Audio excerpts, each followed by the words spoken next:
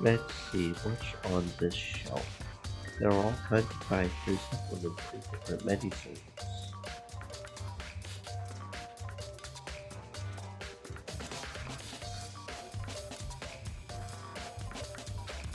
The protein drink we found in the restaurant probably came from this shelf.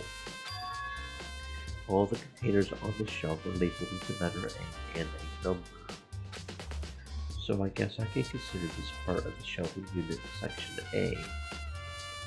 Wait, there's one bottle here that's labeled MC9.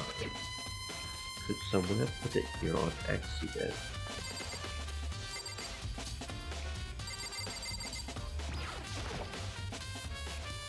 So, on this shelf it looks like a bunch of chemicals that I have no idea what they are.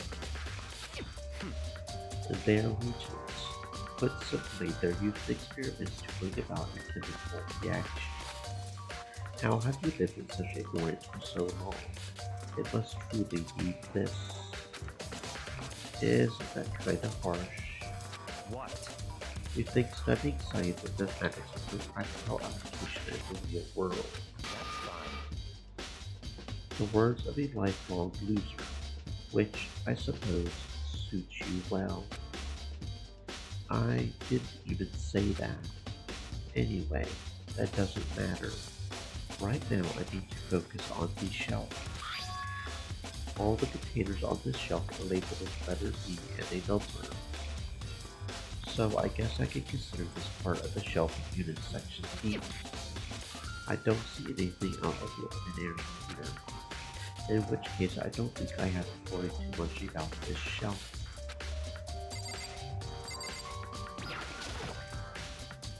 On this shelf is one look and I can tell it's nothing but dangerous chemicals.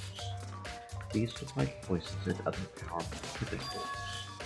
All the containers on this shelf are labeled with the letter C and a number. So I guess I can consider this part of the shelving unit section C. I should try to find out more about this shelving unit. It looks like it's split into 3 sections. Section A has dietary supplements, Section B has reagents, and Section C has lethal chemicals. Sakura must have gotten the protein powder from Section A. But what concerns me is that in Section A, there was a bottle with a label from Section C. What was a bottle of poison from Section C doing in Section A? There's definitely something going on there.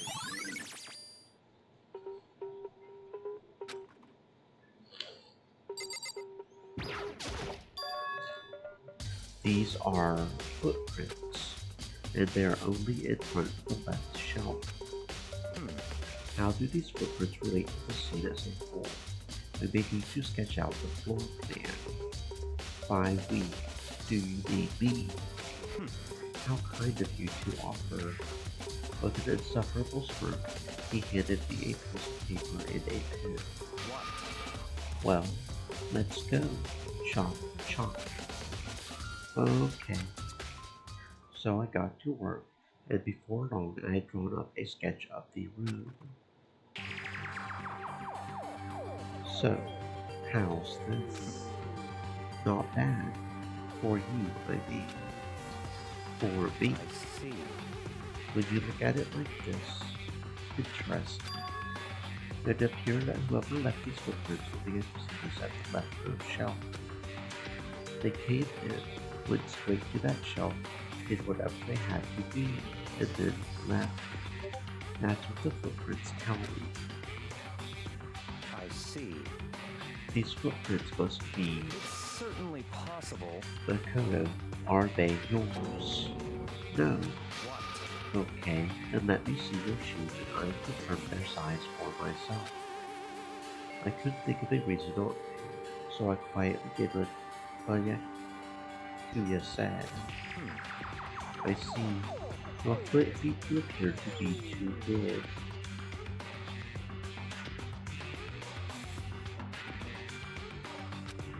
Unfortunately, I must admit these were not your footprints.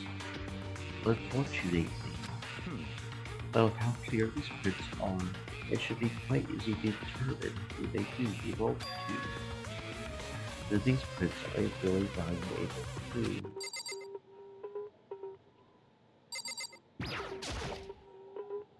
There's a broken bottle in front of the shelf. This is where all the powder came from. It looks like the bottle had a label on it. Chem C4. Would you like to hear something interesting?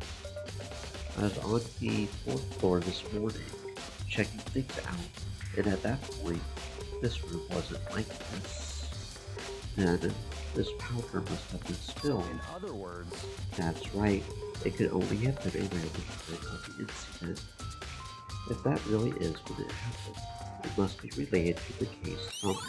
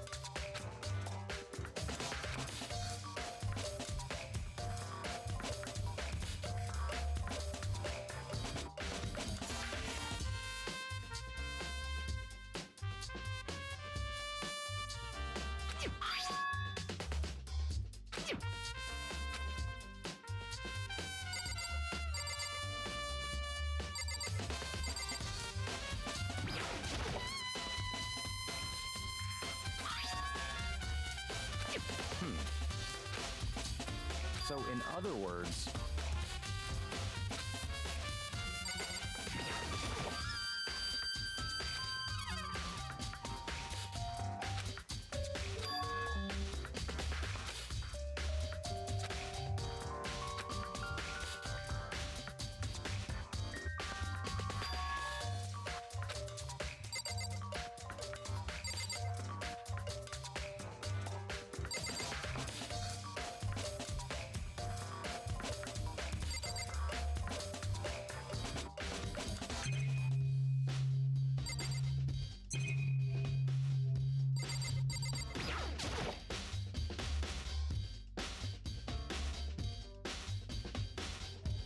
There's a bunch of yellow powder scattered around on the floor.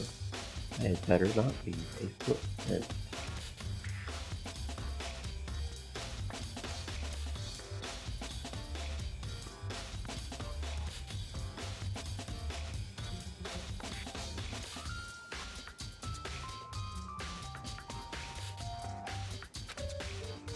I should probably take a good hard look at that powder.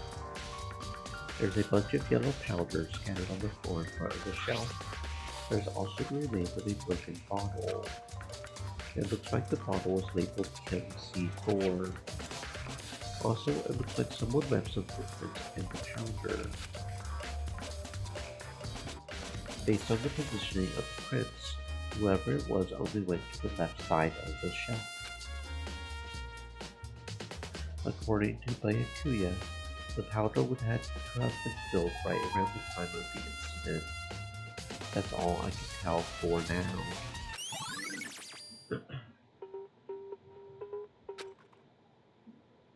I've already taken a good look at the Kim lab. Maybe I should take another look around the rec room.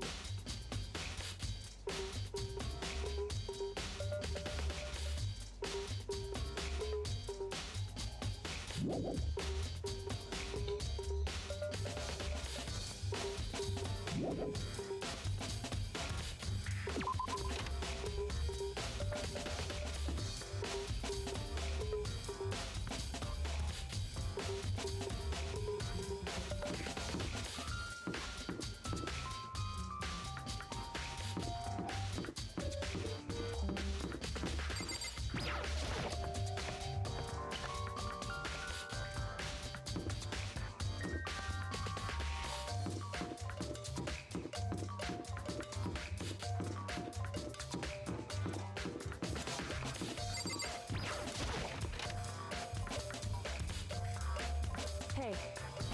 So, Makoto, how's your investigation going? I told Kyoko what Koko and Hiro had told me.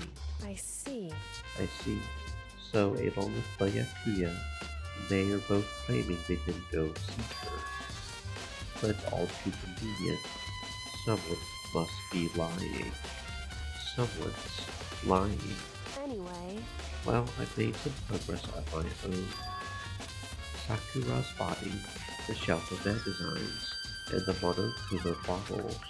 These three things have revealed new clues. You would do well to look them over one more time.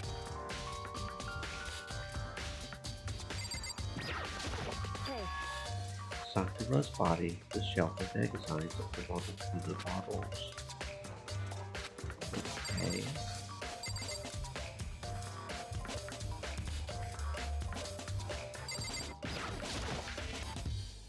I think Kyoko said she found a new clue involving the Monokuma bottles. Something new. Something new. Hey. So, did you figure it out? There's a correlation between all the bottles. Pay careful attention and you're sure to find it. A correlation. Hey, Kyoko, can't you just tell me what it is? So...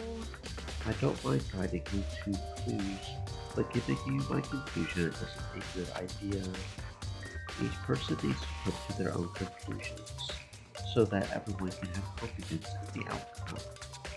And it's not just because you don't trust me, right? No answer.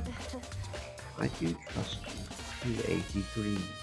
Otherwise, I wouldn't have told you anything to begin with. Only to a degree. Hey. Actually, there's one other thing about the Monokuma bottles that's bothering me. I'd like to do an experiment to confirm it. You don't mind helping me, right? An experiment. Anyway. Can you gather up all the pieces of the broken Monokuma bottle?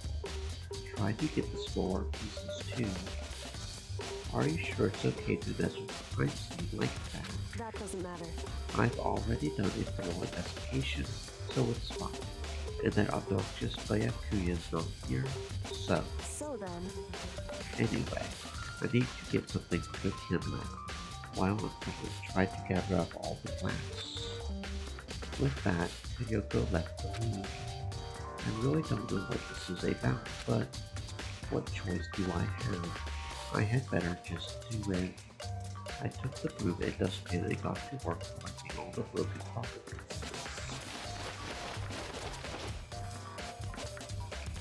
And just as I finished up, sorry to keep you waiting. Is everything ready? Then let's get to work. So, what kind of experiment are we doing? In other words, I got a scale from the chem lab. We're going to use it to compare weights.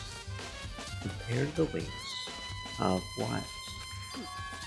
The pieces of glass you collected in one of the monocular bottles that's still intact. Why do you want to do that? That's the point of the experiment. It'll make sense when we're done. listen. First, let's compare the weight of two of the normal monocular bottles.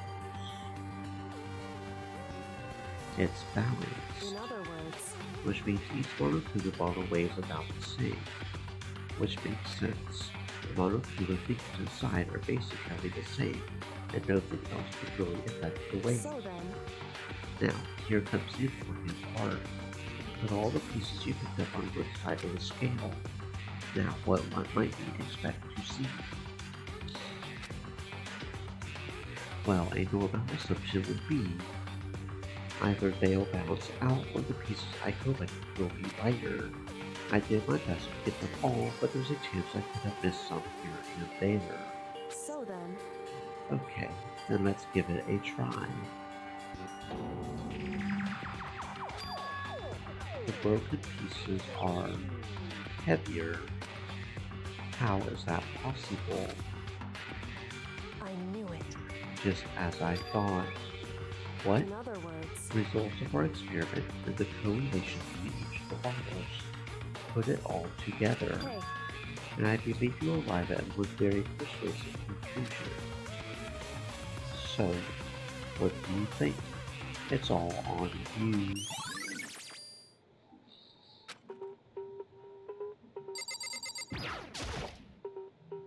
According to Kyoko, there's still something to be discovered from Sakura's body.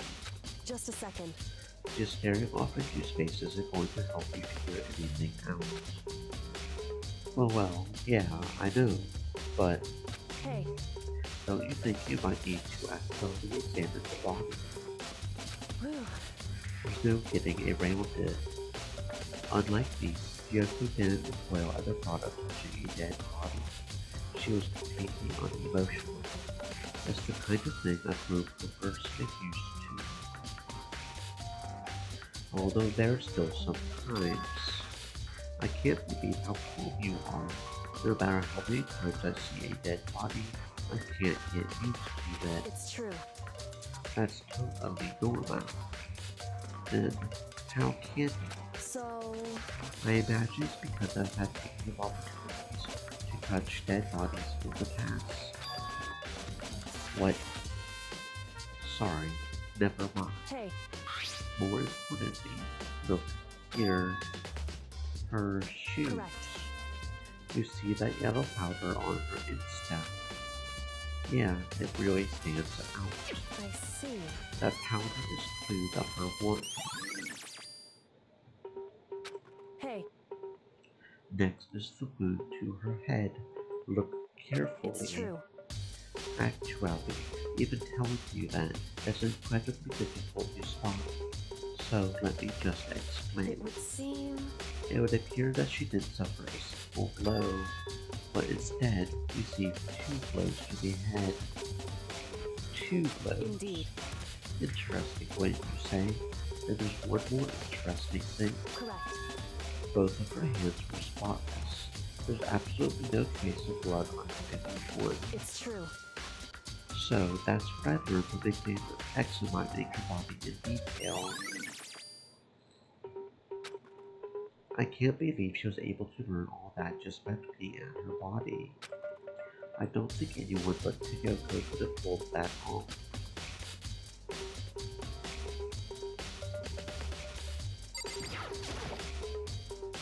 Kyoko said that the magazine shelf was hiding a clue or something. Clue. This magazine is upside down. Did someone put it back that way on accident? Hey, If something catches your eye, it's important for you to explore that in detail, don't you think? Yeah, look how you're right. cheap followers on stream.com remove the space 6EUVPT.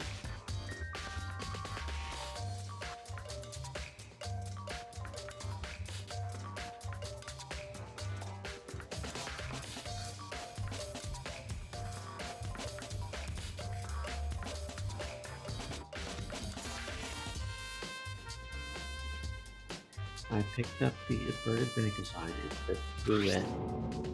This is, on one of the pages, near the center of the magazine, a word had been written in bold, bloody letters, and it said, Coco. Could this be a dying message? Correct. Then it would appear you failed it.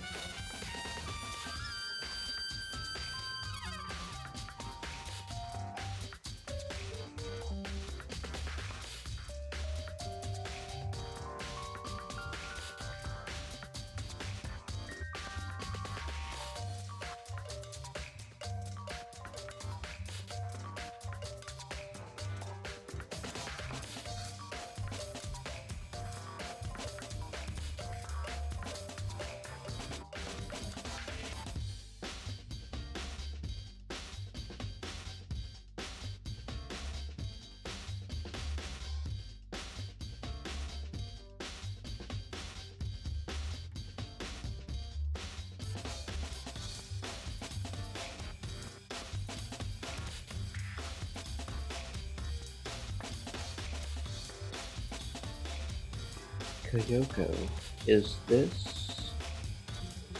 So, It is indeed a dying message.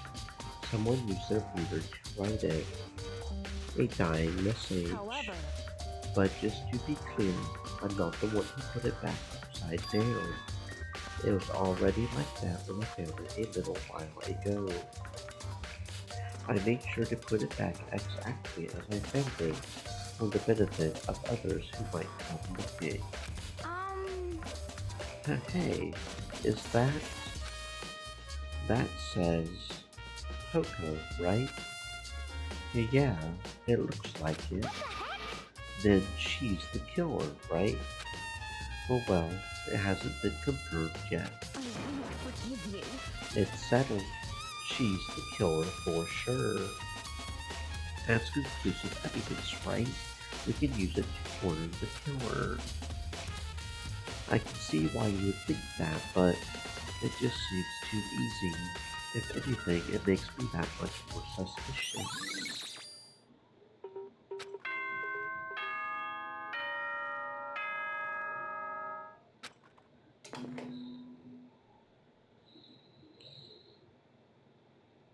Whoops! You caught me sleeping. Your investigation was just so boring I couldn't stay awake. Should I do it? Is it okay? Can I?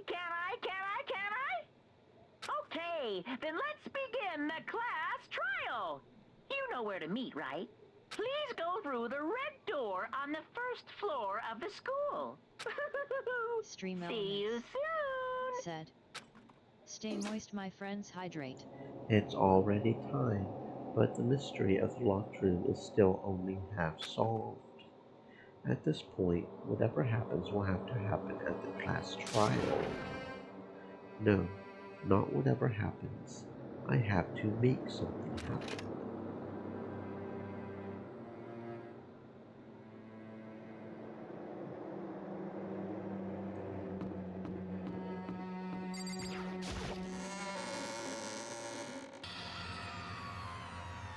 Monokuma made his announcement, and everyone began to meet up, one after another. And then, the ultimate martial artist, a locked room, murder mystery. What the? I've just recently discovered the power of emoticons. Like, no matter how awful something is, if you toss a smiley face, it turns positive. Yes, indeed. For example, you're at a picnic and you find a dead body. This is just plain creepy. Well, And how about the reverse? No matter how great something is, if you put in a sad face, It makes it look super negative. Indeed. For example, do you have 100 friends? He's right.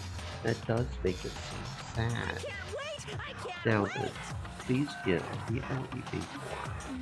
I'll see you all down there. Well, what the hell was that? I don't get it. Just the worst. I don't get you guys. How can you act so casual after murdering someone? Don't look at me! I don't think I'm acting casual. Don't be mean! I mean, I didn't murder anyone. Yeah, I'm completely innocent. How dare you call me a murderer? Whatever. Either way, the truth will be revealed soon enough. Because there can be no doubt one of us is the culprit. The killer, the one that murdered Sakura. She was stronger than anyone I know, and yet someone killed her. And that person is here. That person is one of us. Come on, it's time to put an end to this.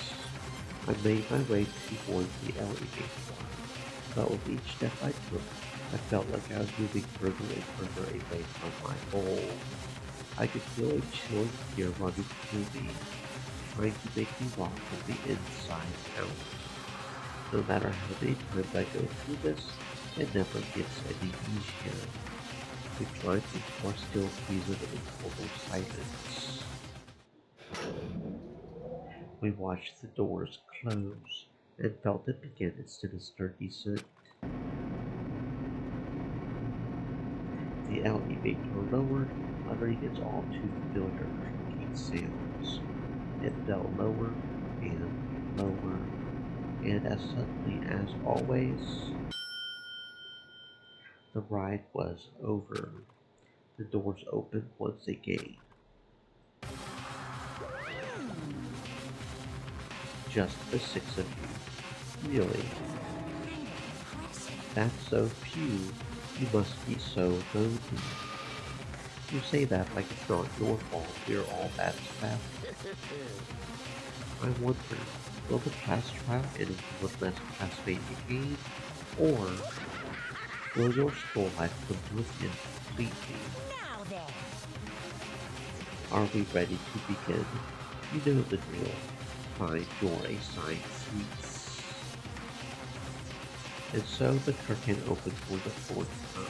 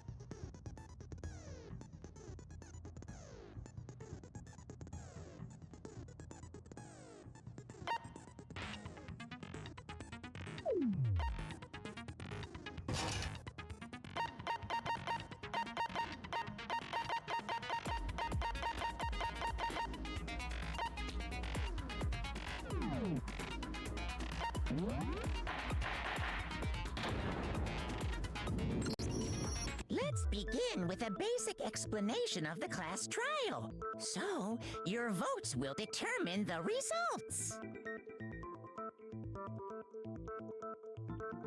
If you can figure out who done it, then only they will receive punishment. But if you pick the wrong one, then I'll punish everyone besides the blackened, and the one that deceived everyone else will graduate.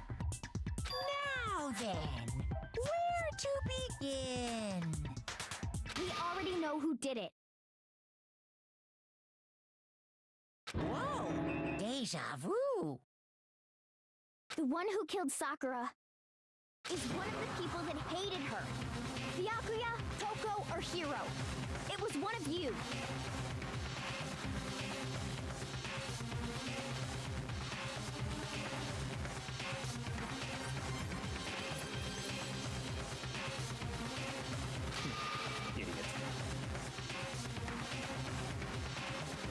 I had nothing to do with it. Yeah! I'd never kill someone, no way!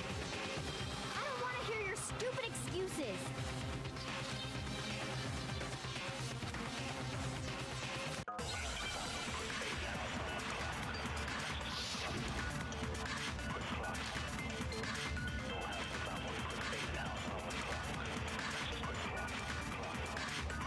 It was one of you. One of you killed Sakura. And what reason do you have for saying so? Because you all had a motive. You hated her. Is that it? That doesn't make any sense. That's the only reason you have her accusing us? That's low. That's about as low as you can get.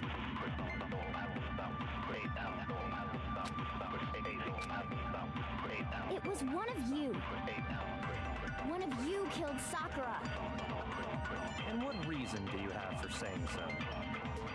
Because you all had a motive. You hated her. Is that it? That doesn't make any sense. That's the only reason you have her accusing us? That's low. That's about as low as you can get.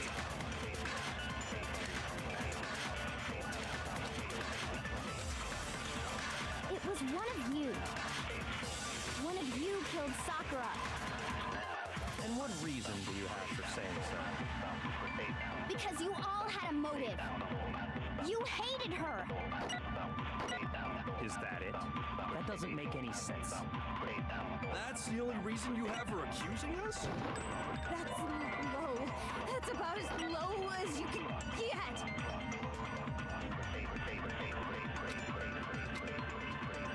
It was one of you. One of you killed Sakura.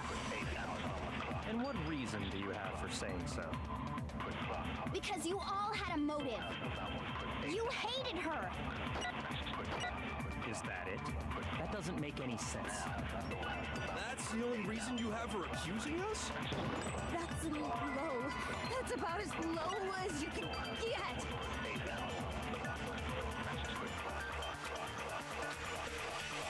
It was one of you. One of you killed Sakura. And what reason do you have for saying so? Because you all had a motive. You hated her. Is that it? That doesn't make any sense.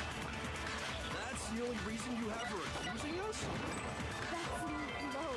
That's about as low as you can get.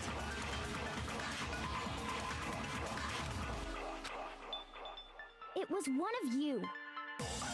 One of you killed Sakura. And what reason do you have for saying so? Because you all had a motive. You hated her. Is that it? That doesn't make any sense. That's the only reason you have her accusing us? That's low. That's about as low as you can get.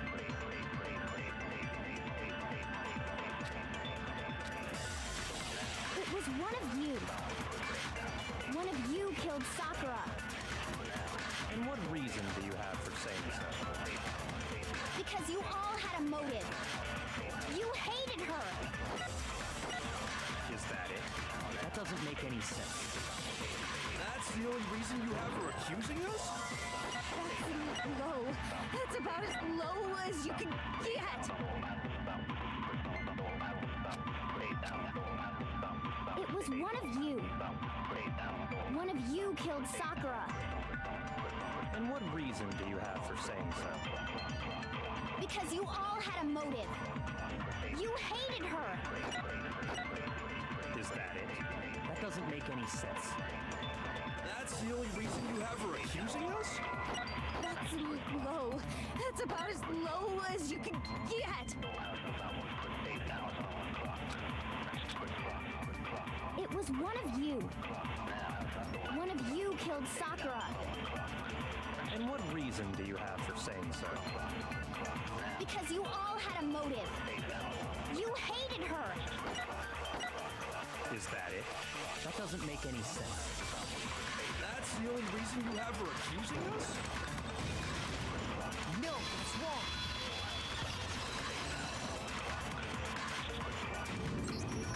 Another reason you suspect them is because Sakura wanted to meet with them, right? Yeah, and that was right before she died. So there's no doubt about it. One of those three killed her.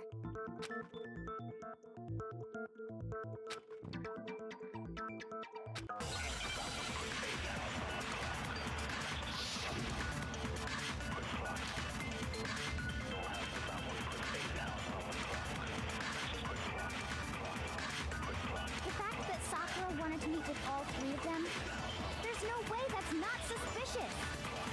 One of you is absolutely guilty.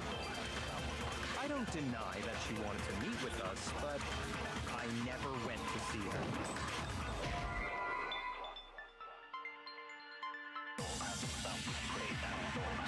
Shoot! The fact that Sakura wanted to meet with all three of them, there's no way that's not suspicious. One of you is absolutely guilty. I don't deny that she wanted to meet with us, but I never went to see her. I didn't either. Yeah, same here. I never saw... No, it's wrong.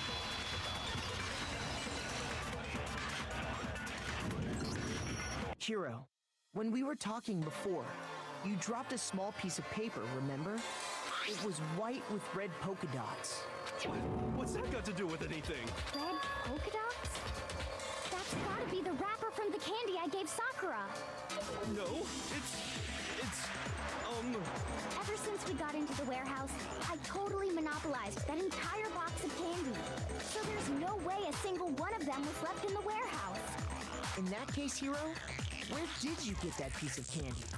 From Sakura! It's the only explanation. Well, I mean... Yeah, sure I got it from her, but she gave it to me forever ago. It doesn't have anything to do with what happened to her. When? When did she give it to you? The last time you saw Sakura was when Hina had to go to the nurse's office, right? Yeah, so I must have got it sometime before then.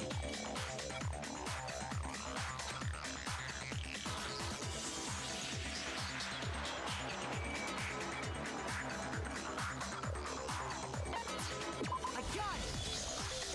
I'm not sure about that, Hiro. Hina didn't actually give Sakura the candy till after she left the nurse's office. So if that was the last time you saw her, there's no reason you should have had that candy. Damn it. I mean, what I meant was,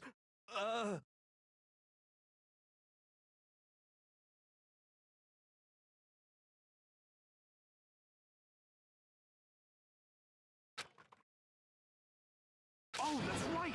I did meet up with her in the rec room. You got a problem with that? Quite a sudden hostility. But we just talked, that's all. I didn't do anything, you gotta believe me. You're acting incredibly suspicious. You're acting incredibly suspicious.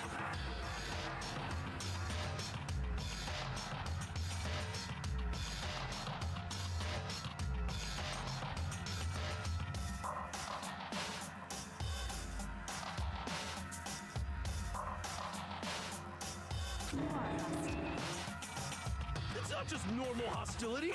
You're the real culprit. I even have proof. Proof? What are you talking about? I'm talking about her shining message.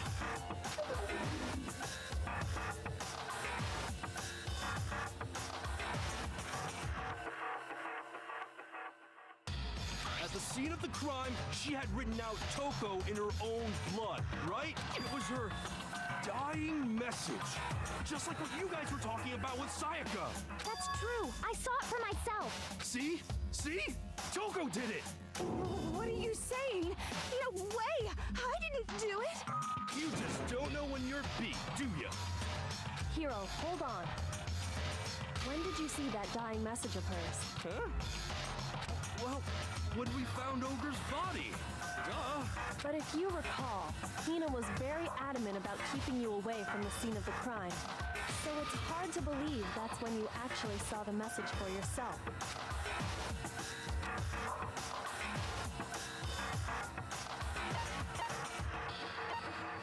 I got it! Kyoko, you found the magazine on the magazine shelf, right? That's right. Looking through the shelf, I found the magazine with the dying message on it. I found it right there at the scene of the crime, after we'd started the investigation. If that's true, then what Hiro just said doesn't really make sense, does it? Doesn't make sense? What doesn't make sense? Everything I said makes perfect sense.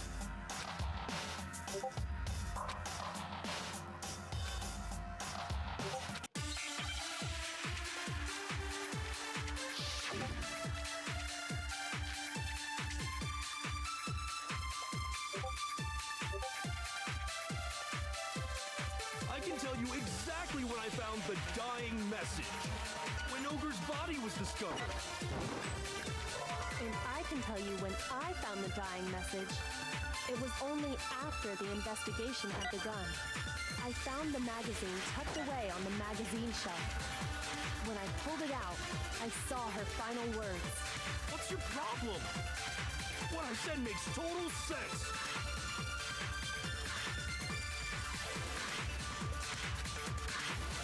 I can tell you exactly when I found the dying message. When Ogre's body was discovered. And I can tell you when I found the dying message. It was only after the investigation had begun. I found the magazine tucked away on the magazine shelf. When I pulled it out, I saw her final words. What's your problem? What I said makes total sense.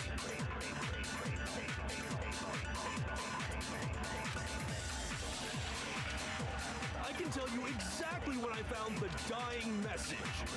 When Ogre's body was discovered.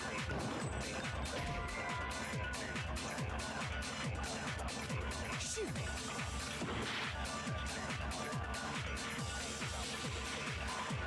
I can tell you exactly when I found the dying message. When Ogre's body was discovered.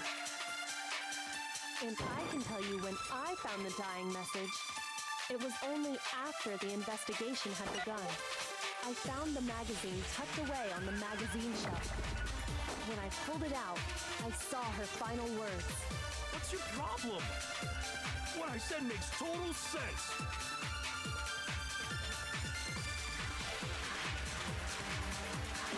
I can tell you exactly when I found the dying message.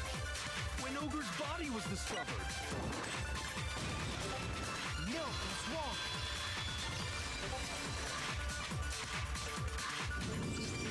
When Sakura's body was found, that magazine was sitting on the shelf nearby. That's where Kyoko found it, after we'd begun the investigation. And you weren't at the murder scene, so there's no way you could have seen it then.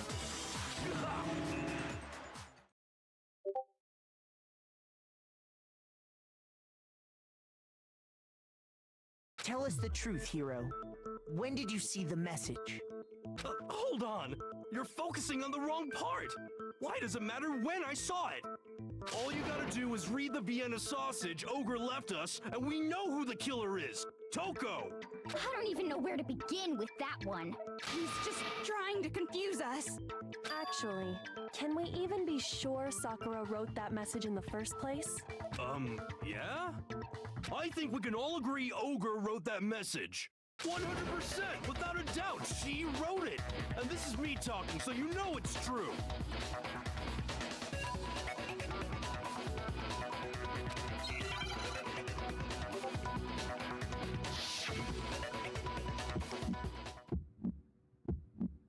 Show me the proof. I'm at least 30% right. The occult is bullcrap. Give it a rest. I'm at least 30% right. The occult is bullcrap. The end is nigh.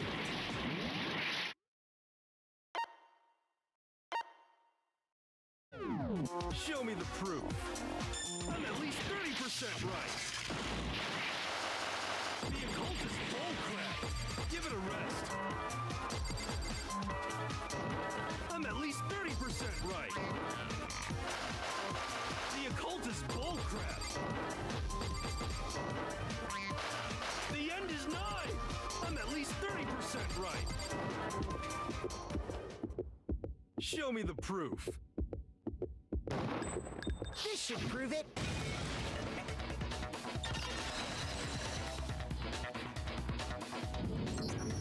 I'm completely unconvinced that Sakura wrote that dying message. Because if you look at it, the message was almost certainly written using a finger. But both of her hands were completely free of blood. Say what?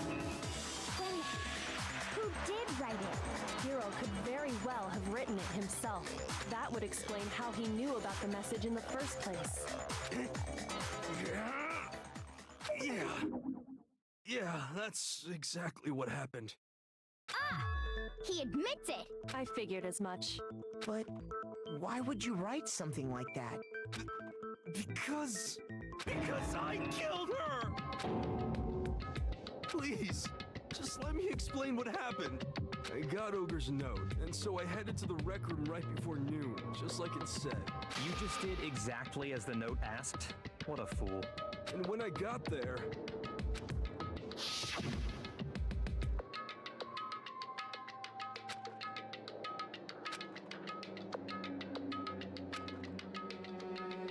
And that's all she said. After that, we just stood around in awkward silence. Suddenly, I heard her mutter something. As soon as I heard that, I just knew. I knew she was gonna try and kill me. She was gonna kill me and make her escape. So of course I freaked out, and then... I saw my only chance. I grabbed the Monokuma bottle from the shelf and smashed it across her head. I hit her from behind before she had any idea what was happening. Then she just went limp. I didn't see her move again after that. Once it was over, I pulled myself together. I realized if I didn't do something, I'd be caught and executed. So I wrote Toko's name in blood across a magazine on the table and I ran away. I can't believe you! You're the worst! I hope you die! Well, that's what happened. Go ahead. Roast me, boil me, do whatever you want. You're not gonna get off that easy. It's death. Death for the one that killed Sakura. We're ready to vote now, right? We know who did it. No, I think there's more to Hiro's story. What are you talking about? What else could there be? There's one thing that Hiro's story just now doesn't explain, and until we figure that part out, we can't consider the case closed.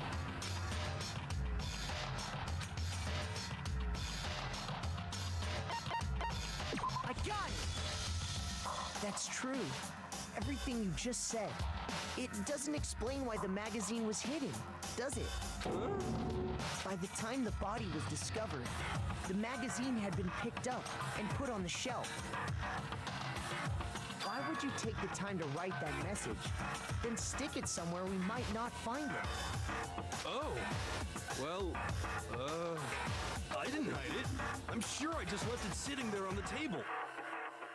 Really? He's lying! He's gotta be lying! I don't see any reason he would lie now, after already confessing to the crime.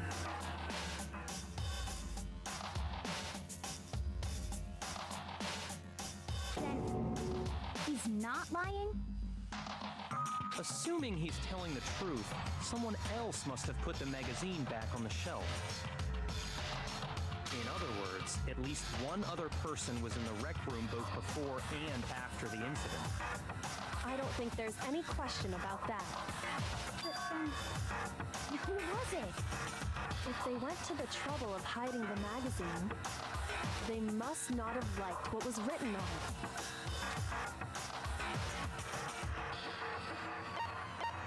I got it! It had to be Toko, right?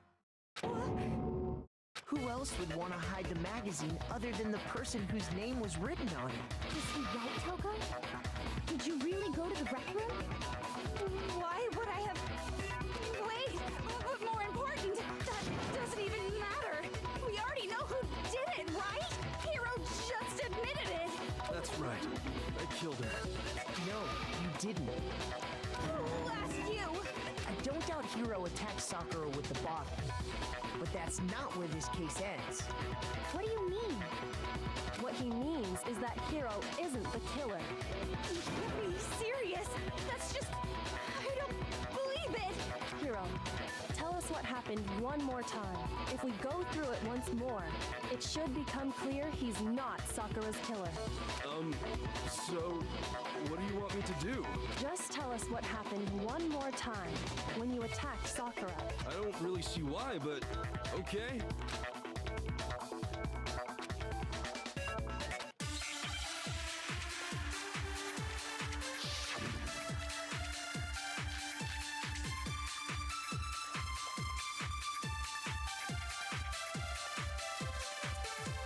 I didn't want to, but I did it. I grabbed a Monokuma bottle from the shelf nearby, and I hit Ogre from behind before she could do anything. You hit her from behind. And you only hit her once. Is that right? Yeah, just once. No, that's wrong.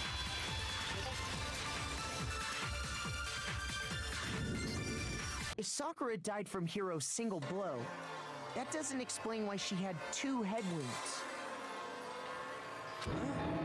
Two? That's right. She had 2 separate wounds on her head. And remember, this girl examines dead bodies as a hobby. Personally, I'm inclined to believe her. But I only hit her once. How could she have 2 wounds? 2 wounds means she was struck twice. What's more, both attacks must have come from a Monokuma bottle. Hold on. How can you know that just from some cuts on her head? She was attacked twice with 2 Monokuma bottles? It's not just because of her head wounds. It's also because of the Monokuma bottles themselves. There's something very suspicious about those bottles. Once you understand that point, you'll understand why 2 separate Monokuma bottles must have been used. Think back. After the incident, there were 4 Monokuma bottles left on the shelf, right? And we found pieces of a bottle on the ground, along with the chess piece it had inside.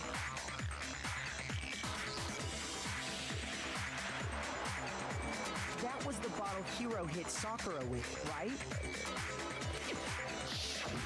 For now, just note that there were 4 intact bottles and 1 broken bottle. But originally, there were 6 bottles in total, meaning 1 has gone missing. But how can you know for sure there were 6 bottles? That's easy. If you look at what the bottles all had in common, it should become clear.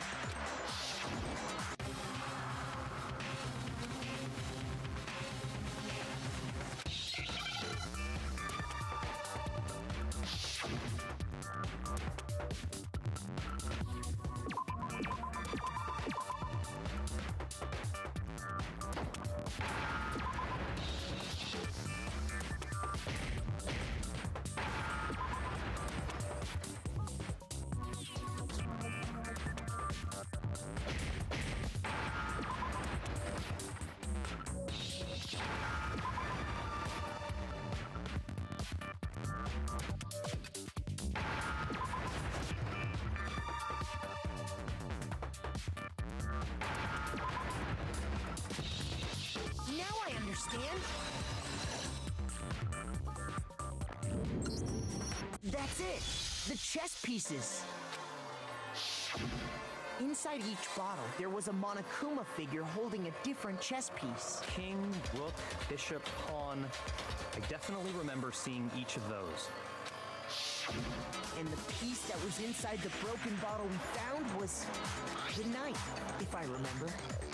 So, what's that matter? I guess you don't know too much about chess, do you? Then let me explain. In chess, there are 6 different pieces. The king, the queen, the rook, knight, bishop, and pawn. What was left intact at the crime scene were the king, rook, bishop, and pawn. Just those 4. And on the ground was the knight. Oh, so the queen is missing. So we only have evidence for 5 bottles at the scene, while one apparently went missing. What does chess have to do with anything? Yeah, shogi is way better. Yeah. Wait, no, that's not what I mean. So, let's say a bottle did go missing. There's still no evidence that has anything to do with this case. That bottle could have disappeared any time before the murder. No. It's clear that the missing bottle is connected to this case. How is it clear? Think about what state the missing bottle must have been in. Maybe then you'll understand. I got it! The bottle must have been broken.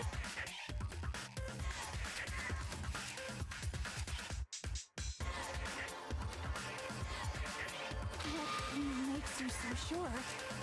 Because there was evidence at the scene that supports it. Huh? That's right.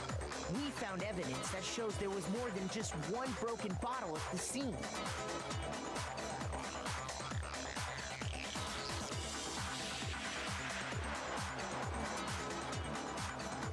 And what is this evidence?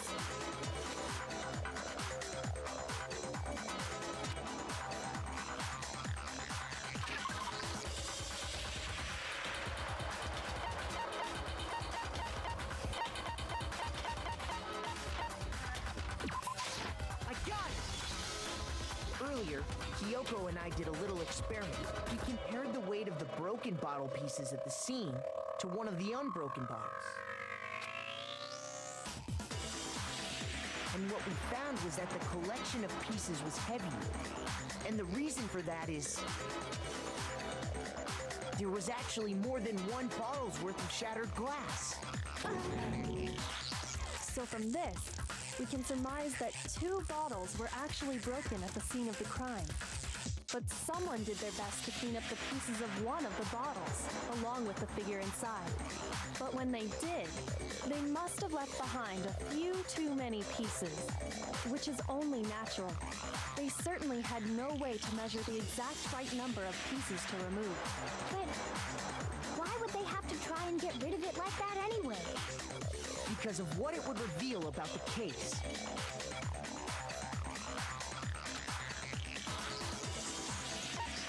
I got it! The bottle that was removed from the scene was used the second time Sakura was attacked. The second wound on Sakura's head came from that second bottle. Given all the evidence, this is the only possible conclusion. The killer wanted to make it look like there was only one attack, so they had to get rid of their evidence. From there, we can conclude that it wasn't Hiro who delivered that second blow. Wouldn't you agree, Toko? And there's the matter of the magazine. You must have been in the rec room when the incident took place. Wait! I admit, maybe there was a second attack, but there's no evidence I had anything to do with it. No way! You killed her! I'm sure of it! Shut up! Until 2 seconds ago, you were claiming you killed her! I'm not afraid to admit when I'm wrong. That's just the kind of guy I am. Plus, I just remembered something that proves it. Okay, fine. Let's hear it. It was right after I got Ogre's note. I was kind of nervous about it, so I went to the rec room early. You know, to stake it out or whatever. So I was waiting there, and that's when I saw her. I saw Toko go into the rec room. Pretty soon, Ogre showed up, and she went into the rec room. I assumed Toko was still in there, so I figured everything would be okay. That's why I headed in. But when I got inside, Ogre was all alone. Toko had disappeared. And you just now decided to share that with us? After the shock of thinking I'd killed someone, I forgot all about it. Could someone tighten the screws on his brain? I think they've come loose. So, Toko, where the heck did you disappear to? You don't know what you're talking about. I never went in the rec room. I'm sure she didn't disappear, but maybe she found somewhere to hide. Hiding in the rec room? Don't be ridiculous. Why are you all ganging up on me? You're all nothing but vermin.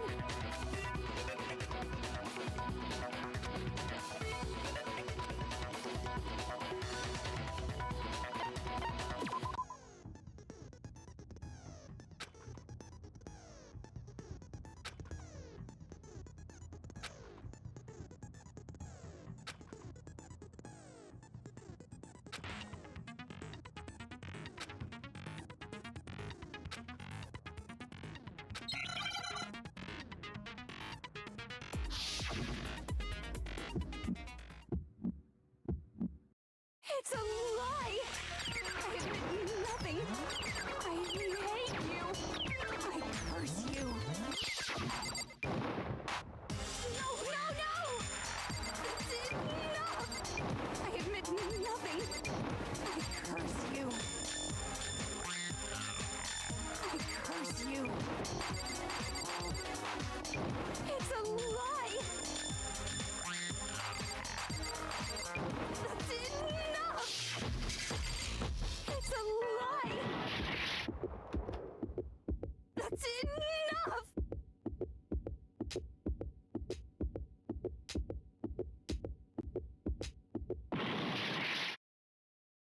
I admit nothing. I hate you. I curse you. That's enough!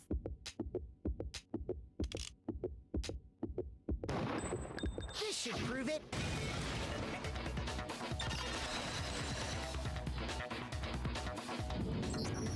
Did you know someone left a handprint behind on the inside of the locker?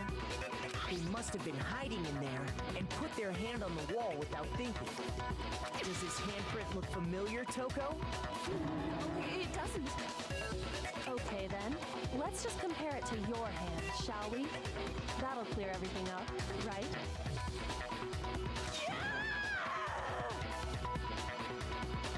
Stop wasting my time. Just tell us the truth. Okay, it's my handprint. Dang, she just straight up admitted it.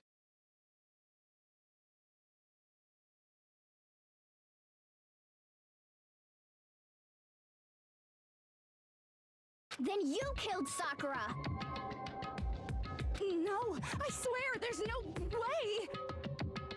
Out with it.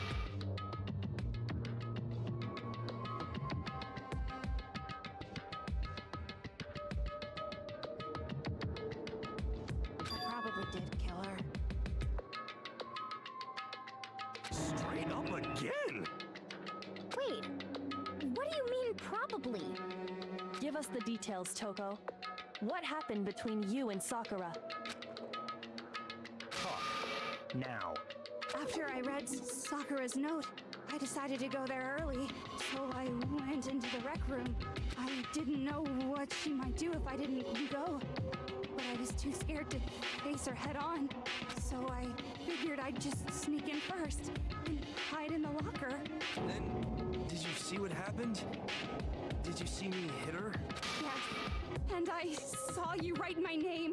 I saw you forge her dying message. Well, that's awkward. So after you left, I jumped out of the locker and put the magazine back on the shelf. But when you did, you put it back upside down. I didn't mean to. I was in a hurry. Imbeciles, all of you. Forget all that. Why did you attack Sakura? After I put the magazine back, I heard a sound behind me like a monster growling. And when I turned around,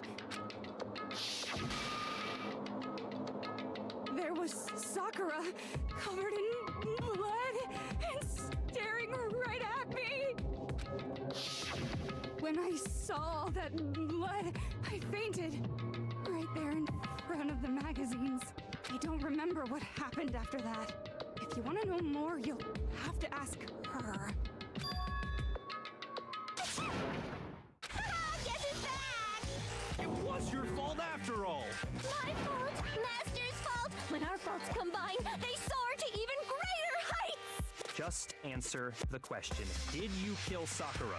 Well, to be honest, Miss Morose and me don't actually share our memories, so I can't really say what was going on. But I was just minding my own business, sleeping peacefully when someone shook me awake. Was it a prince paying me a visit? I wondered. So I opened my eyes to see... splatter everywhere! I was not prepared for that. And, well, I guess it took me by surprise. I got so startled, I smacked her with the first thing I could find, which I guess was a bottle. Sakura was just worried about you, and you're terrible! No, she's terrible! Thanks to her, I murdered someone who wasn't an adorable boy for the first time ever! And when it was all over, you collected the pieces of the bottle to get rid of the evidence, didn't you? I wasn't about to die for some woman! If I'm gonna go down, I want it to be for killing Master! Just go away and die your meaningless death alone. Don't drag me into it. But I just can't catch a break, you know? Fate's got it out for me. Because normally, Sakura should have been able to dodge my attack no problem. Even as strong as she is, she must have still been reeling from Hiro's attack. Hey, come on. That's... you know. But anyway, I'm not the one that killed Ogre. So that's good. Well then, that's that. Let's start the vote. What's wrong? Come on, everyone, we're ready to vote, right? Let's do this. No, not quite yet. Huh? Not yet? Why not yet? Don't you think there was something odd about Toko's story? I mean, you had to have noticed. Odd? Huh? Hiro's attack, and then Toko's, but that still wasn't the end of it. Tell us your story one more time.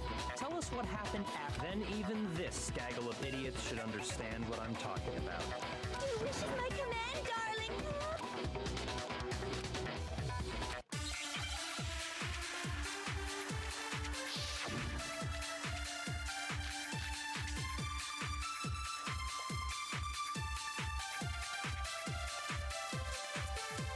I was just sleeping peacefully, and all of a sudden, Sakura was right there in front of me.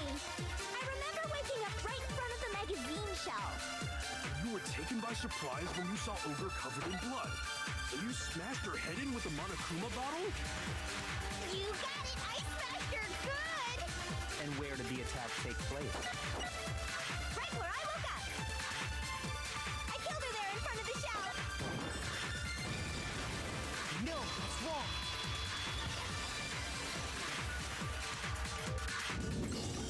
We found Sakura sitting upright in a chair. If the blow by the shelf was the cause of death, there's no explanation why she was in that chair. So, you finally noticed. That's just another lie from a bloodthirsty serial killer. Are you sure you didn't attack her while she was sitting in the chair? No, I'm sure she's telling the truth. Anyone who saw the murder scene should think the same way.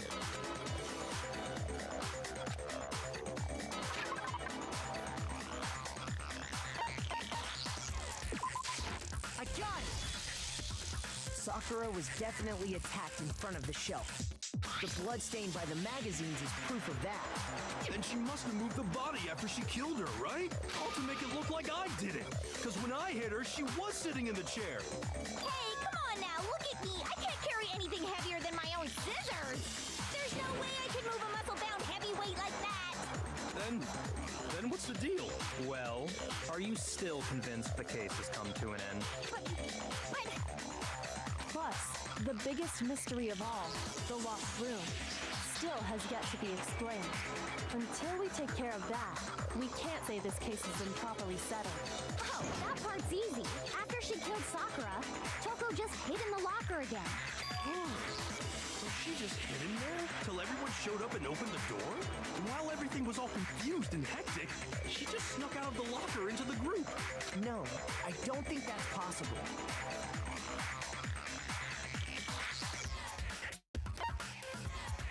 I got it! Even before we opened the door to the rec room, Hina and I both got a look inside. And at that point, the locker was already open. So obviously Toko couldn't have been hiding in there. Okay then, where was she hiding? I don't know. What's this whole locked room thing about anyway? How do you not know? You killed her! I think the fact that I don't know proves I didn't kill her. Thank you very much. You're lying. No, she's not. I've been saying all along, there's still more to this case. But if Genocide Jill didn't do it, that means Ogre didn't die from the shot to the head. And Well, I can't imagine what else could have killed her. that's because you're overlooking vital information.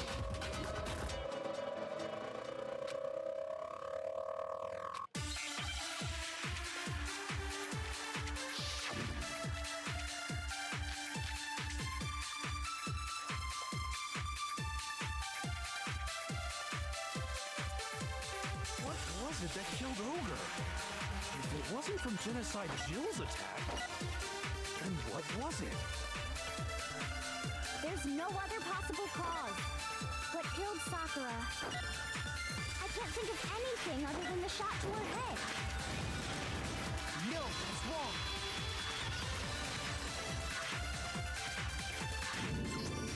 According to the Monokuma file, Sakura had vomited blood. I think we can assume there's a chance this was related to her cause of death. In fact, there was even a trace of blood left around her mouth. Well, I mean, maybe when she got hit with the bottles, she cut the inside of her mouth. If that's all it was, the file wouldn't have specified vomited blood. Not to mention, I didn't find any cuts inside her mouth. You even checked in there? God, you really are into dead bodies! No, I'm not into dead bodies. What I'm into is solving mysteries. But if there wasn't a cut or anything, then what made her vomit blood? Some sort of reaction within her body. Most likely, Sakura was poisoned. Poisoned? That's right. This is the conclusion I've arrived at, and so there can be no mistake. You're making me go all weak in the knees! She was poisoned? It isn't possible! Is it really so hard to believe? Then let me explain exactly how the culprit was able to poison her. You can explain it? Of course, if you don't mind. Everyone quiet! Shut up and listen to Master! But you're the only one talking. The key to unlocking this mystery was hiding in the chem lab up on the 4th floor. Not in the rec room? Then I could have found it all along. You never would have, since you gave up on the search the moment you were barred from the crime scene. Well, yeah, good point. There's a big shelving unit in the chem lab that houses a variety of mixtures and chemicals. And that's where I found this.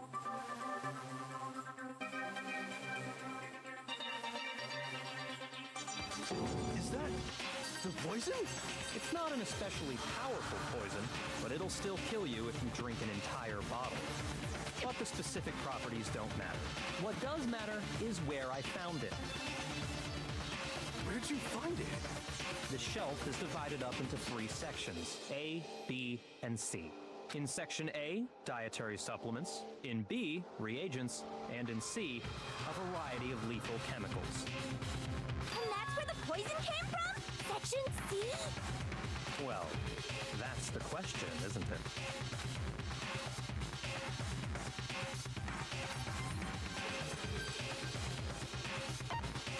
I got it! The poison was actually in Section A, wasn't it? You just said that Section A was for supplements or whatever. Strange, isn't it? Why would there be a bottle of poison mixed in with all those nutritional additives? Yeah, so? Why? Because the culprit switched it out. That's why. What do you mean? I mean, This.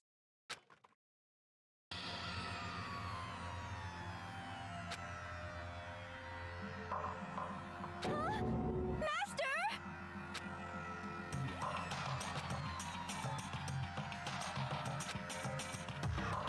That tastes awful. Oh no! Master's in real trouble! You have to drink some water! You can't just swallow powder! It'll stick to your throat! Idiot! He just swallowed poison!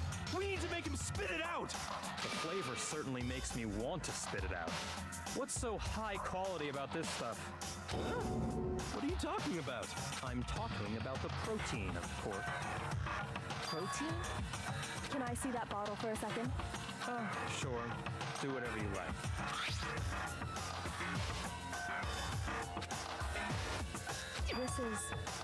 It's protein powder. Correct. That wasn't poison in the bottle, but harmless protein powder. Which makes one wonder, the poison that should have been in that bottle, where did it go?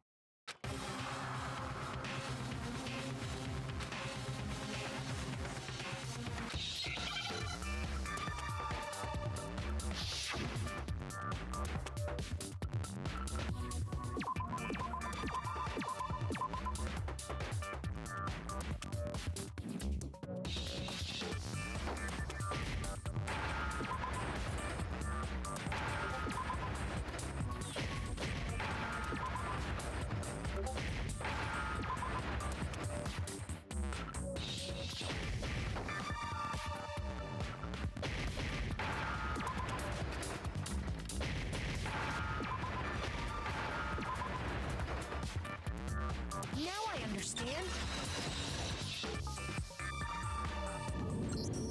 The poison must have been poured into the protein can. If the protein's in the poison bottle, it seems only logical to assume the reverse is true, right? Absolutely. The contents of each container were switched, so the protein was in the bottle of poison, and the poison was in the protein can. Once you accept that, it becomes obvious how the culprit was able to get Sakura to drink the poison. Holy crap! All they had to do was hand her something there at the scene, and she was happy to drink the poison herself. I got it! You're saying they gave her a protein drink, right? A protein drink which actually contained a deadly poison. What? That's all it took to kill Sakura. That is the true cause of death. The idea is hot.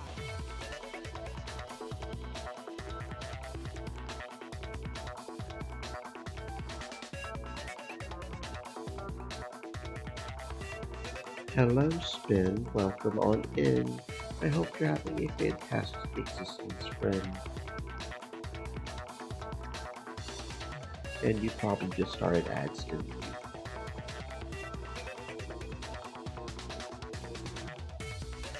You know, I do remember Ogre saying that protein stuff was good for all kinds of aches and pains. So maybe she took it to try and help with the whole bleeding head wound thing. But what was offered to her instead was a bottle full of poison. And I already know exactly who swapped the mixtures. For real? Who was it? Evidence revealing who replaced the two materials was left in the chem lab for anyone to see.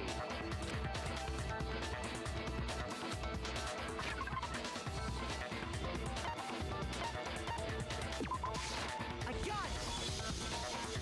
Footprints left behind in front of the shelf.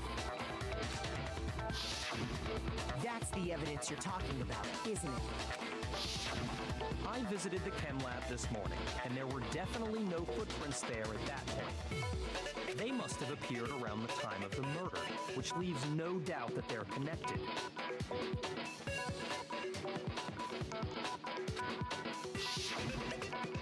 What's more, the footprints were in front of Section A, where I found the bottle meant for the poison. The culprit must have gone to Section A to swap the poison and protein, leaving their footprints behind. And given how clear the prints were, figuring out who they belong to will pose no problem. All we have to do is check everyone's footprints right now. Then we'll see who... It was me. The footprints. They're mine. Hina? If you're all gonna find out anyway, I'd rather you hear it straight from me, you know?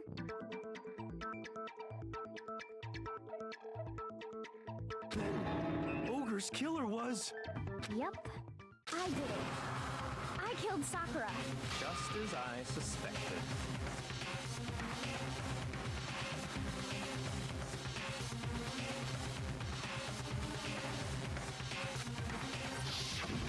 The footprints were made by a pair of sneakers. There was no mistaking it. And the only people here who wear sneakers are...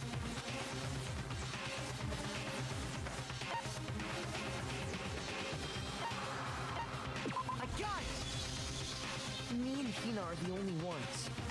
Oh, so Byakuya. That explains why you...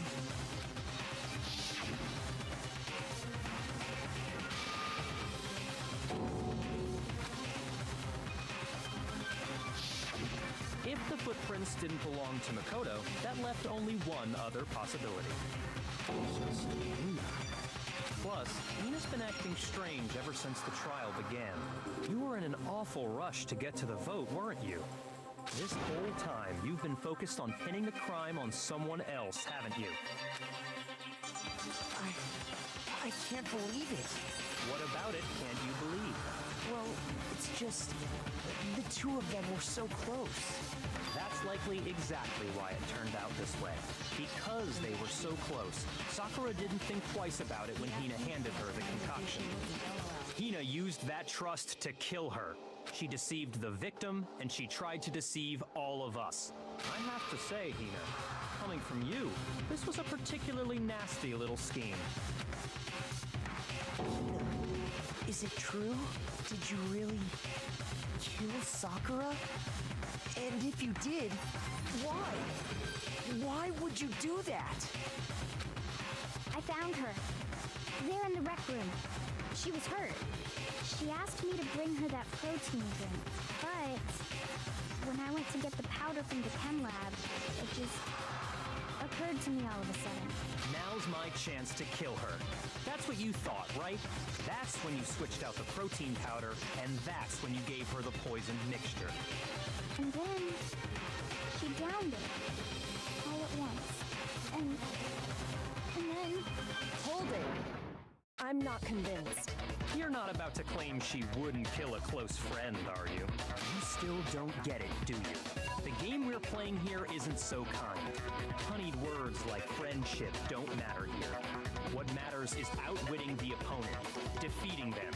Not a person alive would sacrifice themselves for another.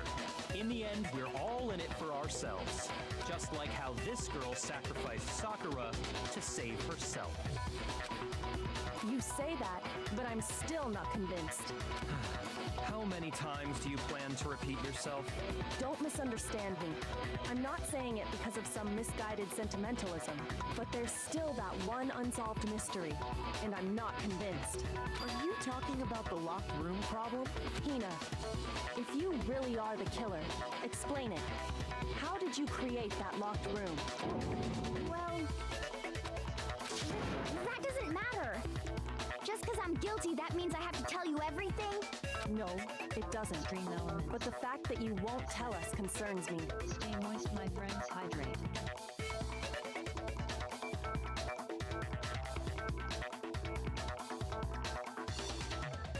He's a lot more than just douchey looking. He's honestly kind of douchey in general. He's definitely a bit of an asshole, for being honest. Very entitled. He's like the son of, his title, the reason he's here is because he's the ultimate prodigy.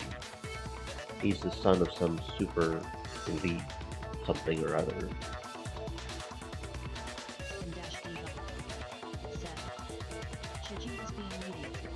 I'm sure that's not true at all. Gigi deserves all the love and attention. It's not a matter of being needy, it's just what they rightfully deserve. Yeah, that's not being needy, that's just getting what they rightfully deserve, obviously.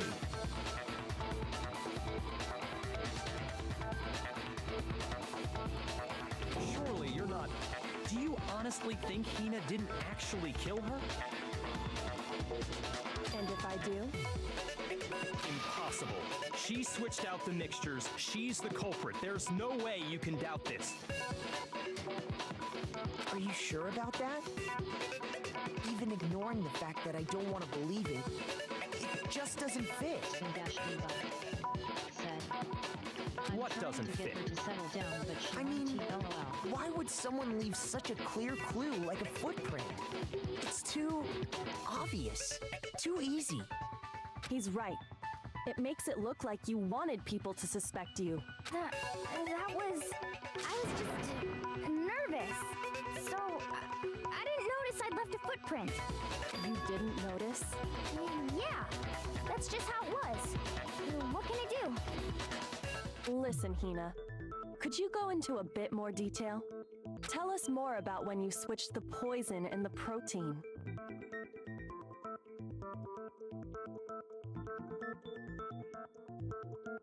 How come? That doesn't matter.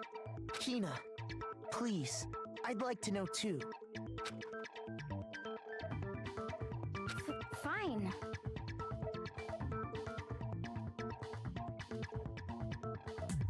Waste your time if you like. It's clear that Hina is the culprit. There's nobody else to suspect. Nobody else could have possibly done it. Go ahead, Hina. Start from the moment you arrived at the chem lab. Well, right away I went to Section C and got the poison. And is that when you spilled the powder in front of that part of the shelf? Yeah. When I opened the bottle, I dropped it like an idiot. I see. Okay then, go on. So then I moved to Section A and got the protein powder, and that's where I switched them. Once I was done with that, I took the protein can that had the poison in it and left the room. But I accidentally put the bottle filled with protein powder back on the wrong shelf. And because of that, everything I did got found out. And that's it. That story you just told. First you went to Section C to get the poison. Then moved to Section A to get the protein, right? Meaning you went from Section C to Section A. Do I have that correct? Yeah.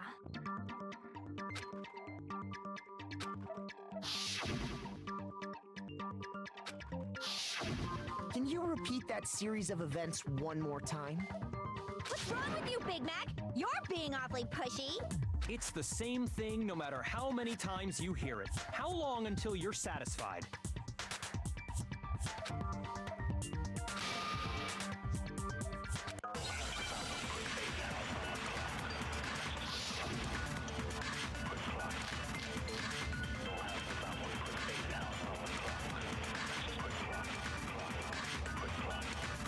First I went to Section C.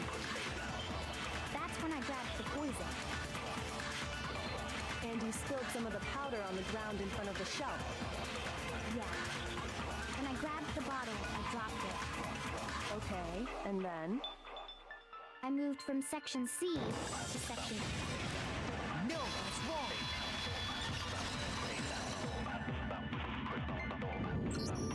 You said you went to get the poison from Section C, and that's where you spilled the powder, right? Yeah? What about it? And after that, you said you moved from Section C to Section A to get the protein. But the footprints left at the scene were not moving from Section C to Section A. That contradicts what you just said.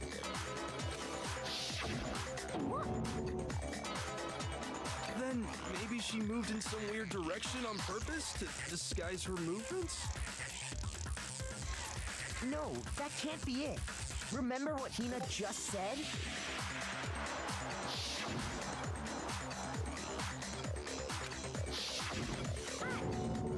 What the? Hina, what's the meaning of this? Well... You lied to us. Plain and simple. If you look at the footprints, your movements in the chem lab are obvious. The powder had already been spilled when you came in, and you went straight to Section A. So you never went to Section C. Whatever you did there, it only involved Section A. Well, you see...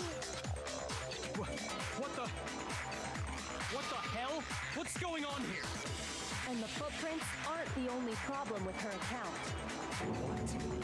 Before I explain that part, I'd like to submit some new evidence. New evidence? Impossible, there can't be. Are you sure? After all, you're the one that gave it to me. I did? It was hidden inside the bottle of poison you gave me. I'm amazed you, of all people, would miss such a vital clue. A truly grave oversight.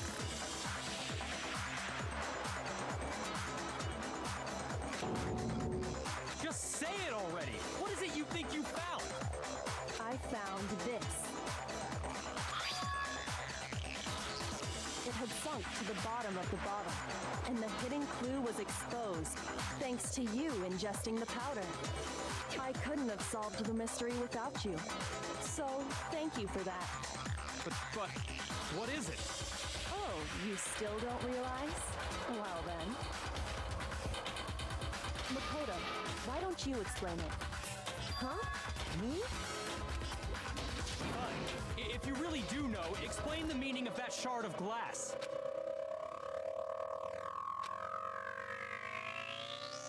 I got it! It's part of the window from the rec room door, right? The window? The window we broke to get in was light blue, just like that. So I think that must be it. You're right. It must be. Of course, that leads to another question.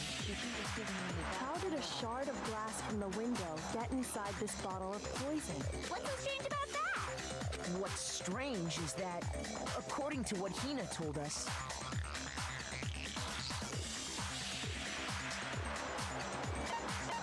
I got it! The bottle of poison was left on the shelf in the chem lab. That is what you said, right, Hina? And yet, somehow a piece of glass from the rec room window made its way into the bottle. Everything Hina told us was a lie? In reality, that bottle of poison most definitely found its way to the rec room. It was there at least until the window got broken. In other words, when the locked room was unlocked. There's no other way to explain the presence of that glass in that bottle. And then, once the room was opened, the bottle somehow got moved back to the shelf in the chem lab. Meanwhile, the protein can we found at the crime scene was planted there. That had to be after the locked room was opened. In other words, after Sakura died. Wait, hold on. You're moving too fast. I'll grant you, the bottle of poison may well have been in the rec room when it was locked. But how can you say the protein can was put there after the room was unlocked? We already know she was given the protein can with the poison inside, right? If that can wasn't there when she died, how did she get poisoned? You're right. We do need to explain that. But before we do, there's something I'd like to confirm with everyone here. Huh? It has to do with the protein can.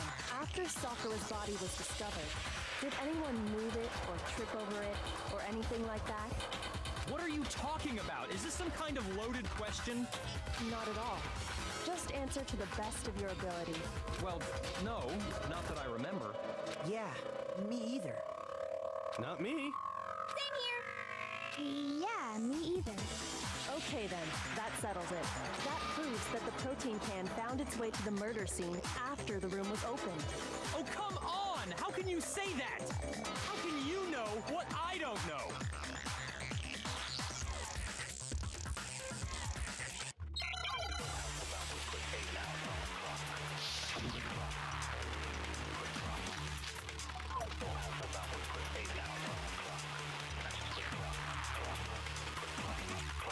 When it comes to that protein can, there's not a doubt in my mind. Until the locked room was unlocked, it absolutely was not in there. So you're saying someone planted it there after we got the door open? No, that's impossible. It had to have been in there the whole time. It had to be. It was in there before the rec room was... No, that's wrong.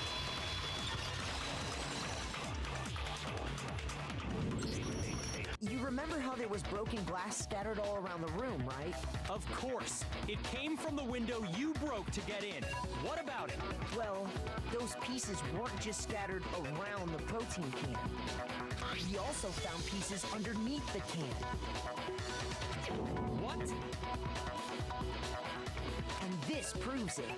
It shows that the can must have been put down on the floor after the window was broken. So it had to be after we got into the room. I see. So that's your explanation. Here's my new remotes.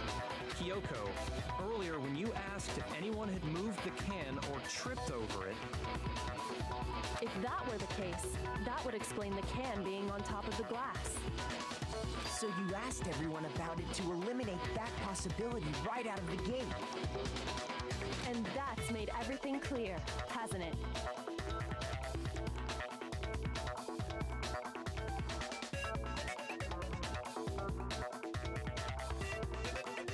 Yeah, those are looking pretty good there, Spin.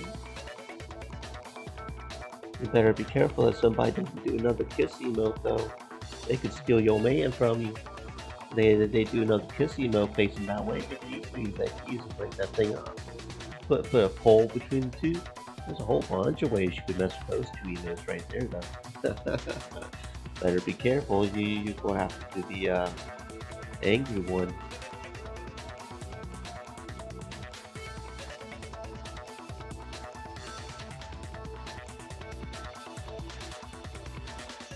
Diva said, "You can't tell the preview is written on it unless you click it."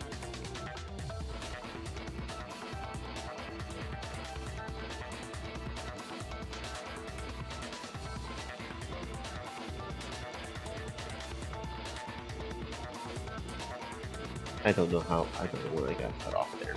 Silly mic is cutting off. Yeah, I can't see it at all.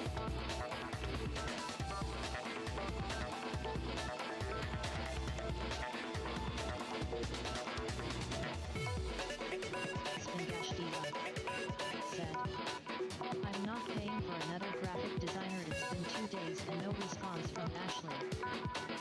Yeah, I can't blame you for that at all. I cannot blame you for that. I don't know what happened.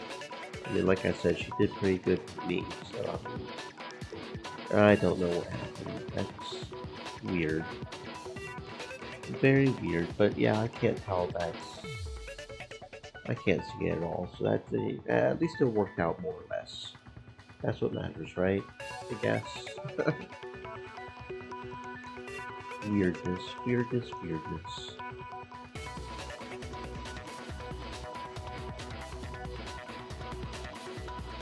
As long as it was a locked room, it only contained the bottle of poison and not the protein can. But once the room was opened up, they were switched, and as a result, the protein can wound up in the rec room, and the bottle of poison returned to the chem lab. if that's all true, then why did Sakura drink the poison? I thought we all agreed she was tricked into drinking it because of the protein can. No, that's not why. The only explanation is she drank it from its original bottle, knowing exactly what it was. Precisely. She was alone in a locked room.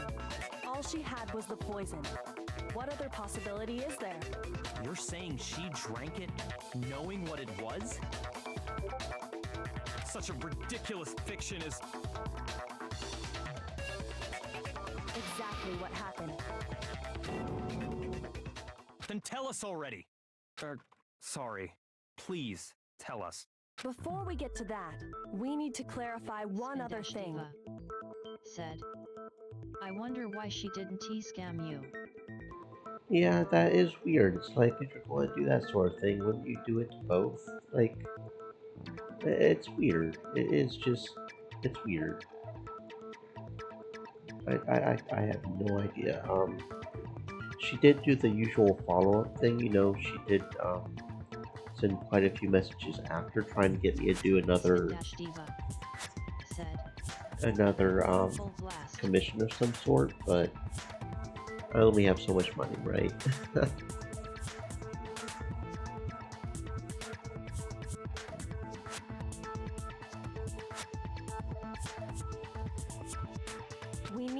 establish who exactly got the poison from the chem lab and took it to the rec room. Spin-Diva said, It was Hina, right? I'm gonna leave She that took it and review gave it to under Ogre. LLC if I can. What do you think, Makoto?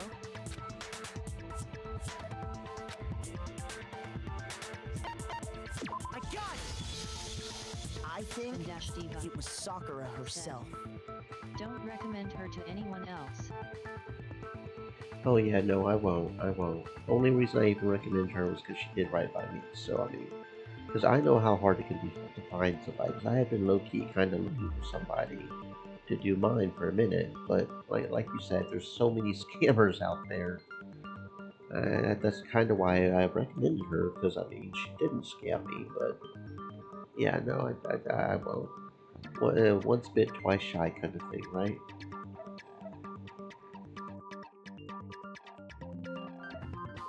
Huh? So Sakura, who was apparently murdered, just poisoned herself? What are you talking about? There's no way! On the contrary, we know for a fact she went to the chem lab, right to the section full of poisons. You're lying! Stop lying! Why? Why would you lie like that?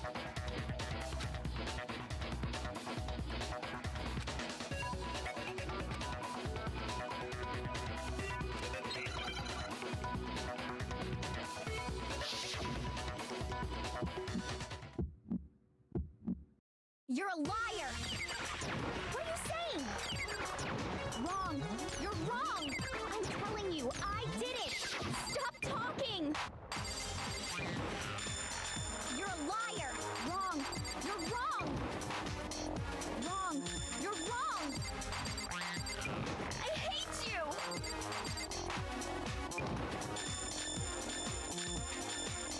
You're a liar! What are you saying? Wrong! You're wrong! I'm telling you, I did it! Stop talking! You're a liar! Wrong! You're wrong! Do you have any kind of proof Sakura took the poison? This should prove it.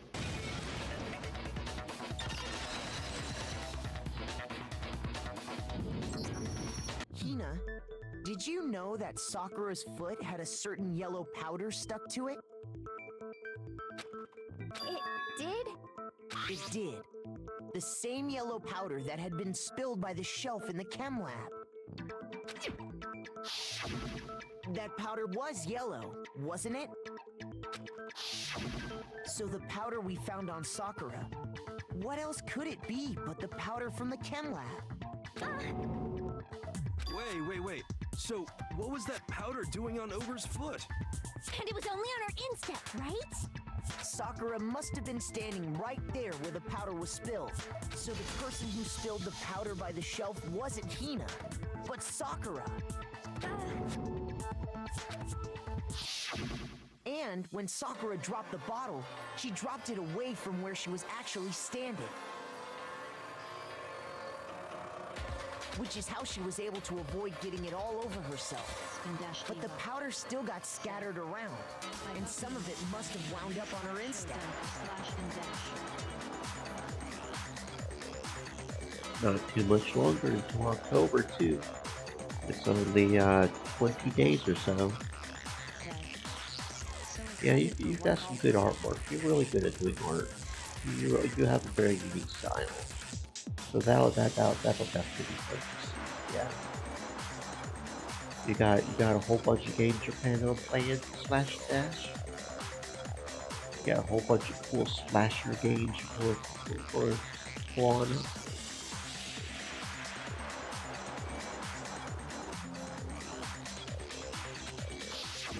Is there any problem with my thinking? But why did Sakura pay a visit to Section C in the first place? The only explanation is that she was looking for poison. After all, that's all that section contained. No! It was me! The poison! Because I killed her! No, you didn't kill her.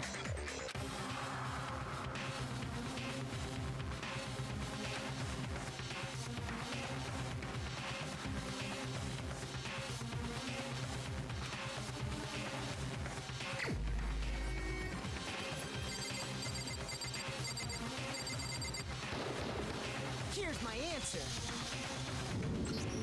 The one who killed Sakura was Sakura herself.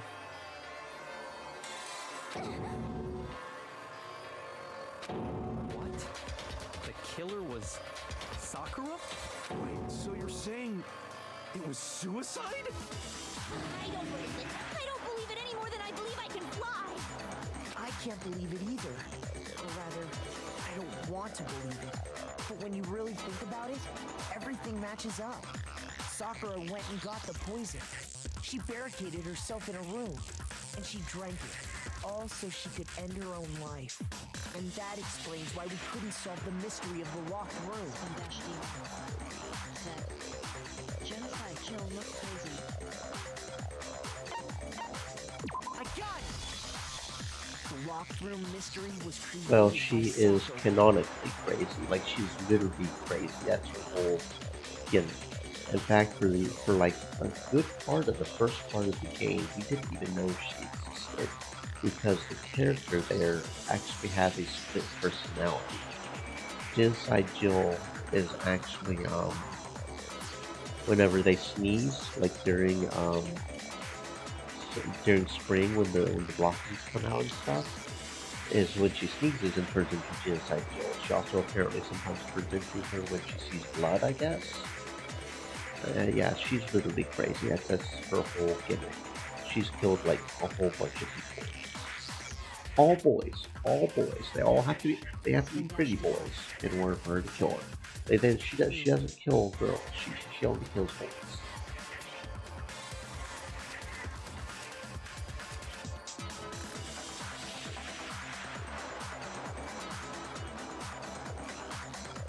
I'm sure she locked herself in so nobody could stop her from doing what she did.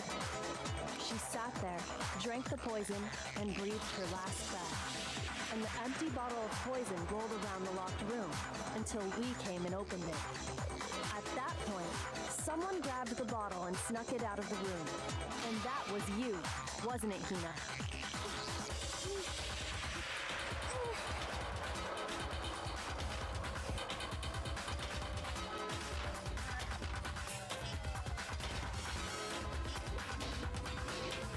You did it to throw off the investigation, didn't you? When we found her body, you stayed right there near the door. Because you already knew Sakura was dead. And because the bottle of poison had rolled near the doorway. That's when you picked up the bottle, right? I was too shocked to notice anything. And Kyoko was busy checking the body. And the more I think about it, the more I realize how unusual your actions were.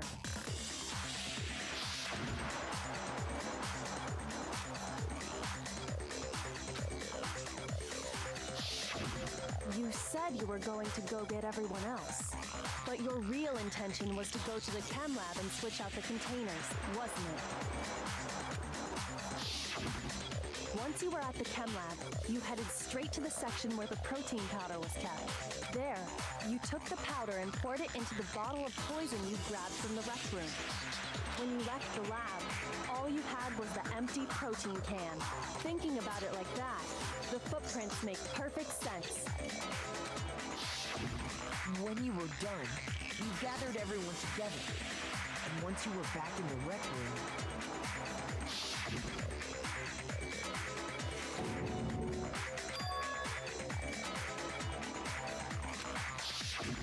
while everyone else was focused on Sakura, you quietly placed the can on the ground.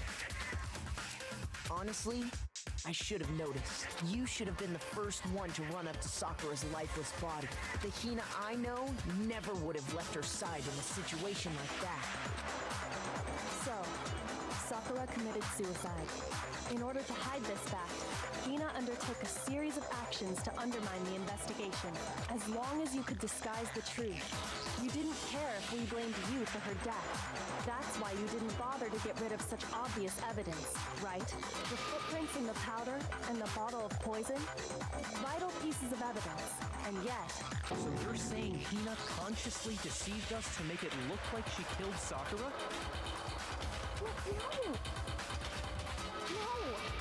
No! No! I killed her! I did it! enough, Hina. It's over. It's not! Nothing's over! It is. Actually, no. You're right. We have to end this properly.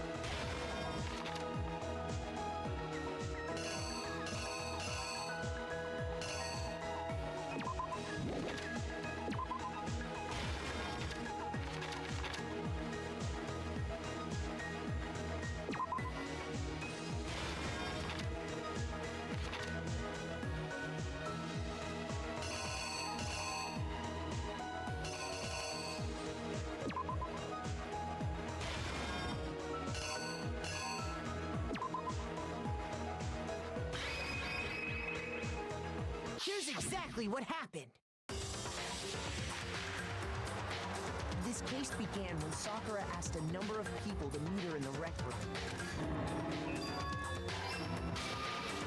Specifically, those people were Hiro, Toko, and Byakuya. But one of them headed out a bit earlier than the others, Toko. She got there one step ahead of everyone else and looked around for a good hiding spot. And she found it. She crawled into the locker to get out of sight.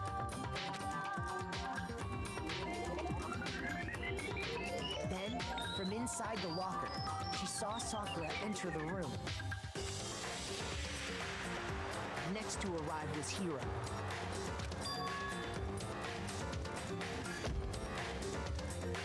When he got there, he mistakenly thought Sakura was going to try to kill him, so he panicked.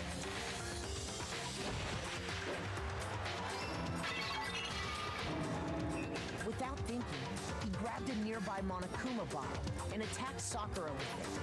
Thinking he'd killed her, he hastily began covering up his crime. He took a magazine from the table and forged a dying message from Sakura.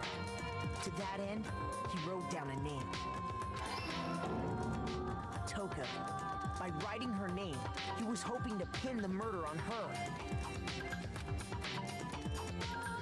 But of course, Toko had witnessed the whole thing. So as soon as the coast was clear, she jumped out of the locker and hid the magazine on the shelf with all the others.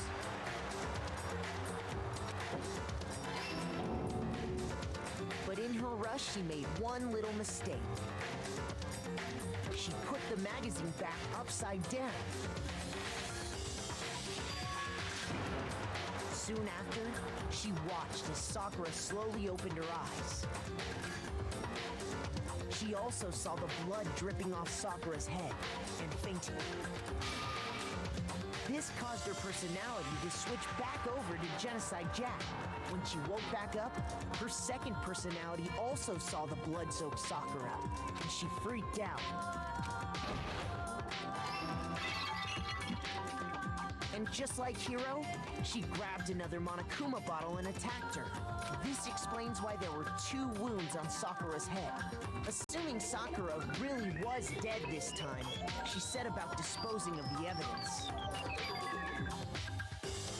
She gathered up the broken Monokuma bottle shards and the queen chess piece. And That explains how Sakura was attacked twice with the same type of weapon. But even after those 2 blows, she was still alive. So then, what was Sakura's actual cause of death? It was the poison that Sakura herself got from the chem lab. She turned the rec room into a true locked room scenario, and then drank the deadly mixture. And there, she took her final breath.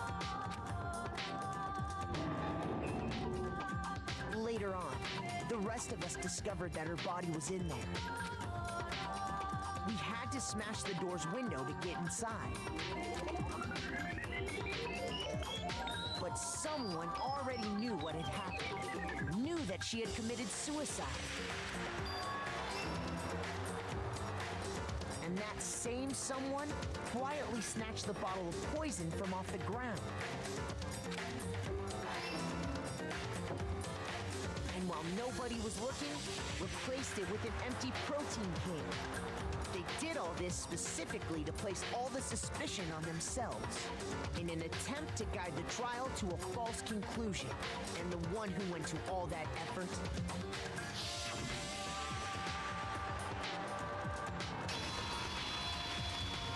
was you, Hina.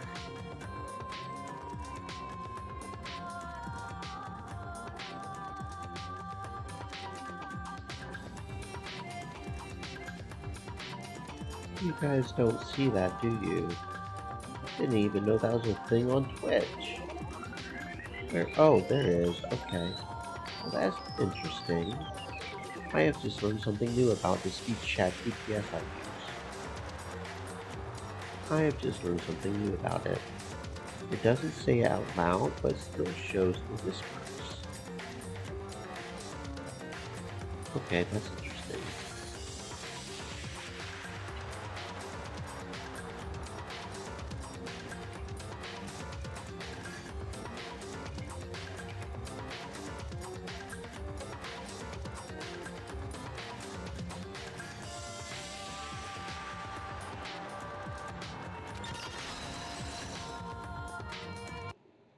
That's the full truth of the case.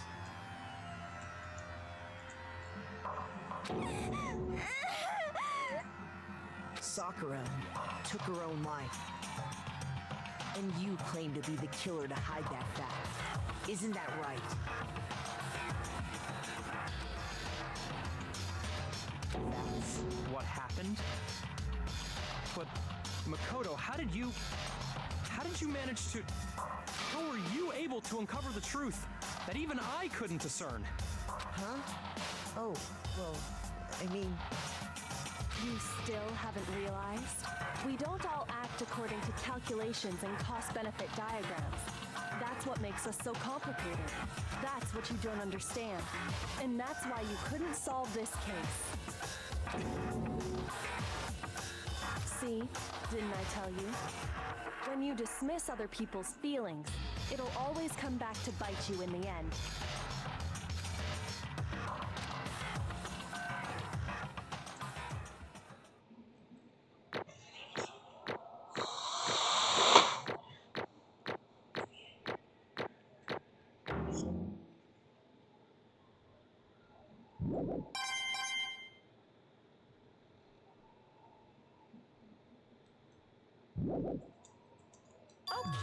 Okay. I think we can all agree you made your point.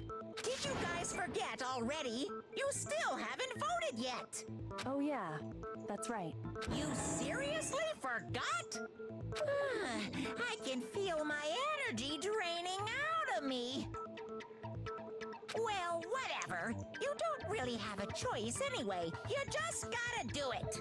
Maybe you don't want to, but please grab your lever and cast your vote. So, who will be chosen as the blackened? Will you make the right choice or the dreadfully wrong one?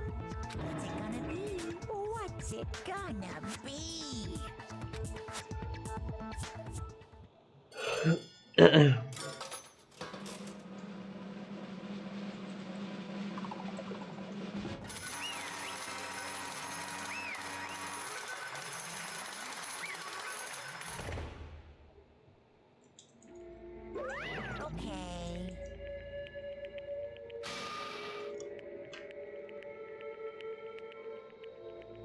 Oh, that was still... I don't know what's going on with my mouse. Anyway, the one who killed Sakura was Sakura herself. My entire existence! Okay, we're done here. What did you say? That's the whole truth. I see. There's still one thing I don't understand. Hina, why did you try to cover up what happened? If the truth hadn't come to light, you would have died along with the rest of us. What are you thinking? And yet you... Why did you do that? Don't be mean! Yeah, we almost died there. What is this? Because... That's exactly what I wanted. What? I mean, the reason Sakura died is because all of you pushed her into a corner. You all killed her. So that's why. You should have been the one to die. I couldn't let her be the only one that died. What? You didn't mean you were going to take us all with you. We have to atone for our sins, because everyone, even me, we all killed her. We all have to pay for our crimes. What? Before serious, that's... What is this? You still don't understand. Then let me explain. Do you realize just how much despair Sakura was carrying with her when she died? Look at this. Such brutality has made me desperate. So instead of just waiting to be killed, I'll do it by my own hand. That's... I found it on the ground in front of the rec room. It's Sakura's suicide note. Suicide note. Thinking back, I should have seen it coming. It was right after Genocide Jack had attacked me. Sakura got mad and stormed out of the nurse's office. I ran out after her and... Sakura, calm down. You don't have to worry about me. I'm fine. I can't calm down. I don't care if I suffer for this. It's my fault after all. But now you're suffering because of me. No forgiveness! You tried to protect me, but because of me, I can't forgive this! my closest friend got hurt. So Sakura, because of me, my friends are all going to kill each other. This is all my responsibility. Sakura thought she was responsible. She thought everything was her fault, which is why she wanted to find some way to get everyone to forgive her. So she asked to meet with them. You asked me to meet those three. You can't. Don't you see how dangerous that is? Don't worry. I just want to talk to them. But... Talk about what? Listen, don't do it. If they all gang up on you at once, even you. Hina. Please, don't think of things like that. They are not my enemy. They're friends. So Sakura, she clearly believed. She completely believed in all of us. If you had just talked to her, you would have understood. She was a friend to all of us. And yet,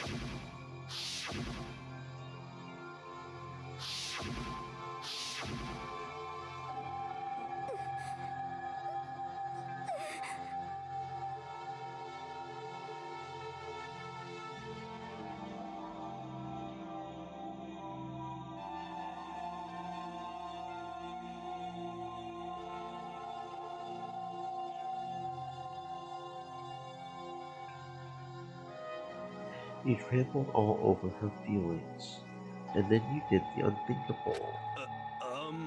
No, that was just a misunderstanding. What are you saying? Don't stand there and call it a misunderstanding. She believed in you, and you wouldn't even listen to what she had to say. Without asking a single question, you tried to kill her. I won't forgive you. Do you have any idea how desperate she was, seeing you act like that? That's what her suicide note means. So instead of just waiting to be killed, I'll do it by my own hand. Why? That's how far you had pushed her. Huh? Sakura, what happened to you? Hina. You came. Wait right here. I'll help you out. Hina. Huh?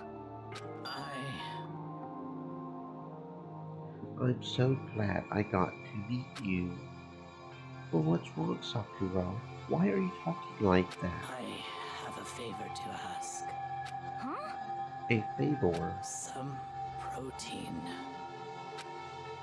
Could I ask you to? Yeah, you got it. Just hang on, I'll be right back.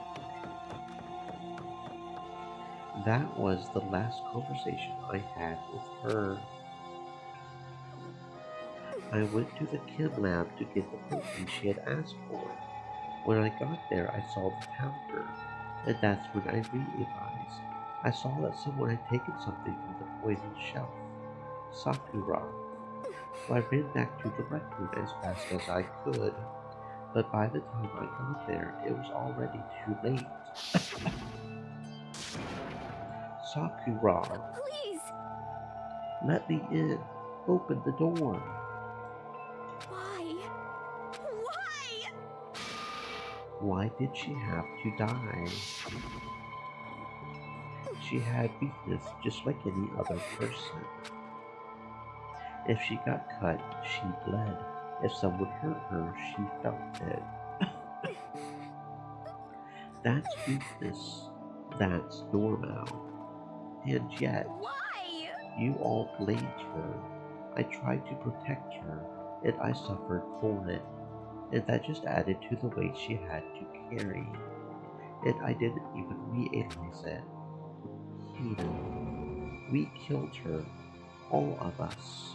We pushed her into a corner, and we murdered her. Why? People like us shouldn't be allowed to live. And that's why you tried to lead us astray. You did your best to make us arrive at the wrong conclusion during the class trial. Sakura died hating all of us. I wanted to free her of her regrets. But even that got found out. In the end, I wasn't able to do anything for her. I could never face her after this. Hey! Hey! I'm sorry to interrupt right when you're about to deliver the final tearjerker, but it's just taking so long. I'm about to fall asleep over here. I mean, do you really think you have any idea what Sakura was actually thinking when she died? What is this? What did you say? Everything you just said is nothing but your interpretation, right? Your own opinion on what her suicide note meant. What are you saying? Of course I know what she was thinking. Because her and me. In other words, Well, what I'm really trying to say is, yes, indeed. don't you think the entire foundation is shaky? What if it was really like this? What the heck? What is that? Of course. Isn't it obvious? Yep. A suicide note. Sakura's suicide note. Well, what? But Hina already. Oh, I wrote that one. It was all me, baby. It's true. This is the one Sakura addressed to Hina and put in her room. What? Then you lied to me. Oh, don't say lie. It makes it sound so dirty. I just thought I would lighten things up a bit. Well now. I can't help if you told me to turn the scribbles at face value. It didn't even have Sakura's signature on it.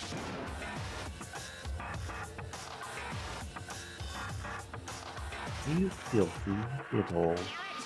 I'm not guilty. I didn't do anything. Did I falsify evidence? Did I affect the outcome of the past trial? The case played out between you and you alone. You were the ones turning each other off. Phew. Heck, even if the will had factored in, it still would have been between you guys. So what's the problem? This is all part of the production process. Okay, and see. Cut. And? So, what did she write in her real suicide note? What are you gonna do? I'm glad you asked. For your benefit, I shall read it using my melodic and gelled harmonic narrators.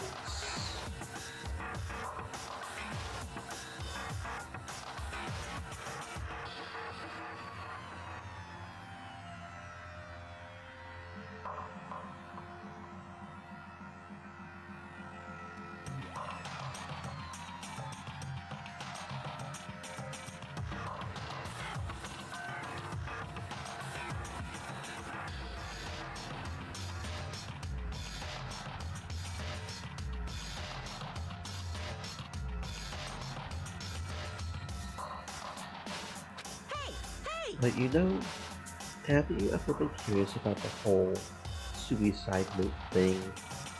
Who came up with the idea of leaving a note when you kill yourself in the first place? But hold on. And isn't it just so unfortunate? Killing yourself is just so final, you know? You can never hear the rest of their story. The truth is lost in darkness. Gives me the willies. Enough already. Could you get on with it, please? Yes, indeed. Okay, Jays. Talk about a buzzkill. Alright, here we go. My good friend Tina, there's something I have to tell you. I hate to do it like this, but you need to know. This is my final wish. As you know, I've been giving information to the one who's imprisoned you here. It was our first night in this strange school that the mastermind came to see me. You see, the mastermind took control of my family's dojo and demanded I become their tool. You might not see the importance of a dojo, but my family has watched over it for 300 years. I couldn't let it be destroyed under my watch, so even if it meant my own life, I had to protect it. That's how I saw things. However, that was my greatest weakness, and because of that, I made the mistake of giving in to the mastermind. And what the mastermind wanted from me was nothing less than murder. They were probably worried that until the first murder had happened, nothing would move forward. But what neither the mastermind nor I expected was the incident involving Sayaka. At that point, the plan changed. The mastermind told me to hold off, to wait until we reached a noble stalemate. However, as I lived here with all of you, as I lived here with Hina, my resolve began to weaken. Watching everyone fight with such despair, trying so desperately to stay alive, I saw the weakness in my own heart, the mistake of succumbing to the mastermind. And more than anything, I cannot betray those who would call me their friend. That's how I came to feel. So that's why Sakura. I've made a decision. I will no longer retreat, no longer compromise, no longer regret. I've made my decision. I'm going to resist you. Of course, because of that, I decided to reveal her secret, which made everyone else hate her. Her decision to stay true to all of you led directly to all of you hating her for it. Ironic, isn't it? Or maybe oxymoronic, or just moronic. Of course, I understand if you all hate me. All of this is because of my own weakness. I'm perfectly willing to accept whatever attack you may want to make on So me. this is my atonement for betraying you. That's what I had in mind. But unfortunately, that's not enough. This won't end with just me accepting your hatred. My own situation has started having an effect on more people than just me, which is exactly what the mastermind wanted when they revealed my betrayal. My betrayal brought suspicion, disharmony. The mastermind knew that eventually it would escalate to someone murdering someone else. Of course, I'm still responsible for that as well. I have an obligation to get the situation under control, and to fulfill that obligation, I've decided to do as the mastermind has commanded. I will do as I was told, and commit murder. But I've decided the one I'm going to kill is myself. If the mastermind demands that I kill someone, then that someone will be me. Then my dojo will be safe, and above all else, none of you will have to kill anyone. When I die, the source of conflict among you all dies with me. For that, I'm willing to give up my If life. it can save you, then sacrificing my own life could have no greater meaning. Whatever you think of me, please know that you are all my most treasured friends. I've never had people like you in my life. Then, Sakura didn't feel cornered. She didn't die hating us. She wanted to stop us from fighting, to protect us. Correct. She didn't end her own life because she was weak. Quite the opposite, in fact. She was strong. Too strong. That's why she killed herself. She chose death for herself in order to protect the rest of us. To sacrifice so much. No normal person could do that. However, It was only her limitless strength that made it possible. Finally, Hina, I want to apologize to you especially. The reason I didn't tell you any of this is because I knew you would try to stop me. I'm really, truly sorry, but please don't be sad. If I can thwart the mastermind's plans, if I can keep you from killing each other, that's enough for me. This is the path that I have chosen. This is the only way I have left to distinguish myself. And you could use this note to bring the class trial to a quick end. I'm so sorry to ask you to do something so unpleasant, but I have to leave the rest to you. Please talk to Byakuya, Toko, and Hiro on my behalf. I can't tell anyone about my plan while I'm alive, but I wanted you to understand why I'm doing this. In the end, though, I hope to show myself through actions, not words. Hopefully, then they'll see. I never saw you as my enemy. You were only ever my friend, who I wanted to help as much as possible. Hina, whatever it takes, survive. Survive along with everyone else. No matter what, just survive.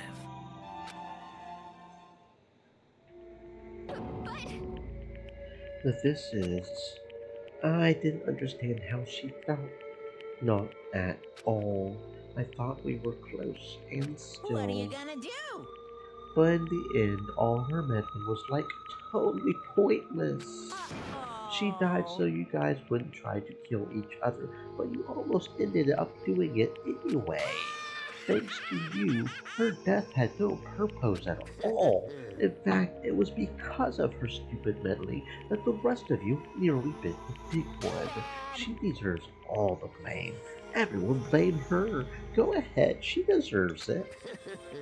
Now then, the next victim has been decided. What do you mean, next victim?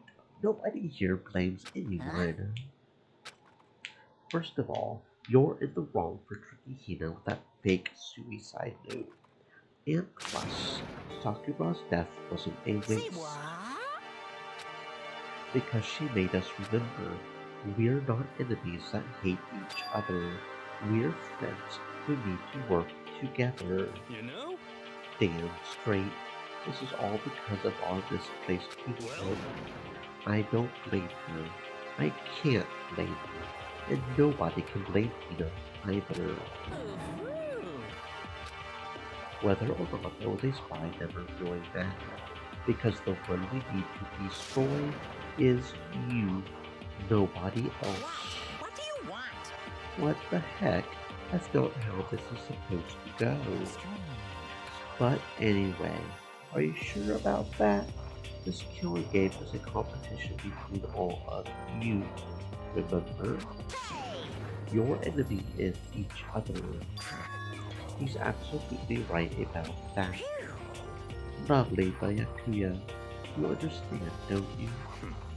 This is a life or death elimination match. The only way to survive is to win. There can be no doubt those are the rules of the game, which is why I am bowing out of the game. Naturally. Sakura and Hina were both going to sacrifice their own lives to deny the reality of the game. Thanks to them, it would appear the others have cast aside their fear for this game. Don't make me repeat There's no point in participating in the game which has lost that sense of excitement, which is why I will no longer be participating in it. Well, what's going on here? Now, I have only one thing to look forward to, and that is to heap the harshest possible punishment onto the one who thinks they can't control me. Baba Yakuya, does this mean? Don't misunderstand. I haven't been moved by some thoughtless sentimentalism, if that's what you're thinking. Wherever Master goes, I go. And if the mastermind turns out to be a guy, maybe I can catch on fire. Everyone. Well, now you can say that Sakura's death had no meaning. How boring. But nothing good can come of this. I'm still going to be the one having the fun time. What the heck? The fun time. Anyway, let's forget about that good wooden backstabber and get back on track. It's the moment you've all been waiting for. Punishment time. Wait, but Sakura's technically the killer, right? And she's dead. You're not gonna... Is it me? Wrong. Heavens no, just because the Blackett is dead doesn't mean I can just summon wherever else you now want. Didn't I tell you, I'm very particular about the bare dimensions rules. I spent so much time preparing my special punishment, it would be a shame to let it go to waste. So, for my special punishment, I've prepared a special guest. A special guest. Let's give it everything we've got. It's punishment time!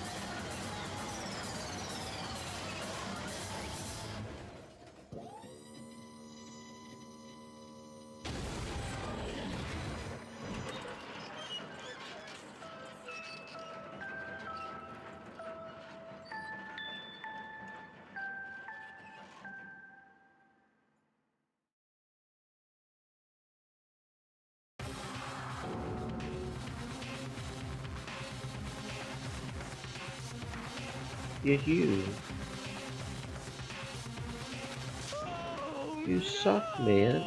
You turned him into a mangled post of charm. That really took it out of me. Maybe I'll go grill a plate of chicken. After all, they say for post-workout growth, chicken's where it's at, and I'm all about real goodness. Fried, boiled, give me a break. The trouble is now the succulence food is where it's at.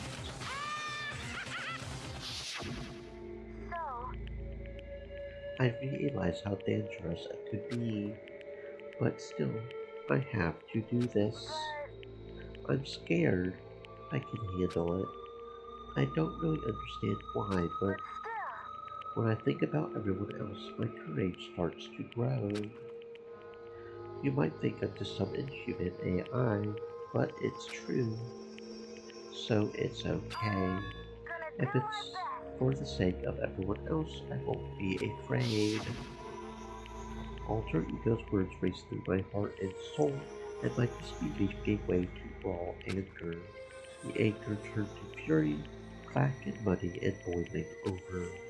It bubbled up through my body, quickly overflowing and shooting out of my mouth. How dare you? That was my friend.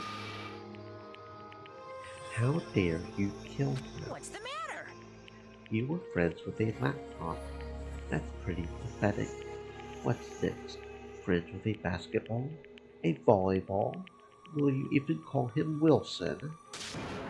Shut the hell up. He wasn't just a laptop, he was my friend.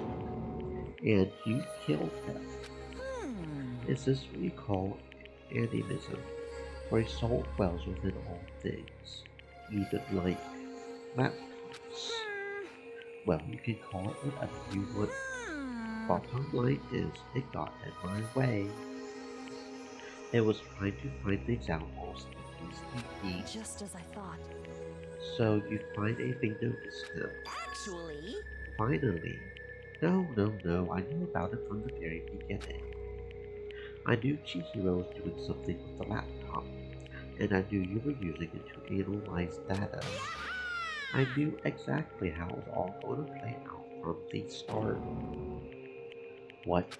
What are you thinking? You knew, and you were still cocky enough to let us take the plunge. yep.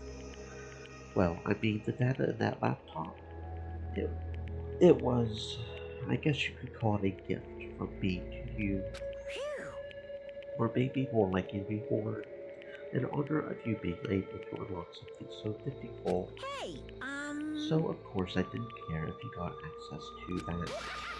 But sneaking into the network was just too personal. So I had to do a little, reform. I want to be able to help. I want to work as hard as everyone else so that we can all get out of here. Alter Ego wanted to fight for us. He wanted to help at the risk of his own life. And for that, he was killed. Yeah, the punishment time has made me feel a billion times better. Very nice. Experiencing a meaningless death is so soothing. It makes me remember that every low can get lower. No, his death wasn't meaningless either. Everybody who's died so far, the deaths of each and every one of our friends, they all make us stronger. I swear to God, someday you will pay for this. Ba-bum. Hold it, you're super mad. Like, just unreasonably upset. Well? Okay, time to bring things to a close. Oh, but before that, I need to read the postscript. Postscript. Yep. Yeah, there's still a bit more left of Sakura's note. Do I have your attention? Okay then, here we go. Prepare your ears for the dulcet tones of yours truly. One other thing, there's something I would like you to tell the others. Hopefully it will act as a clue to help you unravel the mystery of the school. What? A clue? Hina. I've spoken with the mastermind off and on the whole time I've been here, and so I've learned one thing, which is the mastermind has done something to us. I think what they've done is... Oopsie daisy, that was a close one. Another word and we would have been hit deep in spoiler territory. Too bad. Okay, I don't want to ruin the surprise, so book club is dismissed for today. You can't just stop at the most important bit.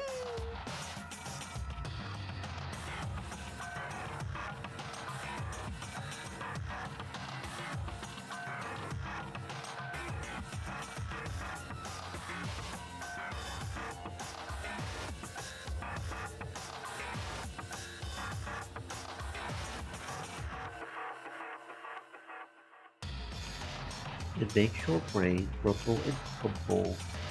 It makes you so mad you don't even friggin' know. That's the whole point, stupid, is to get back at all of you for hardening your resolve. Fine, but at least Sakura's knows. Like I would ever let any of you greaseballs have it. But Too bad. sucks for you, loser. Wait, what's this? What is it then?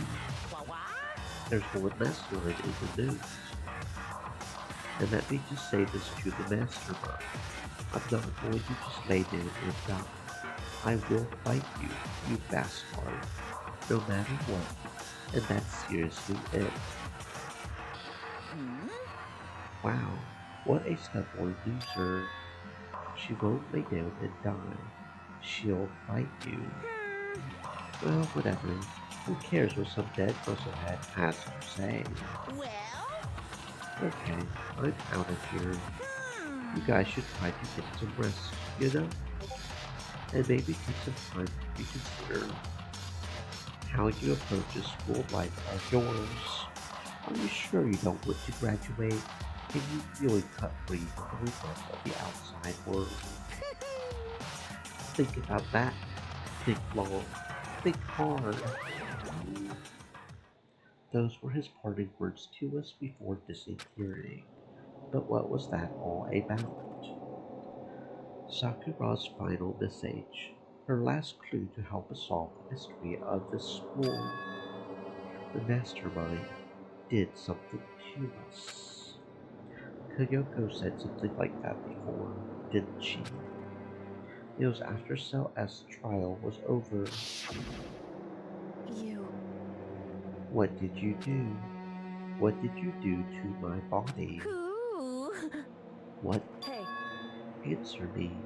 What did you do to my body?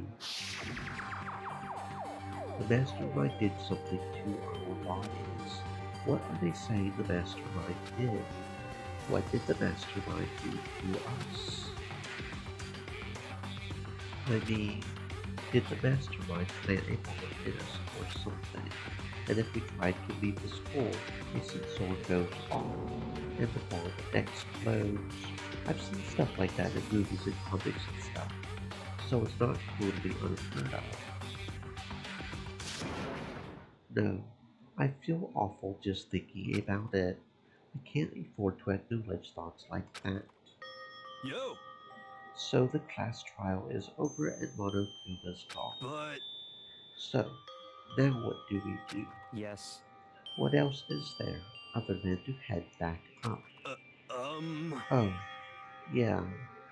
Okay, let's get out of here. But I Hina must still feel responsible. Dial back that ego a bit, girl. The kind of mystery someone like you propose is absolutely no threat. Not possible. I would never have lost to that kind of challenge. What are you talking about?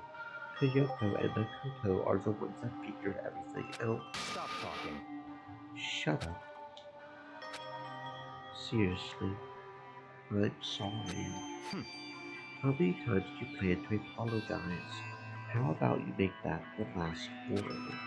I haven't reached a point where I need someone apologizing to me more than once. Sorry.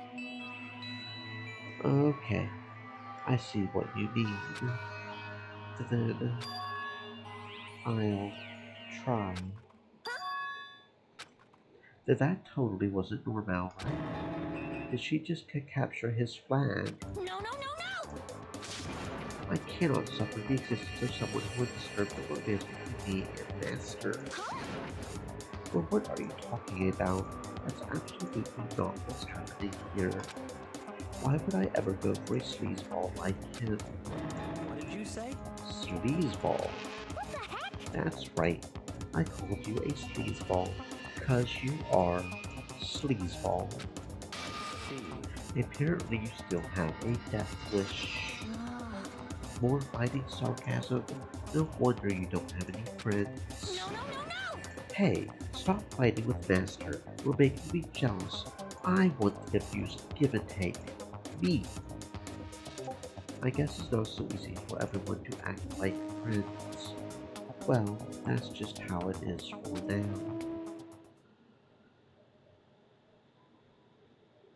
And so, Sakura's class trial came to an end, and we returned to the world of Hope's Peak Academy.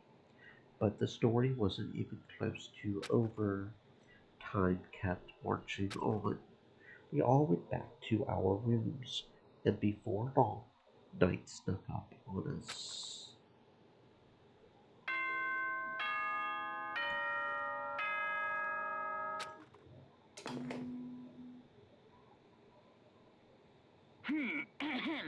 This is a school announcement. It is now 10 p.m.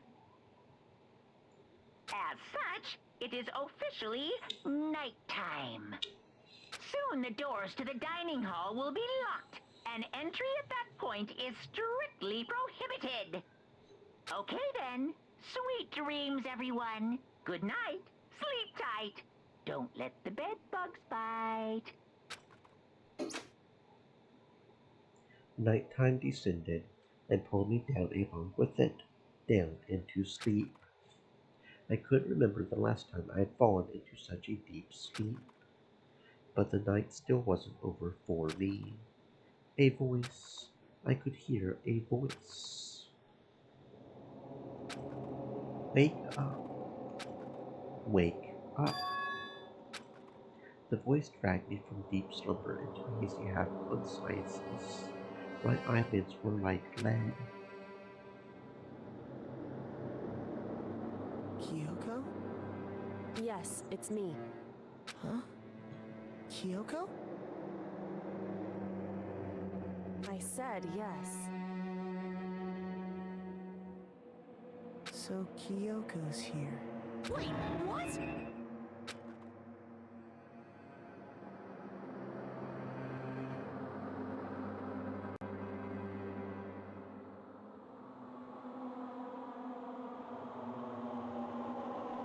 In a flash, I was wide awake. But what are you doing here? It's true. I'm here to wake you up. Oh, I see. Wait, but my door. It was unlocked. You're unbelievably careless. It was unlocked. Are you serious? Hey, Always.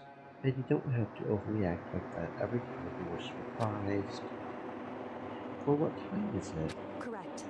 3 o'clock. In the morning, of course. It's 3 a.m. Why was Kyoko waking me up at this hour?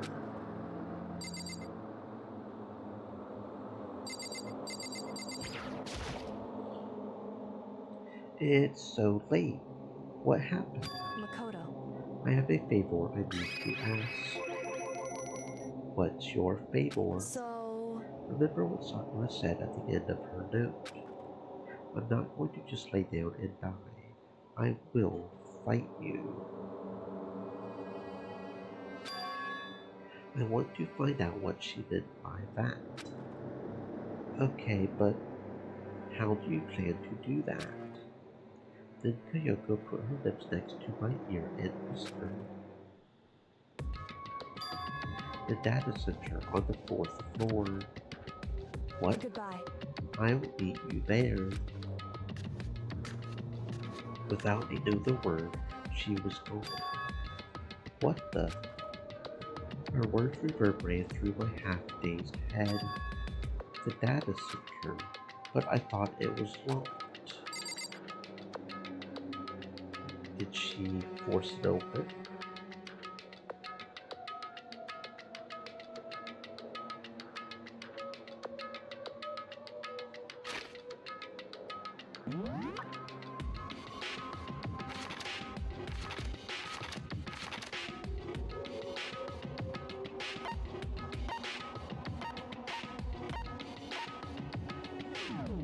No, it's not letting me fast travel, okay.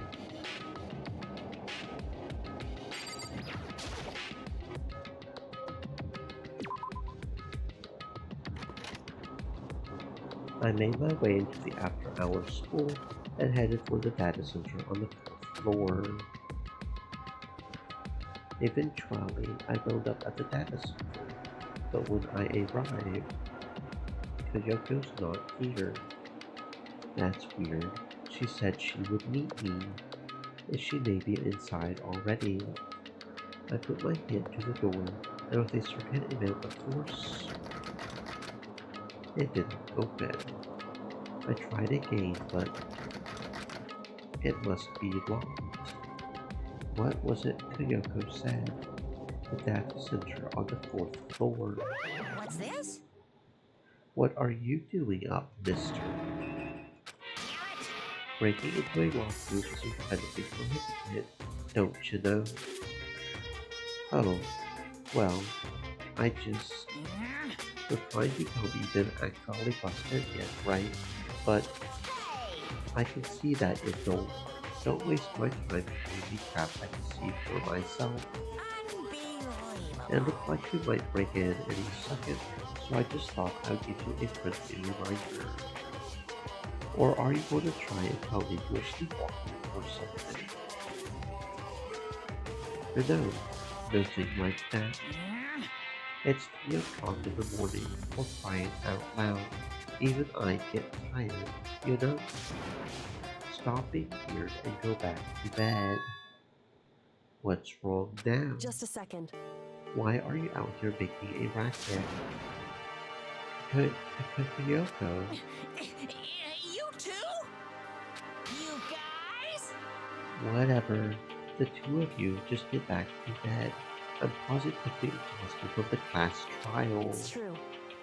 Sure, you got it. Come on, Makoto. Let's head back. What? Hey, Didn't you hear me? We're leaving. I have no idea what's going on anymore. shall we go? Don't worry about it. Let's just go. Okay. Yeah, go on, get out of here. Shoot. So we left and went back to our rooms. And then... Goodbye. hold on. Listen, what was all that about just now?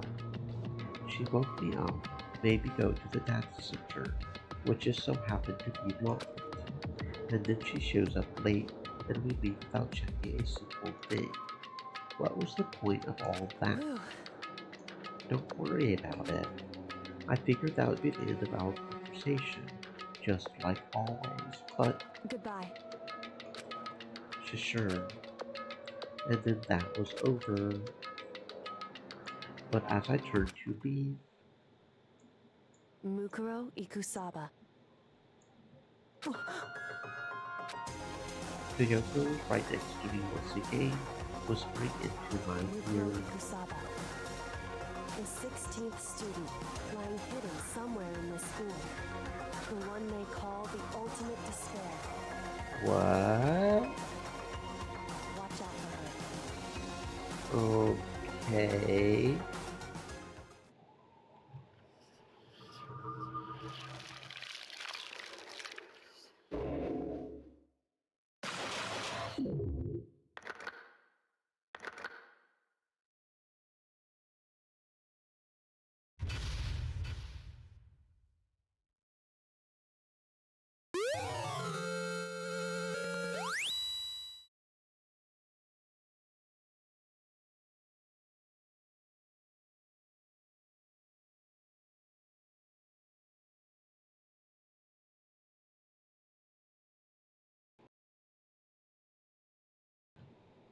Okay, that was weird.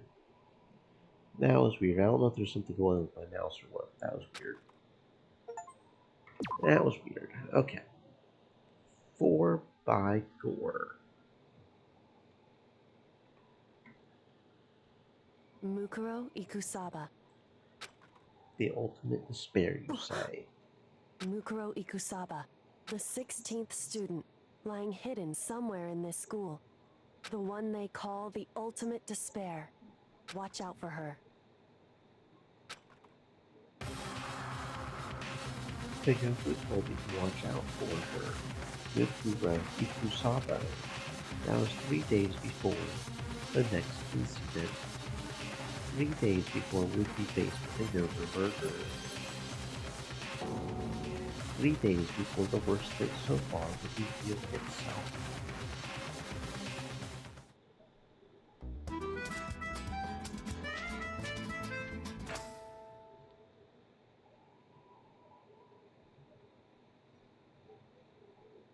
In the meantime, the day after Sakura's class trial, that morning, in the dining hall.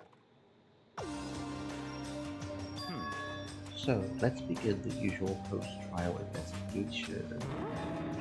Hey, you didn't make small talk or anything. We never just get straight to the point like that.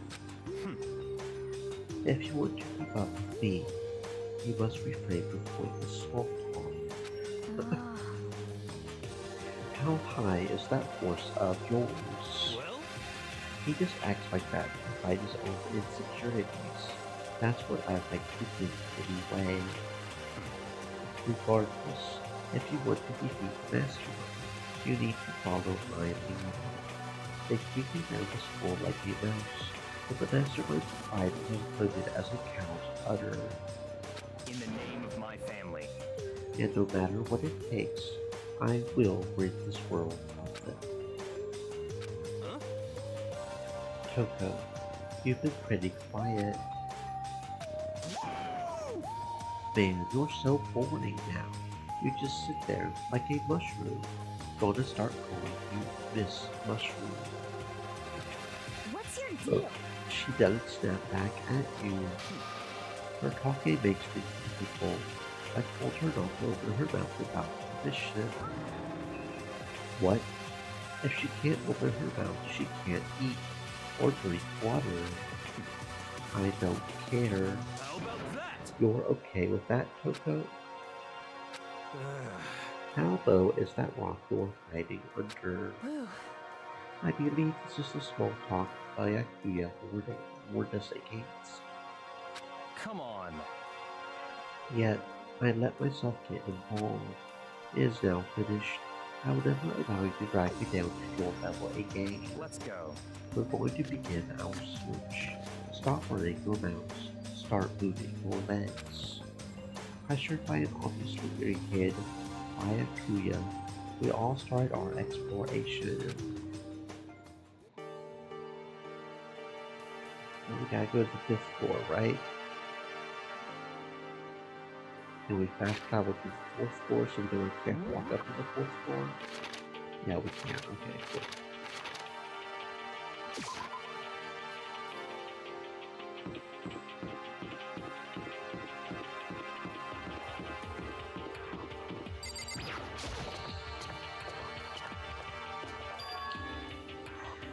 Here I am on the 5th floor of Hope's Peak Academy. The 5th floor has been opened up for us. It's totally different from all the floors we've seen up till now. For some reason it feels unpleasant.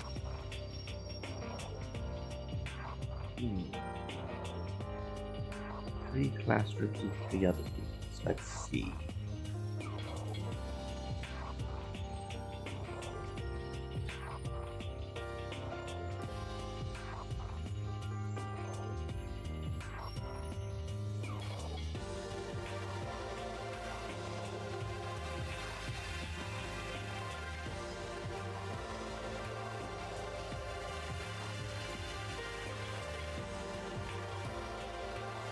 If my nose will stop running long enough for me to do it.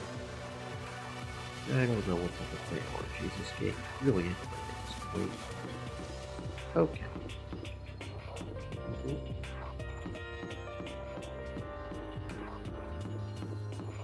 What have we got here? Bio lab. Raw dog in it. It's locked. We came all this way just to be denied here. Sign in the hall says Biolab. A biolab that we're forbidden from seeing into. It kind of sounds like something out of an old cheesy horror movie. Especially with the word raw on there, like raw meat or just fancy ingredients. Raw meat there or something.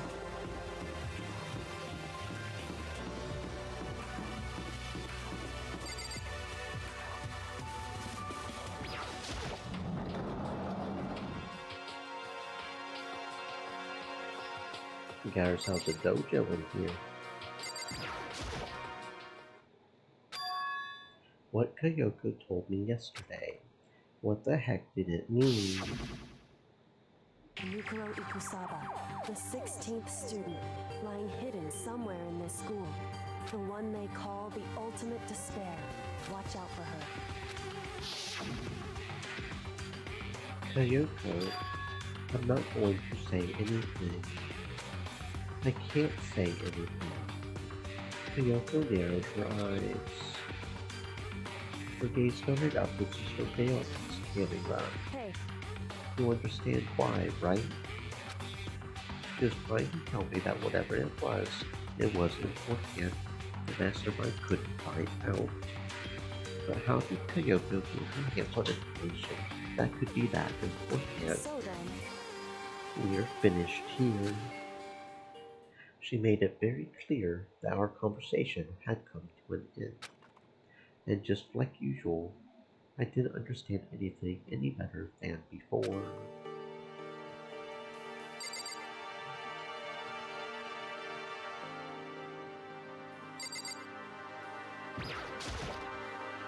Even though this room is totally enclosed, there's a cherry tree painted here, and it's in full bloom. hey, It's quite elegant. This is what you consider elegant, indeed. and lived overseas for a long time. This kind of Japanese-style scenery is refreshing. Considering our situation, it's been kinda out of place. Just a little. Just a little.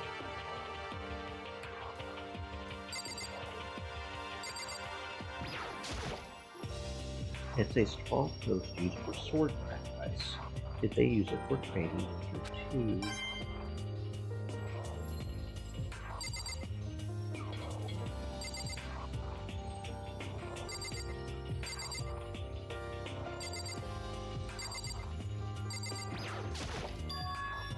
There's a bunch of wooden lockers in here. The wooden lockers and keys remind me of super old school public bathhouses.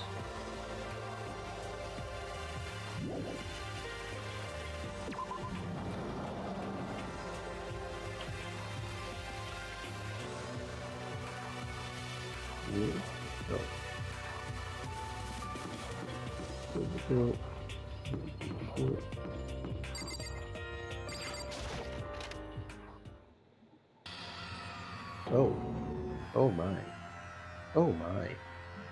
Well, what the hell is this? The grotesque horror of the room struck me hard and fast. What I saw was bad enough, but what I smelled was sour, pungent, and possibly rank. I see. It smells awful, doesn't it? It must be at least vaguely familiar to you. After all, it's been around your fair share of corpses. Are you saying it's the smell of death, their flesh, and fat, and blood? There was no surprise in his voice, no shock. But he was right. I had experienced the smell more than once before. It was the smell of death and despair. But the smell here is strong, condensed. It's the smell of a battlefield. What a human must have. Hey, What? My fault again. Stop trying to blame everything on me. If you hadn't done what you did, this never would have happened. unbelievable. No. It's quite the opposite. The opposite. Now then, Yep. Let me give you an itty-bitty, peachy-squeezy little hint. As far as this room goes, I don't know a thing. I just left it exactly how I found it. What? yes indeed. How's that for a hint?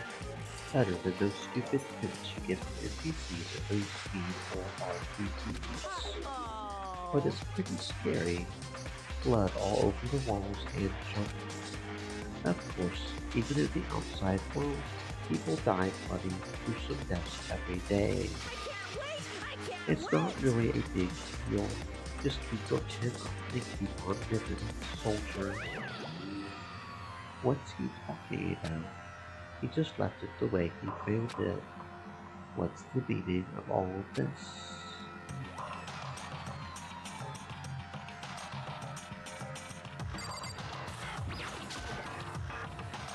There are white chalk outfits drawn all over the floor. How many bodies were there? I've seen this kind of thing on detective shows and stuff like that. You always see it at the scene of a murder. I wish I could say I don't believe it. There's blood all over the place. I want to shut my eyes forever against such a ghastly sight. It appears all the bloodstains are dry, and their color has changed as well. I think it's safe to assume these stains are considerably old. This is all really blood. Of course, I wouldn't find it interesting otherwise. And it is interesting. I assure you, what on earth happened in this classroom? He seems like he's enjoying himself. No way can I keep up with someone like that.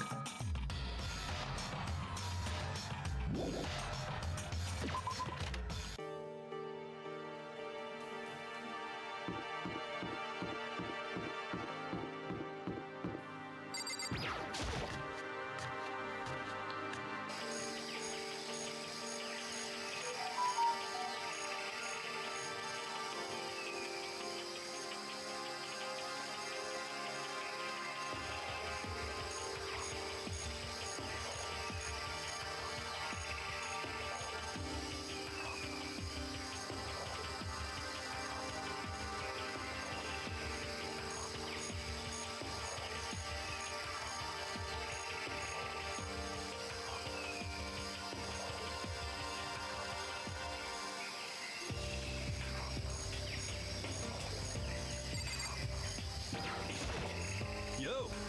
At first I thought I saw blue skies, but turns out they just talked to the walls and the ceiling. You know?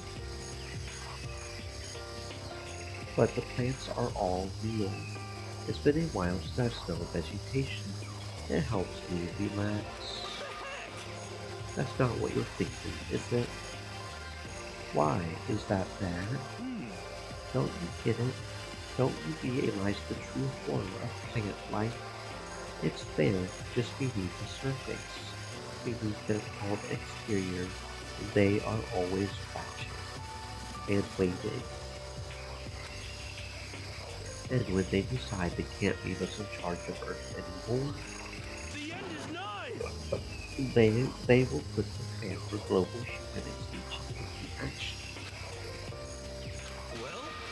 I'm serious. Huh. Okay, sure.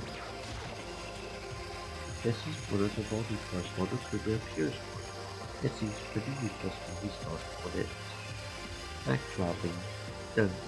It's totally useless no matter what.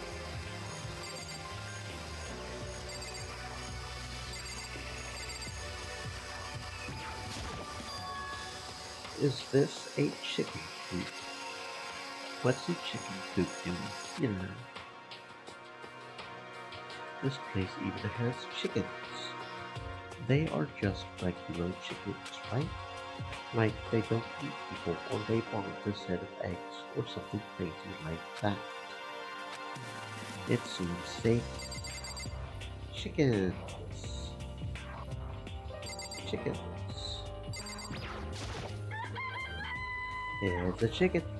It's really alive, right? There's no mistake. It's a chicken.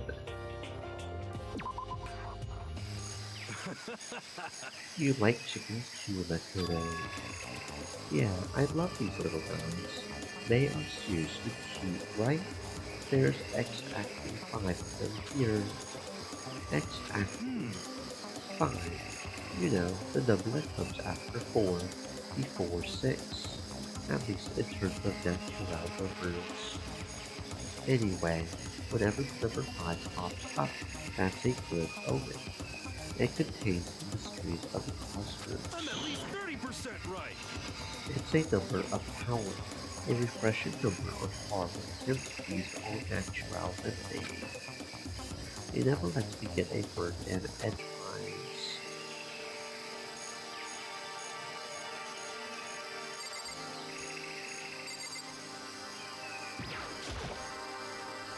There's some kind of control panel set near the wall. Does it control the air conditioning or something? It's for the sprinklers. Sprinklers? Yeah, it controls the sprinklers in the garden. The sprinklers are set to go off every morning at 7:30. Don't you dare change it without permission. Of course, the settings panel is locked, so you couldn't change it if you wanted to. So that means the sprinklers go off at 7:30 every morning. Yep, you got it. It's super user friendly, which sucks. So if you get here too early, you will get rich. So watch yourself. But you're not a little kid, right? You're too old to go running through sprinklers anyway. Or do you have some kind of water fetish? I want to tell everyone.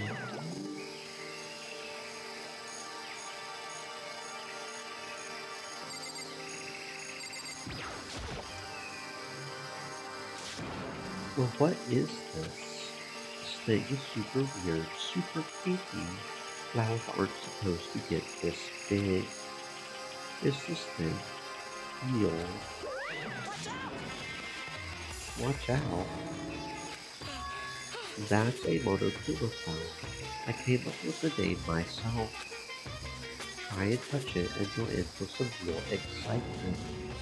Your heart's all like, ooh, when the plants are like, nah, your flesh is all like, I'm dead. In other words, it's a monstrosity.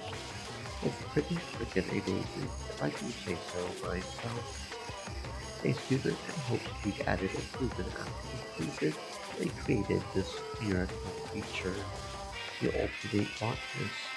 Although they don't go here anymore, they died during the tragedy. Actually, By the way, despite how it looks, that flower is super practical. It can eat paper, plastic, even people. It's totally good for the environment. Such an eco-friendly creation is vital for the future growth of a healthy society. Not that I would know anything about that myself. Spouting more and more nonsense. Honestly, not even telling is a word. Whatever it is, I'd better keep my distance.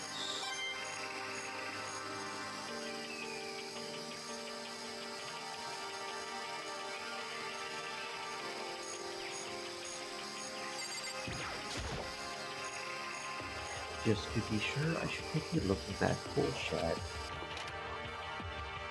This place seems totally disorganized, from a lawnmower to fertilizer, flower pots to farm tools. And leaning against the back wall, is that a pickaxe?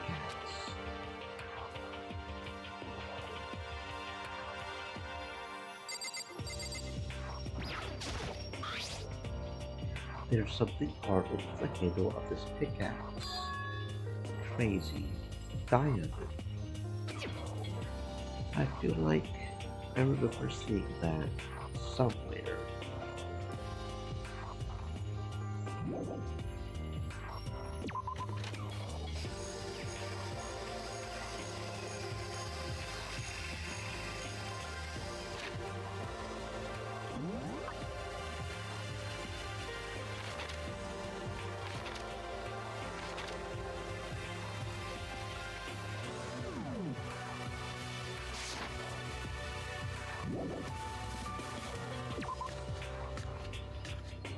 I guess I've seen what there is to see up here for now.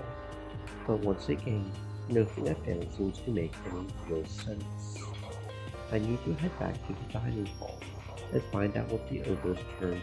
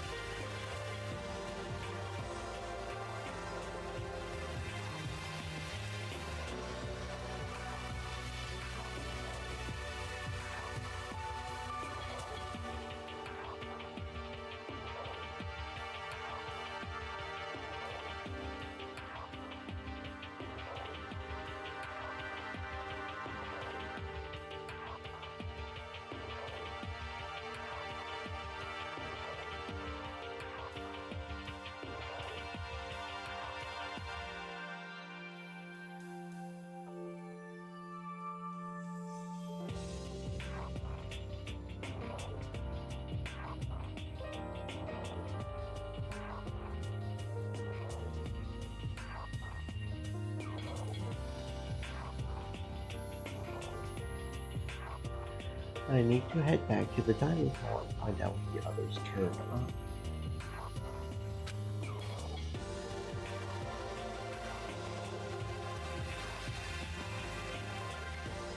One after another, everyone made their way to the dining hall, and before too long,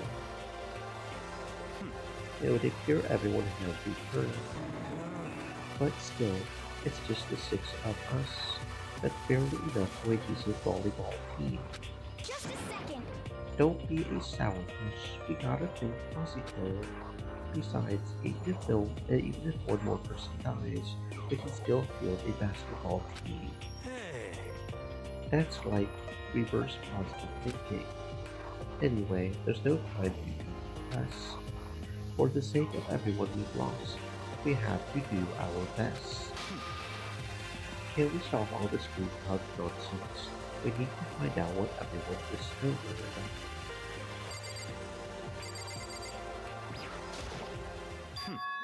By the way, did any of you find it?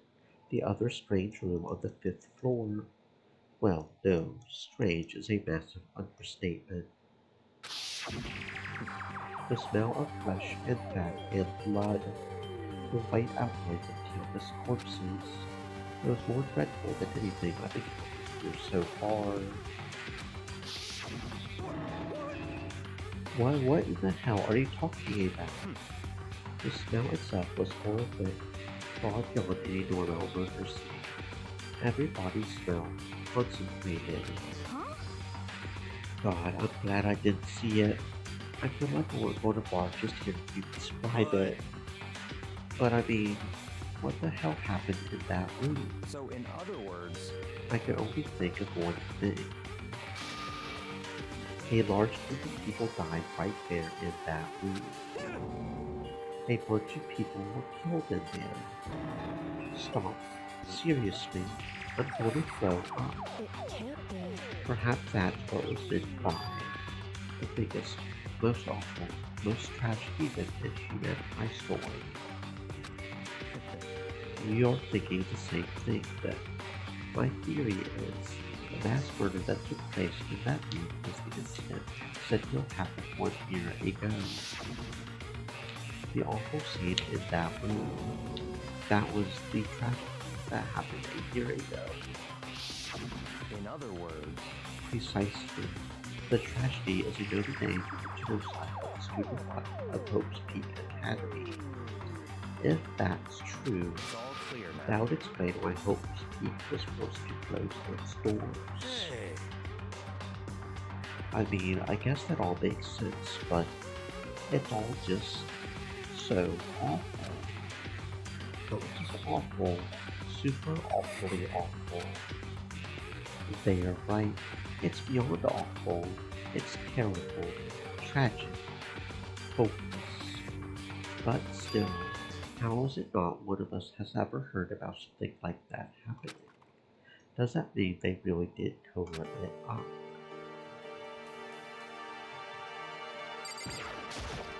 Yeah. I checked all the windows on the 5th floor, front to back. That used to kind of be Sakura's job, but anyway, no dice. There were metal plates on all the windows, just like everywhere else. Correct. Which means no chance of escape from the 5th floor either. So, But when I was looking around, I realized something about the layout of the school. What exactly did you not nice about the layout of the school? Just a second.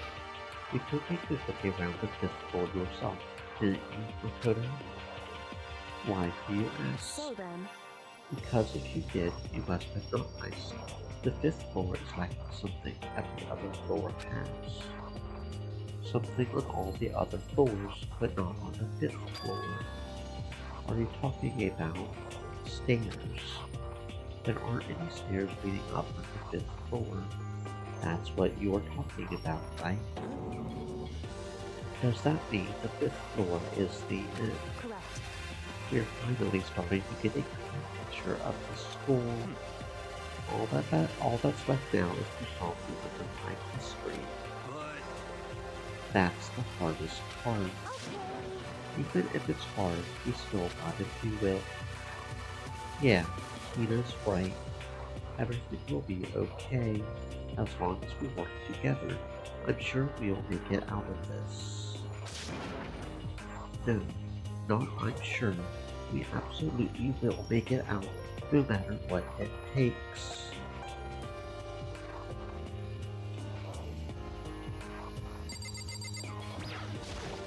You know? Well, there's a big garden up on the 5th floor, and I found more than one thing to be worried about. A stupidly large plant, a chicken coop, and I know what you're going to say, but a tool shed. Monokuma said that was called a Monokuma flower. Even touching it seems dangerous, so we have to be careful. You're serious? It's totally a man-eating plant. I'm pretty sure it's different than the one that lives in the pipe, though. Anyway, that thing must benefit from the sprinkler system as much as anything else in there. Yeah, apparently the sprinklers come on every morning except only on dawn. Yeah, remember that. You don't want to get drenched and catch a cold. Well, you don't have to worry. They say idiots never catch colds, you know? Of course not, because idiots never get wet. I think you're thinking of ducks. I'm starting to worry about you, though. Can you tell me what 10 plus 10 is? Come on, you don't always have to call me dumb. I may have been held back 3 times, but that doesn't make me stupid. If it'll make you happy, I'll answer your dumb question. What was the question again? Don't worry, you just answered it. You know?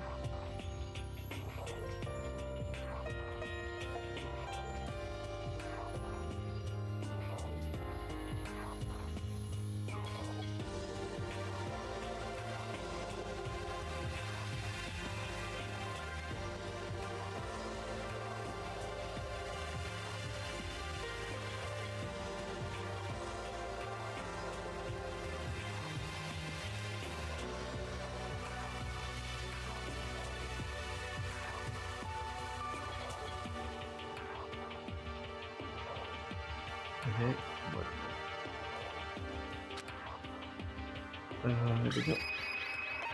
Chicken coop.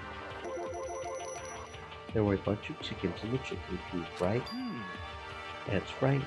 5 chickens. I love chickens. Let's raise them up big and fat. Then we can make fried chicken. Oh, or barbecue. Decisions. Oh, or how about raw? Because there's nothing fresher than raw, right?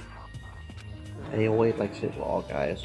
Confirmed, AOA wants raw dog. I'm pretty sure that would kill you.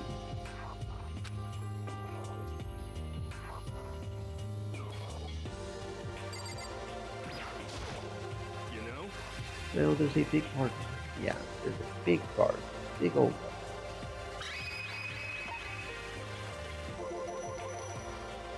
You know, I step 2. That pickaxe. What about the pickaxe? Well, there was a pickaxe in the tool shed. And the words crazy diamond had been carved into the handle. Haven't we seen that phrase somewhere else? Crazy diamond. Yeah, that does sound kind of familiar, I think. It's true. I don't just think, I know. We've definitely seen that phrase before. Where? That's it. I remember. It was on Mondo's uniform, on the back of his jacket. His jacket said the same thing, right? Crazy diamond. I see. You're absolutely right. But why would that be on the pickaxe in the garden? Could it be? Mondo must have snuck in there and done it, right? Not possible. But we didn't have access to the garden until today. That's right. Then maybe Luna thought it was a little person creature. One of Luna cookies needed it. Whatever the reason, that's what stuck out to me in the tool shed. The pickaxe connected to Mondo. Well, what stuck out to me wasn't the pickaxe at all. Then, what did? Yo! What I thought nice was the lawnmower. I'm thinking maybe we could use it to call for help. How are we gonna call for help with a lawnmower? What the heck? I don't know. Maybe I could use it to make crop circles or something. Yeah, that's it. I'm gonna make crop circles. Well, We can use those to call for help. What the heck's happened to you? You weren't like this in the beginning, you know? you know? Well, back then my personality hadn't quite solidified yet. I didn't think it was possible. I'm more disappointed in you now than I've ever been. Wow.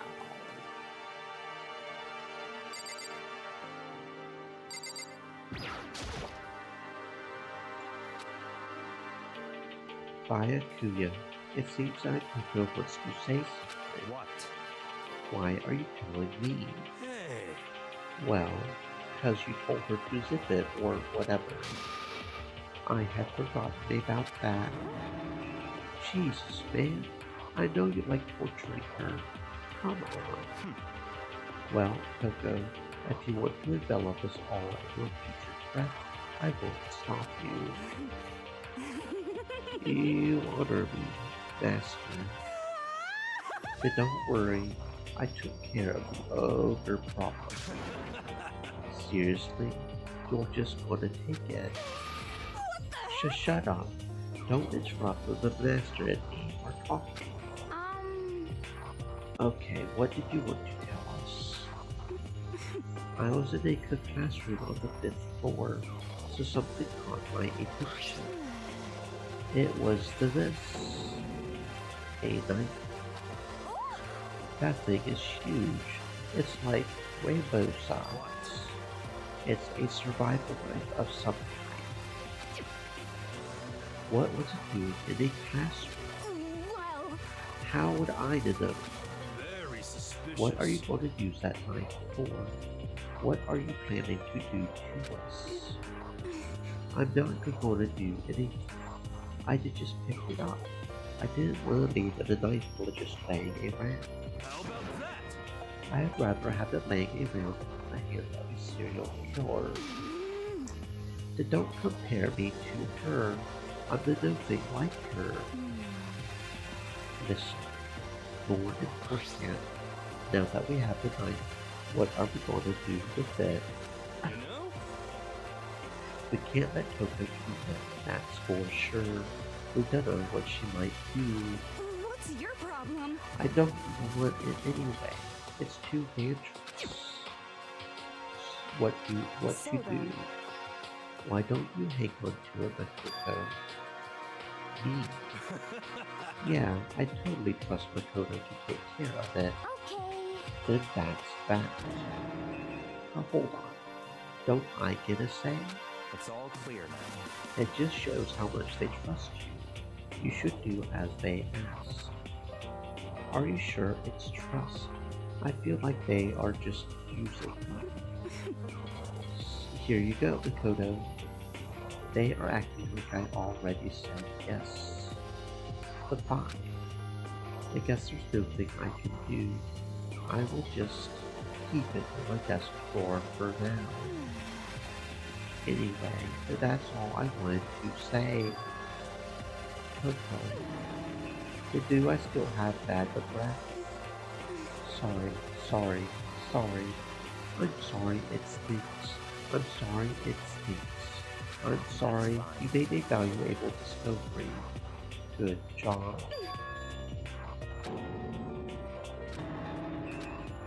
Did Master just praise me? Good for you. I'm dreaming. I must be dreaming. That I would ever experience such a dream. I feel so strange. so strange. You're really strange. No. Whenever I look at Coco these days, it makes me feel sad.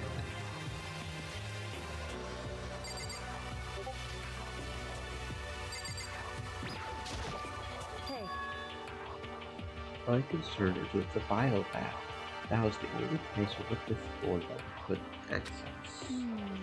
The biolab. I wonder what's in there. Could it be? If this were like a cliche horror game, it would be some kind of creature, the final boss, Tyrant. But We are not in a horror game, though. Either way, we don't need to worry about it at the moment. Don't bother thinking about something that can't be understood, no matter how much you think about it. Naturally. Your tiny brains can only do so much. Focus on utilizing them efficiently. well, I don't really like how you said it. What you said is probably right. What? No, how I said it is right too. I think that's all the new information we have for now. Yo! Now what do we do? Starting today, you are all under my command. Before we proceed, I need to figure something out. No way! How cocky can you be? You are going to bust through the ceiling if your head gets any bigger. What is it you want to figure out? Kyoko's identity. well, Kyoko's identity. Kyoko is Kyoko, right? Yes. Who is she? The rest of us have a clear, definable reason for having been selected to attend Hope's Peak Academy. Hina's the ultimate swimming pro. Hiro's the ultimate clairvoyant. Even Makoto is the ultimate lucky student. Obviously, she's the ultimate detective. Duh. More unlucky than lucky these days. What about Kyoko?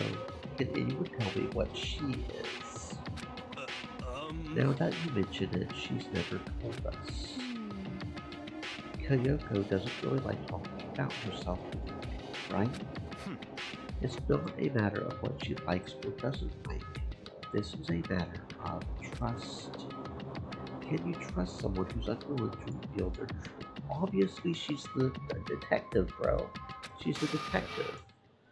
We need to avoid raising any more unnecessary suspicion. Kyoko, it's time you told us. I can't. What? Or why won't you tell us? wrong. I didn't say I won't. I said I can't. What the heck? What do you mean? So, Because I don't remember. What? I have no memory of what I am. You have no memory. You mean amnesia. Oh, okay, maybe she's just the ultimate forgetter. What? She forgets things, that's what she does, maybe. If I thought you had a sense of humor, I would say you were joking. If this is a joke, I'm not laughing. This is very You suspicious. can't be serious right now, can't you? I knew you would be me. That's why I didn't say anything. however, It doesn't matter. Either way, the truth will make itself clear before we are done. What? You have no intention of telling us, then I can no longer stand by. Do nothing. hey, What are you going to do? Torture me? Nothing so barbaric as that. It's all clear now. I will simply limit your options.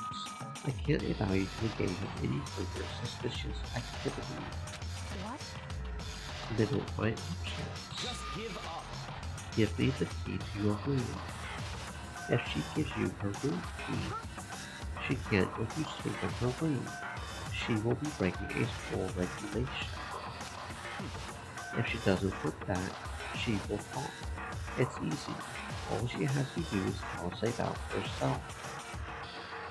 Just hold on. A threat like that, That's fine. I understand. Good. We're finally in the mood for conversation. Without saying a word, Kyoko walked right up to Byakuya and held out her room key to him. It can't be. You damn fool. Why do you refuse to talk? Because Whether I want to or not, I can't. All I can do is keep telling you that. But maybe she really did lose her memory. If you really think about it, it doesn't sound totally impossible. This is the worst school ever, where only the worst stuff happens, right? Amnesia would fit right in. however, The worst school, where only the worst things happen. Do you really mean that? hey, Can you really be sure that life has revealed only the worst things? Or what do you mean? Perhaps I've said too much. Kyoko then turned her back on us, and without a word began to walk away. Come on. Where do you think you are going? goodbye. Don't worry, I am not going to do anything to harm any of you. Those were her last words as she left. Kyoko's last words. The dining hall was silent. The only sound was the door opening and closing as Kyoko left the room. What the heck? Well, what's her deal? But I think you went too far, taking her room key like that.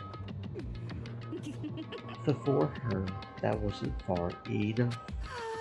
But maybe she gets off at wanting attention. I can't believe her, enjoying getting yelled at. Stop talking. You are getting noisy again, Toko. Come on. Sorry, I can still hear you. The sound of you breathing, of your heart beating. It grates on me. Are you telling her to die? I mean, I know how you feel. What's Kyoko gonna do now? Plus, this situation is just like before. It's no different from when everyone started accusing Sakura. I'm no different either. I still can't stop anyone.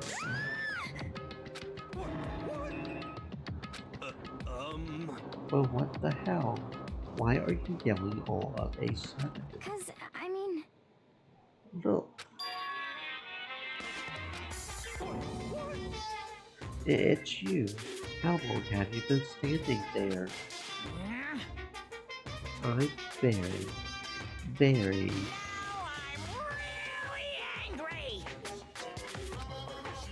Angry at what? At the thief. Yes, that's right.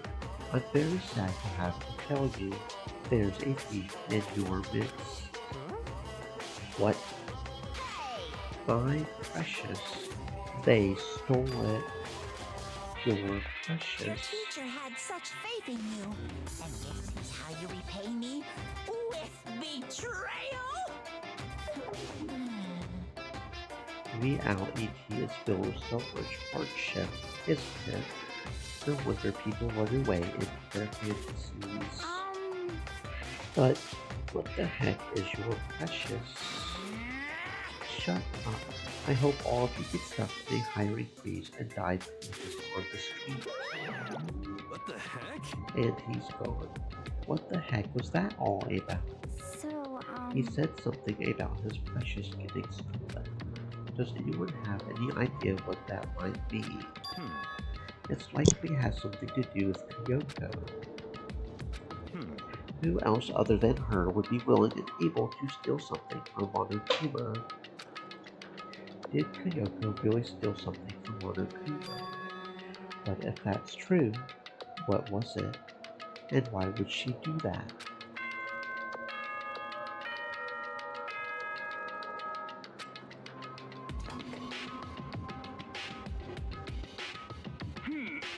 This is a school announcement. It is now 10 p.m. As such, it is officially nighttime.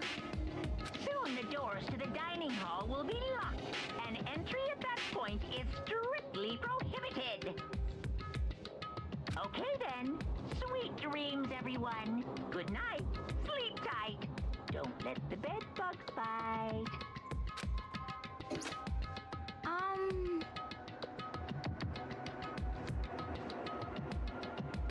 You know?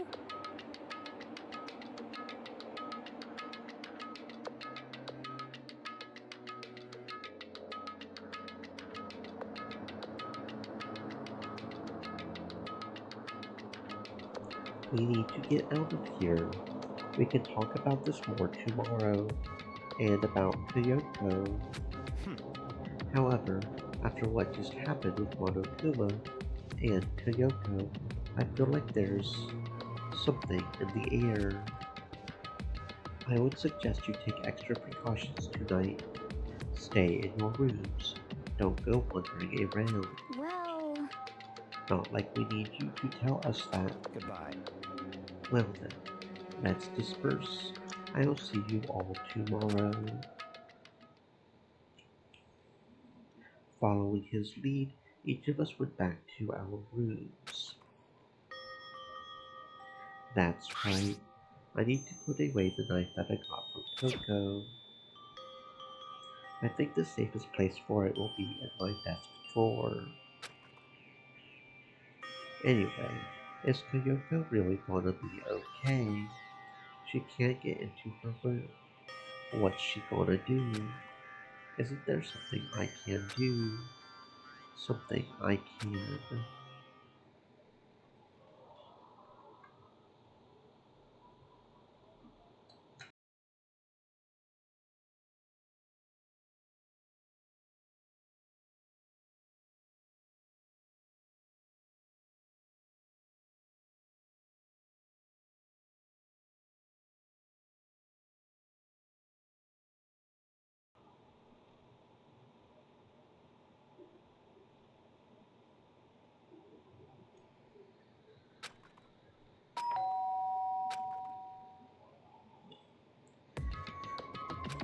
As I opened my eyes, I realized I'd fallen asleep without realizing it.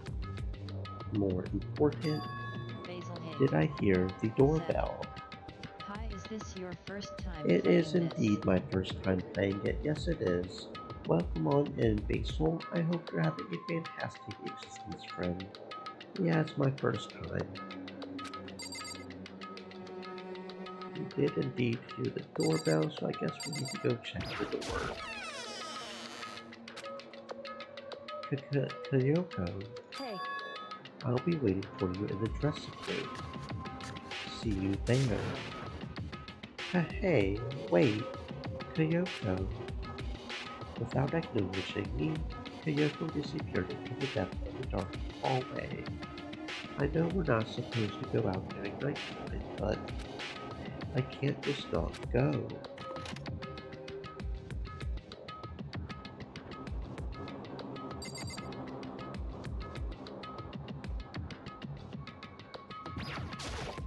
hey, Sorry for asking you to meet with me so late.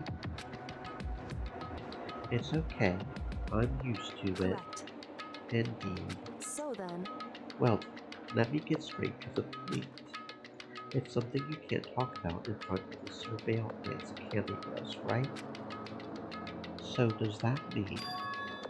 Does this have something to do with whatever it is you stole from Monokuma? Monokuma told us earlier that someone had stolen something from him. Was it you? indeed. That's right. So I was right. But what did you steal? So, I stole this. A key. But looking at it, I could tell it wasn't just a key. It was shaped like Monokuma. It was probably the only key of its kind on Earth. Where did you get this? so, From the headmaster's room. What? You snuck into the headmaster's room. But wasn't it locked? however, The lock was broken. What? correct. It was Sakura. She did it for us. She did. Indeed. Remember what she said in her note. I'm not going to just lay down and die. I will fight. So Sakura broke into the headmaster's room for us. That's right. So that we could uncover whatever secrets might lay hidden within. She did that for us. She violated the school regulations to help us. She had already decided to die, so her last act was to defy the rules of this place. Indeed. I not iced the room was open after the class trial was over yesterday. But if I had just strolled into the room, Monokuma would have done ice right away. Which is why I used you as a decoy. So you asked me to meet you at the data center in order to... Correct. I wanted to draw Monokuma's attention. I took that opportunity to sneak into the headmaster's room, and as a result, I found this key.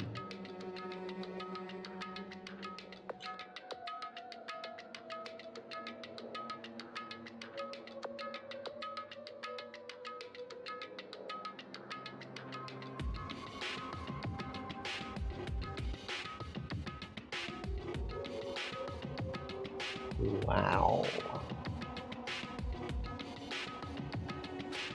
Then what you told me about yesterday, did that come from the headmaster's room too? Mukuro Ikusaba, the 16th student, lying hidden somewhere in this school. The one they call the ultimate despair. Watch out for her.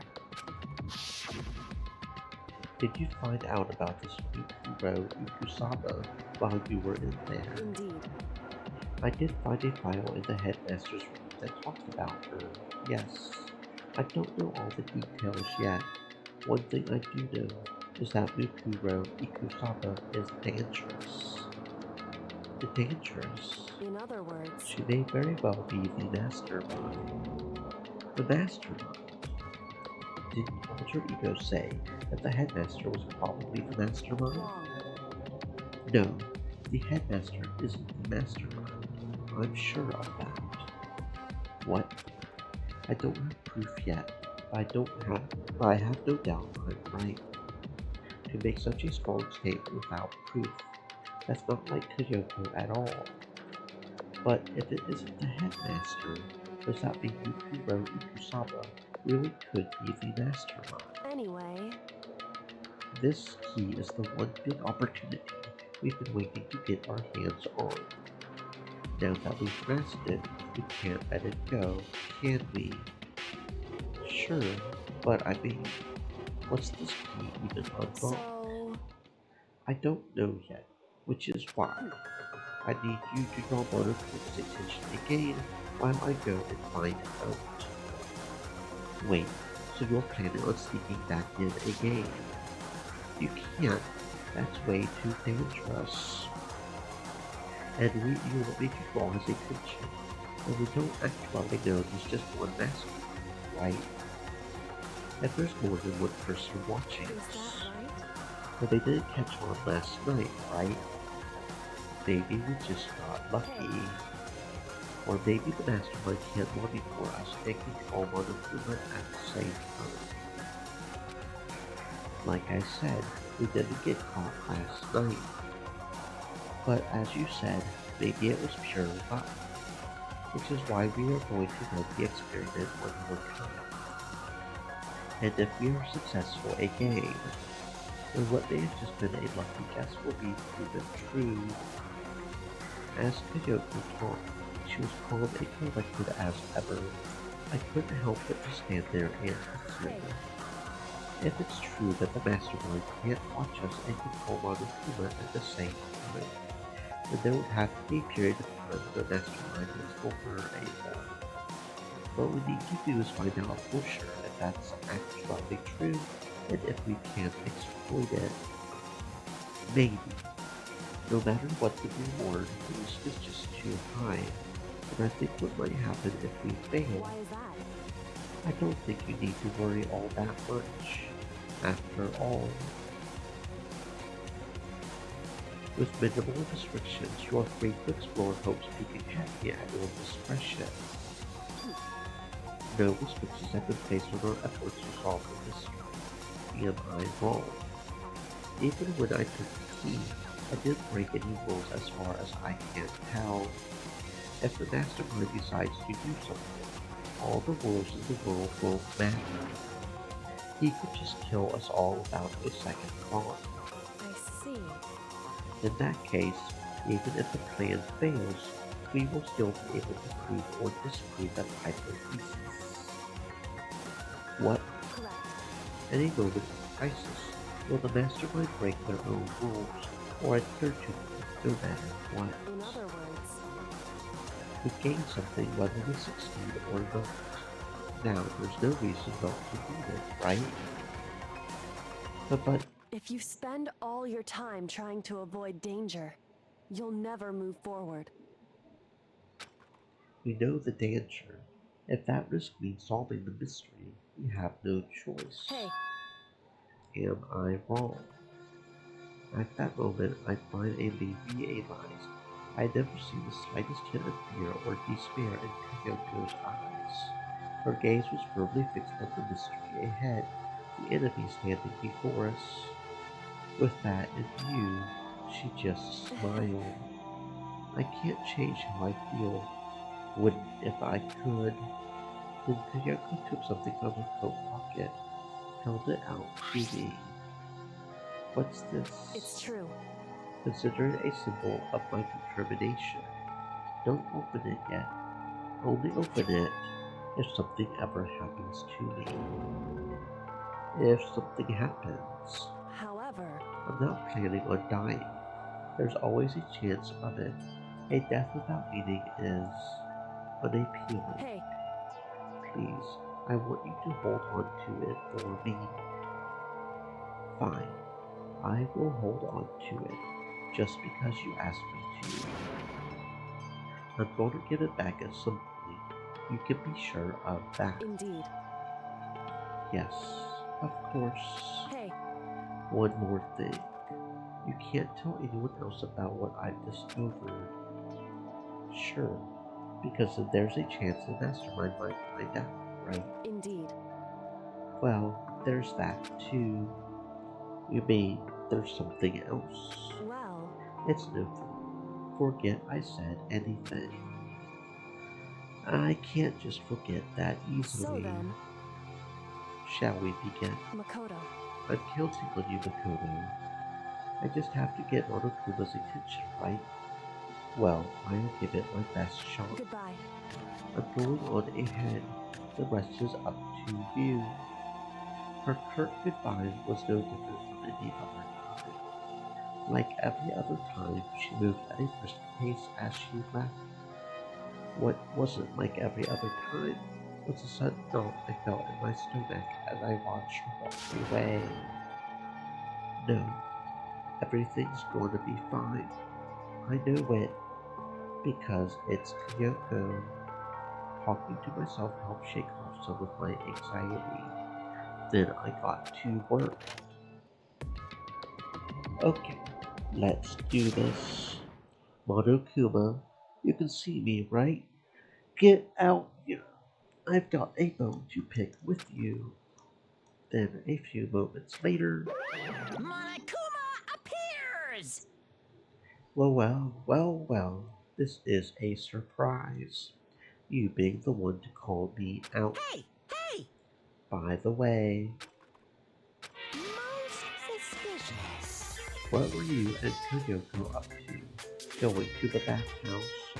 Just the two of you in the middle of the night. That might be a hot and steamy moment, wouldn't you say? So warm and wet, so wet and warm. I bet you guys. I moved to confirm with local and international censorship laws. All over her, didn't you? Not wanna talk? Sure, I get it. Well, whatever. Unlike you, I've absolutely no interest in late night fasts. Because I like to maintain a healthy life of observation, far away from X-rated exploits. Is that why there's no surveillance cameras in the bathhouse? Bullseye. Is it maybe because the lens gets all fogged up? You can't see anything anyway. Sounds like that's the bullseye to me. You need something? Anyway, you went to all that trouble to get me out here. Now what do you want?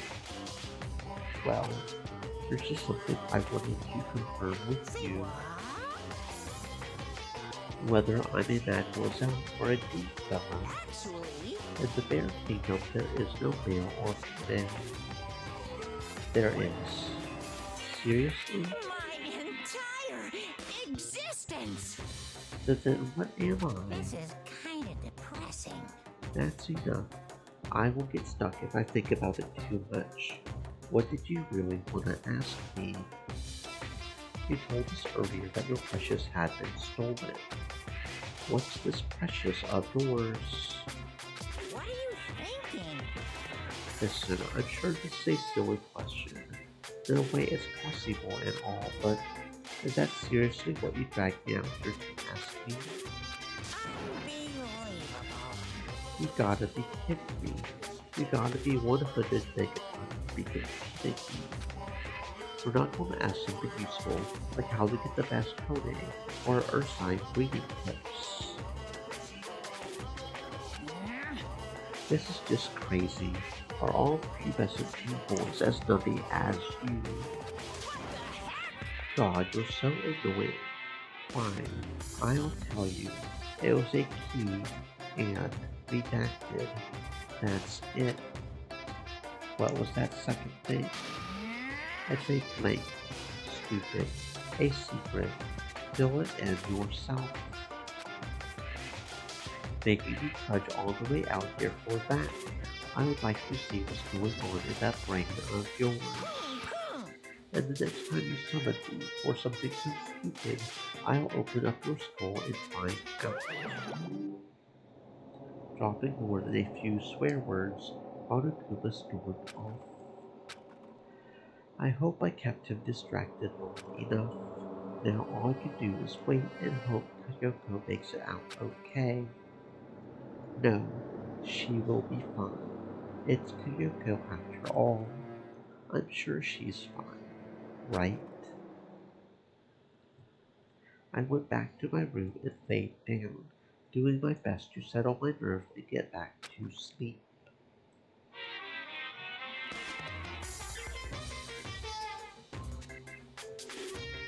Monokuma Theater, brought to you by Spike Toonsoft Company Limited.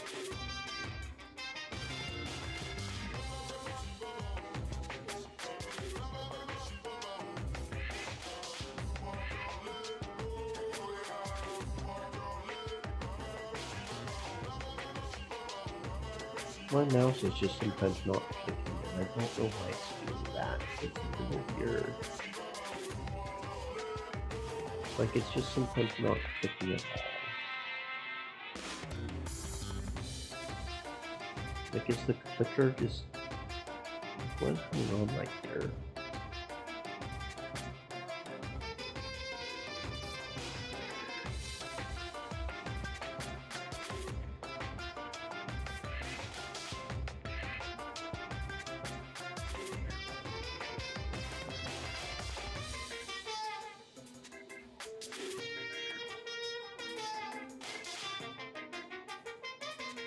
Yeah, it's just sometimes not clicking at all. I don't know what's that.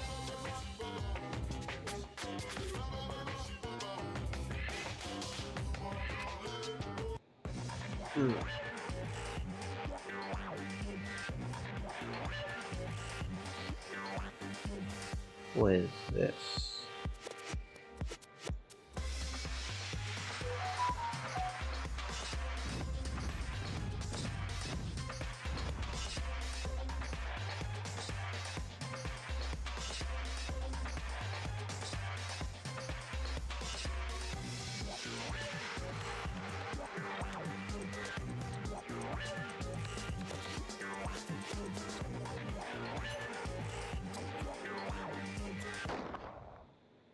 Sakura's Revenge, the game the world has been waiting for.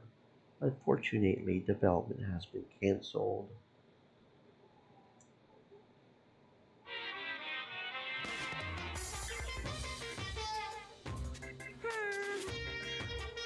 The super stylish, super fashionable game cancelled during development. But it'll start back up again if Danganronpa sells well.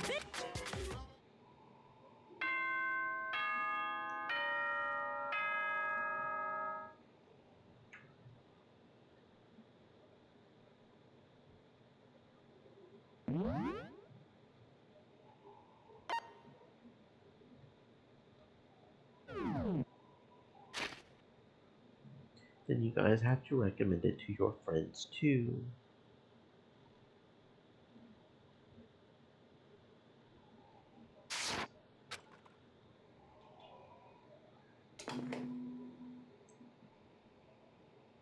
Good morning, everyone! It is now 7 a.m., and nighttime is officially over. Time to rise and shine! Get ready to greet another beautiful day! My body feels so heavy this morning. It must be because I was up so late last night. Anyway, I need to get to the dining hall.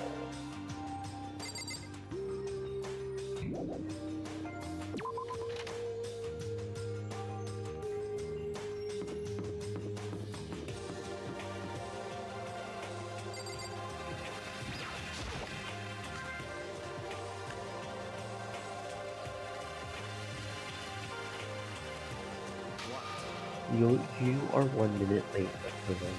How do you explain this? So sorry, I'm not feeling so great today. What's your problem? You really think a tired excuse like that is going to work? Are you allowed to talk again? I don't recall giving you permission. I just thought, since the day that passed, it had made me very sad. Sorry. Please don't hate me. Whatever my punishment is, I will accept it. I will take a sign on my neck that says bad girl. I will clean your bathroom with my toothbrush. If you stop making disgusting comments like that, maybe I can forgive you. But thank you. I won't make any more of the disgusting comments. I promise. If I do, you can stuff my mouth full of trash. As long as it's you and no one else, I don't mind. It's no use. She's disgusting to the bone. So, Anyway, where's Kyoko? I haven't seen her this morning. Could it be? Not cool. This is worse than being late for lunch, for a date, for your wedding, for anything. Maybe she's mad about what happened yesterday, and she's not going to show up anymore. I can't tell the others why Kyoko might not be here. The best thing to do right now is just keep quiet. Very strange. Whatever her reason, I'm curious to know what she is doing. I know she's not in her room, so... You know? Oh yeah, you still have her key, right? What's this? Are you looking for Miss Kiri? What do you want now? Hey! Hey! I'm right, right? You're wondering where Miss Kiri is, right? Did you know where she is?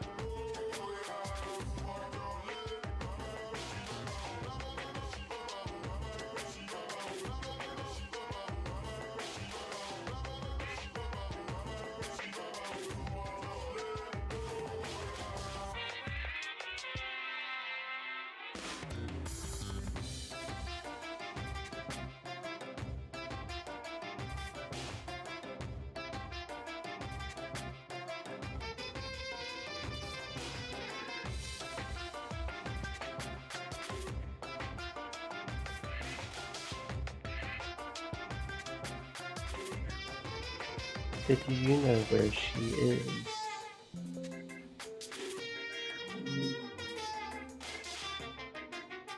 Ooh. Well, it's hard to say. You don't know either. What? It's because he doesn't know. That's why he's here, to try and prod us for information.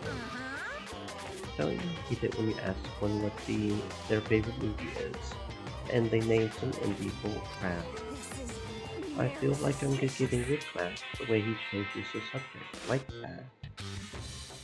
Thank goodness. It looks like Monokuma really didn't not nice. I guess our plan went off just fine last night. Which could mean Hey, maybe the mastermind can't monitor us and control Monokuma at the same time. Could she have been right about that? Was I right? You weren't looking for Miss Kiri. Any idea where she might have gone? We have no idea. Even if we did know, we wouldn't tell you. But we're serious. I see. Well, fine. Whatever. I don't even care anymore. Sayonara, suckers. As soon as he was gone, we all glanced around at each other. So, what was that just now? Does that mean Monokuma doesn't know where she is either? It would seem that way. Where the heck could she have gone?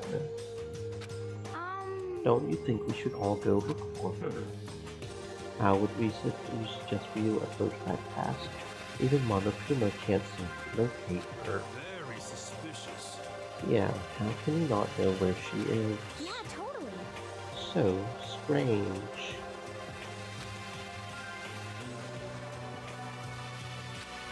Kyoko must have used that key to move into some unknown part of the school.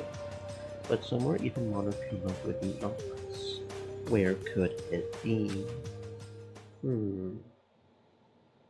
We spent the rest of breakfast talking about where Kyoko could have gone after we returned to our rooms.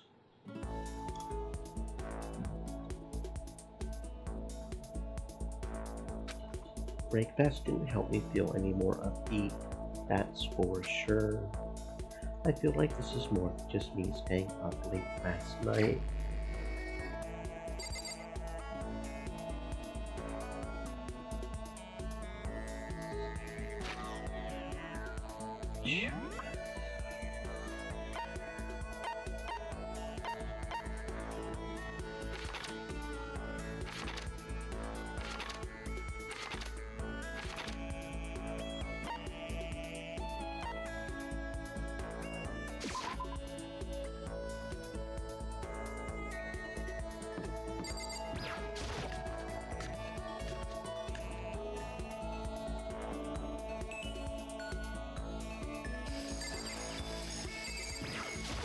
What?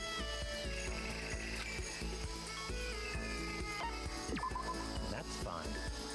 I don't mind allowing you to indulge my attention.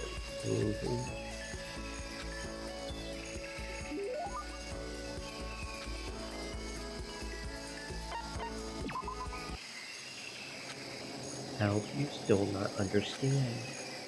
Understand what?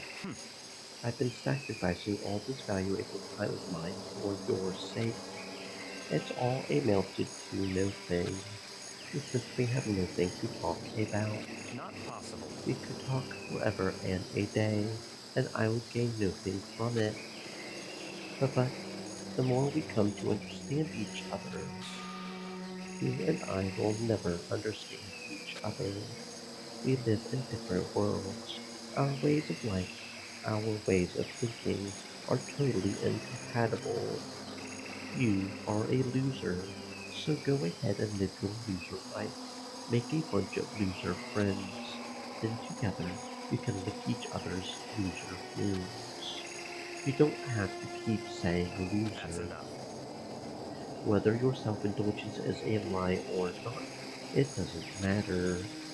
whatever happens, I'm going to keep on fighting, and I'm going to keep on winning. That's right.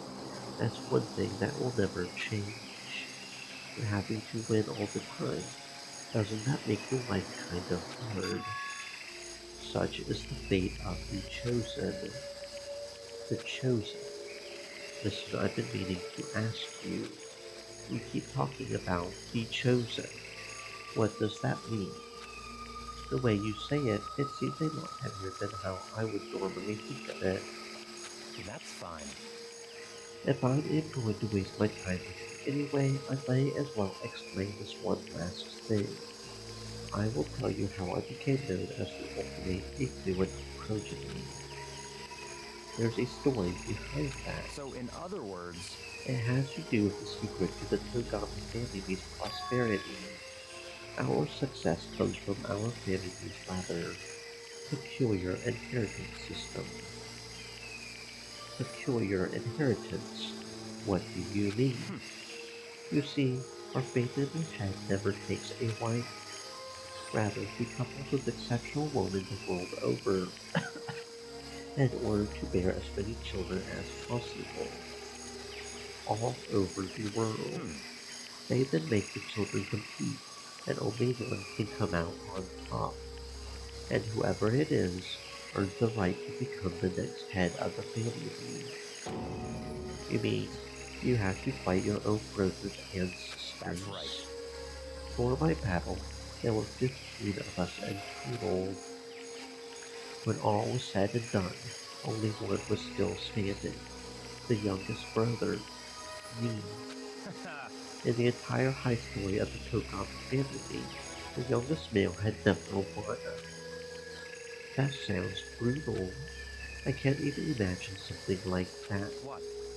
Now do you understand? I won my title in open combat. That is how I became the ultimate affluent progeny. I was not born into greatness.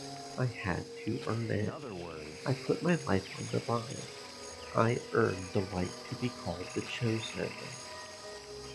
You put your life on the line. Then what about your siblings? Dead. The dead? stop talking. I don't mean that literally, of course. They became dead to the family name, unfit for the name of Togami. Of course, for them it really is like death.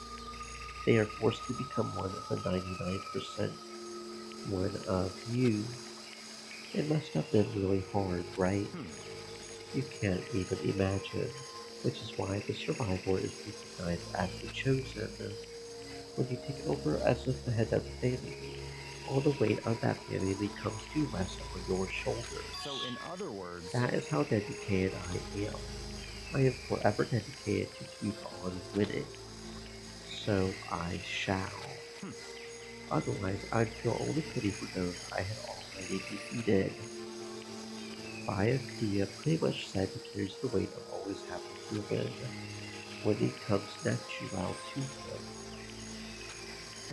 All I'll say at this point is that I am going to win this game too. It's been a long time since I've had so much fun. I need to get as much enjoyment out of it as possible. don't make me repeat myself. In the end, I will stand victorious. I won't lose to the mastermind, or you, or anyone else. Even as the rest of you fall one by one, I will live. I will win. In the name of my family. As long as my name is Byakuya Togami. The finality of his statement left no room for doubt or question. Nobody but Byakuya could talk that way. Sounds so convincing. But because it's him, it seems possible that maybe that is his fate. Honestly, the more I talk to him, the more I see how far apart we are. At the same time, I feel like I understand him that much more. At least, I think I do. Goodbye. Now let me be crystal clear. We no longer have anything to talk about. Do not come to me like this again. Goodbye, loser. I can't imagine any way Byakuya and I could ever become friends in this lifetime. Oh, and I guess that's the maxed out of biophilia. Okay, cool. Cool, cool, cool.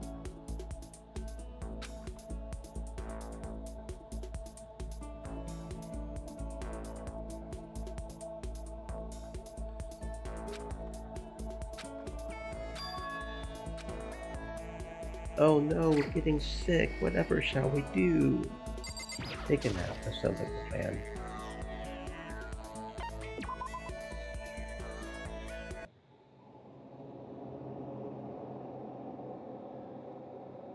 I'm getting the chills. I feel kinda dizzy. I can't help it. I need sleep. Nighttime wasn't for a while, but I felt like my body had reached its limit. As I dropped onto my bed, I felt like I was falling into a bottomless pit. I was unconscious before my head hit the pillow. Well, that's not quite true. I didn't pass out completely. It was more like my consciousness went dim. I moved back and forth between sleep and wakefulness, which is all to say,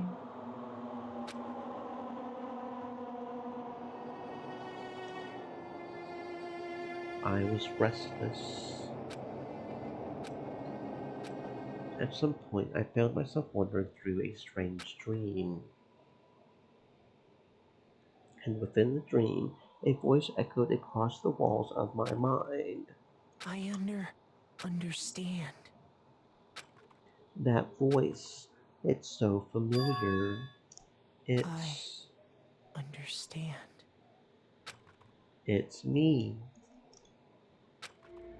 I understand. I should understand everything. My goal isn't to get out of here. It's to stay here. What am I trying to say? Hope. This is all for hope. And that's why I have to stay. I have to stay here.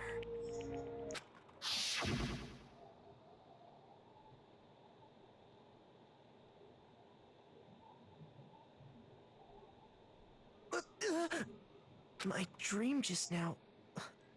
What? So strange. Huh? Oh.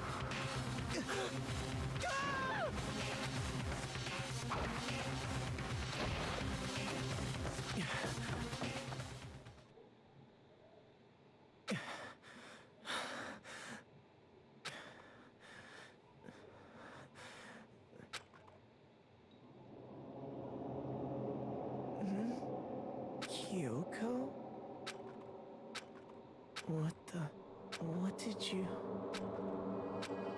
What did you say?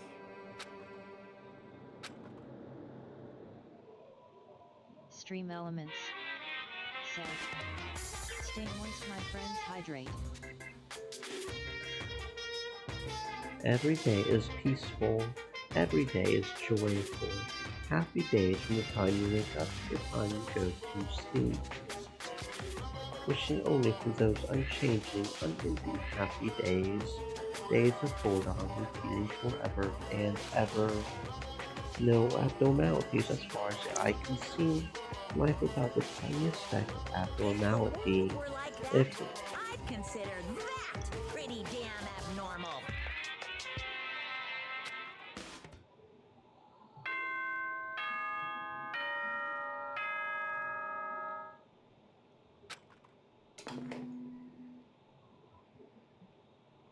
Good morning, everyone!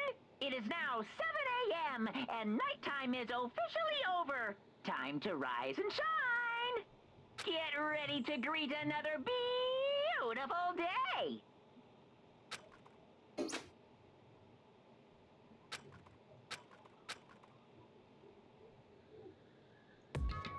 it took longer than usual for me to open my eyes. I let out a deep sigh to bring myself up the rest of the way. The chills, the aches, the unfathomable lethargy, It all disappeared in the night. All that was left was me, drenched in sweat.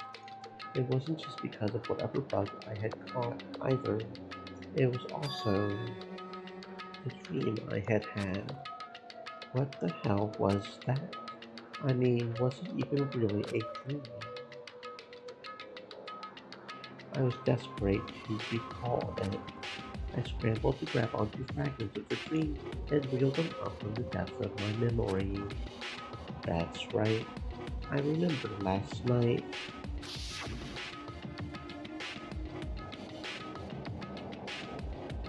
I came down with a fever and couldn't quite get to sleep. And I heard a voice I didn't really understand. And then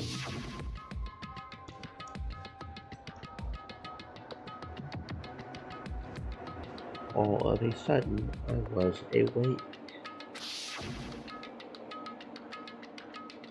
And there was a strange person standing next to my bed wearing a mask. And they were holding a knife. I want to say I fought them off, but I don't actually remember. I felt like my mind had been detached from my body, burning up with fever. I was somewhere far away, watching my body move on its own, and because of that, I don't remember what really happened. But still, I feel like I resisted them desperately, feverishly. After that, things were black again. Next thing I remember, Kyoko was there. But what would she have been doing in my room? What a strange dream. No, was it really a dream? How could I possibly find out either way? I opened the desk drawer and it's empty. There's nothing inside. Wait, nothing inside?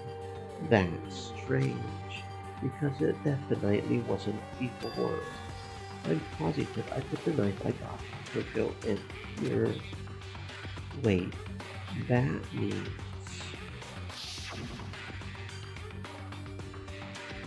the knife they told me to keep safe. I knew it. I just had a feeling. It wasn't a dream after all. But if that's true, this all makes even less sense. Why would someone have wanted to attack me? And who was that behind the mask? And why was Kyoko? What the hell is going on? Well, I don't think I'm gonna figure it out on my own. I should head to the dining hall.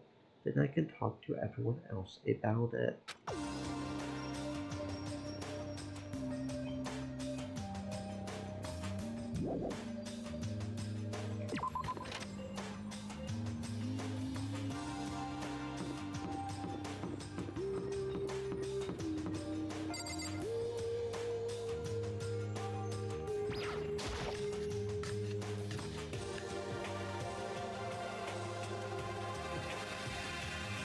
Hey, Makoto. Yep, that's Makoto, sure as the sky's blue. Hey, Hina. You really had me worried, you know? What happened to you last night? Worried? I mean...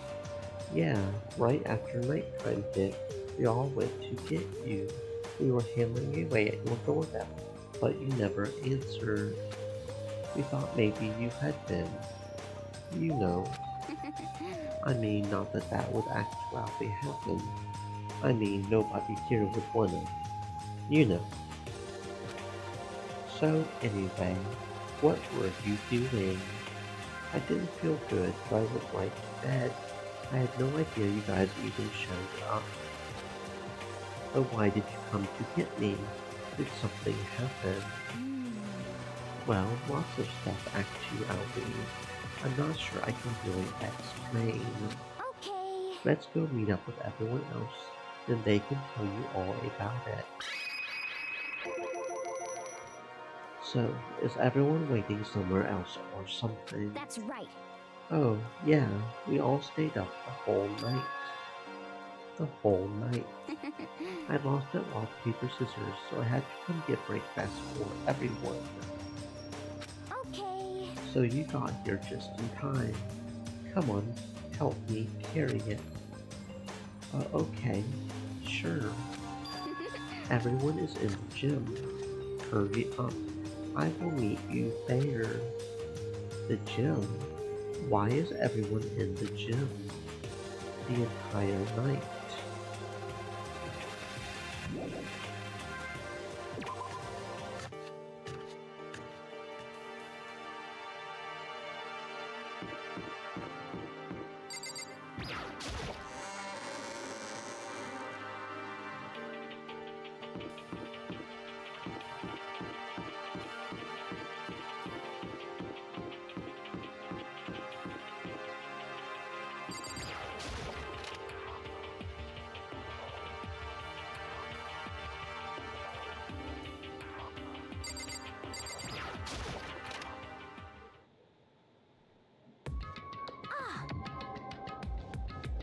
There he is.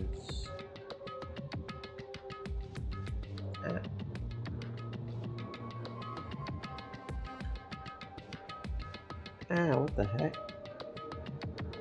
Weirdo, weirdo. No.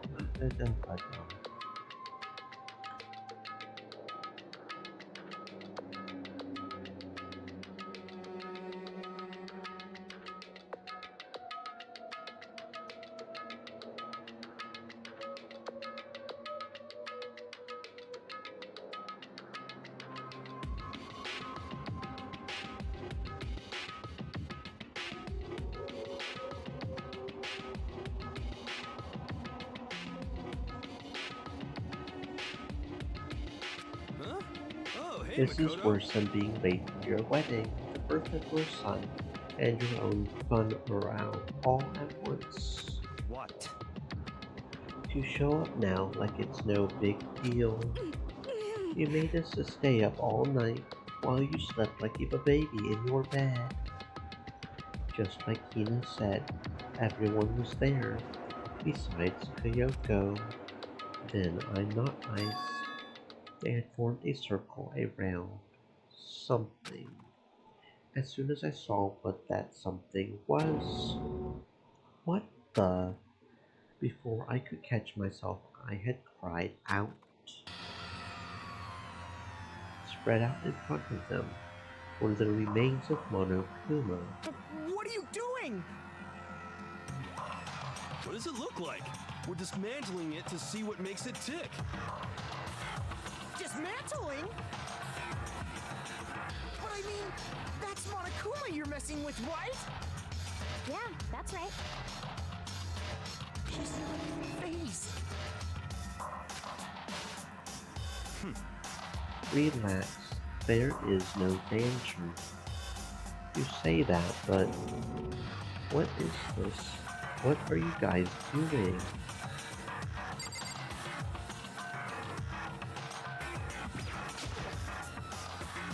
Seriously, what are you thinking? How can you say tearing apart something like that isn't dangerous? Hey, come on. Well, I guess I will handle this. I will explain what's going on, Makoto, because that's how much I like you.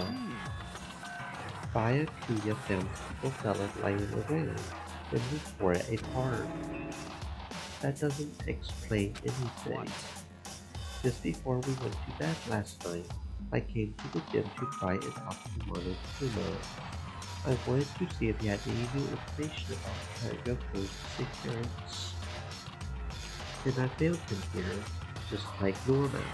However, when I found him, he was no more than a regular boy. He didn't react, didn't say a word. You are saying he wasn't moving at all? I waited there until nighttime officially began, but still one of them remained there motionless. They gathered up us as quickly as everyone as quickly as possible so they could take a look. Even then, he still didn't make a move, i.e. he initiated the disassembly process. It was Master's stroke of genius, a chance to find out what the main modern humans could take. One thing we discovered is that he's quite a sophisticated machine. It sneaks beyond any normal remote control toy. Who has enough free time to invest in something like that anyway. But besides that, what I'm wondering is, why did he stop moving all of a sudden? I thought maybe he had malfunction. We didn't find any cause as we were taking him apart. If he didn't break down, In other words, then maybe something happened to his puppeteer, the mastermind. Something unexpected. I can't imagine any other possibility. Something unexpected. They were probably so scared of Master, they ran away into town. Could it be? Or maybe they got sick or something. But Monokuma made an announcement this morning, right? Who was that, if not the mastermind? Oh, I'm sure that the recording is set to a timer and plays as necessary. That's true. He says the same thing every day, right? Guys, I don't think now's a good time for light conversation.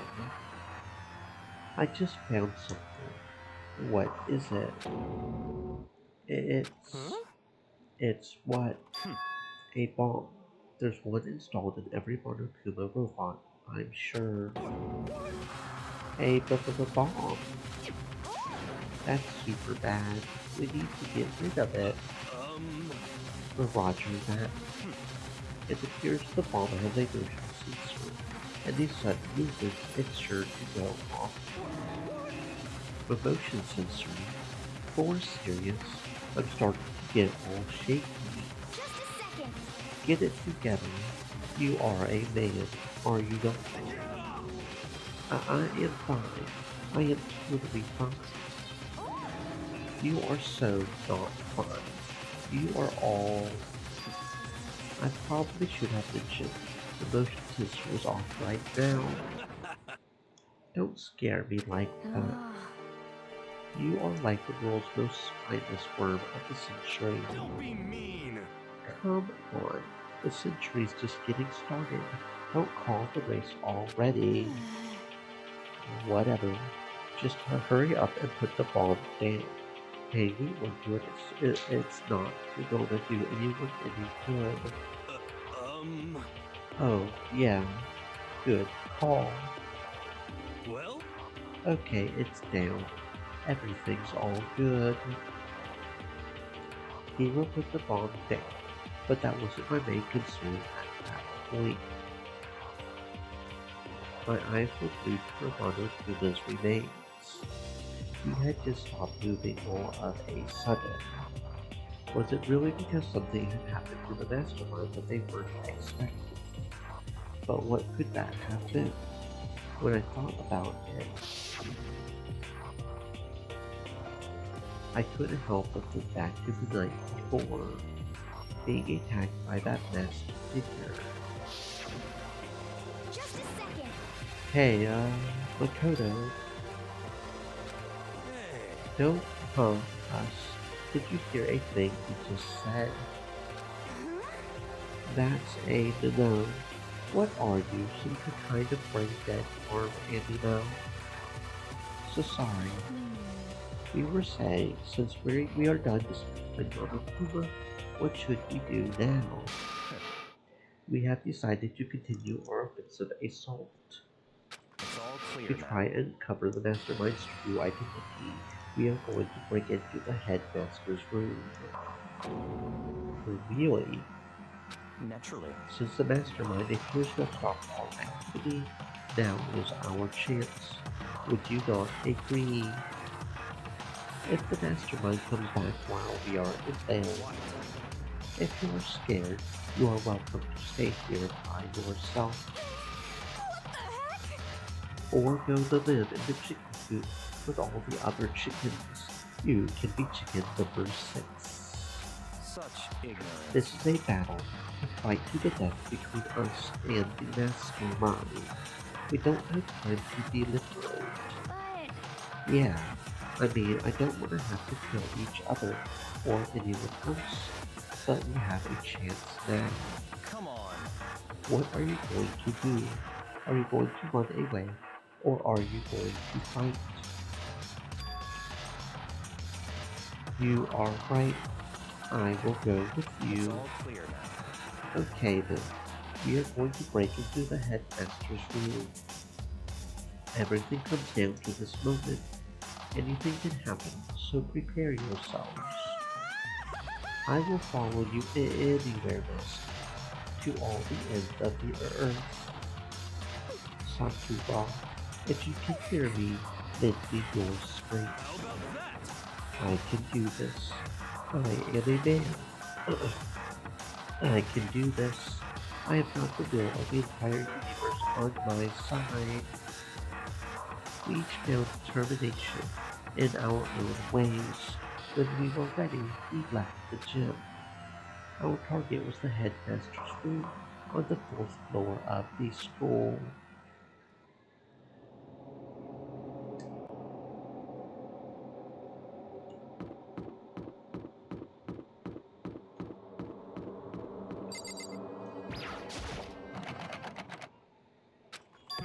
It's locked as expected. What are you gonna do? Isn't it obvious? We are going to tear this door off its hinges. Wait, the rules say we have seen that the mastermind isn't watching us. Those don't matter anymore. But Like Makoto said, if the mastermind did show up while we were in So there, in other words, then we will just have to finish our business before that can happen. hey, Sure, what? we've come this far. We can't back down now. We agreed this is what we have to do. We have to do it. Beautiful. I mean, Serious. We don't have any choice. We are desperate. Let's do it. Let's rip this door down. actually, How are we gonna do that? This thing looks pretty sturdy. Then we'll need something sturdy of our own. What about that one thing? The thing in the tool shed. oh, so then, The pickaxe. I see. Interesting. That could very well be what we need. Now then, Toko, what time is it? Well, when we left the gym, it was just before 9. It's probably 9 on the dot now. It's all clear now. Go get the pickaxe. Be back here by 9:01.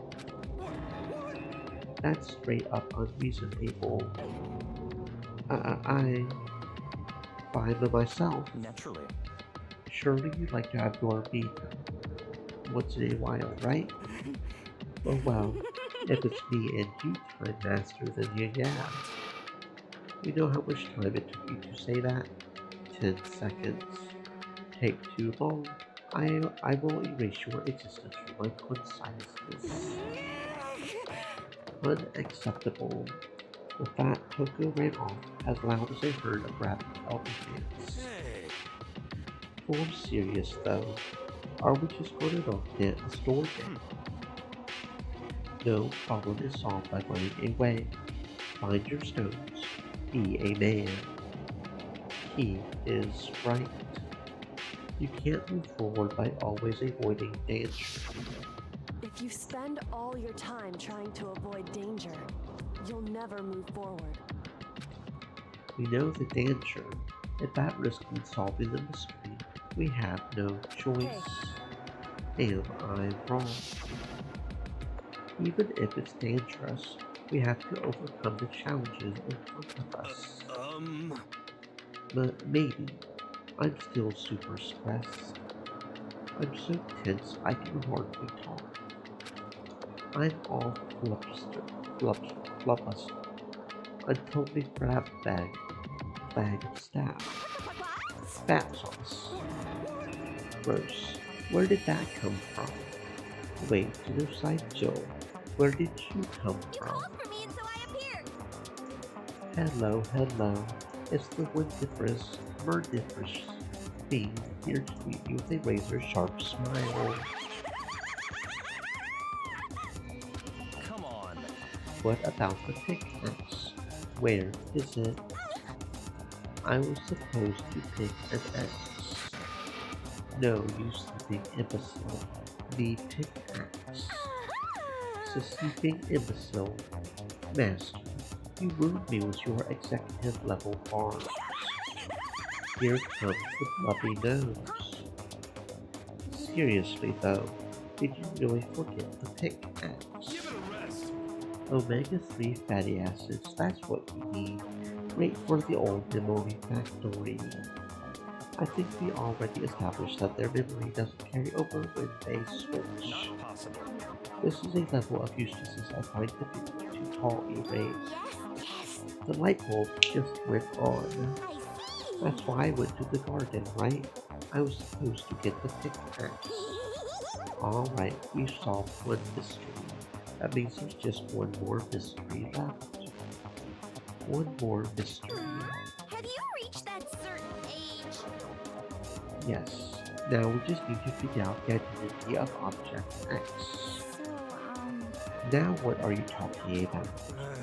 Did you already forget what we were talking about? You are right, missing out on life. you gotta be kidding. I am not missing out on life. In fact, I found one in the garden. What? What did you find? You SOB! Did you hear me? I said corpse. A corpse. Yep. That's right. I found a corpse in the garden. We found a corpse in the garden. What did you say? Well then, before we enter the headmaster's room, it appears we have something else to look into. Come on. We are going to the garden. Okay.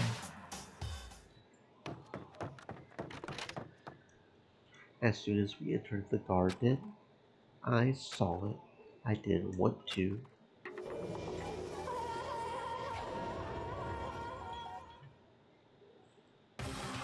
I saw someone lying on the ground with a mask covering their face. There was a knife buried in their stomach up to the hilt. But what the? Are they really dead? For sure. Who is it?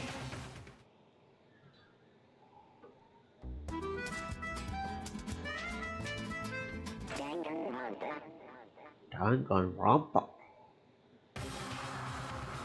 Just to make things clear, last night I was attacked by someone wearing a mask.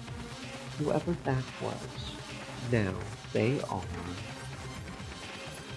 I don't know why. Now they are lying dead in front of me. I told you, there is a corpse hanging out here. Are they really dead? Is this really a dead body? We need to begin looking around right away. However, be ever so careful. There is no telling what you might find.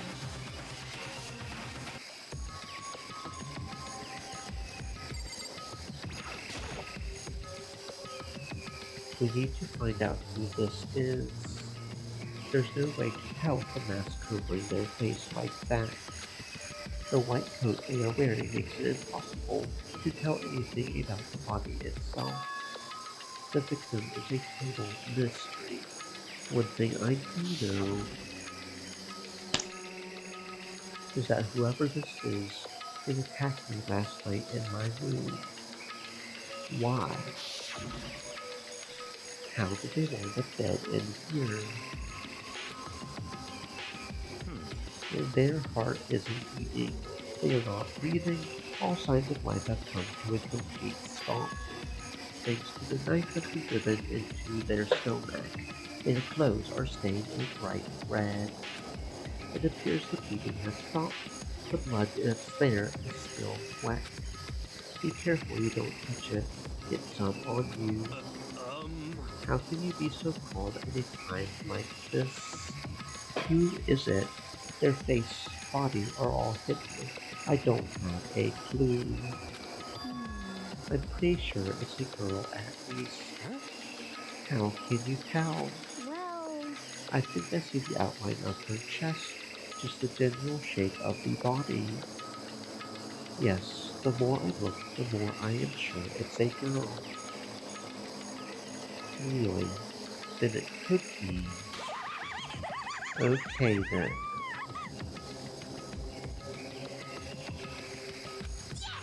Let's just tear the mask clean off. Come on.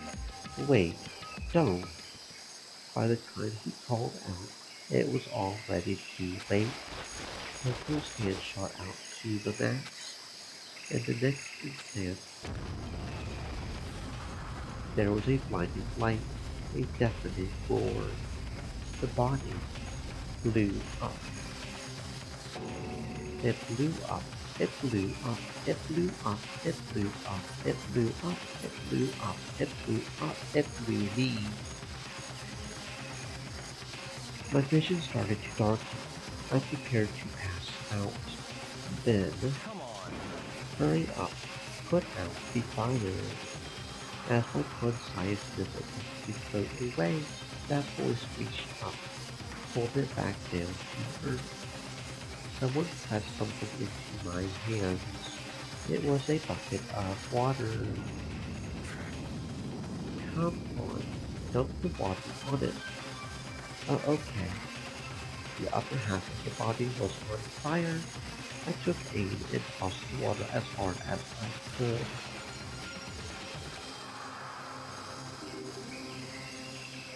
Thankfully, that was enough to put out the fire.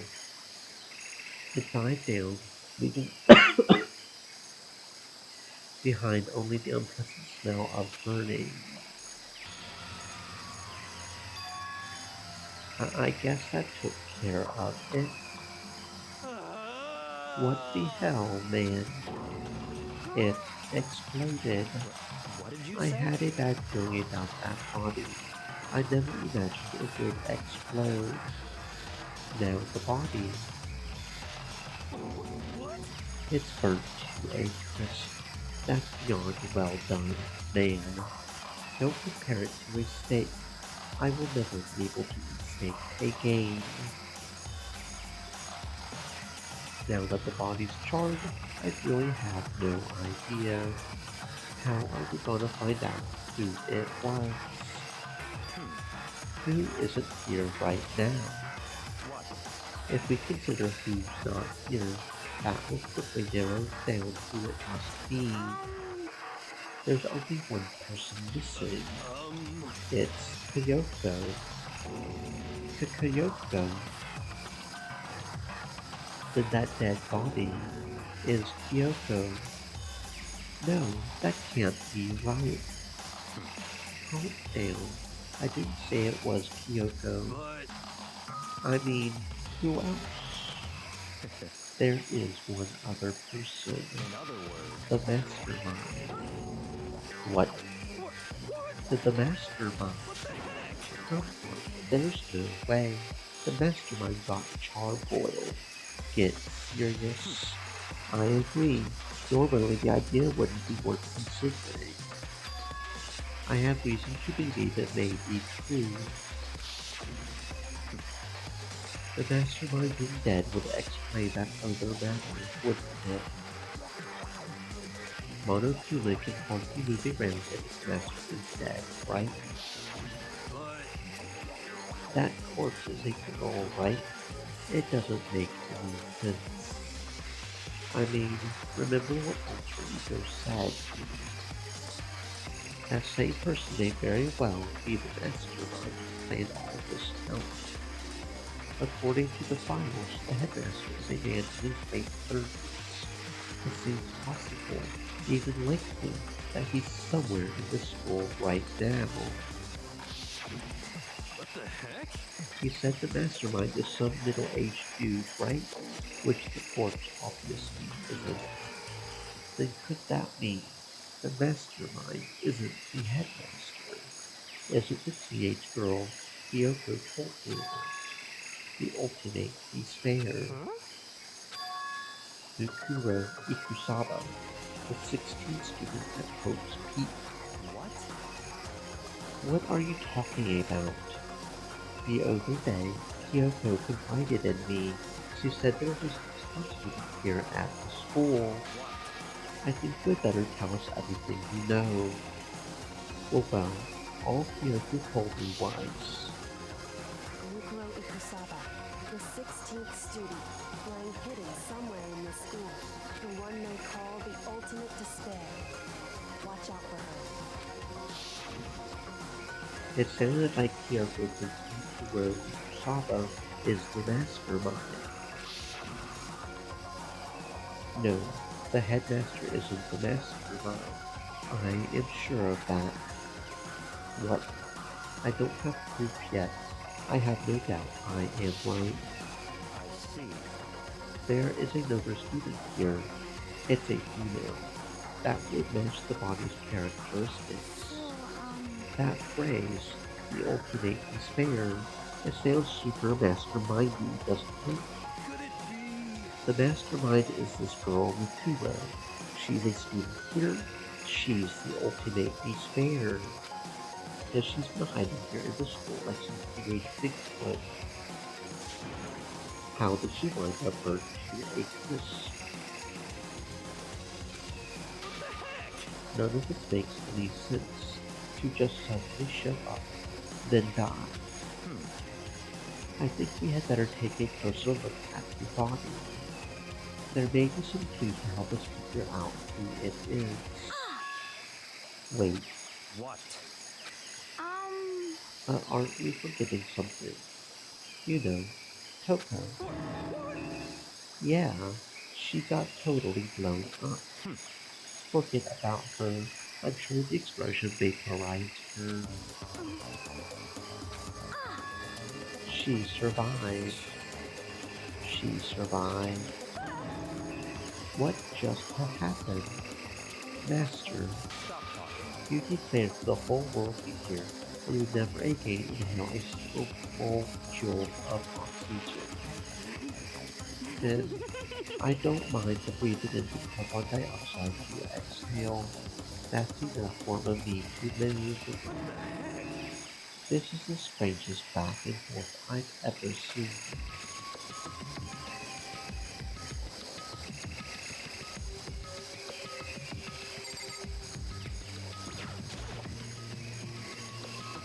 I should take a close look at the body one more time.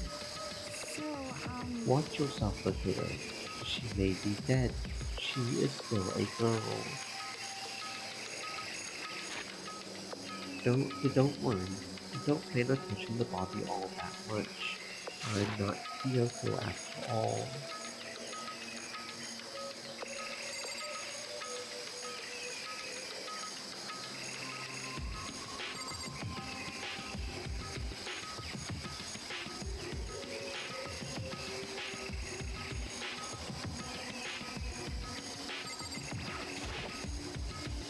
Hold on, there's something on the ground there.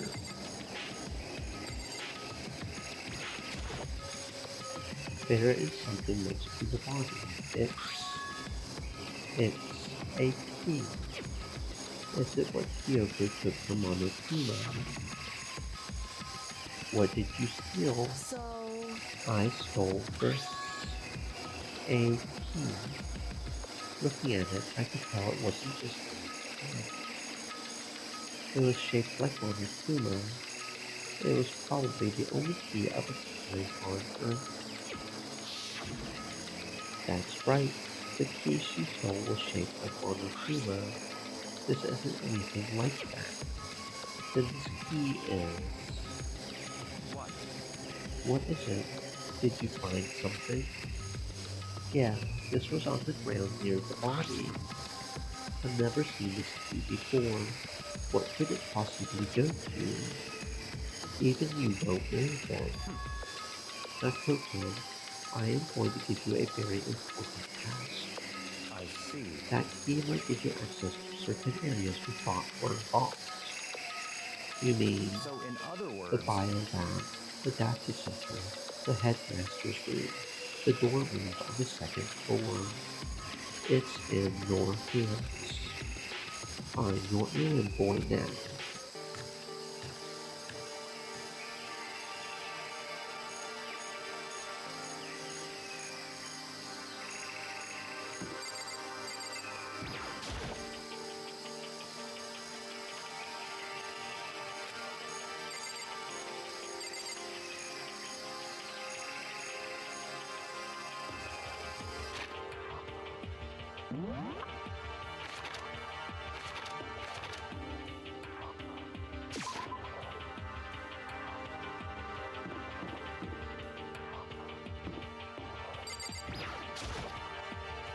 The door to the data center was definitely locked before. Okay, let's give it a shot. When I went to insert the key, I had found it had gone into the keyhole. It fits. Then this is the key to the data center. I had managed to unlock the data center. I guess all that running around paid off. I have to go tell everyone else. I immediately headed back to the apartment. You are back. How did it go? I found out which room the key goes to. It is the data center, down on the 4th floor. Then we can get into the data center now. I see. Interesting. Why did the now DCs have that key on them? I suppose we will just have to go to the data center, find out. Yes, I think you were right. Here we are. Looks like the door is still unlocked. When you open that door, there's not gonna be another huge kaboom like before, right? You are asking that question then. Don't worry, we have the Koto. What? In other words, It is in your hands. A game. It means I trust you. That is an absolute lie. I am just being used.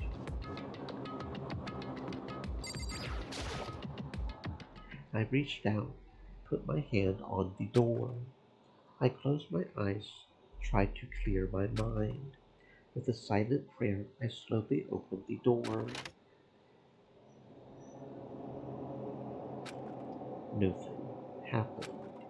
After making sure I was still alive, I slowly opened my eyes.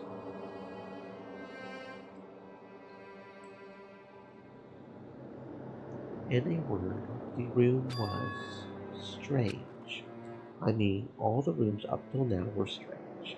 This room had a special kind of strangeness. It wasn't a surface fear like the rest of the school. Here, the fear was lurking beneath the surface. The room was filled with that kind of dread. What? That's... Hero extended a trembling hand, pointed. Look at all those monitors on the wall. Look at what they are showing.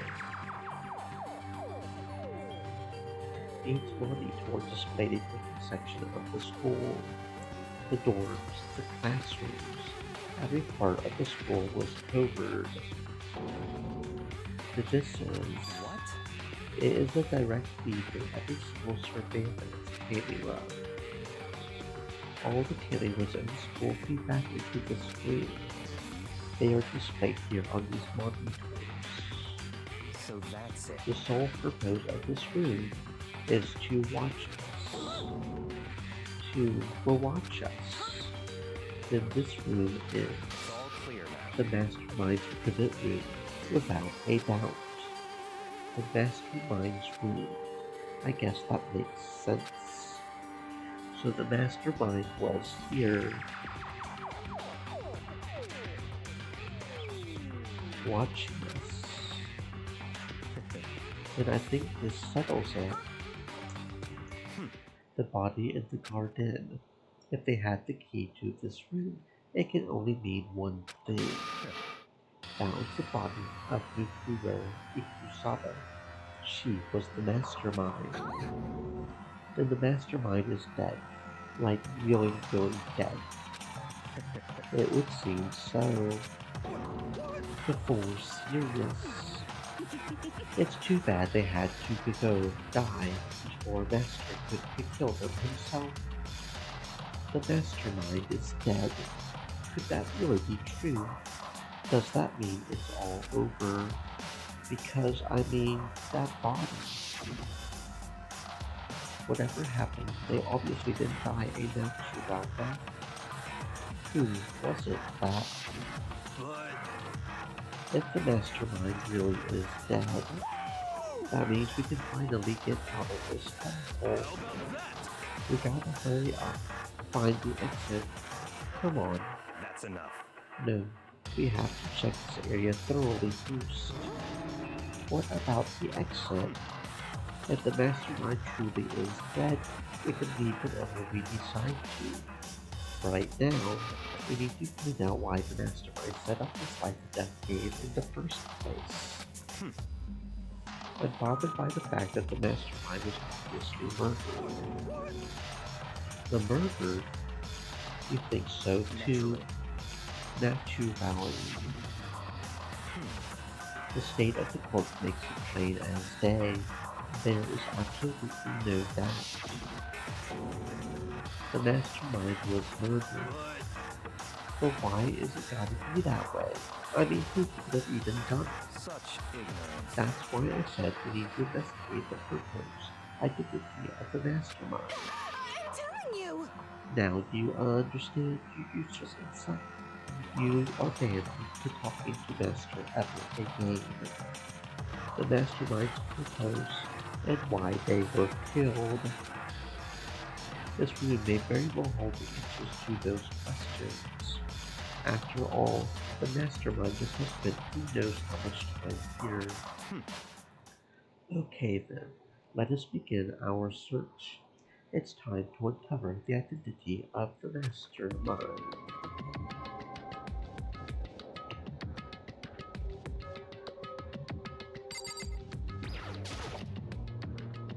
That there's a really a ridiculous number of monitors here. And the mastermind's been using them all to spy on us. As long as I have this. Look at the master go. It's like a feast for the eyes. How much is a monthly membership?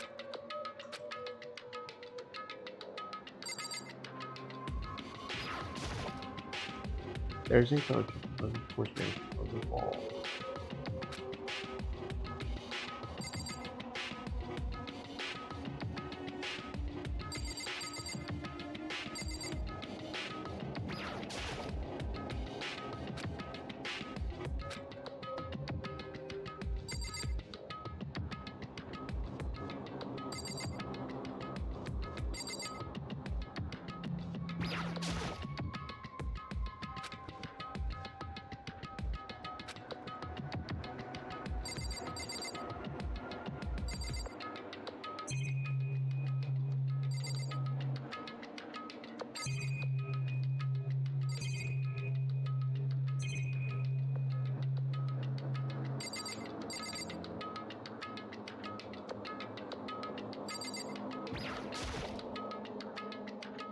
There is a bunch of computers all lined up.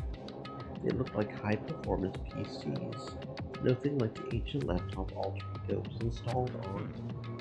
They are all on, but they seem to be locked. So what? You can't do anything. Just use your fighting spirit to force your way in. What century are you from? The mastermind must have been using these to monitor the network. And Alter Ego.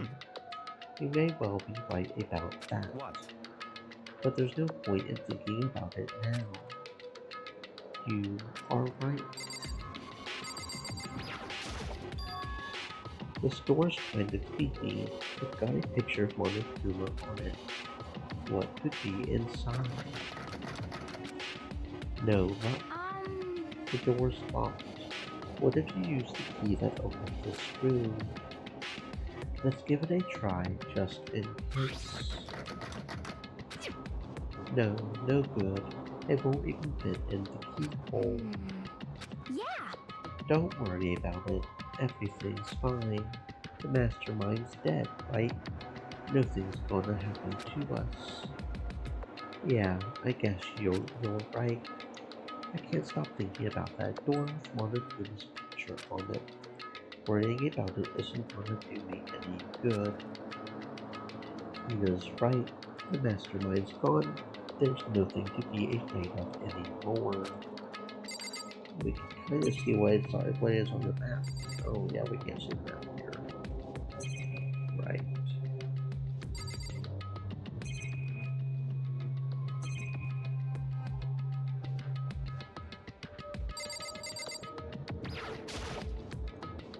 There's nothing showing up on this one. Look, next to that TV. Isn't that a TV antenna? How about that? It is. It's just like the one my grandma uses. It's totally one of those high-def antennas. Wait, if we hook up that antenna, we could watch TV. Did someone say TV? You know? Saturday morning Tina's here. Are you talking about me? Anyway, if we can watch TV, let's do it. Come on, come on, come on. You know? You're all starved for info from the outside world. Alright, let me work my magic. You will be quickly leading your way to TV Van before you know it. I mean, I get the reference. What's he talking about? You know? Huh? What's wrong? Good news for all you Saturday morning kiddies out there. I think I got the TV working. Really? Now all we got to do is switch it on. What? Then do it. Friggin' idiot mastermind. All you guys need to cut free from your request of the outside world. They were sitting here watching TV the whole time. They really thought they could get away with it.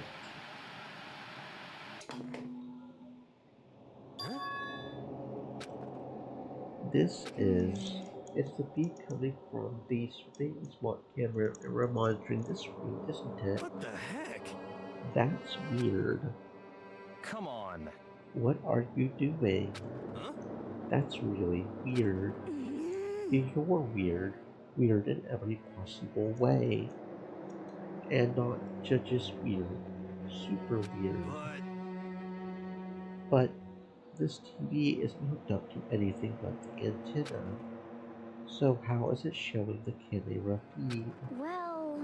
Did you try changing the channel? Um... Oh, good idea. Let's give that a try.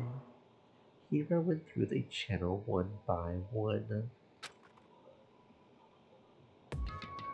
But on every channel, it was just us.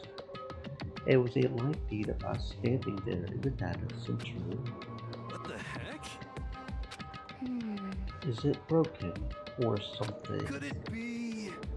No, there must be some kind of trick to it. Some weird setup. A trick? What kind of trick? Actually... I'm not sure. What?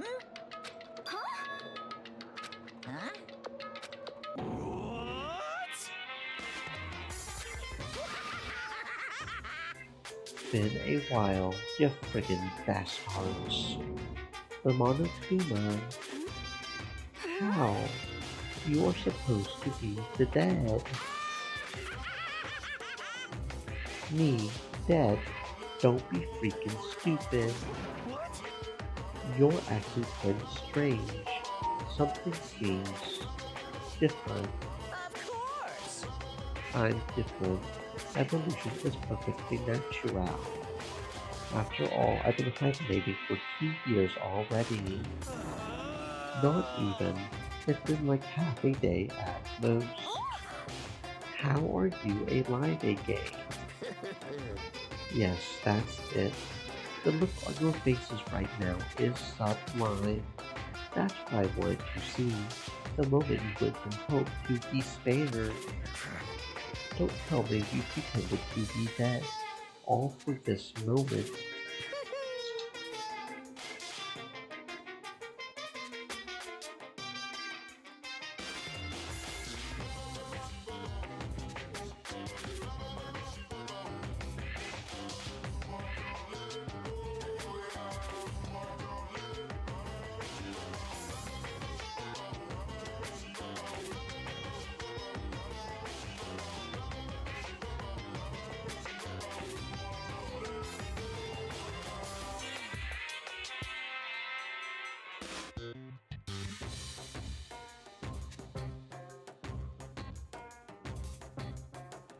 Why would a bear pretend to be dead? You are the ones who should pretend to be dead when you see a bear. I mean, that's totally laughable. It makes me laugh. I'm gonna laugh now. Well, now. And that's that. Well, it's almost time to cut off your past so full of hope and begin to despair at the future ahead of you. I want you to all have way more fun in this killing game. You can't be serious. We have to keep going. Let me out of here! No, we were supposed to get out of here. Get out of here. Are you still obsessed with getting out of here? How do you not get it? There is no getting out of here. And besides, this life isn't all bad, you know? I mean, there is stuff you won't like about life no matter where you are. Are you so serious? This place is the worst. If it's the worst, does that mean you are in despair? Well, now. I'm pooped from all that laughing. I guess I will just get to the point already. The point? Hey, You guys really struck gold when you found that TV. Yes, indeed.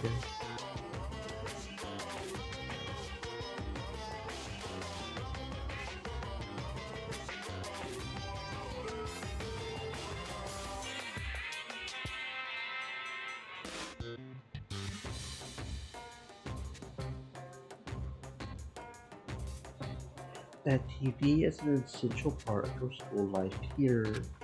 What? I knew it was hiding a secret of some kind. What the heck? I connected the antenna, so why is it just showing us its real and speed? Look how attentive they are now.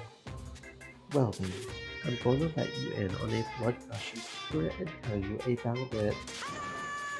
That TV is absolutely, without a doubt, displaying the signal coming in on the antenna.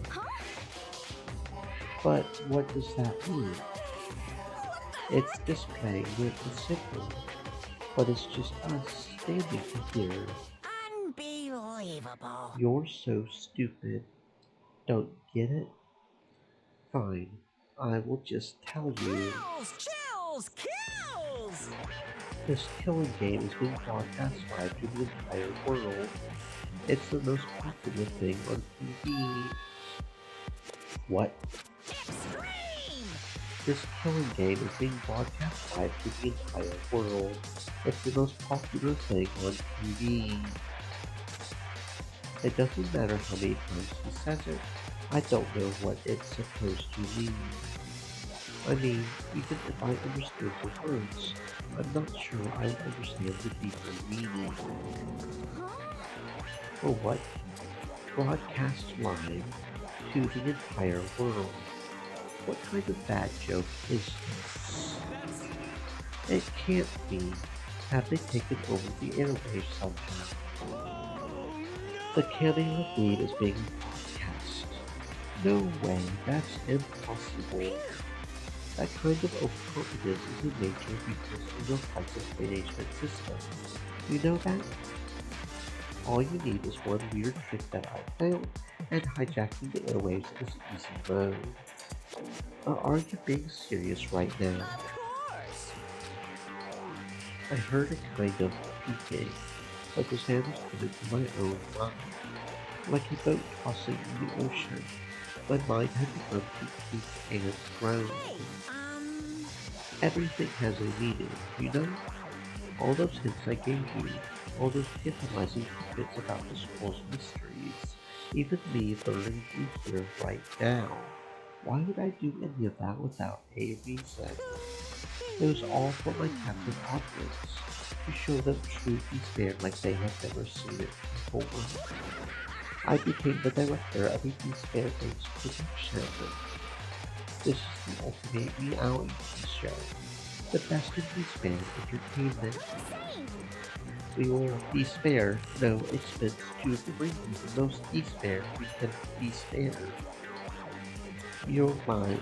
If this was on TV, the Twice and everyone else would be going crazy.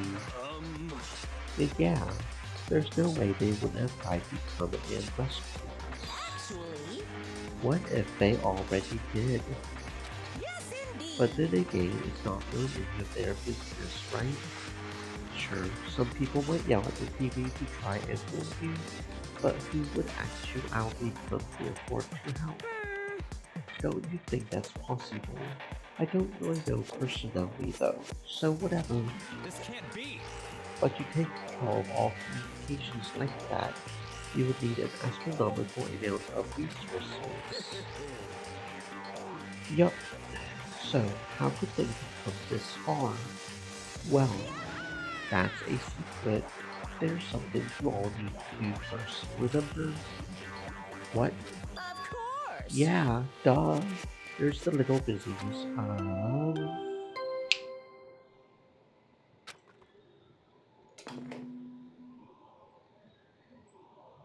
A body has been discovered.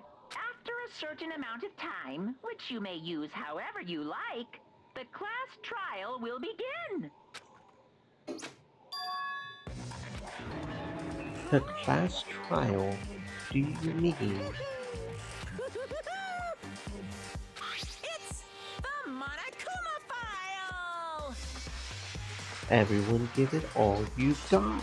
Okay. Heart-pounding excitement! Okay. Things are going to get pretty crazy from here on out.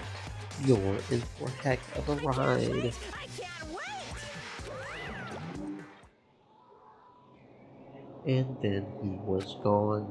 Reality was incomprehensible, the truth hopelessly out of reach. All we were left with was despair. We stood there for I don't know how long, frozen in place. I couldn't think. It took everything I had just to keep myself standing upright. I don't understand any of this. Stay moist, What my is friends, despair hydrate. entertainment, and how is he still alive? I'm sick of this. I thought that finally, we could get out of here. And plus, what did he say about a class trial? Stop talking. Well, that part's obvious. The class trial is the class trial. What it means is that at this point, we have to figure out who the culprit is. Figure out who killed Kyoko. What? What the heck? What are you talking about? I thought Mikuro Ikusaba was the one who died. The victim was female, right? Kyoko certainly fulfills that condition. And if Monokuma is still alive and active, that means that the mastermind, Mikuro Ikusaba, isn't dead. So naturally, that body can't belong to him. So it must be Kyoko. There is no other possibility. The body is Kyoko's. Kyoko's been murdered. No, it's not possible. Because Because I don't know anything about her yet. I don't even know who she really is. To have it end like this, I don't believe it. I refuse to believe it. Whether you believe it or not doesn't matter. The truth is the truth. If you refuse to believe, it's your responsibility to uncover the truth for yourself. Myself. Anyway, we had better begin. But If we are going to have a class trial, then that means the killer. That's right. Correct. It must be someone participating in our school life. Wait, so you're saying one of us killed Kyoko? Well, that's not precisely what I'm saying, no. Huh? But you just said. Stop talking. I don't have time to explain it now. There is a veritable mountain of issues I need to confirm. So I'm going to begin my search. If you value your lives, you'll put everything you have into this. That is how this game works, after all. Well, I had better start by checking out the monocular file. Due to the explosion, the victims I did is unknown. They were, however, dead before the blast. The victim had been stabbed a single time with a knife, which went completely through the body. They had also been struck in the head with an object about as thick as a metal pipe. The body was covered with other wounds, but these were at least several days old. So even the monocular file doesn't tell us who the victim actually was. The unidentified body. Could it really be Kyoko? Or I have no choice. I have to investigate. I have to uncover the truth for myself. No matter what, I have to find out what happened, or we're all dead. I need to go back to the scene of the crime, back to the garden.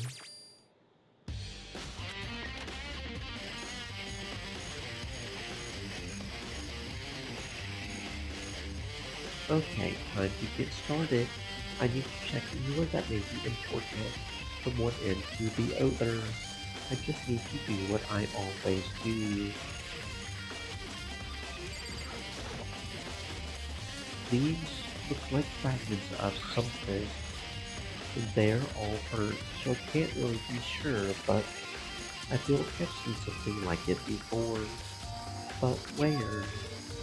Wait, was it there? I'll have to double check that later.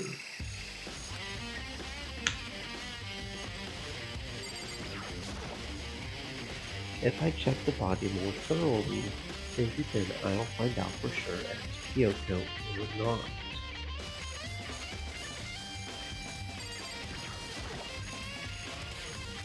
There's something weird about the body's fingernails. These are fake nails. They are really long. They seem like they'll get in the way of normal activity.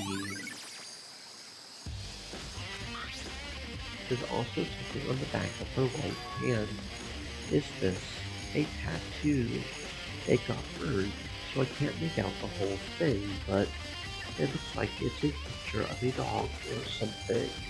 I've never seen anything like it before.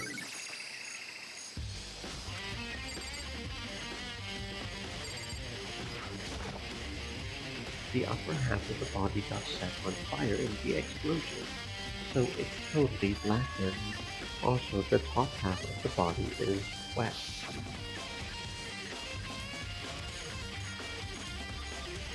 That's because it got set on fire, and I threw water on it. Since I only threw water on the part that was on fire, the bottom half is still dry.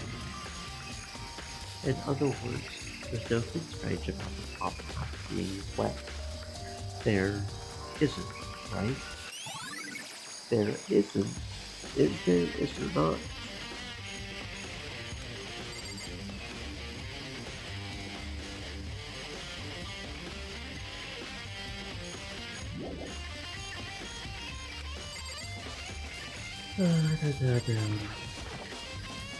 The lower half of the body didn't get wet at all after the body blew up. The top half got set on fire, so I dumped a bucket of water on it, which explains why the bottom half isn't wet. There's nothing strange about that, right?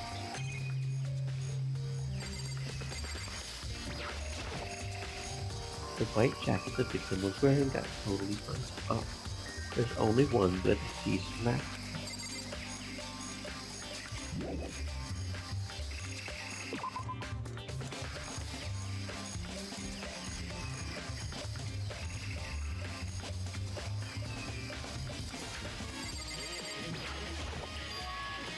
There's a knife lying on the ground. Is this? It must be the knife that was stuck in the body before it exploded. The force of the explosion must have thrown it over here. The monoclonal file said the knife was all the way through the body, from front to back. Does that mean this knife is what caused the fatal injury? Either way, this knife, it looks really familiar.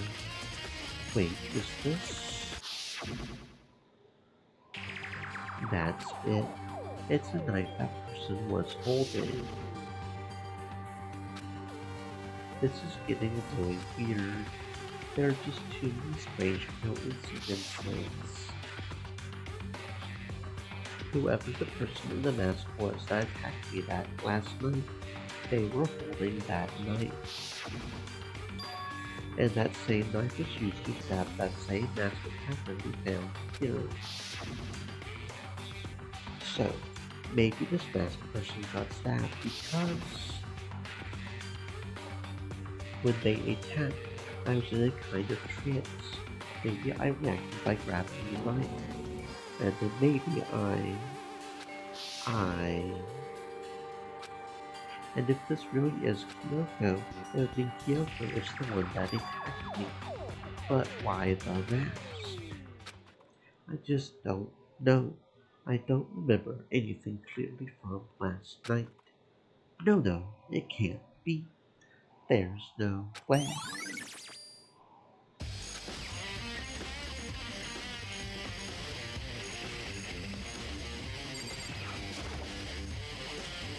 I remember there were some chickens in the chicken coop.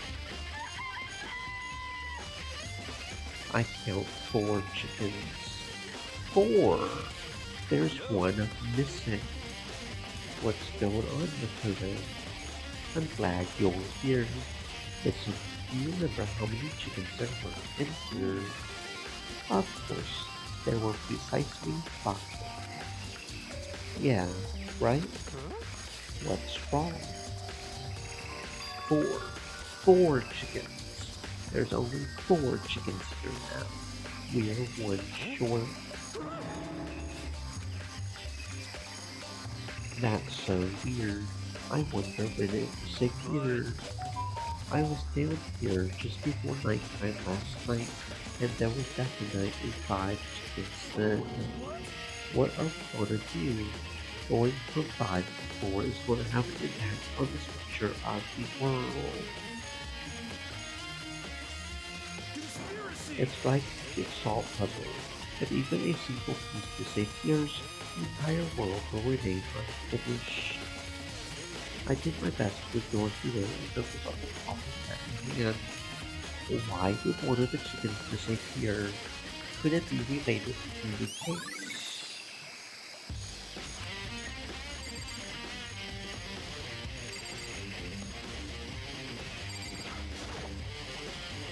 Just to be sure, I should take a look at the tool shed. This room is dusty and disorganized. In other words, a pretty stereotypical tool shed. Is this a cart? Wait, was there a cart in here before? I should probably look into that. It could be related to the case. There's a lawnmower in here. I don't think it has anything to do with this corpse. The top is wet and covered with mud and grime. but the underside is totally clean and completely dry. One side of that tarp is wet and dirty, despite y'all's mamas. Something about that bothers me. That's the one thing in here that concerns me.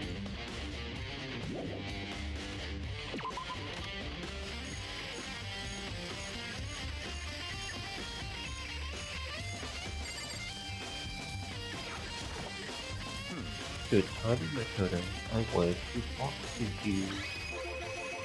What do you want to talk about? So in other I words, would like to hear your alibi. Alibi. in other words, Correct. I would love to hear where you were after nighttime and last night. Well, I was sick, so I was asleep all night. But why are you asking me about that now? And what's nighttime got to do with it? naturally. Isn't it obvious? This murder took place after nighttime. How can you know that for sure? Because just after nighttime began, I came to the garden. I was going around for everyone so I could tell them about Monokuma. Kuros was spending most of his time in the garden the last few days, so I figured he would be here. And I can confirm that when I arrived last night, there was no body here. In other words, So the murder could only have taken place at some point during nighttime, after I left the garden. However, Coco, Hiro, Peter, and I were in the gym together the entire night last night. What? Once I found Hiro in the garden, we immediately went to Coco and Peter's room to pick her up. At that point, we all went to the gym and began to stand in front of Kuma. As a precaution, we made sure not to go anywhere alone. We even went to the bathroom in pairs. In other words, all four of us have airtight alibis. The only ones who don't have alibis are me and Kyoko. that's right. And if the victim really is Kyoko, then I'm the only one without an alibi. Also, when we went to go get Peanut and Coco, we stopped by your room as well. But you never came to the door. So, where, precisely, were you? I'm telling the truth. I was in my room, but I was dead asleep. I had a fever, so that's hardly an alibi. I know. So, what now? You seem to get quite with the Sunday codes here. I'm the only one without an alibi. That's really bad, isn't it?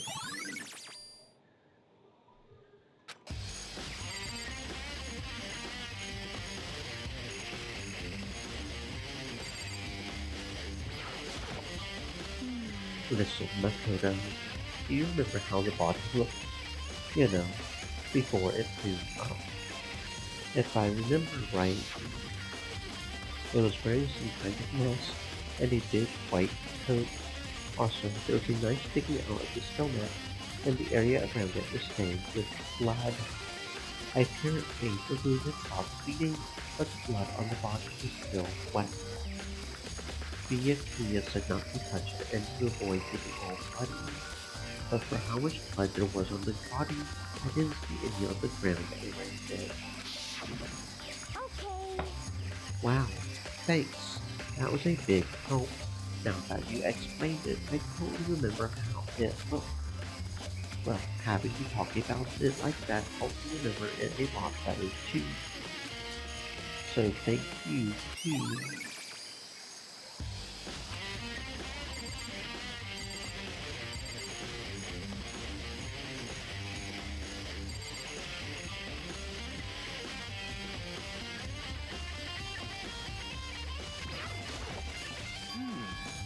It's 11 right now, and Serious. I was just thinking about when we first found the body. When the body was found, I should look back at what I did this morning to help me remember when that was. One of Kuma's announcement woke me up at 7 as usual, and I had to go to dining hall pretty soon. Once I got there, I met up with Tina. That was right around 7:30, and I headed to the gym where everyone else was waiting. Next, Coco went to go get the tickets, and that's when she found the body. What time has it been? Now then, Coco, what time is it? Well, when we left the gym, it was just before 9 o'clock, so it's probably 9 on the dot now. That's right, it had to have been right around 9 o'clock. Now that you mention it, I think you're right. So I think we can say for sure that the body was found at 9. Okay, my job's done. That's a pretty small job.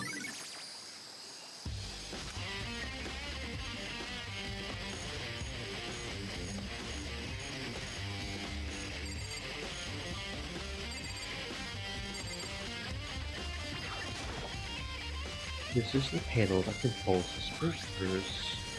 They are set to turn on at 7:30 every morning. The molecule is set to time positively to be changed.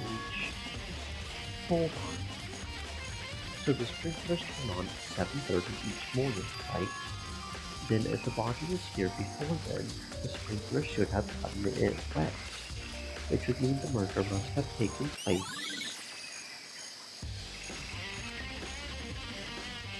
I think I've checked everything I need to in this area, but I'm not done yet.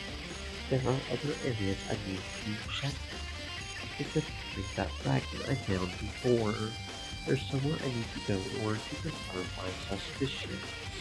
I still need to find out more about Kyoko. Is that corpse really Kyoko? If that's true, was that also Kyoko who attacked me last night? If I can find out more about her, maybe I can answer that question. Kyoko was never the kind of person to talk about herself all that much. Maybe if I can get into her room, I will be able to find out more. But the key to her room, It's all clear now. I will simply limit your options. Can't allow you to engage in any further suspicious activity. What? Limit my options. Just give up. Give me the key to your room.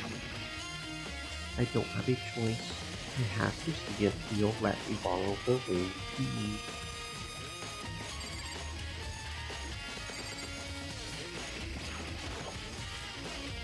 Hey, Byakuya. If you do come up with an alibi, I'd be happy to hear it later at the class trial. Oh, no, it's not about that. You have to keep Kyoto's room, right? I was hoping I could borrow it. I'm afraid I can't take that risk. You're the prime suspect after all. Of course, if I were to go with you, that would be a different story. Then, will you go with me?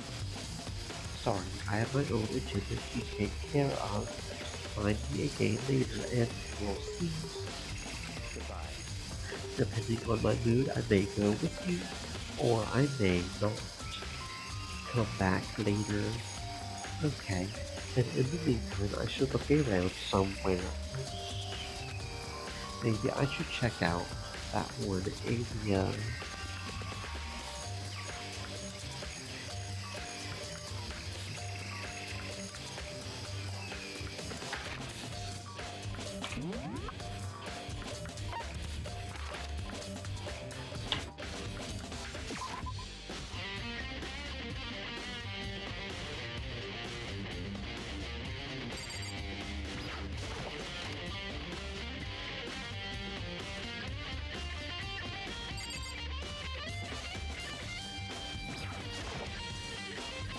Monokuma's lying scrambled on the floor, but I figured it wouldn't be here. You know? I just found something. What is it? It's what? A bomb. There's one installed in every Monokuma robot, I'm sure. A bomb. And that bomb went missing. No doubt about it. The fragments I found in the garden. Okay, I've checked everything else I can do now. All that's left now is Kyoto's room. I should head back to the garden and ask Kia.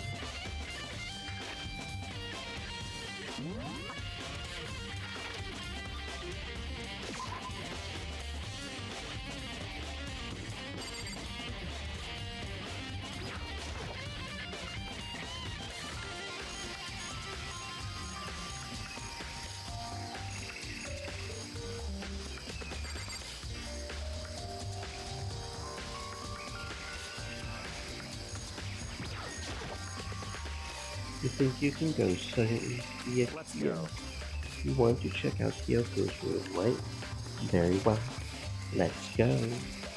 Wait for me.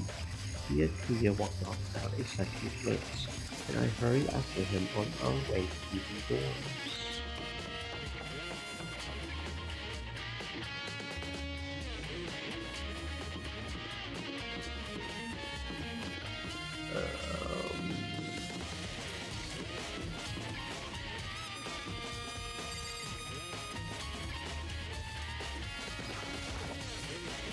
I can't unlock it myself, I need to ask Kia.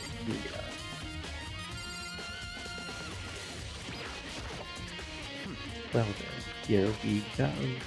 Kia took out the key and slid it into the keyhole. And then... and it's open. Looks like it. Thanks.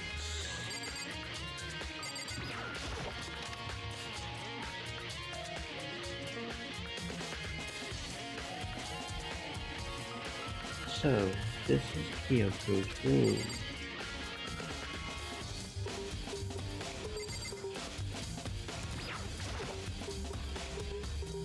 There's something on the table. It's a wood block decoration. What? What's that? What purpose does it serve? I think it's probably a key. The bunkers at these really traditional public bathhouses use them for their bunkers. I wouldn't know. I've never gone to a public bathhouse. That doesn't really surprise me. It's hard to picture private clean between something like that. It's certainly possible. But if it is a key, I think I might know what it unlocks. Really? What? Unless I'm mistaken. I'm pretty sure I saw something in the dojo that this might go to. The dojo.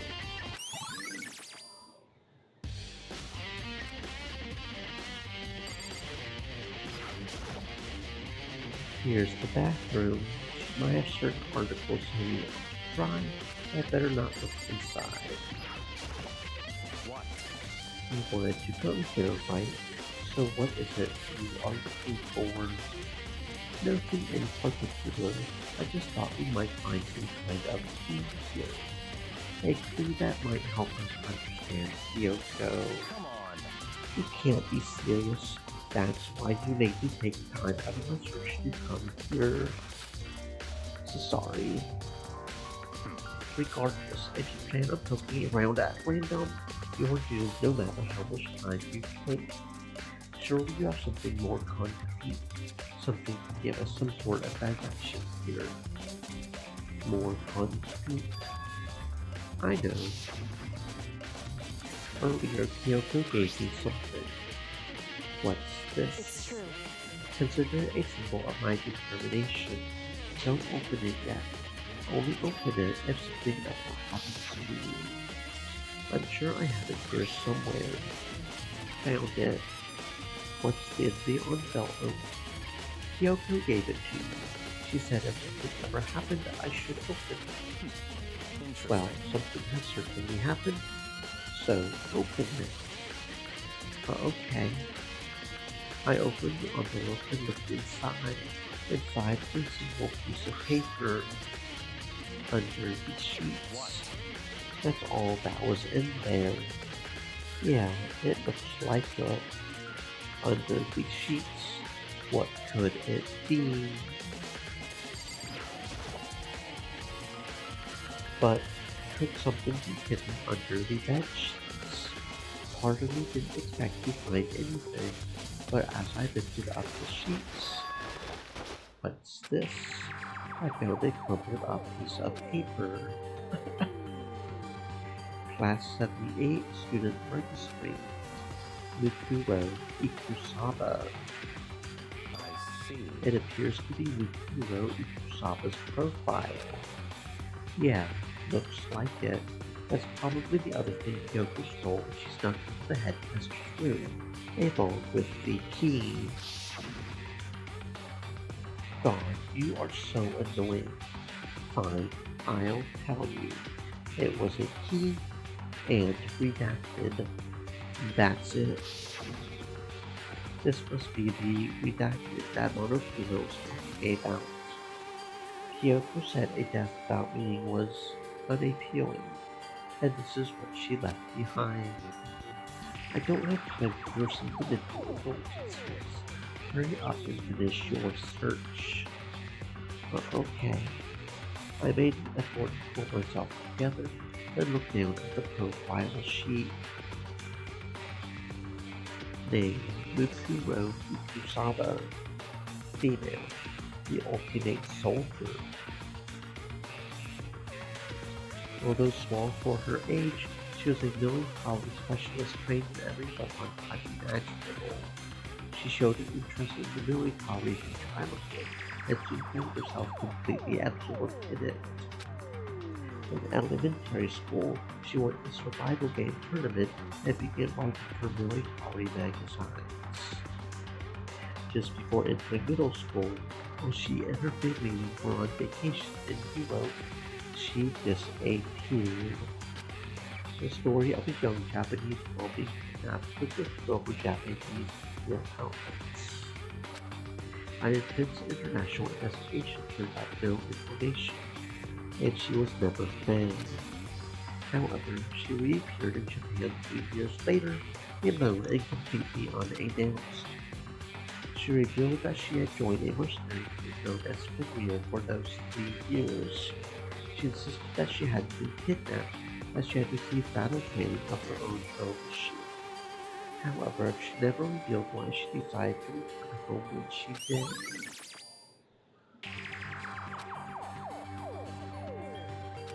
The Ultimate Soldier, a mercenary group. This doesn't feel real. The world I grew up in. It's like a completely different dimension. It's like one's non-fiction and the other is sci-fi. There's no way to even compare the two. That's how different this is. That was how I saw things as just an ordinary person. But then, I see. I never imagined I would hear the name Fenrir in a place like this. You recognize it. Naturally. The Fenrir Mercenary Corps is a collection of battle-crazed warmongers, but they do have their uses, and they always get the job done. That's worth remembering. This is all part of a world totally removed from the one I live in. I have to say, I'm intrigued. Every rumor I've heard says that Fenrir has already. I feel like our hero is becoming a bit player, and a bit player is becoming our hero. It's you. What have you got in your pretty little hand there? You found her profile. So what if we did? Don't freak out on me. I'm not going to hold it against your birthday. And in case you were wondering, I don't hold it against Kyoko either, even though she stole it and hid it. After all, no rule against stealing is there. But who I can't forgive is Mr. Gami, who broke the rules and busted into the headmaster's room. Maybe I'll drag her corpse after and slice it up and devour it. Bears are omnivorous, you know? What? Are rule violations really so unforgivable? You're quite adamant about those regulations of yours. Of course I am. A proper school life is built on the dedication to organization and order, which is why even I, as the school headmaster, have to follow the regulations myself. Oh, so you're saying you have to follow your own rules as well? Of course! Absolutely. I can't have you complaining about how unfair it all is. Now can I? In fact, on the subject of fairness, would you like to know something interesting? Interesting. It's about the one writing all the rules. They are actually one of the participants in this killing game. I don't think I ever actually told you how many participants there actually were, did I? I was thinking I should probably clarify that. Hey, When you all first got together in the main hallway back when, there were 15 people there, right? I think that first meeting may have led to a little misunderstanding among you all. A misunderstanding. Are you saying? in other words, That's right. There were actually 15 of you. indeed. The total number of students taking part in this killing game was actually 16. 16. Then, Mukuro Ikusaba, the 16th student, lying hidden somewhere in this school. The one they call the ultimate despair. Watch out for her. the 16th student, Mukuro, she's part of this school, right? So the one making all the regulations is... Why? Huh? Did you say something? Why are you telling us this? Oh, well, because, like I told you, this killing game is desperately popular. You wouldn't believe the ratings. And since we've got so many viewers now, I wanted to make sure everyone was on the same page. I don't want to wake up to a hurricane of complaints and email, you know? Yes, indeed. Makes sense. Well now, Okay, that's all you get for now. Oh, actually, I do have some revenge to get, so I have an extra bonus for you. Revenge. I want to get back at that sneaky Miss Kiri, so I'm gonna share a little secret with ya.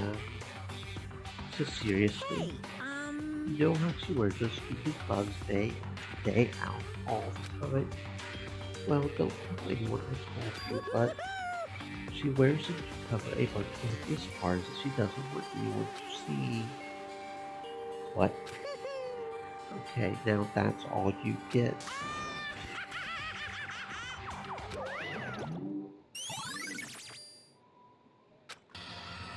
Kyoko wears those gloves to cover up a bunch of scars.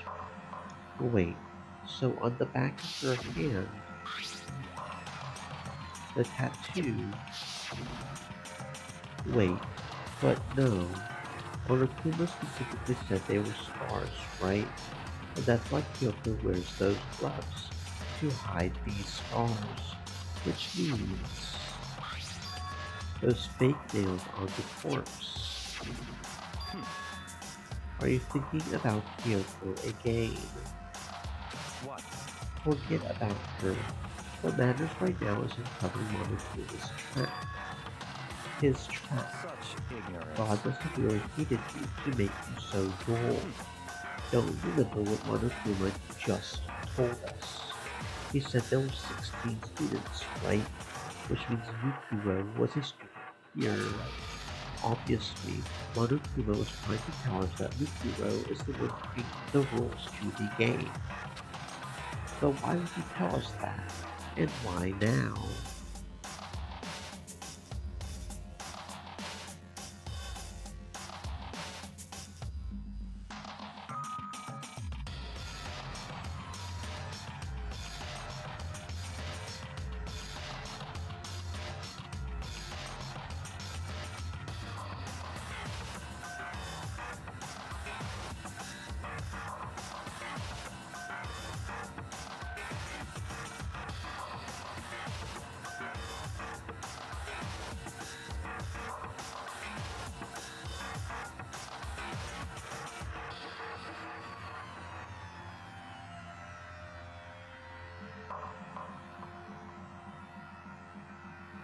He said he wanted to make things clear so there wouldn't be any complaints later.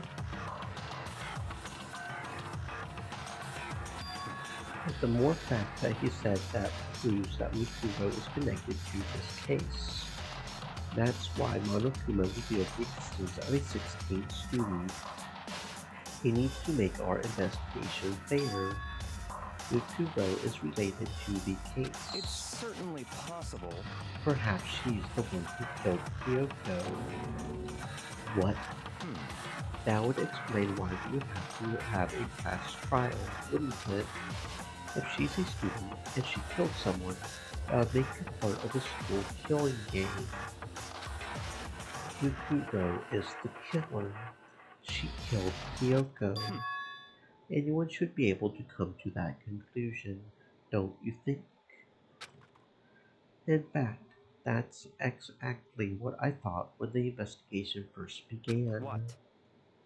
But based on what Monokuma just told us, I've changed my mind. It's all clear now. Mikuro Ikusaba isn't the culprit. What makes you say that? We thought Mikuro, the ultimate despair, was the mastermind's true identity. But if that's true, Monokuma's behavior makes no sense. Why would the mastermind go out of their way to link themselves to us? That's a good point. So in other words, Mikuro giving us information that would raise questions about her would be bold, to say the least. It makes more sense then to assume that Mikuro isn't the culprit. So that's the trap.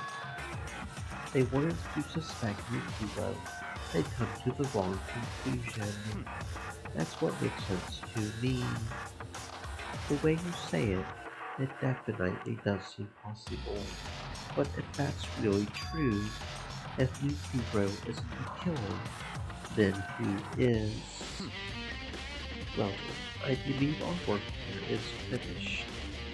Let's move on. I'm sure there are other places in need of investigation.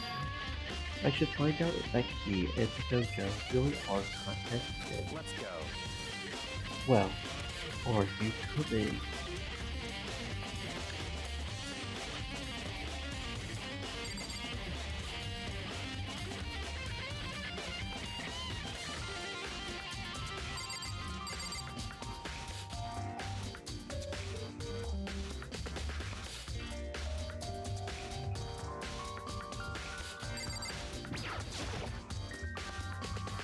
There are wooden lockers here. They use wood block keys, just like at those super traditional public bathhouses. It looks like the key we found in Kyoko's room really does go to one of these lockers. I see. Makoto, you see the locker farthest to the right. Very strange. That's the only one that doesn't have a key in it at the moment. You understand what that means, right? I should probably use the key we found on that locker, right? That's right. Well, just try it. Okay. I took out the wood block key and inserted it into the locker's metal lock, and the locker eagerly accepted the key, and it opened. There are arrows in here. It looks like 10 arrows in total. They look like they're made of titanium, which means they are quite strong despite how thin they are. Of course, without a bow, they're missing the strong middle sticks. Strong sticks. Oh, there's something else inside the locker. It's a wadded up ball of duct tape. I wonder what this was used for. Is that a blood stain? If it is, that means it must surely be related to the case. This duct tape is related to the case somehow. But how could it possibly be involved? I think that's all the locker has to offer for now. Is something wrong? Very strange. It's very odd, don't you think? The locker was hiding items that were clearly related to the case. But how did the key to the locker wind up in the victim's room? Why? Or perhaps via Kuya. Forget it. Come on, we need to continue on to the next location.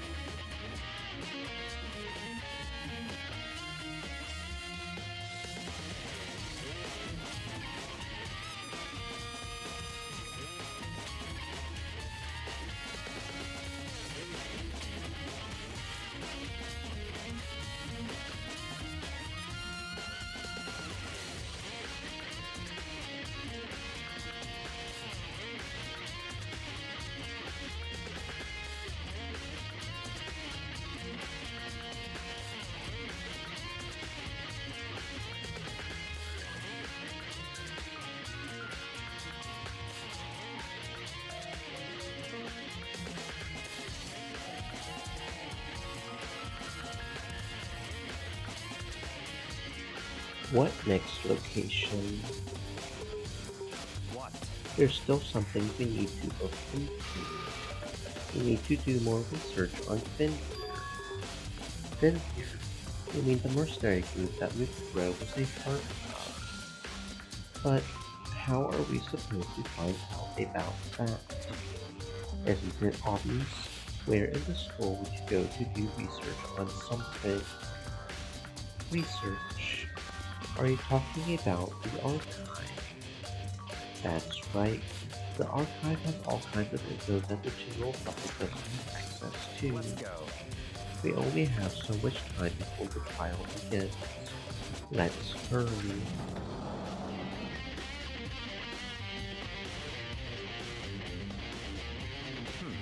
I believe there was a file related to Fenrir where your Byakuya seemed to know the archive was the back of his hand and went straight to a shelf in the back. Here we go. He quickly returned with a file in hand.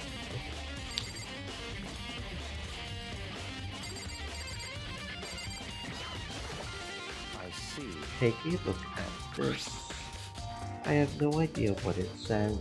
What language is this?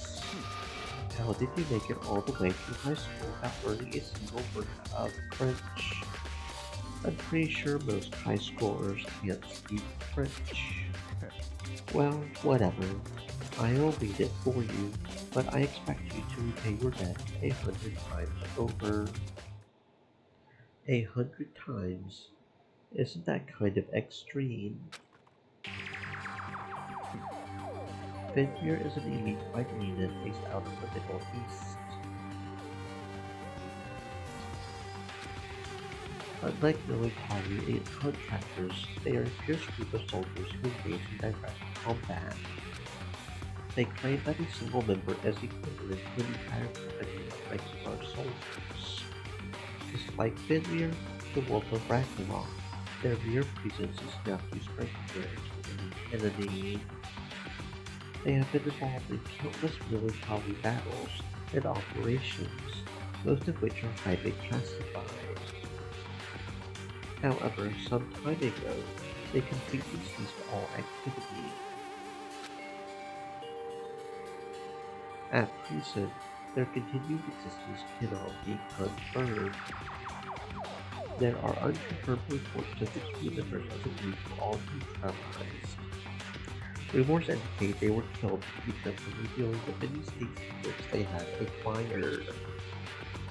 Some, however, believe those them to determine each identity, and they simply imploded. What? What is it? This all just sounds like some kind of alternate reality. Well, it isn't. This is our reality. The only reality. These people are part of our world. Their battlefields are much different from our lives here. An unpredictable, unimaginable world. That's what makes it all so exciting. Exciting definitely is the word I would use. So, did anything jump out at this may be your last opportunity to learn about Fenrir. Now that you mention it, the report said something about where the name Fenrir comes from, right? That's right. It said Fenrir is the wolf of Ragnarok. Speaking of which, would you like to know something interesting related to that? To show that they are a member of the team, each soldier that joins the squad would get a tattoo representing Fenrir somewhere on their body. What? They got a tattoo of Fenrir. Could that mean?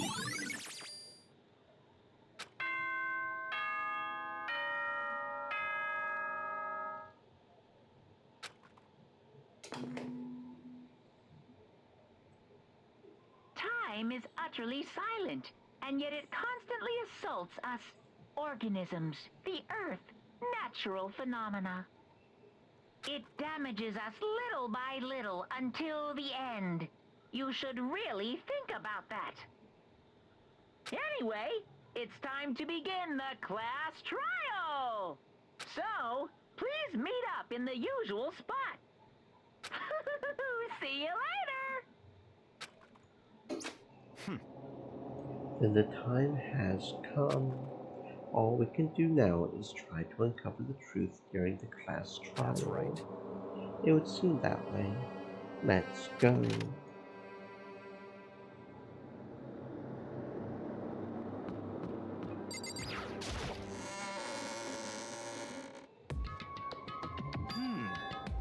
Baya, Kuya, and Makoto showed up together. Where the heck have you two been? We just disappeared without a word. We were investigating, of course. How could you not figure that out by this point? But Makoto's ranked high enough for you guys to go off to together. Just the two of you. What, are you jealous? Hey. Or are you making up some kind of creepy fantasy for yourself? What? Stop talking and brace yourselves. He'll be here any second.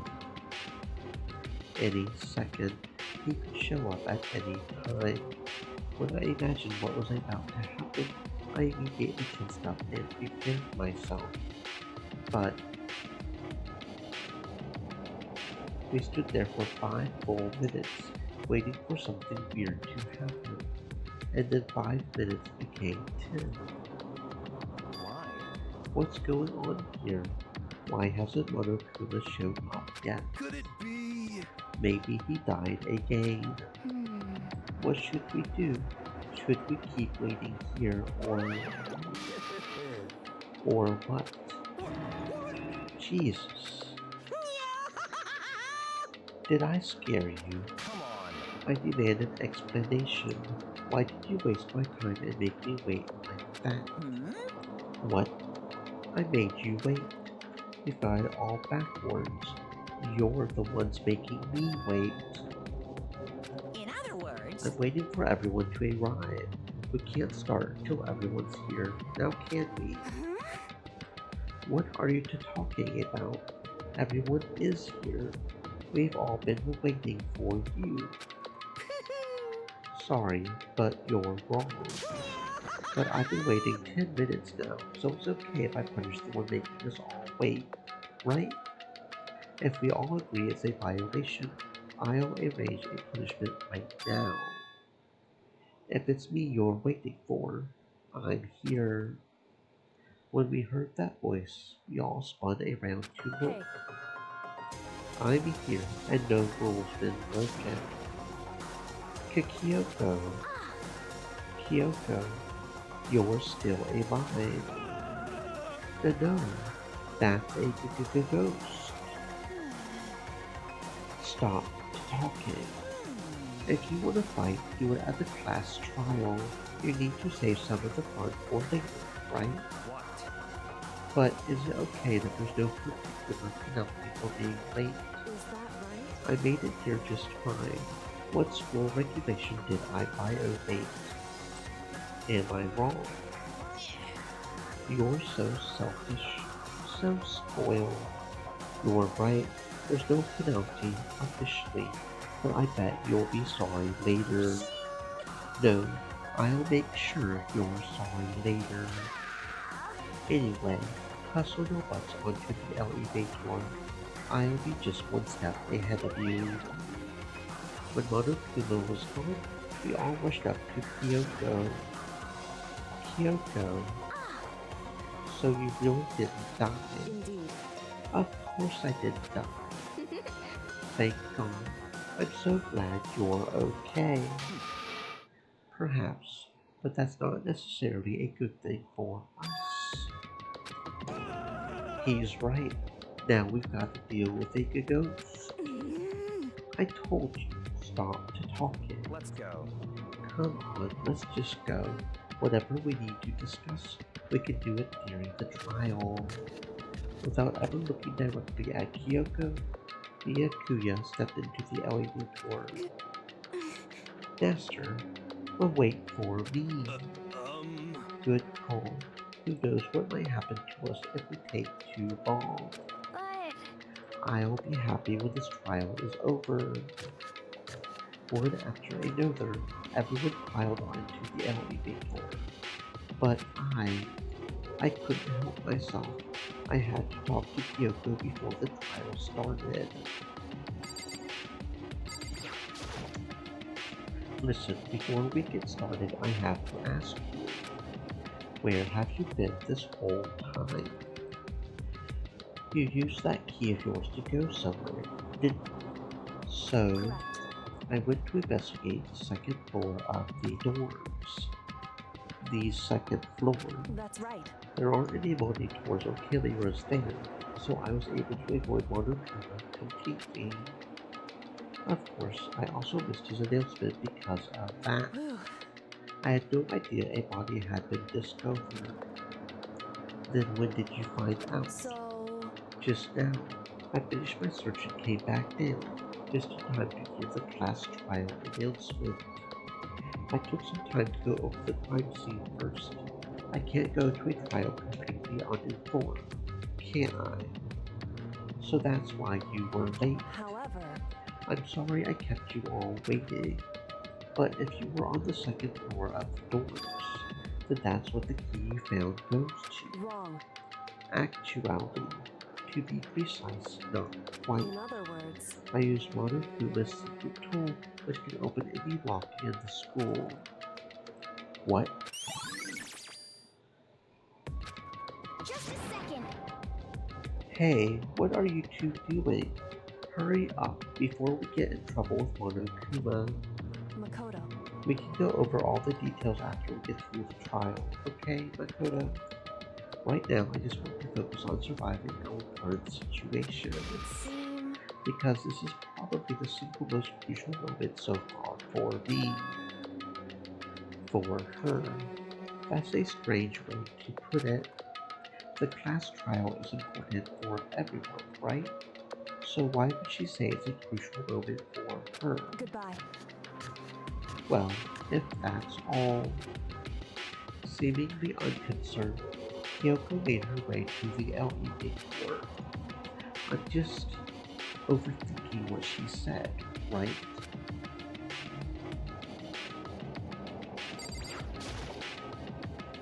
Being the last one left, I stepped into the elevator.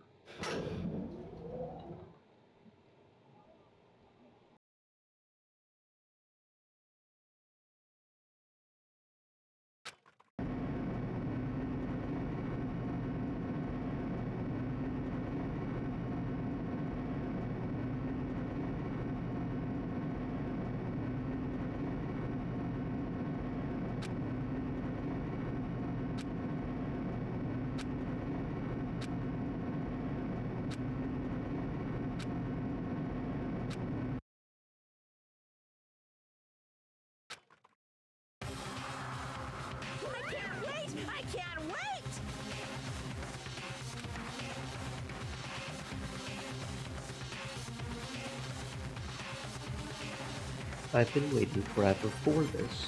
The time for pointless jokes and jabs has passed. Let's get on with the show.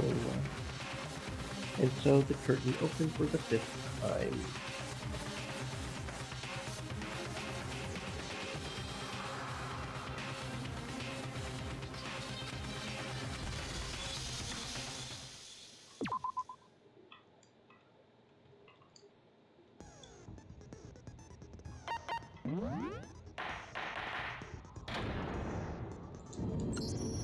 Let's begin with a basic explanation of the class trial. So, your votes will determine the results.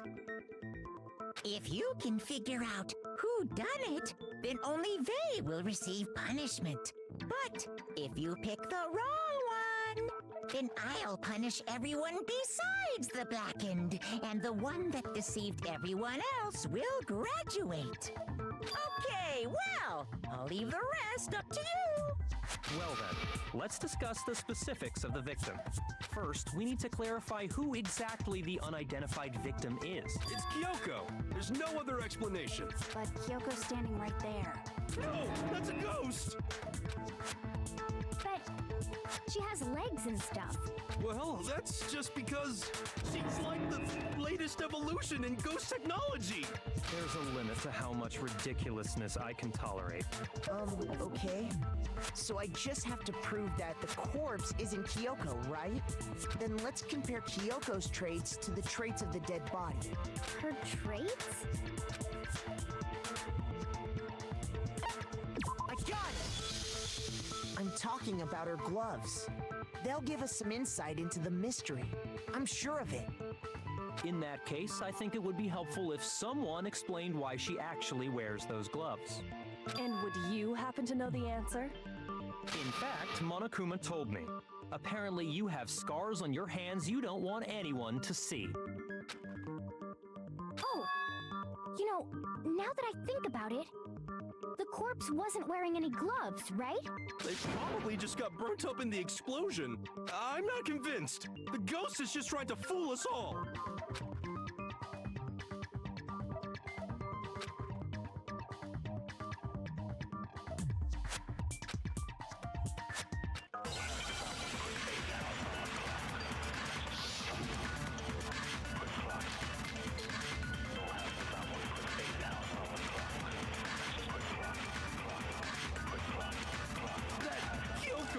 Just a ghost. Impossible. Okay, then prove it. Prove she's not a ghost. The dead body wasn't wearing gloves. They got burnt up in the explosion. Then she was wearing gloves before the explosion? Well, yeah, she must have been wearing gloves. Because that corpse is absolutely Kyoko.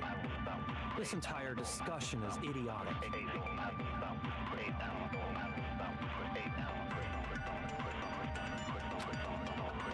That Kyoko there is just a ghost. Impossible. Okay, then prove it. Prove she's not a ghost. The dead body wasn't wearing gloves.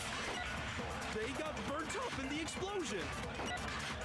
Then she was wearing gloves before the explosion? Well, yeah, she must have been wearing gloves. Because that corpse is absolutely Kyoko. This entire discussion is idiotic.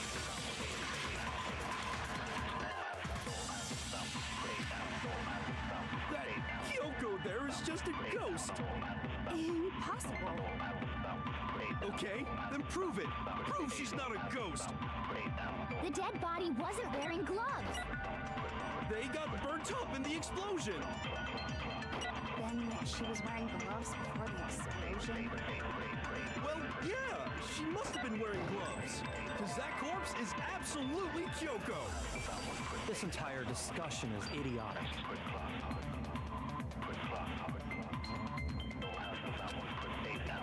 That Kyoko there is just a ghost.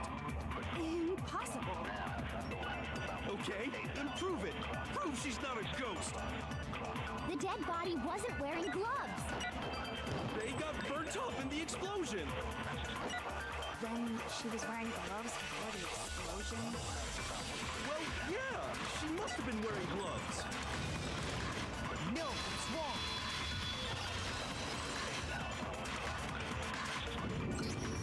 No, there's no way the corpse was wearing gloves. Whoever it was, they were wearing fake nails, remember? I imagine trying to wear gloves over nails like that would have been a pretty big pain. Besides, Kyoko wears gloves to hide her hands, right? It'd be pretty weird for someone who's self-conscious about their hands to wear fake nails, don't you think? Jeez, man, you don't know women, huh? They're complicated like that. If anyone doesn't know women, it's you. Well, Kyoko, any thoughts? These gloves were custom made to the size of my hands to make sure they don't interfere with my daily life. If I wore fake nails, the gloves wouldn't fit properly. Then that's that. The dead body doesn't belong to Kyoko. Which should have been obvious since she's standing right here. Okay, so then, who's the real victim? First, we need to figure that out. That's the first thing I said. You're the one who's been dragging us around in circles.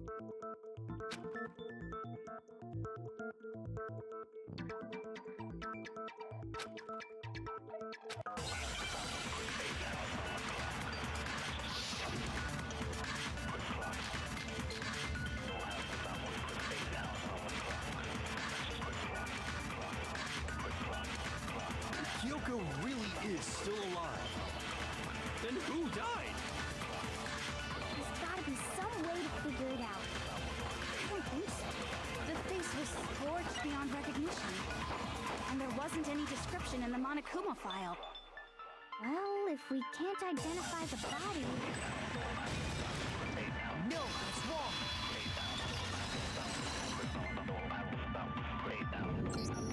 There was one clue left behind that we can use to identify the body. What? For real? If you're lying, he'll die a cruel and unusual death. Cruel and unusual death. This I gotta see.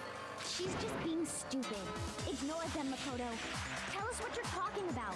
The key to figuring out who it was is the tattoo on the back of her hand. Oh, yeah. The design's pretty strange, huh? Is this a dog? Her master must have made her get it. To be like, you're my bitch. Seriously? They really did something that humiliating? No, that's not it. The identity of the victim is hidden within that tattoo. Oh, really?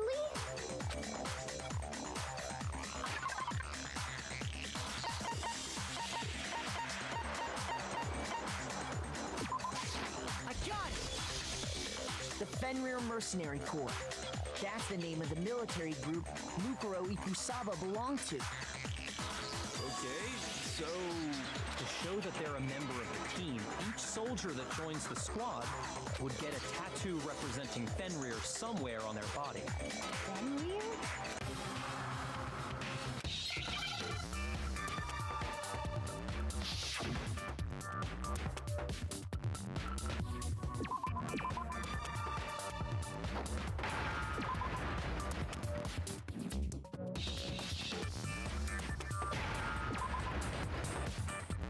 Now I understand.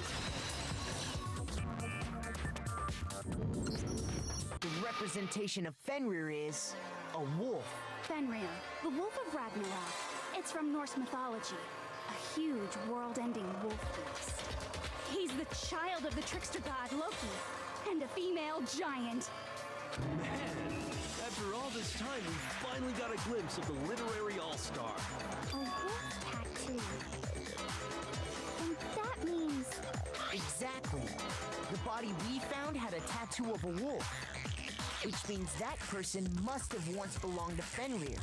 So it must have been Mukuro. Hold on. Isn't she the one that was behind this whole thing? You sound surprised, but you're absolutely right. Yes, indeed. The trial this time is to solve the murder of Mukuro Ikusaba. Are you saying the mastermind is dead? And now we have to have a last trial?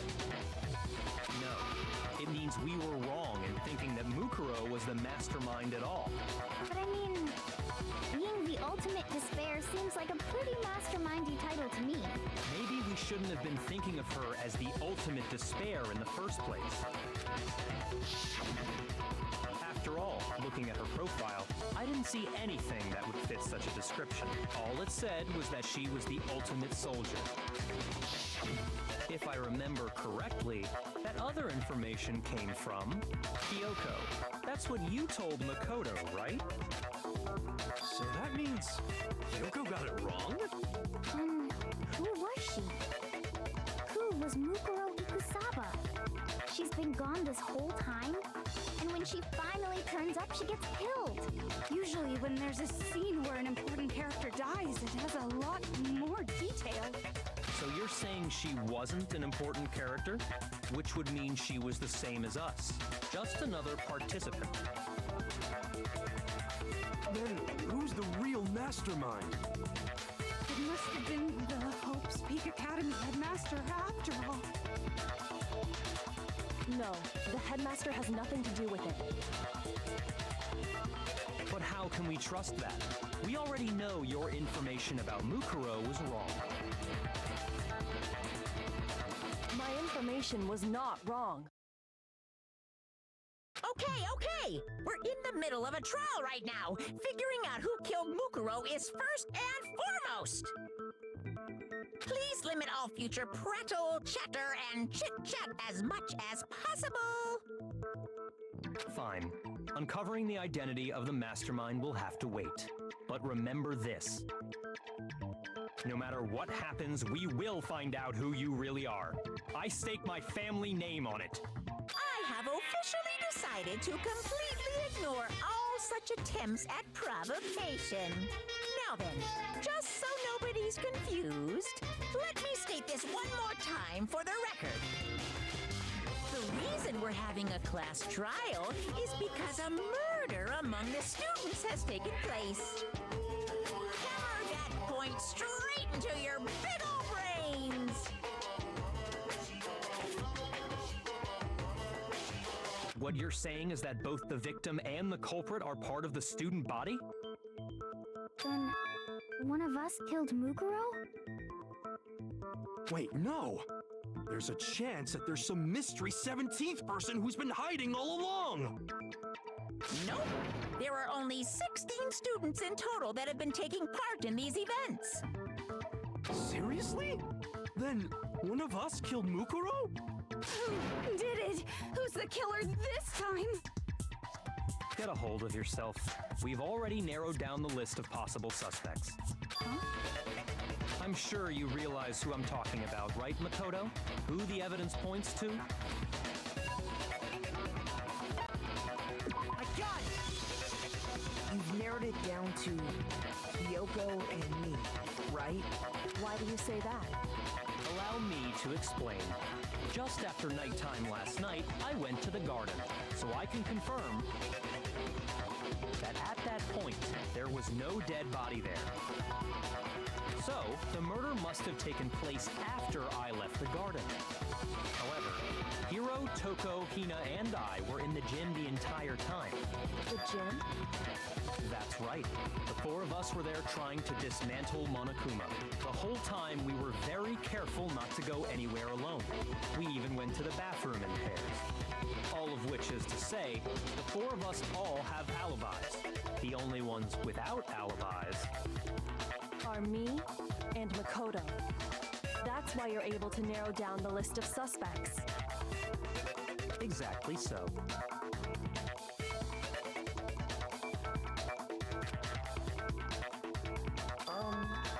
I have something I'd like to say regarding the whole alibi thing. Are you thinking of raising an objection? Well, before that, I just want to try and get a better idea of what time the murder took place. Doing that might reveal some kind of clue. Whatever you want. Somebody go ahead and help him out. Me and Byakuya can both confirm that the body wasn't in the garden at... Well, it was after nighttime for sure. I'd say it must have been around 10 o'clock. So the murder must have happened after 10 p.m. Then I guess we can say the time frame for the murder was between then and when we found the body? Oh, but what time did we find the body? The one who saw the body first was Toko, right? And she went to go get the pickaxe. I got it! The body must have been discovered at 9 a.m., since that's when Toko went to get the pickaxe.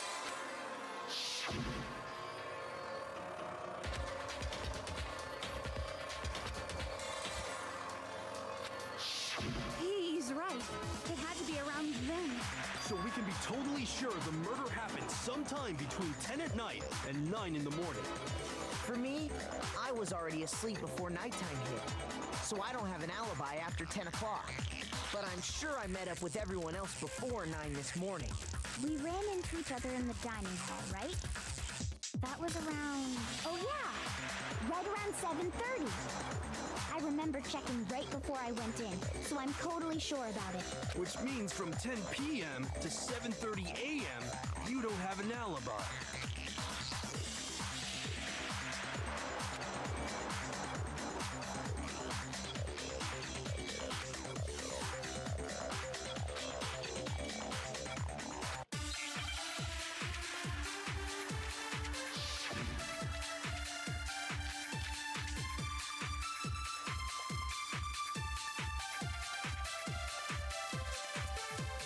We've established a time frame for the murder. It took place somewhere between 10 o'clock at night and 9 o'clock in the morning. Yep, and Makoto doesn't have an alibi for most of that time. Yeah, from 10 o'clock to 7:30. That's more than enough time to commit murder, I should think. So Makoto, if you have any objections, now would be the time.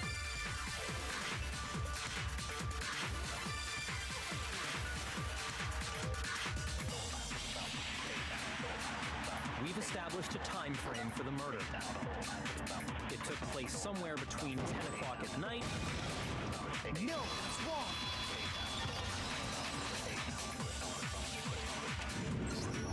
Actually, the murder couldn't have happened anywhere near 10 o'clock. It had to have taken place way later.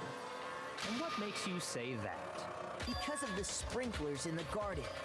The sprinklers are set to go off right at 7:30 every morning, right? So if the body had been in the garden before 7:30, then it should have been completely soaked.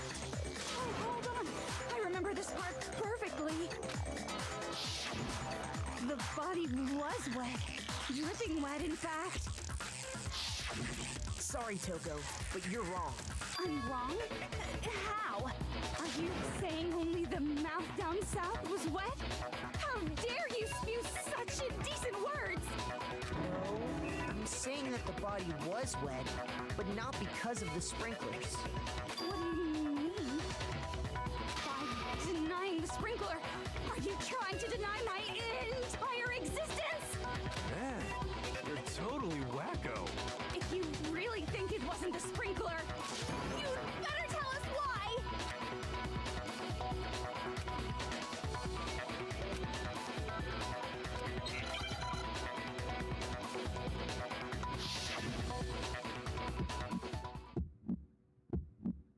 I admit nothing. I hate you. No, no, no! I don't know anything! Hold on! Are you trying to blame me? I admit nothing. I hate you. No, no, no! I don't know anything! Hold on! Are you trying to blame me? I admit nothing. Are you trying to blame me? I admit nothing. I hate you. No, no, no! I don't know anything! How can you say it wasn't the sprinkler? This should prove it.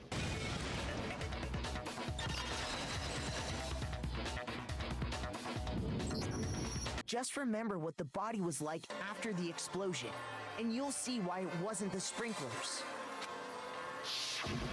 The top half of the body was wet, yes, but the bottom half was completely dry. If the sprinklers got the body wet, shouldn't the whole body have been wet? So they only got the top wet? The bottom was completely dry? What a brutal maniac! I'm so sick of her. Let's just move on. The reason only the top half was wet was because...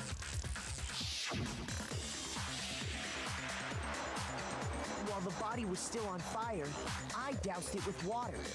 But only the part on fire, the top half. Oh, then I guess the sprinklers really did do it.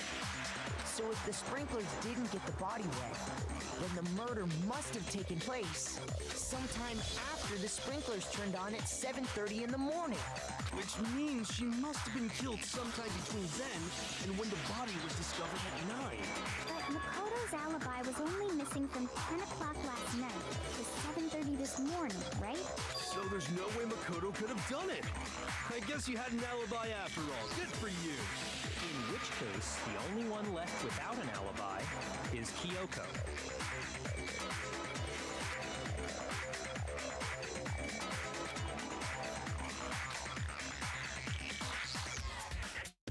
I'd just like to say one thing. If you vote for me and I die here, the mystery of this school will stay hidden forever, which is why I can't let that happen.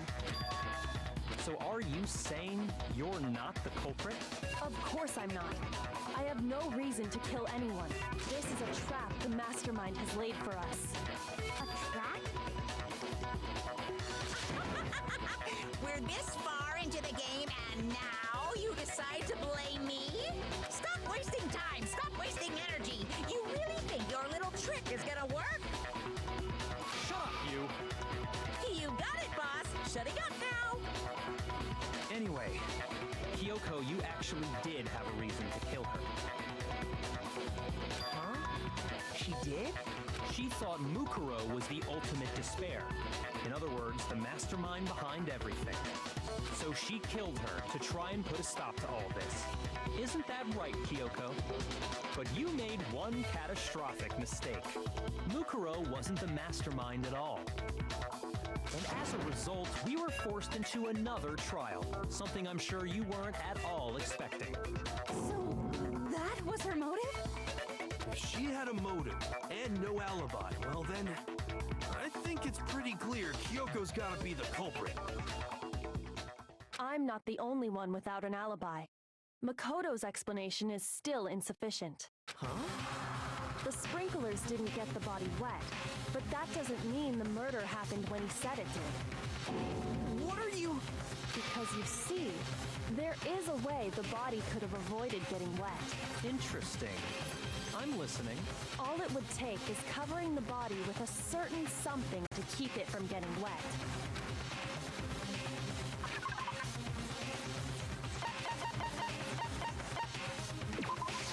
I got it! You're talking about the tarp, aren't you? You catch on quick. You're right. All you'd have to do is cover the body with the tarp, and that'd take care of the water. In fact, that's exactly what the killer did. The dirt pattern on the tarp can attest to that. Only one side of the tarp got dirty, because that's the side that got covered in water. The side that faced down over the body, meanwhile, kept perfectly clean. This proves that the killer used the tarp to keep the body from getting soaked. But why would they go to all that effort just to keep the body from getting wet? Most likely so they could cloud the issue of when the murder actually took place. In other words, to create an excuse exactly like the one Makoto just gave us.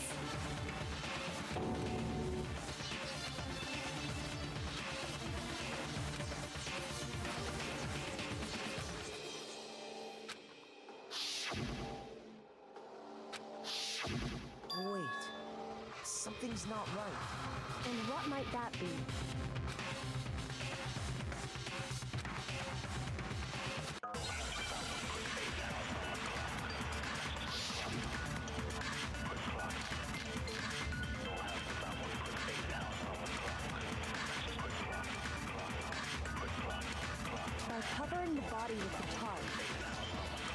killer prevented it from getting wet.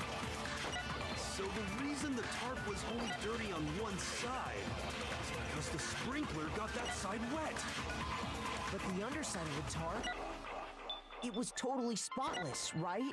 It's because that side was protected from the water. Since it was facing down toward the body, of course it didn't get dirty. No, it's wrong.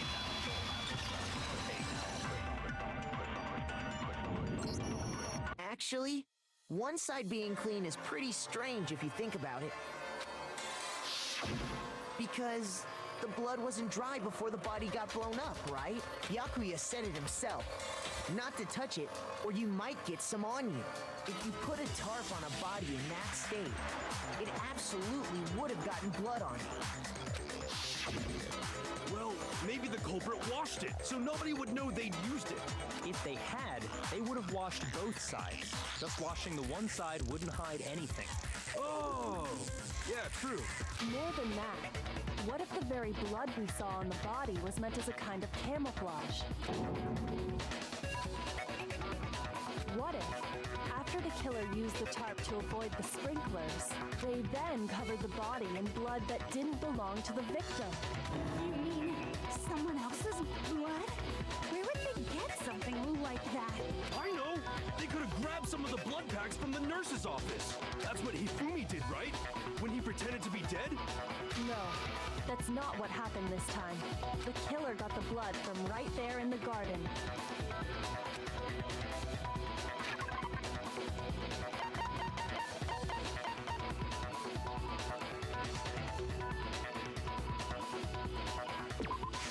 I got it! Could it have been chicken blood? What? Chicken blood? When I checked the chicken coop before the murder, there were 5 chickens. But after the murder, there were only 4. So, you're saying someone killed a chicken and then covered the body with its blood? Man, that's messed up. Killing a living thing just to do something like that is awful. They should have at least eaten it. I wonder if the killer had to get the blood from the scene so they wouldn't be spotted walking around. Anyway, there's no denying that a chicken went missing, which provides a basis for my theory. Perhaps, but even so, there's one thing that still doesn't make sense. You said the culprit used the tarp to avoid the water and then covered the body in blood, right? But if that's the case, then the blood should have soaked into the ground around the body. But that's not what we saw. Only the victim's clothing had blood on it. The ground was completely clean. I have to agree, that certainly is strange. Maybe they didn't apply the blood at the scene. Maybe they covered the coat in blood beforehand. They covered it beforehand? When you discovered the body, was it wearing the coat like you normally would? I think so. Wait, no. The head was through the neck hole, but the arms weren't in the sleeves. Then that settles it. Sorry, I'm having a tough time figuring. What settles what? Here's what happened. The murder took place before the sprinklers went off. But the body didn't get wet because the killer covered it with the tarp. Then, later, at the same time the killer was gathering up the tarp, they pulled the coat over the body. The coat they'd already covered in blood. This series of cover-ups was meant to disguise the actual time the murder occurred. They wanted us to think the murder happened sometime after the sprinklers had gone off, at 7:30. If that's actually what took place, it certainly becomes possible that the murder happened earlier. But to pull all that off, wouldn't they have had to go back to the garden after the sprinklers turned off? That actually wouldn't have been all that difficult. Huh?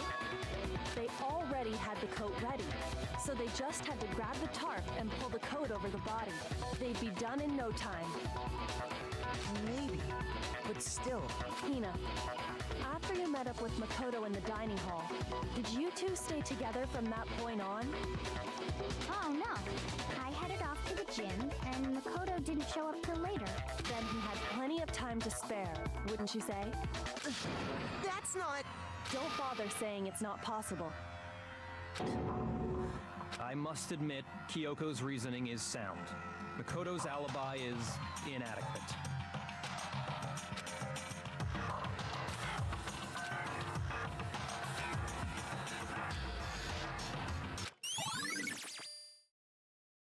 Well then, it looks like we're back to square one. Makoto's alibi is no good, so once again, our suspects are him and Kyoko. For serious, man? Which one of them did it? Hey, why don't we let luck decide? Let's flip a coin. 50-50 odds. Oh! See? Pretty good idea, right? No, not that. I just remembered something super serious. Well, don't just stand there. Out with it. You know that knife we found all black and burnt? It's one we found stuck in the body before it exploded, right? According to the Monokuma file, the knife went all the way through, from front to back. So, what about it? I'm pretty sure I'd seen that knife somewhere before. That's what I thought when I first saw it. I just remembered.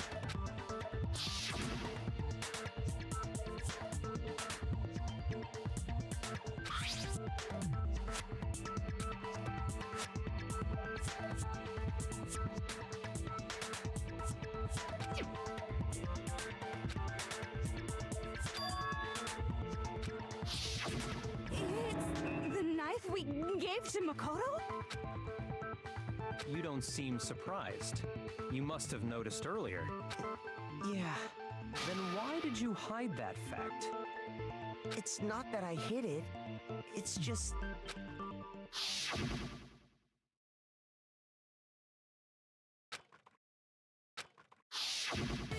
Suspicious. Very suspicious indeed. The knife we found stuck in the body came from Makoto. Now I'm totally convinced he did it. 12,000% convinced.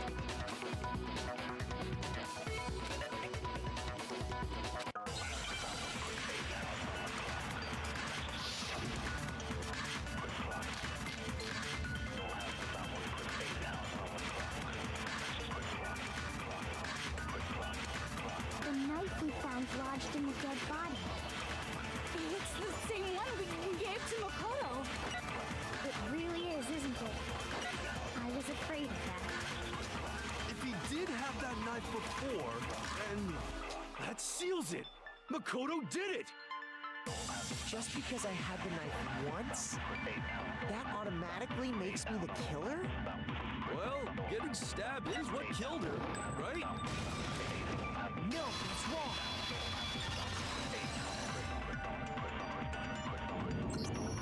Wait, hold on. The stab wound isn't what killed Mukuro.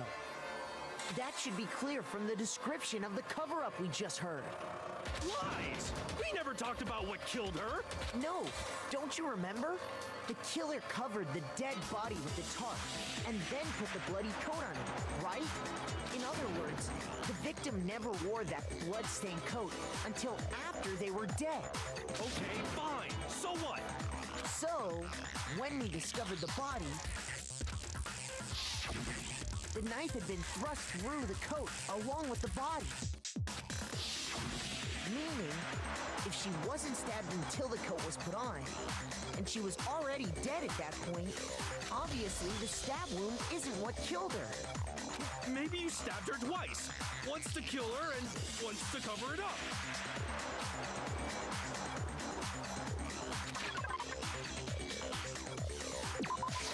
I got it!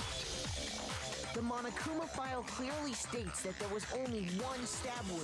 Oh yeah, you sure did. Totally forgot about it. Then the knife... Was just another piece of camouflage set up by the true killer. They probably stabbed her to draw attention away from what actually killed her. Exploding the body afterward was probably meant to do the same thing. The explosion severely damaged the body, making it impossible to know what really killed her. It was all the killer's attempt to destroy all evidence of their crime.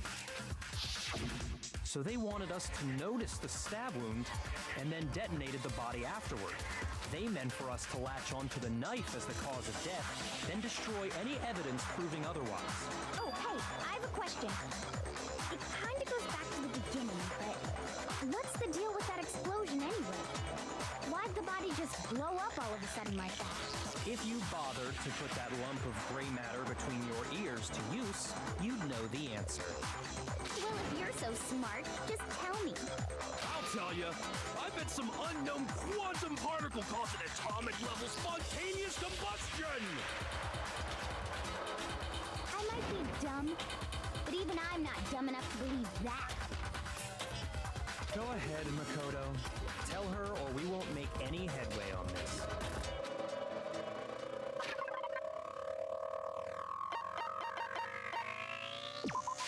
I got it!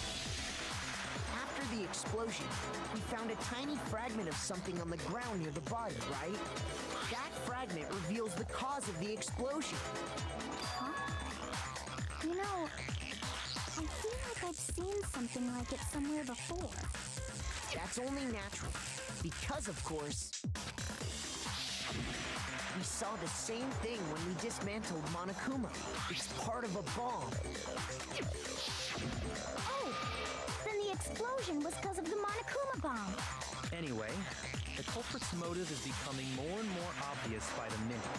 They wanted the knife wound to look like the fatal injury so that we'd suspect Makoto. And the only one who would benefit from that is the only other possible suspect. You, Kyoko. Hold on a second, Byakuya. What's the problem? Well, I just feel like we need to think this through. We still don't know what actually killed the victim. That's true. It's definitely bugging me. What really killed her? Fine. I have no problem with that. Let us continue the debate. It won't change the facts of the case regardless.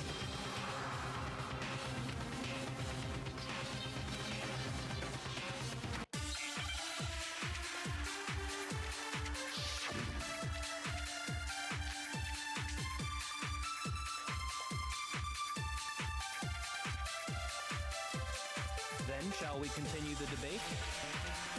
The victim's fatal injury has yet to be determined, correct?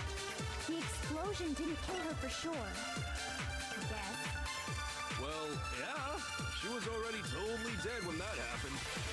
And it wasn't you because of the knife, right? And then there's only one other thing. Oh, yeah. According to the Monokuma file, that's gotta be it. There was evidence that showed she was hit on the back of her head.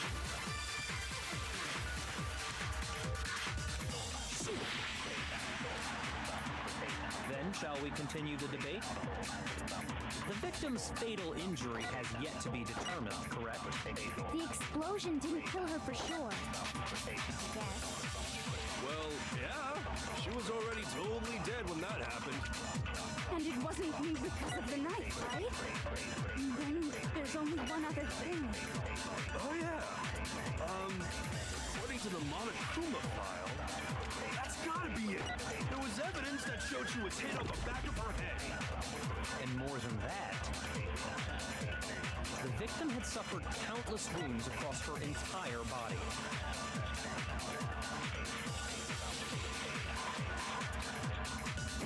Then, shall we continue the debate?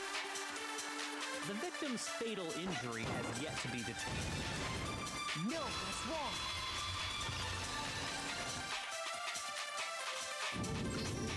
Mukuro died because of the blow to the back of the head she suffered. What about the wounds all over the rest of her body? They didn't have anything to do with it? The Monokuma file makes it clear that those weren't fresh wounds. Oh yeah, good point. If they were old, I guess they don't really matter. Okay, then we're safe in assuming the blow to the back of her head is what killed her. But then, what was the murder weapon? The Monokuma file says she was hit with a blunt object, about as thick as a metal pipe. Oh, I bet it was the pickaxe! How is that even possible?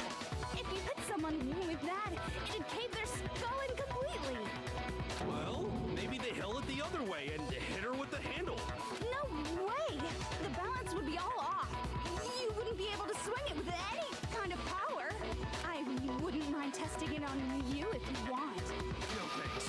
I bet you just hit me with a metal end and call it an accident. I'd love to scoop out that nasty brain of yours, throw it on the ground, and spit on it. I feel the same way. Looks like we're on the same page this time. Seriously? We want to figure out what killed her, right? It just so happens we already know. We already know? I knew we could count on you, Master. So what was it? Go ahead and tell them, Makoto. Surely you've deduced the real murder weapon?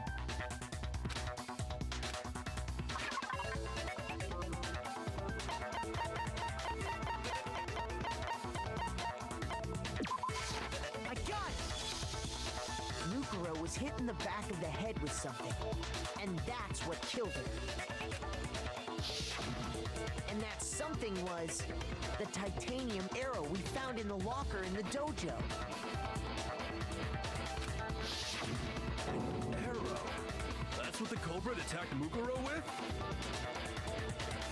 Indeed. There's no doubt about it. Are you sure? That sounds kind of weird. Hey! How dare you backtalk, Master? You have no right! I'm not backtalking anything. I'm just saying what I think.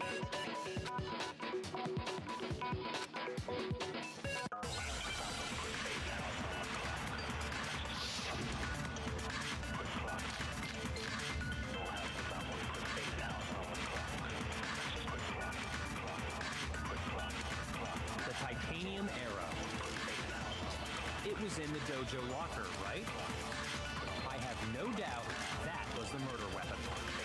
Are you sure? You don't sound convinced. What's the problem? Well, because in the Monokuma file, it said the weapon must have been about as thick as a metal pipe, right? It seems like an arrow would just be too thin. Talk back to Master! You have no right!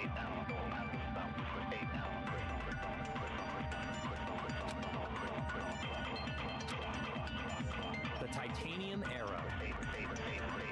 It was in the dojo locker, right? I have no doubt that was the murder weapon. Are you sure? You don't sound convinced. What's the problem? Well, because in the Monokuma file, it said the weapon must have been about as thick as a metal pipe, right? It seems like an arrow would just be too thick. No, it's wrong!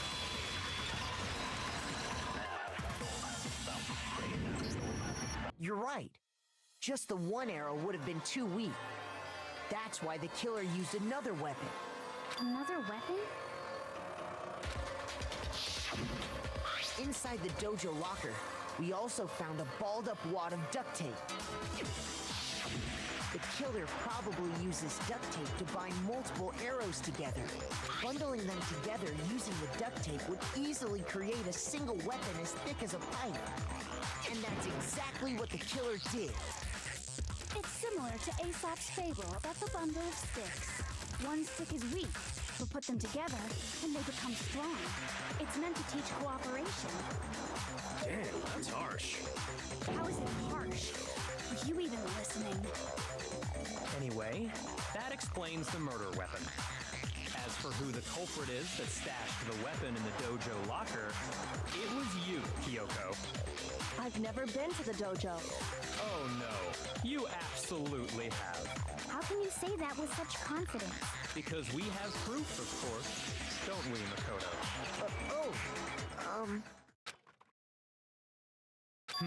What's the matter? Surely you don't intend to protect a murderer. You know what will happen if you do, don't you? If you cover for the culprit, there's only one thing that can lead to. The death of us all, remember? Of course I remember. Then show us. Show everyone the evidence that proves Kyoko went to the dojo.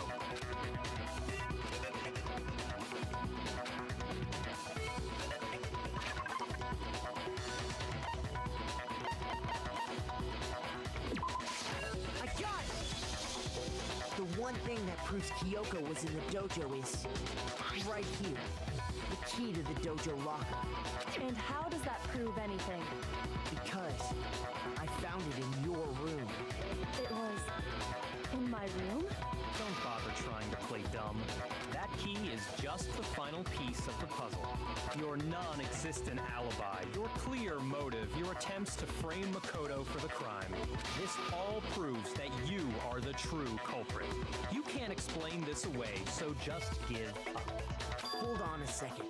Not this again. You really are dead set on defending her, aren't you? No, it's not that I want to defend her. It's just there's one more thing I need to ask her. Kyoko, I want you to tell me something. Last night, you were in my room, weren't you? Why?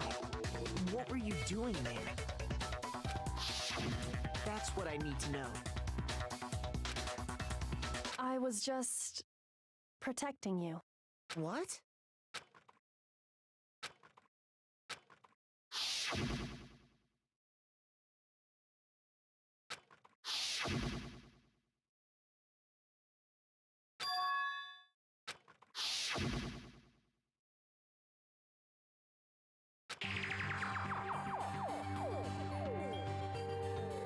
That's enough. The time for idle chatter is over. A verdict is close at hand. Wait. I'm warning you. Don't make this mistake. I'm not the killer. I knew you were stubborn, but this is just getting ridiculous. Really? But you should know better than anyone I didn't do it. Can you tell me I'm wrong?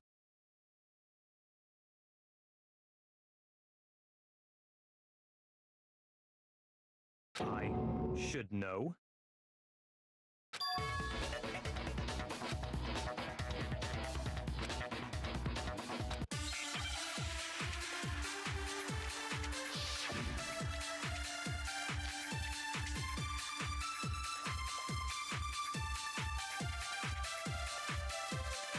Those words you just spoke, what do you mean? Exactly what I said. I'm not the killer. You should understand that more than anyone here. Byakuya, what are you hiding? Master would never hide something from me!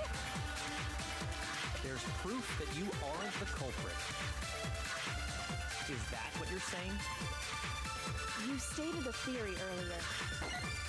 You said I hid the evidence of my crime in the dojo locker, and then left the locker key in my own room, correct? But could I really have done that?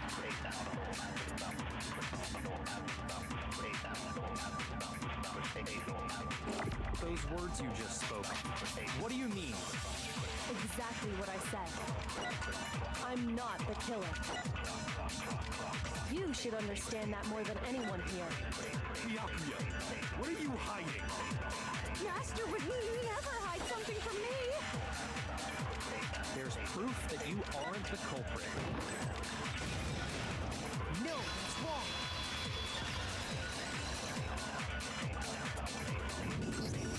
If I'm right, Kyoko wouldn't have been able to get into her room.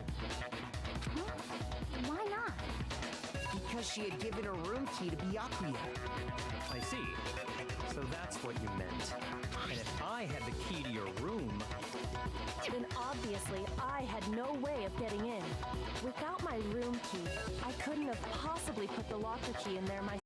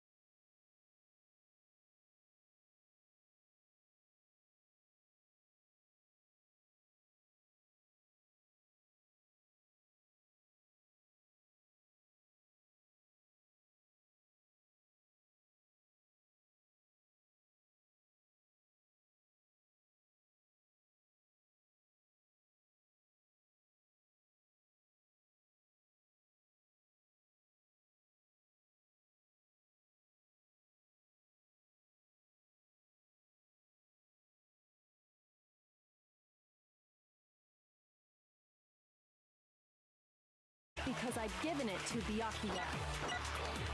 There's no doubt about that, right? You are correct. So I couldn't possibly have gotten into my room. No, that's wrong.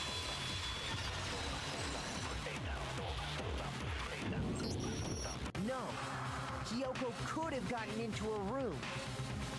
You said so yourself, didn't you, Kyoko?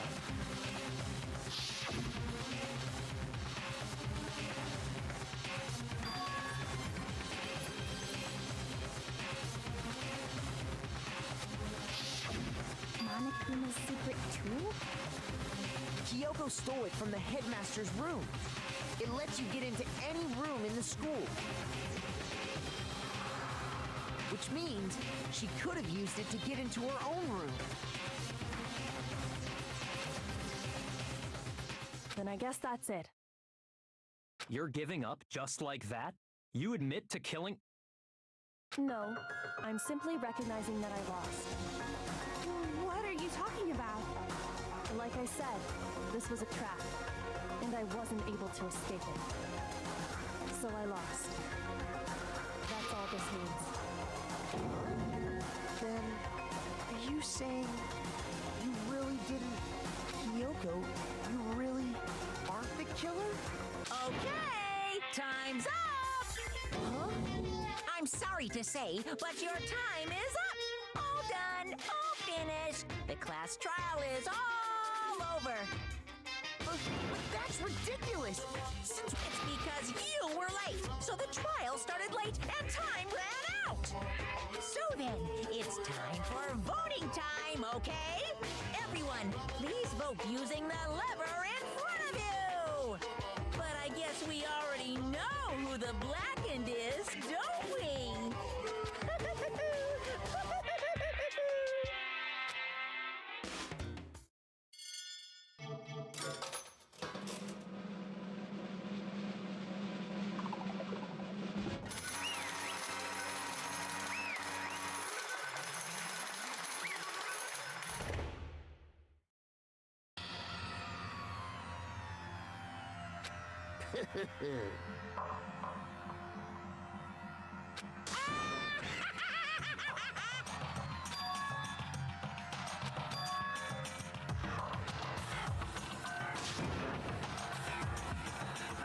Now then, I've prepared a very special punishment. Let's give it everything we've got. It's punishment time!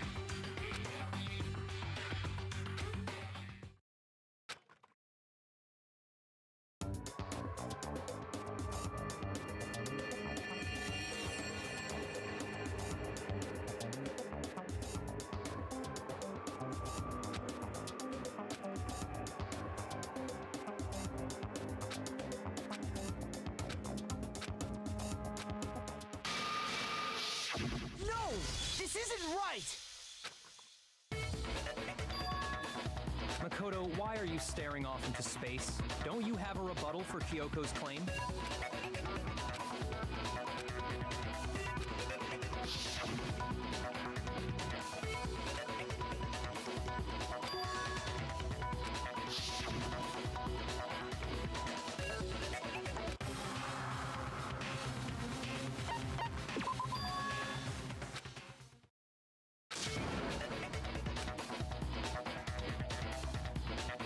Well, does no one have a rebuttal? Have you decided to accept her assertion as fact? I see. So you still refuse to accept it. I suppose we have to admit that Kyoko didn't put the locker key in her room, that it was someone else. But who else could it have been? I mean, Byakuya had a room key, right? You! What are you trying to imply? But of course, I have an alibi. From nighttime on, I was with you guys the entire time. I couldn't possibly have killed anyone, or put the key in Kyoko's room. Well, someone had to put the key in there.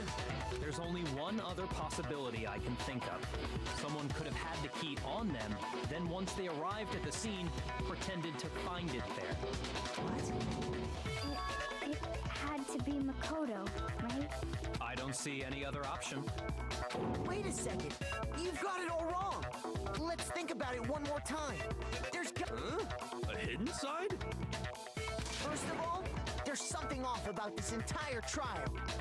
You all see it, don't you? Mukuro, who we didn't even know existed, suddenly shows up dead. And then we're thrown into a trial. And Kyoko even said, it's a trap the mastermind set for us. So that's why this has to be... Okay, time's up! Huh? Time's up! Class trial's all over! Everyone can stop talking now! What? Time's up? What do you mean time's up? There's no time's up. Since when have we... It's because you were late, so we had to push back the start time. So then, it's time for voting time, okay? Everyone, please vote using the lever in front of you! Voting time?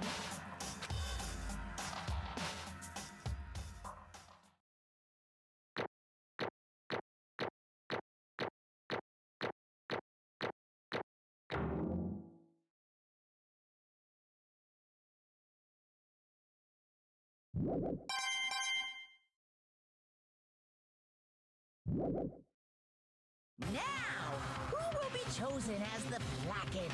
Will you make the right choice or the dreadfully wrong one? Hey, hold on! What's it gonna be? What's it gonna be?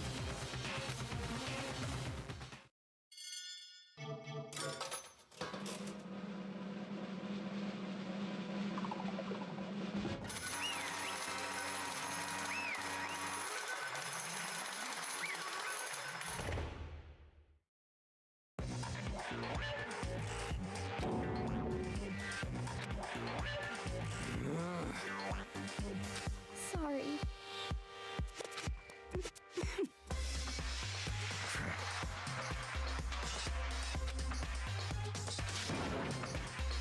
Yes, indeed. Yep.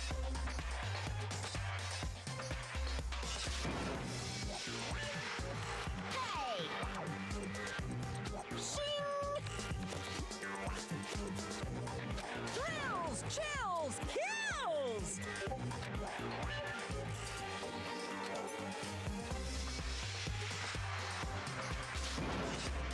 I don't expect you to forgive me. I know this is all my fault.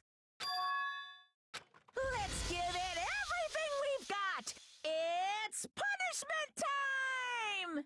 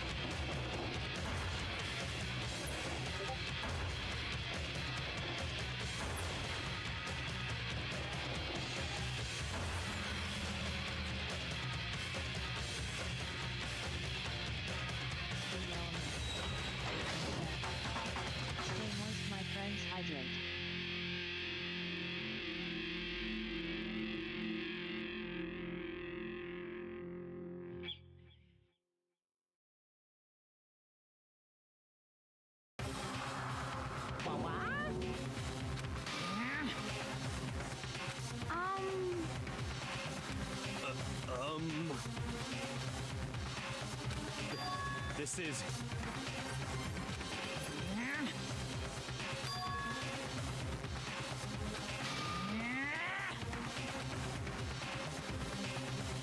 It would seem...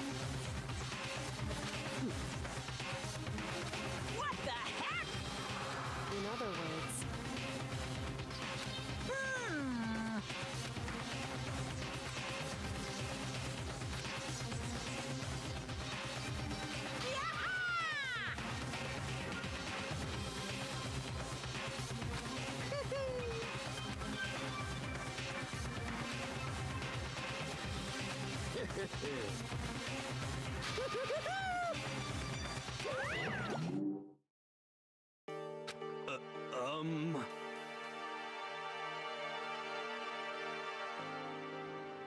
Is he gone?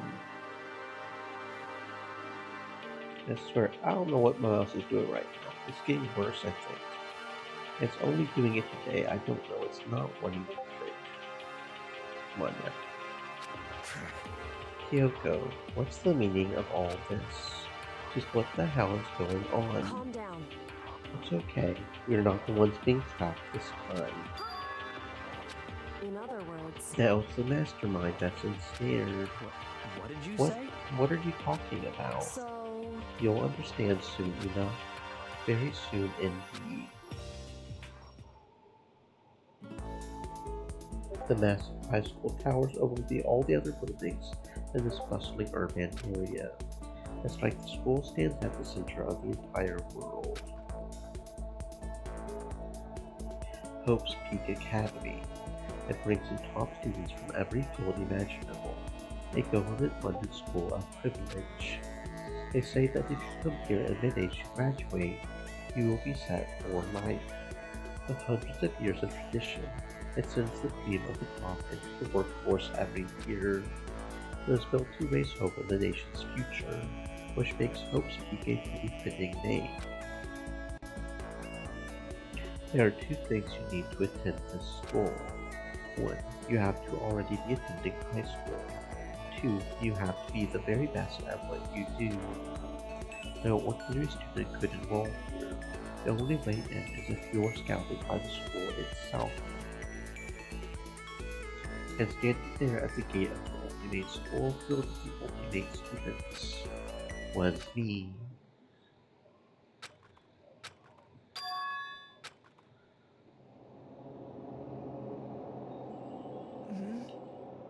Well, what? Where am I? I woke up with my head resting on top of a hard wooden desk. My body felt heavy. It wouldn't be weird for me to swing off in the middle of some boring class or whatever, but what was I doing asleep here just now? It wasn't any classroom I had ever been in before. What the heck is going on?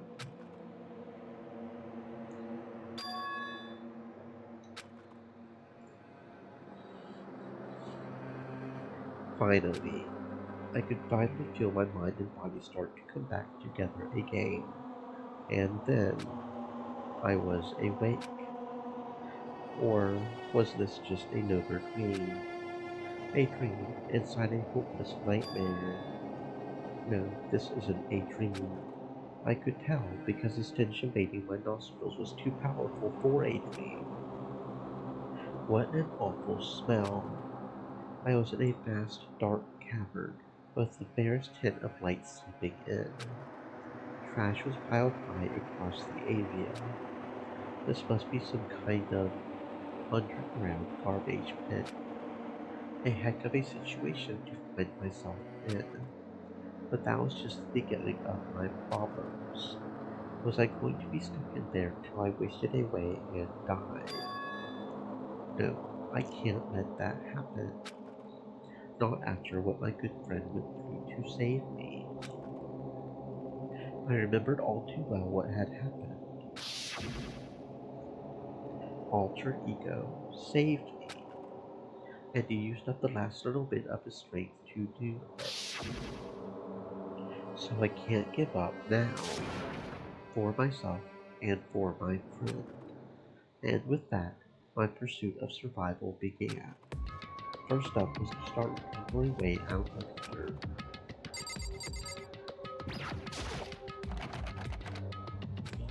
It's locked.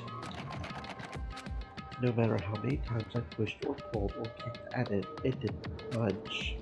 Getting out of here isn't going to be that easy. Well, if I'm not getting out of here anytime soon, I decided to look around for some food. There's plenty of food here, but it's all rotten. But that was pointless too. Next I searched for some water. How can I be sure which liquids I can drink, and which ones are an all-around bad idea? Again, pointless. I feel like I'm blocked in on all sides. But that's still not enough reason to give up. Because I'm still alive. As long as I'm alive, I'll never give up. After making that proud declaration, the next thing I decided to do was go to sleep. My sleep was deep and uninterrupted. That was my only way to preserve what little strength I had left, after not being able to eat or drink. I can't be sure, but I think at least a full day had to have passed, and all I did was sleep and sleep. It was like I was waiting for some kind of sign to come falling out of the sky. However, what fell from the sky wasn't a sign, not exactly. What the? A strange sound pierced my silent isolation, jarring me awake. As I watched, the pile of garbage jostled and formed an odd shape.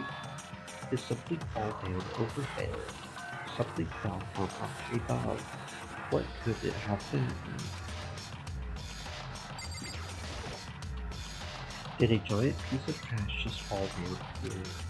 I carefully stretched my hand out to whatever it was that tumbled down here with me. Just a second. A giant piece of trash. Rude. Before she even emerged from the pile of garbage, I knew who it was. It smells awful. Kyoko, Indeed. you look like you're doing better than I expected. Well, what are you doing here? So... Isn't it obvious? I'm here to help you. I'm glad to hear that, Kyoko. You've got a bit of garbage in your hair. She gave her head a quick, sharp shake to get rid of the trash, then faced me again. First, I have something for you. Go ahead and eat it. We can talk once you're finished. Then thank you. I snatched the bread and water that she was holding out for me. Within seconds, it was in my mouth and making its way to my stomach. That really hit the spot. Now I've got all the energy I need to keep going. You still haven't given up, then? Of course not. After all, the fact that I can keep going forward is about all I'm good at. Well, that's not such a bad thing to be good at.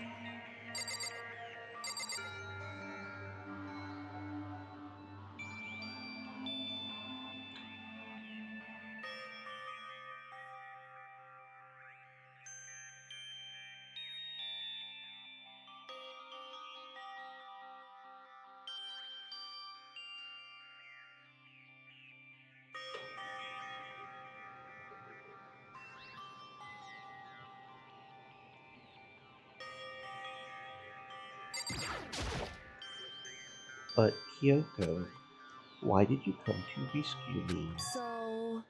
To pay a debt. Or, no, to atone.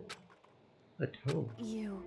During the trial, even though I knew you knew I was lying, didn't say anything. So you knew that I knew. Indeed. But even though I knew, I did nothing to help you. I abandoned you. Don't say that. You didn't abandon me. No, that's exactly what I did. I abandoned you in order to save my own life. You were trying to save me, and I couldn't bring myself to do the same for you. However... But listen, Not that I'm trying to make excuses, but there was a reason that I had to survive no matter the cost. Why did you have to survive? It's true. I'll tell you. I'll tell you everything. The reason I have to survive In other words, is so that I can do what I came to the school to do. What? I made up my mind to come to Hope's Peak Academy for one very important reason. You have some reason for coming to Hope's Peak. indeed. That's right. At least I did once. Once. Until recently, I had forgotten what it was. You forgot. That's... I had no memory of what my purpose was. No memory. That's impossible. Amnesia. Then is it really true? You lost your memory. Makoto. Do you remember? Do you remember the first thing that happened to each of us as soon as we arrived at the school? The first thing. You're talking about when we fainted, right? I fainted. When I woke up, I was trapped here. That's right. I fainted too. When I woke up, I noticed a strange feeling of separation within myself. A disconnect. It would seem... Thinking back on it now, at that point my memory was gone. At that time I had forgotten. I couldn't remember why I had come to the school. I couldn't remember what my alternate ability was. What would make you forget all that? Hey. Strange, isn't it? It's hard to imagine it happened by chance. It seems much too convenient. Are you saying you think you lost your memory because... Indeed. I don't think. I'm positive it was the work of the mastermind. They stole my memory. Why would they look to do that? There's only one reason I can come up with. Because of my purpose, my ability. Somehow they wouldn't reveal the mastermind's plans. The mastermind just stole them from me. However, it could also be somehow my memory is maybe connected to the history of the school, the mastermind, which is why I have to get them back. That's why I've been investigating things by myself this whole time. If what you say is true, why didn't you ask the rest of us to help you? why is that? If I did that, we all work as one. The mastermind would have done us right away. Plus, there's always a chance that the mastermind is one of us. What? Correct. Well, don't make too big a deal out of it. It's just a possibility. Since it is a possibility, we can't ignore it, right? The mastermind, one of us. If she believed that, then of course she couldn't trust anyone around her. In which case, it only makes sense that she would look into the missing memory by herself. However, that being said, there was a limit to what I could do by myself, which is why I asked you to help me. But why me? Because along coming, you were least likely to be the mastermind. That was just intuition, but I see. Your intuition was right there. There's no way an ordinary kid like me could have been the mastermind. I understand. I should understand everything. My goal isn't to get out of here. It's to stay here. It's just like the dream I had before. Why did that just happen? listen. Are you okay? Yes, it's no thing. It is no thing, right? Hey. Even now, I still trust you, you know? It's just, I'm not used to relying on others. Correct. I know I never asked you for help the right way. I understand if you are not convinced. Honestly, I was convinced. I think that's just her personality.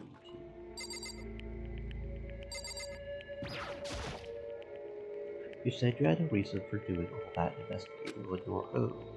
How did that turn out? Were you able to remember anything? So, I think there's still a lot I don't remember. At the very least, I was finally able to recall my purpose, my ability.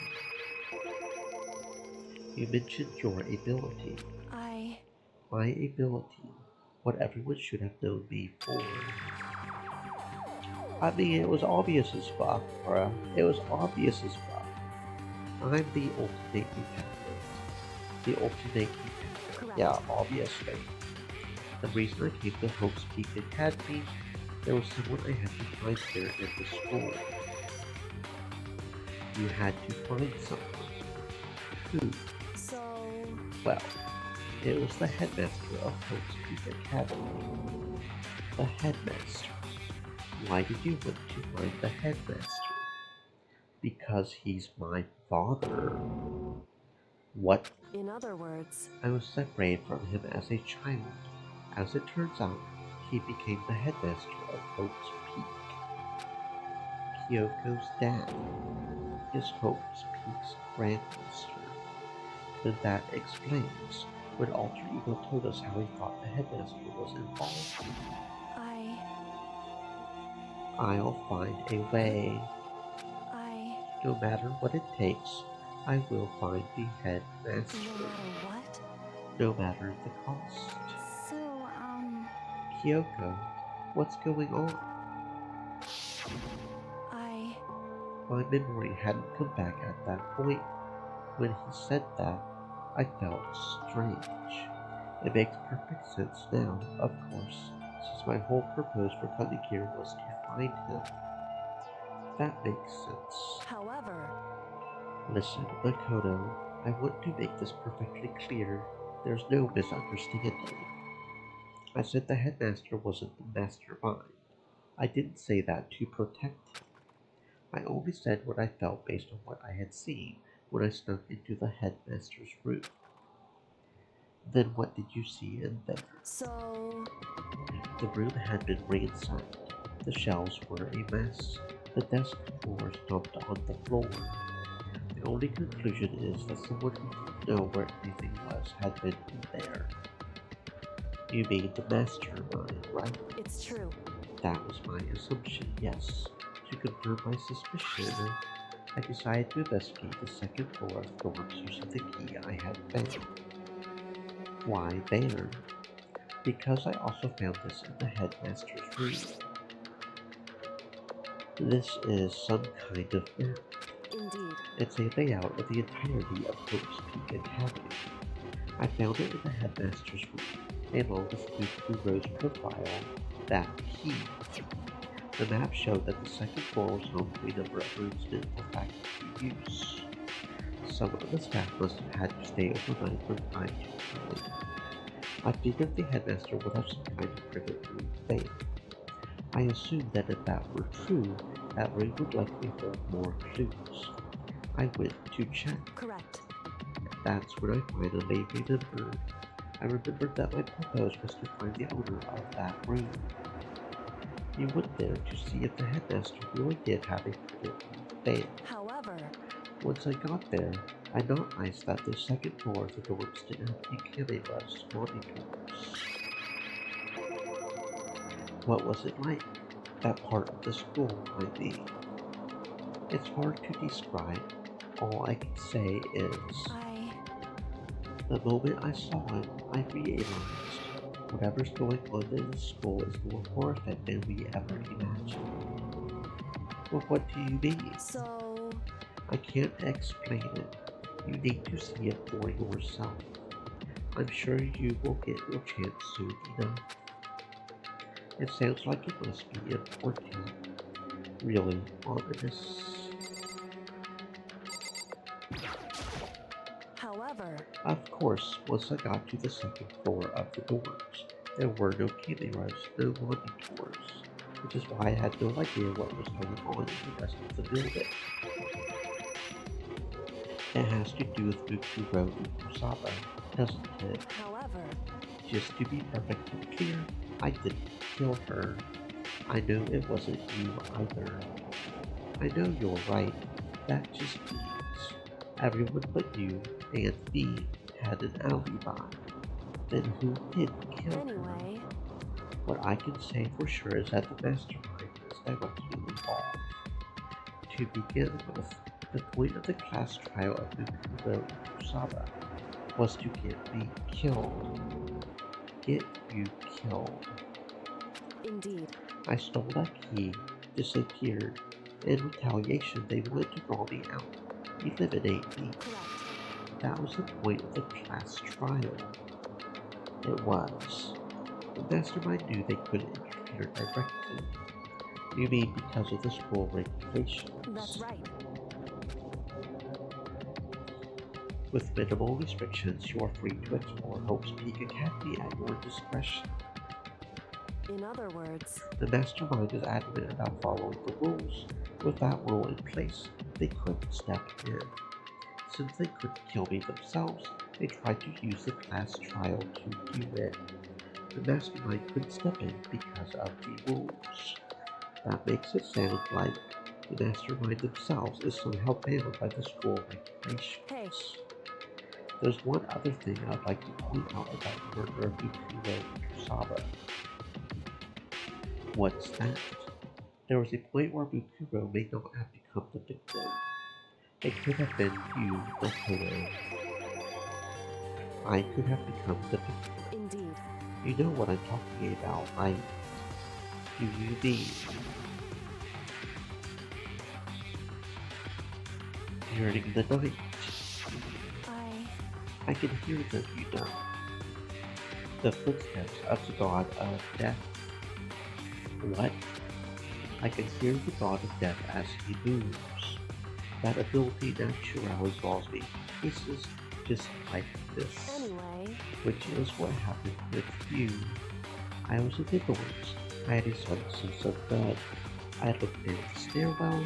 I saw a white shadow cross the corridor. I gave chase right away. As I followed it, I saw the shadow go into your room. correct. I ran into your room. I saw what was happening. I intervened immediately, of course. However, That wasn't the end of things, of course. I stopped them. That led to whoever the master sailor was. They ended up dead. correct. Their murder was disguised. The dojo key ended up in my room. All has to be the work of the mastermind, in an attempt to use the class trial to eliminate me. All this would mean that whoever killed Mukuro is also the mastermind, right? Indeed. I don't have conclusive evidence. That's what I think. That's really bad if true. It means the mastermind can kill whoever they want if they feel like it. Wait, doesn't that create a notable contradiction? The mastermind wanted to use the class trial to try and kill you because they couldn't interfere, right? Correct. You're right. That is a contradiction. It's not just Mukuro. They needed the class trial to kill me. Seemed ready to kill you in your room. Everything they did is a contradiction. What does it all mean? In other words, It means that the mastermind is the one who's been cornered. Makoto. Just a little more. A little more. I should be able to figure out the mastermind's identity. The identity of the other ultimate despair. The other ultimate despair. There's no doubt that Mukuro was the ultimate despair. That she's dead. I don't think the ultimate despair is just one person. It's not. Indeed. If you think about it, the ultimate despair seems to indicate whoever caused that event. You're talking about what happened a year ago. The biggest, most awful, most tragic event in human high school. The tragedy. Whoever's responsible for that. They're the ultimate despair. That despicable group's only purpose for negotiation comes from despair. Then there, make no mistake, they are the root of all the evil that has forced us to go through this. That is the ultimate despair. That is our real enemy.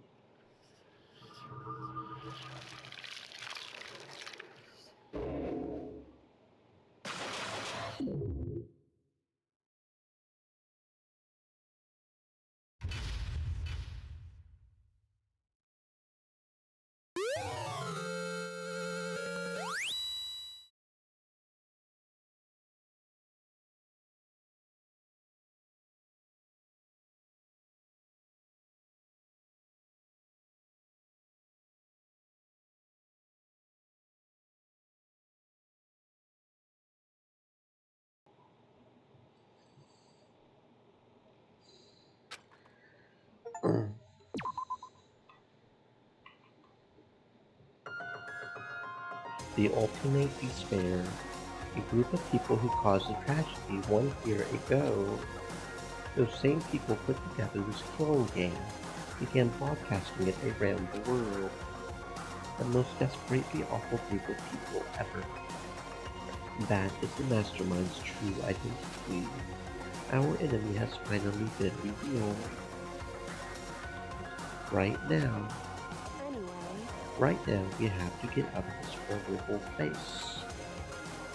Figuring out the rest of the story can come after. Yes, you're right. Kyoko, do you still have that one thing? Monokuma's secret tool that you got from the headmaster's room. indeed. Of course I do. It's an absolutely vital part of ensnaring the mastermind. I would never part with it. It can open any door in the school, right? That's right. Then we should be able to use it on that door, right?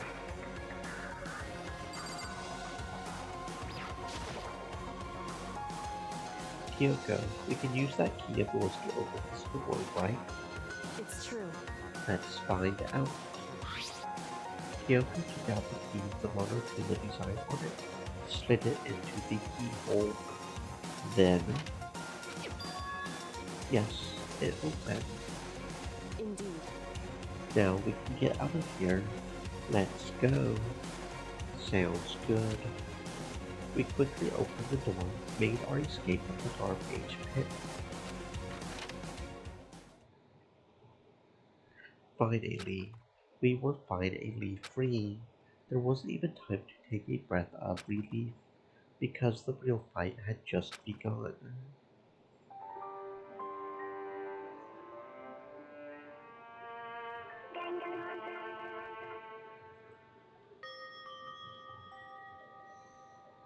After leaving the garbage pit, we found ourselves in a tunnel extending straight up, like a chimney.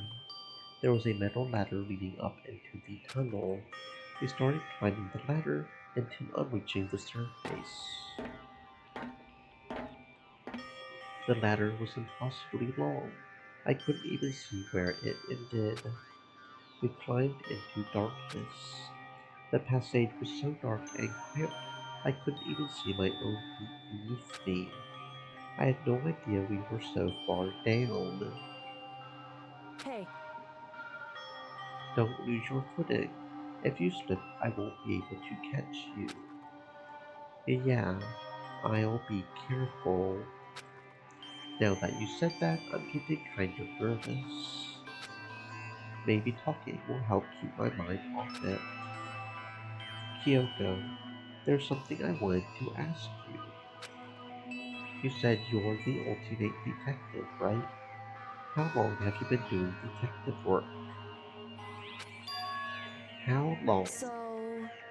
Ever since I can remember. I come from a long line of detectives. Detective work is in my blood. There was a time when being a detective was considered a sacred duty. My family's always seen it that way. Then is your family famous? wrong. Quite the opposite. Even among actual detectives, Many people haven't heard of us. How come? It's like your family made tradition, right? Right. Because we take pride in it. Pride. Indeed. A detective is neither light nor shadow. We represent neither justice nor evil. That is how we can uncover the absolute truth. We stand neutral in all things. To do that, we have to stand separate from the rest of society, which is why we made a concise effort to conceal our existence. A concise It's effort. true. It's kind of old-fashioned. I can't say it's entirely rational. It's our family creed. We do what we must to protect it. Because, like I said, it's our source of pride. Pride. That explains. Before I came here, Wynn was looking up info about the school online. I never saw anything about her, because she hid herself on purpose to protect the pride of her family. However, Yet, I gave up some of that pride. In order to enter Hope's Peak, I had to reveal myself to the school. I did it knowing it was something a true Kirigiri detective would never do. The reason you gave up that pride, the reason you would go so far to enter Hope's Peak, it was because that's how much you wanted to reconnect with your dad, right? There's no shame in that. what? Reconnect. I had absolutely no desire to reconnect with my father. You would be reuniting after all those years, right? You would have had so much to talk about. Wrong. There's nothing I want to talk to my father about. However, There's something I want to say to him, though. What? No matter what it takes, I have to find him, tell him, face to face. Or what is it? so... I want to sever all ties with him. Sever. The last time I saw him, I was still very young. I don't remember myself. Apparently, he was extremely intelligent. He was in line to become the next head of the Kirigiri family. He was talented. He had a promising future. However, He had no interest in detective work. He cut himself off from the family. Not long after that, my mother died. He simply ran away. He went to my grandfather. They had a huge argument. Young as I was, he left me behind. I'm sure there was a reason for that. I'm sure your dad wanted to take you with him. right. If that's true, then I need to thank him. Thank him for leaving me. Because unlike him, I take pride in the work I do. I take pride in my family name. Every last part of me is happy he didn't take me with him. If I had gone with him, I never would have had the chance to become a detective. I was above Kyoko on the ladder. I wasn't able to see her expression. I couldn't tell. I couldn't see how she looked when she said that, what she might have been feeling. All I could tell was that compared to her usual self, she was more talkative and more emotional. I don't blame him, you know. He had his own life to live. That's what anyone in my position might say, right? It's not true. However, There's one thing I could never forgive. Really. so... The way everyone else looked at me. I was never sad about being left behind. Like I said, I think it was a good thing. However, When the rest of my family looked at me, they saw something different. They only saw me as the little girl that was abandoned by her father. That's how they see me even to this day. His shadow has been following me my entire life. I'm sick of it. I need him out of my life. I need to step out of his shadow. That's why I have to find him, tell him we are no longer family, in order to settle the past. in order to remove him from my life forever. I have no doubt he forgot about me 10 years ago. Your family, you just cut him out like that. Wrong. Our only connection is through blood, nothing more. Are we connected by heart, soul? No. Hey, Is blood going enough to call someone family?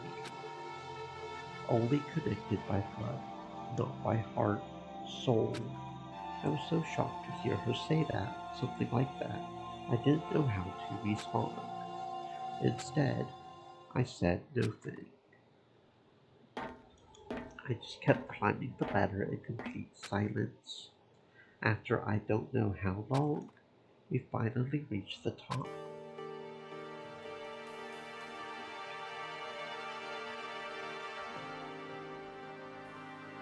Looks like this is it. indeed.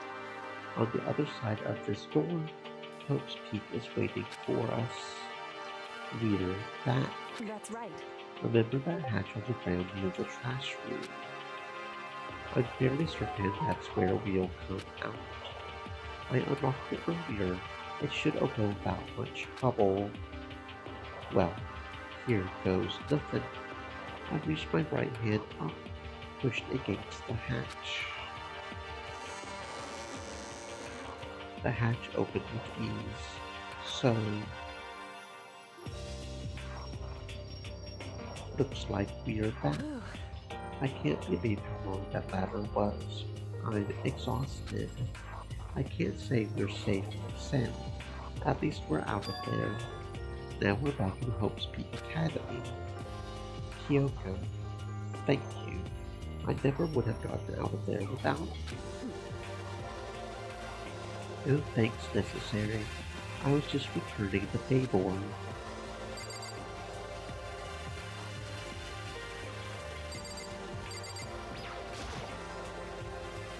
Now what do we do?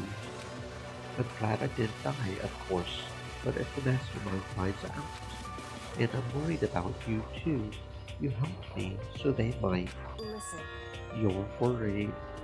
Yeah, of course. So then, Let's just get a concrete answer. in other words, Let's ask Monokuma if there's a problem with you escaping. Well, wait, that's... however, If we try to hide, it's only a matter of time till we're found out. And it's not like we can run away. As she said that, she pointed at the nearby surveillance camera. So you're saying rather than stressing out over getting caught, we should just give up now. Don't worry, what you think is going to happen is because the mastermind is the one that's ensnared. The mastermind is ensnared. You said something like that before. What does it mean? so The mastermind stood exposed during the investigation into Kubo's death. There was a moment when the mastermind let their guard down. There was. right. If we can talk to Monokuma, we can confirm it. It'll be better for us if we go to him directly before he plans to stay. That should help with our negotiations. I'm still a little, super uneasy about this. But we don't really have a choice, do we? Indeed. Monokuma should be in the gym. Shall we go? Let's get going.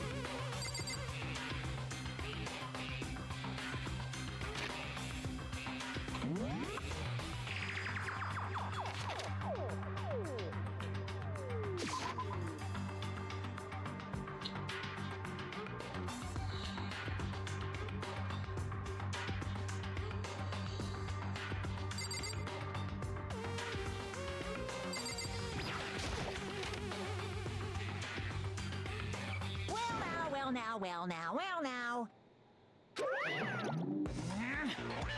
Kyoko, I don't mind so much. But Makoto's supposed to be dead. What's he doing here? That's exactly how I thought he would react. Are we really gonna be okay? You were supposed to be punished. Did Kyoko help you? What? So what if I did? What will you do? If the guilty party is exposed during the class trial, they alone will be executed. It's unfortunate, but that is the rule.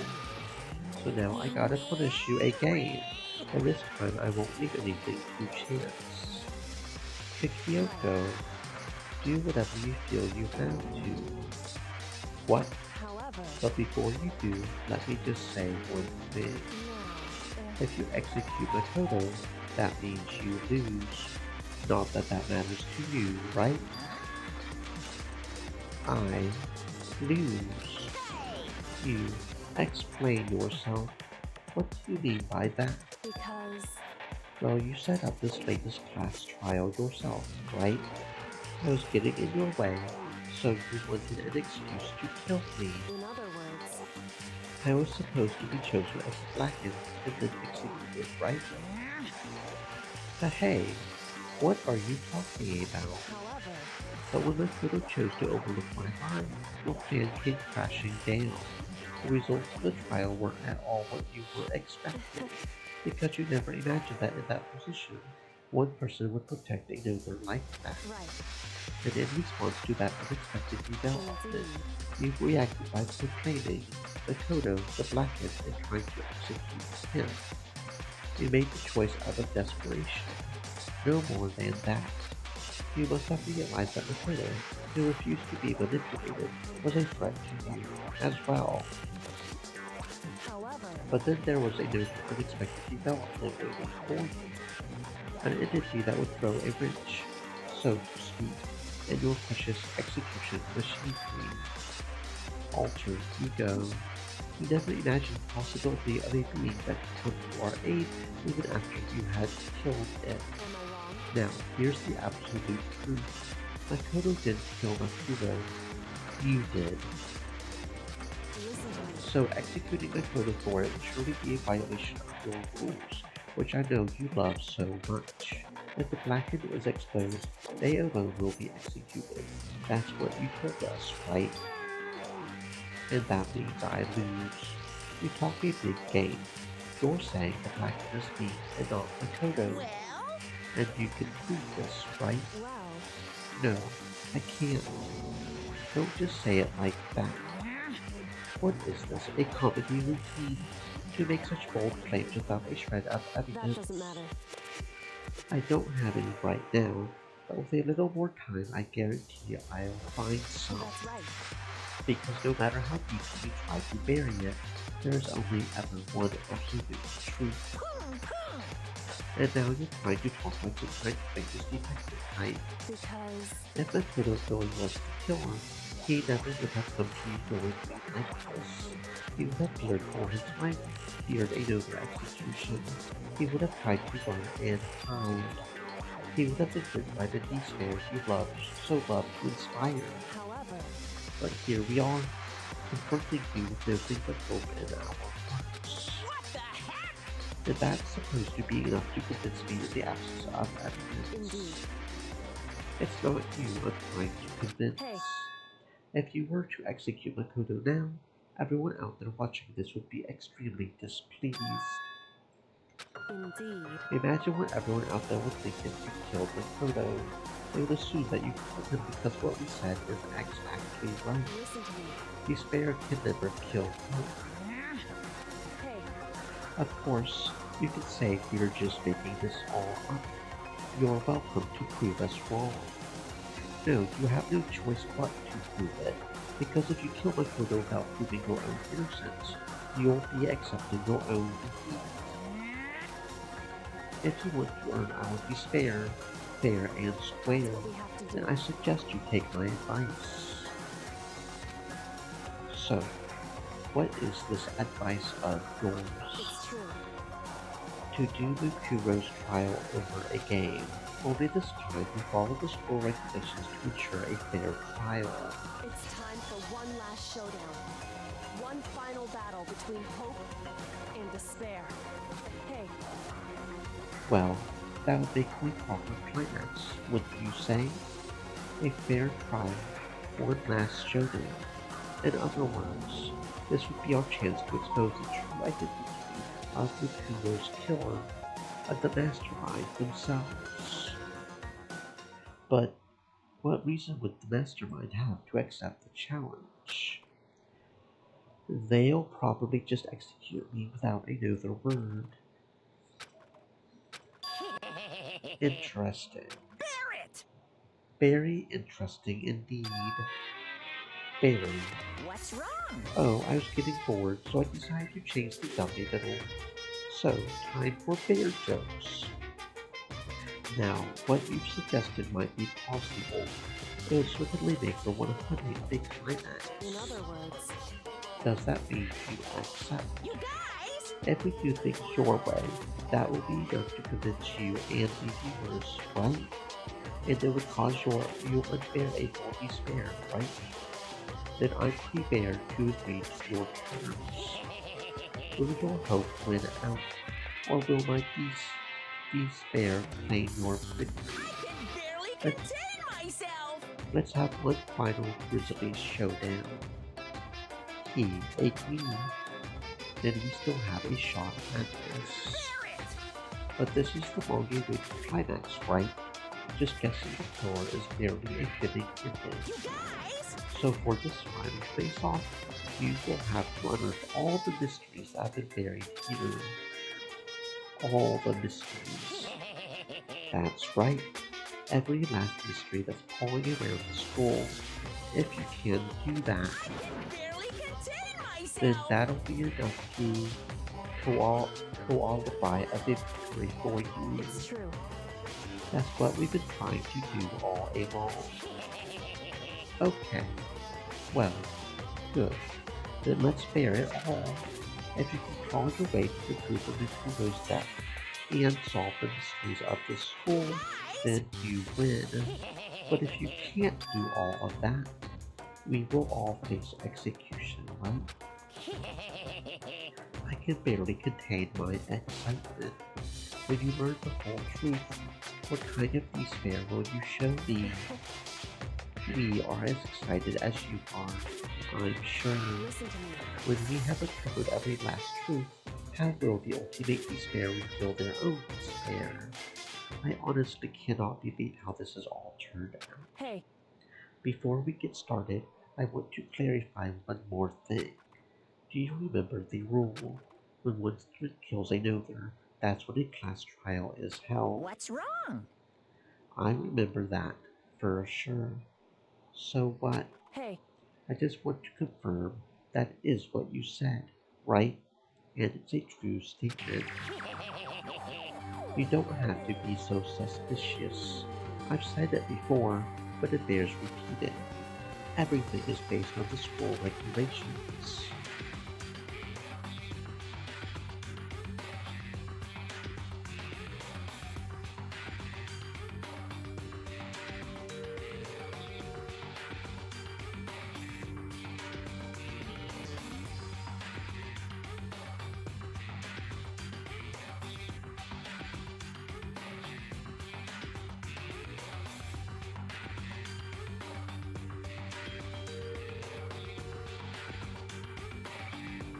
And having a trial from Kuro is no exception to that. The Kuro's trial is no exception. Then it is part of the regulations, which would have to mean that whoever killed Kuro. It's a very polarizing approach, I know, but okay, enough puns. Anyway, here's the thing. I'm sure I told you this already, but this killing game began with 16 participants, all of them high school students. And the only people to take a single step in Hope's Peak since the killing game began are those 16 students. What? listen. Are you telling the truth? Why did he go quiet all of a sudden? Now I'm really angry! I'm done talking. I got nothing left to say to you. So get lost, would you? Why so mad? He seems emotionally unstable. Hey, Leave me alone. Get out of here. Okay, I am going. I just... You are really gonna let me go. I do not even care anymore. You are all gonna get your punishment later anyway. I need to start getting it ready. A super duper extra special punishment overflowing with despair. Hey, Come on, Makoto. Let's go. Okay.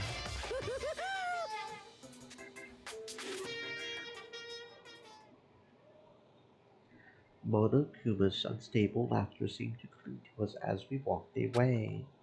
And just like that, we were out of the gym.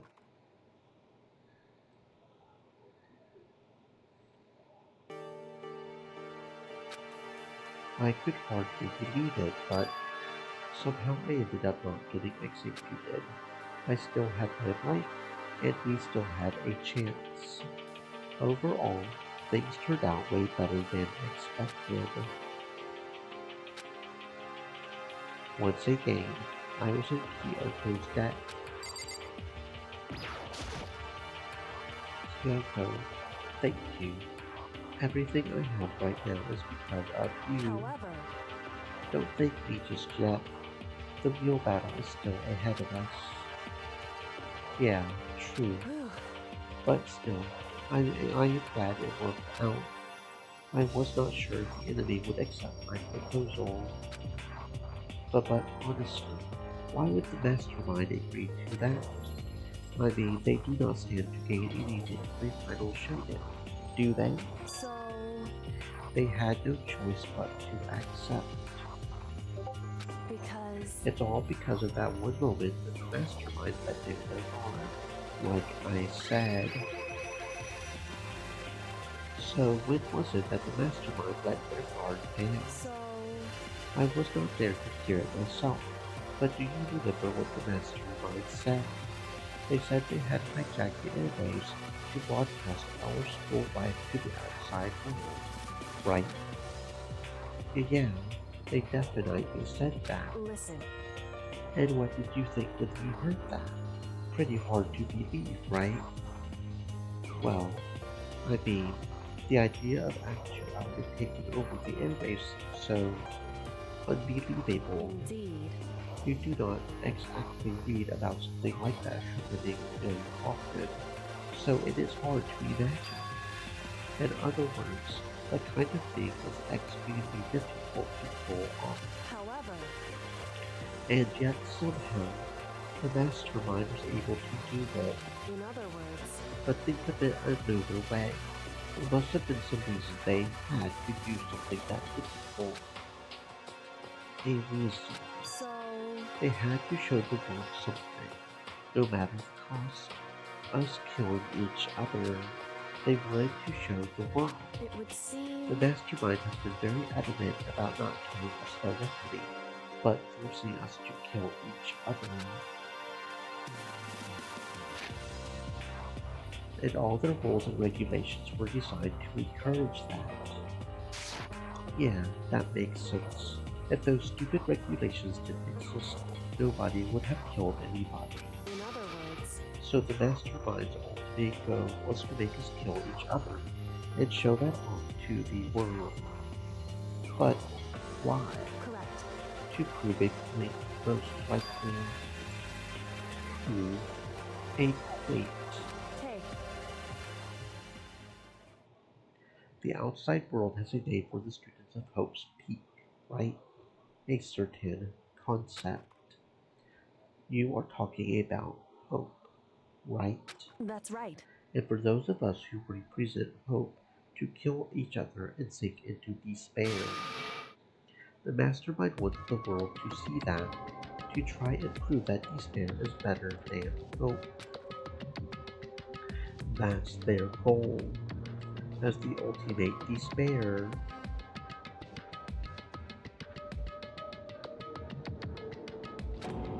What? They want to prove that despair is better than hope. But that's ridiculous. It's true. You are right. It is ridiculous. Completely irrational. It's the kind of thing that nobody but those who call themselves the ultimate despair would devise. But is that really their only reason for making the rest of us suffer? Makoto. I know how angry it must make you. And yet, that same motivations were led to the mastermind revealing their weakness. What? In other words, Because their goal is to broadcast this killing game to the world. The mastermind has had to be more particular than is reasonable about their own regulations. If the mastermind simply ignored their rules, this wouldn't have been a game, but a one-sided slaughter. at the very least, That's how those who are watching this would have seen it. And that is why the mastermind could not kill any of us themselves. indeed. That is precisely the reason. No matter how much they may hate what I am doing, I have not violated a single one of their regulations. Junko broke the rules, so she was punished, but in my case, they could not lay a finger on me. Right.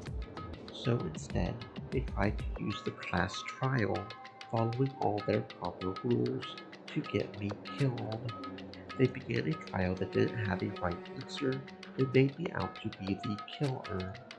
But even that did not work. It's true. Yes, thanks to you. And due to that failure, the mastermind took yet another risk. They attempted to kill you instead, who also was not the killer. And when that fact was exposed on live TV to the entire outside world, the mastermind had to accept your suggestion. Indeed. To prove to the world that despair is better than hope, they had to defeat us in perfect form. In other words, It would only do the mastermind harm to have it show that they had violated their own regulations. But all of that was a hunch, right? And you were still able to get the mastermind to accept your challenge. however, Well, it is only thanks to you that we got that chance. Because you believed in me, another path opened up. Still, I can't believe how much of the mastermind's thoughts and plans you were able to figure out. I didn't have the slightest clue. wrong. In the end, though, I couldn't prove any of it. It was just my reasoning. Essentially, I was making a bet. But it looks like I got it right. This time, at least, I won the bet. She let out a quick sigh. I took it as a small sign of relief. To be honest, I haven't been that nervous in a long time. I totally couldn't tell you were nervous at all. You seemed totally confident from the moment we decided to go talk to him. Well, presenting a strong demeanor is a fundamental part of negotiation and persuasion, would you not say? Plus, if I had shown my uneasiness, that would have just made you that much more uneasy. Yeah, you are probably right. How pathetic. However, Anyway, we cannot relax just yet. All we have done is earn another chance to fight. We have to win this time, correct. or everything we've gone through will have been for nothing. You are right. If we cannot defeat the mastermind, it will cost us our lives. There is no option except to win. Hey, But before we begin the final battle, we have to tell the others what's going on. True, but now we know who our real enemy is. All we have to do now is work together with everyone to destroy the mastermind. Stream elements. Set. Work together with everyone. Voice my However- friends hydrate. Is that really possible? anyway, Right now, we have to go find the others. shall we go? They are probably in the dorm somewhere.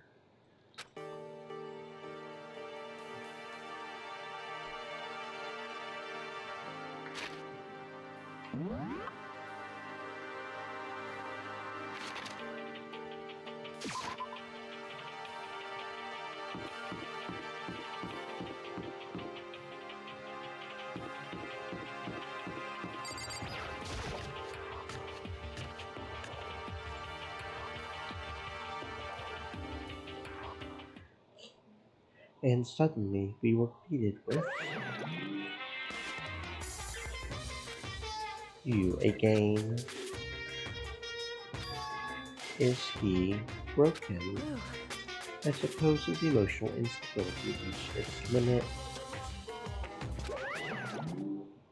What the heck? However, I wonder what that was all about. I couldn't help but let out a sigh of relief. Is that Makoto? You guys! It is! There's no two ways about it. That's Makoto! Huh? You survived? Jeez, you're like a stubborn little cockroach, you know that? I'm just asking to make sure, but you're not a ghost, right? Everyone was there. All my friends would struggle together and survive. As soon as I saw their faces, I couldn't help myself. I started to tear up. What? Wait, what's that smell? What the heck? Yeah, man, that seriously stinks. It's Makoto. He smells like a wet dog. Get away. Shoo, shoo. And in a flash, my tears dried up.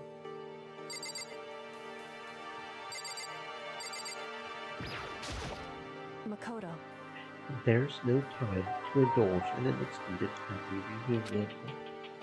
We need to explain to everyone what happened with Mama Tina. Yes. Explain. Explain what? But is it okay that you're here? What if the mastermind catches you? it's true.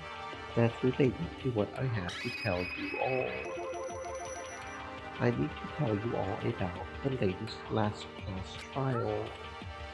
Last Class In trial. other words, We are going to redo Mikugo's trial. What? Seriously? How about that? What's the point of redoing it? Makoto killed her, right? No, I didn't do it. Like I keep telling you. wrong. Makoto isn't the killer. And of course it's not me or any of you. But then, who is it? I see. What she's saying is, it was all the work of the mastermind. What? You're saying the mastermind killed Mikuro. That's right. It was all an elaborate trap contrived by the mastermind. Makoto spotted the trap in time and did what he had to stop it. However, But his decision meant that he would be the one to die. What did you say? You spotted the trap, did you, Makoto? You make it sound like it was easy. I just, you know? however, But executing Makoto, who wasn't a lackey, is a clear violation of the school regulations. The rules state that only the lackey is to be executed. The mastermind broke their own rules. Which is why I went and negotiated with them to have the trial one more time. And the mastermind agreed. Does that mean they really did break the rules? They had no choice but to agree. You used the TV broadcast to gain the leverage you needed, didn't you? correct. Very observant of you. Naturally. I recall what you said at the end of the last trial, when you said, now it's the mastermind that's ensnared. That's what you were referring to. Don't be mean! Hey, I'm totally in the dark here. For anyone who doesn't understand, you can ask Kyoko to explain it again later. So, knowing all this, what do we do now? About that. It's about who killed Mikuro, right? So our job is to expose the mastermind. But there's more to it than that, correct? Yeah. For us to win this time, we have to solve every last mystery surrounding the school. every last mystery. But we've been looking around all this time, and we still don't know anything, right? Anyway, You've probably guessed already, but if you lose this time, everyone dies. Oh no! Not everyone. I hate you. Hey, who said you could agree to those terms without talking to the rest of us? I'm fine with things the way they are. I'm fine living here forever with the best. I, meanwhile, want to get out of here as soon as humanly possible. anyway, At this point, the only way for us to survive is to unravel the truth. In other words, one decisive final battle. A rather interesting development, I would say. But Figuring out who the mastermind is, and how they killed the hero, and all the school's mysteries.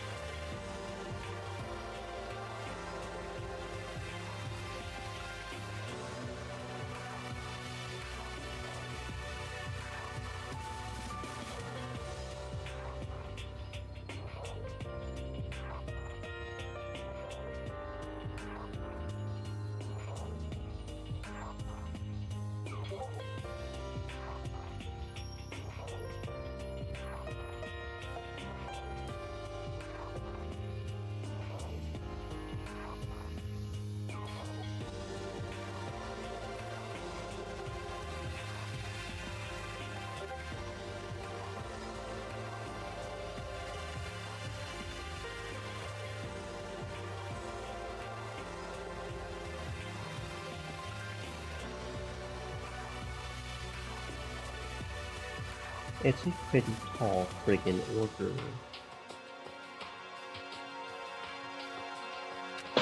Maybe, but this time the trial is different. We know who our enemy is now.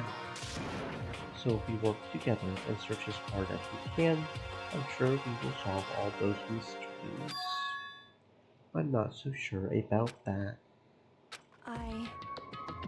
I can't agree with the idea of working together with everyone. You can't agree. Why not? I mean, working together with everyone seems like the most obvious way to solve all the mysteries. indeed. That's what I thought, too, at first. Until Monokuma gave us that little hint of his... hint. It's a very polarizing approach, I know, but... okay, enough puns. Anyway, here's a hint. I'm sure I told you this already, but this killing gang began with 16 participants, all of them high school students. And the only people to take a single step in Hope's Peak since the killing game began are those 16 students. I see. Monokuma said that, did he? Then Kyoko's opinion is perfectly reasonable. But why? So, in other words, If the mastermind really is the one who killed Mikuro, as Kyoko says, then the mastermind had to set foot in this school, right? Monokuma could have probably murdered Mikuro, but there's no way he could have disguised the scene like that. in other words, But according to Monokuma, the only people who have set foot in Hope's Peak are the 16 students who have been taking part in the killing game.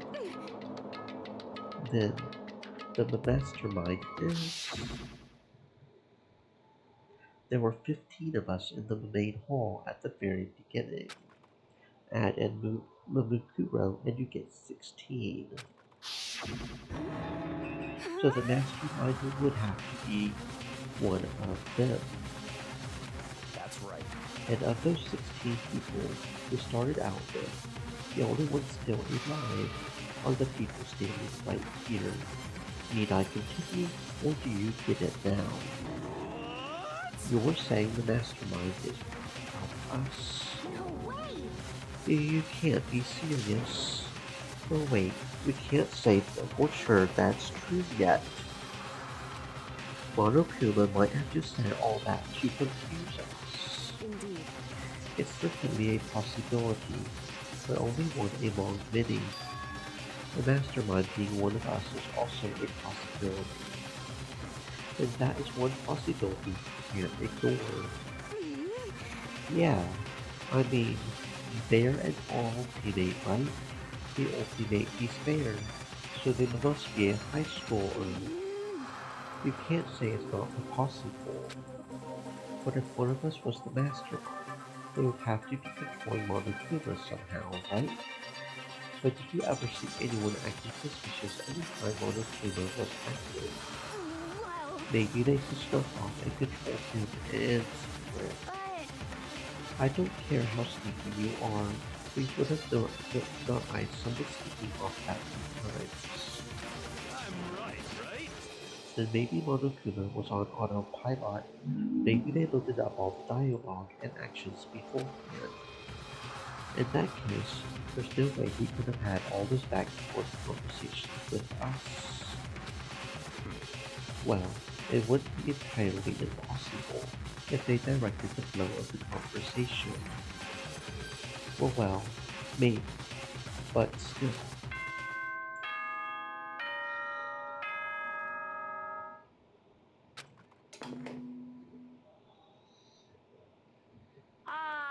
This is a school announcement.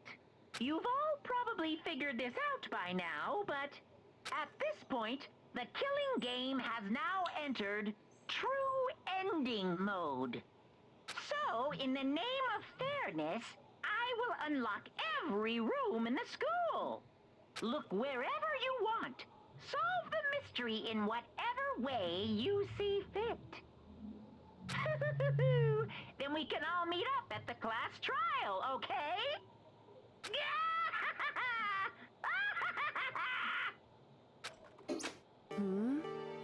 Alberian Magdalene is up to unlock all the rooms. That's fine. The time for talk is done. Now we need to begin our investigation. But I was planning on working alone from the beginning anyway. In the name of my family. At this point, I can rely only on myself, on the Togami blood flowing through my veins. I have no time to worry about the rest of you. Each of you must uphold your responsibility. Well then, after making his final statement, Byakuya left the dining hall. The master, he didn't take me with him. Hey. Do you blame him? Without master, the rest of you are like coffee with cream or without the cream, or coffee. You're totally useless. So, bye. With that, took the fresh out of the dining hall. And now she's gone. And you're gonna go off by yourself, right, Kyoko? That's right. Which is be Makoto, Hina, and me. You know? In that case, I'm gonna go by myself, too. Just a second. Wait, how come? How about that? Just wait and see. I'm gonna use my totally awesome spirit power to figure out the mastermind's identity. Laughing loudly, Hiro left the dining hall. Everyone's really gonna go off by themselves. What about you, Hina? I guess I'll do the same thing. But, I mean, it's not that I don't trust everyone, you know? I mean, But up till now, I haven't really been all that useful. I just depend on Sakura and everyone else. You're not useless. If you hadn't been here, I would have died. Makoto, that's really nice of you to say. but, Still, I know I've mostly been totally useless. okay. So I figure, at least here at the end, maybe I can find something that'll help us all get out of here. So I'm gonna go off and do it all on my own. Okay, see ya later. Mina was in surprisingly high spirits as she dashed out of the dining hall.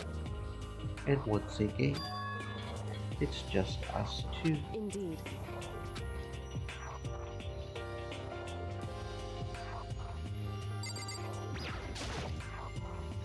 So, you're gonna go off on your own too, right, Kyoko? However, Well, don't misunderstand. Just because we're going to do our searches separate doesn't mean we can't still work together. so That goes for all of us. I think I see what you mean. Doing our own investigating doesn't mean we can't work together in the end. I should just see it as us splitting up to cope more ground. And then we can get back together and share what we found. Yeah, that's right. so then, Well, I had better get going. I have an endless list of things I need to check. correct. Monokuma said all the doors of the school have been unlocked, right? So we should be able to investigate every nook and cranny in the school. We can visit all the places we couldn't go before. Makoto, Naturally, no matter what it takes, we have to uncover the truth. By any means necessary. With that, Kyoko was gone, leaving only me. I don't have time to waste either. I have to begin my search. I still can't believe the mastermind might be one of us. So that's what I have to prove. I'll prove that the mastermind is one of us. I'll expose the mastermind's true identity and solve the mystery of this school. And then we can all escape together. I guess I'll start by taking another look at the Kubo's Monokuma file. Due to the explosion, the victim's identity is unknown. They were, however, dead before the crash. The victim had been stabbed a single time by which went completely through the body. They had also been struck in the head with an object about as big as a metal pipe. The body was covered with open wounds, but these were at least several days old. Once we find out who killed Ukubo and Kusabo, then we'll know who the mastermind is. So, where should I start my investigation to figure out who killed her? I guess I should start with the rooms that were locked up until now. The headmaster's room, the bio lab, and the door in the depth center with Monokuma's face on it.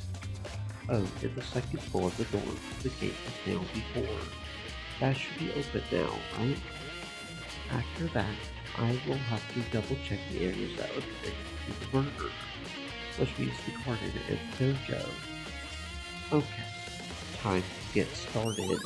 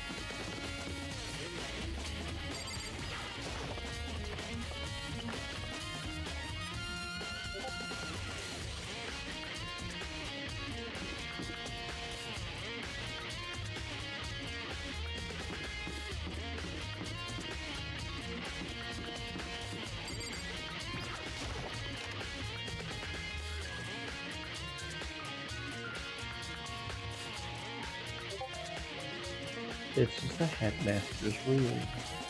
I've heard an awful lot about it, but this will be my first time seeing it for myself. Makoto, it's you. The Yakuya.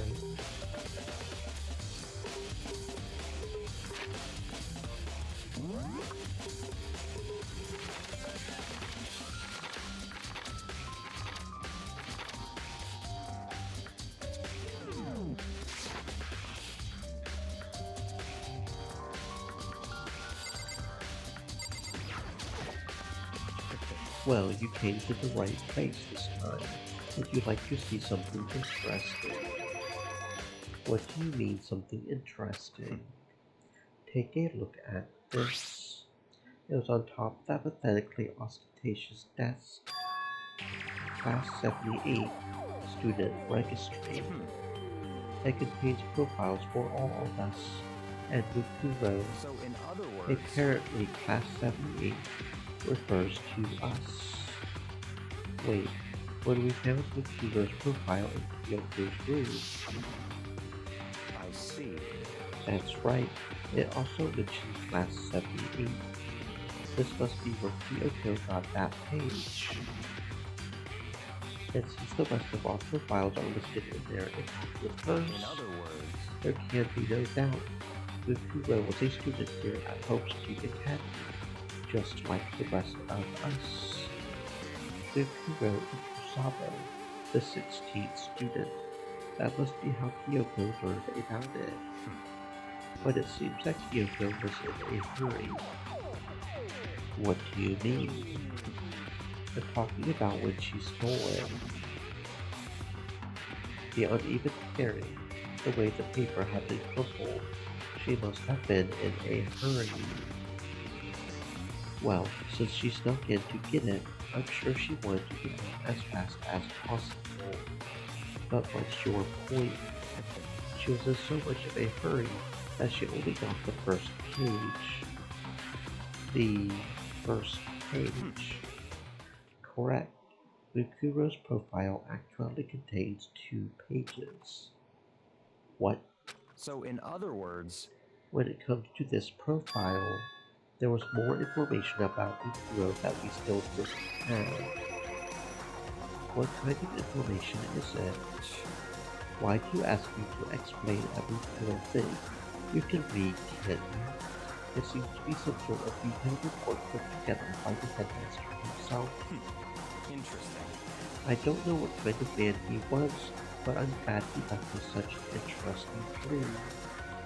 I was half listening to Byakuya as I skimmed through the report. Mukuro reappeared suddenly, and in the background an entity floats, close but just out of reach. The entity is known as the Ultimate Despair. Right now, I can't be sure if this is a single person or some kind of group. Whatever it is, Mukuro definitely has some sort of connection to it. I have a bad feeling about all of this. I need to push forward my research into the Ultimate Despair. And I need to pay attention to Mukuro's behavior too. This is just my gut feeling, but I think she's dangerous. Despite the countless battles she must have gone through as a member of Midland, when she entered Hope's Peak, she didn't display any signs of battle wounds or scars. That fact alone proves her tremendous skill in battle. Naturally, I want to believe in her. She's one of my students after all. But if I decide she's a danger to the Ogre students, I'll be forced to take all reasonable measures. Mukuro was a part of the Ultimate Despair. I don't think there can be any doubt about it now. But wouldn't that mean Mukuro and the mastermind were actors? So why? Why would they kill Mukuro? Plus, even the headmaster seemed to be afraid of what Mukuro was capable of. They would have had to take her completely by surprise to kill her like that. Or maybe at least the mastermind was even stronger than Mukuro was. What? What's wrong, Makoto? That's fine. You seem to be lost in thought, but I should probably point out one other thing. That there's another important bit of information within the file that you should note. Well, what is it? Did you notice the picture in there? A picture of a girl perhaps you've never seen before. A girl who seems to be included as part of our class 78. That should be enough for you to figure out who the girl is. And further information about that girl is included in the file. 5 foot 7 inches, 97 pounds, and it even lists her vitals, 31, 22, 32. Well, what do you think? What do I think? Are you asking me, like, if she has a nice body? You hopeless idiot. What I'm trying to tell you is maybe you will want to keep that in mind for later. Maybe you'll make your way back to the corpse, and maybe you'll think, oh, could that be? Wait, is he trying to say there's a chance Bobby isn't actually a Mukuro? Is that what he's saying? Personally, what I'm thinking seems all but impossible, but it wouldn't hurt to confirm, right? It's all clear now. That's all I was trying to say. What you do with that information is your busyness. So I'm back to being Byakuya's errand boy. Oh, and one last thing. It's a bit of advice from me to you, so I suggest you pay attention. Advice for me? You seem to be getting along with Kyoko quite well. It's not that we are getting along. She's just done a lot to help me. Well, don't put too much faith in her. In other words, The cost of that faith might be more than you can afford. But what are you saying? Just what I think. Call it a hunch. A hunch. But my hunches tend to be proven right. The advice is free this time. Take it or don't, as you will. But I'll keep it in mind. Thanks.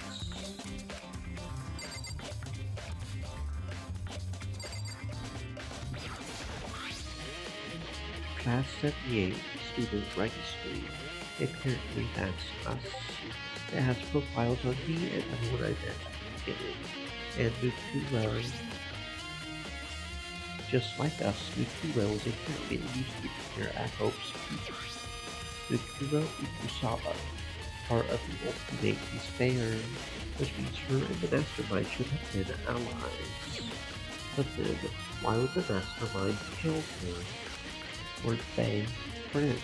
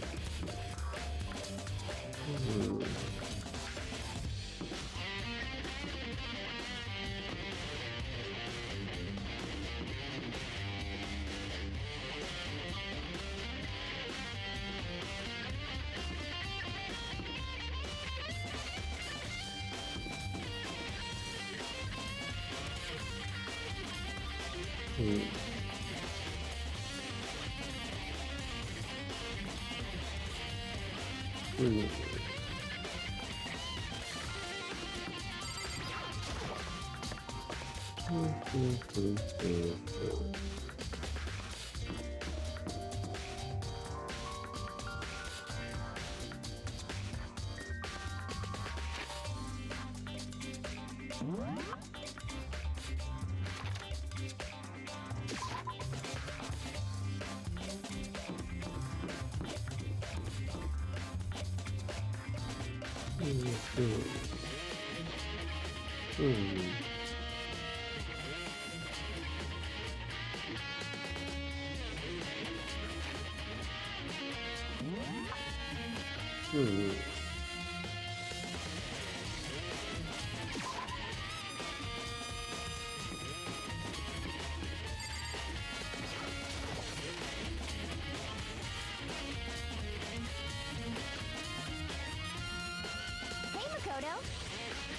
Are you here to look around too?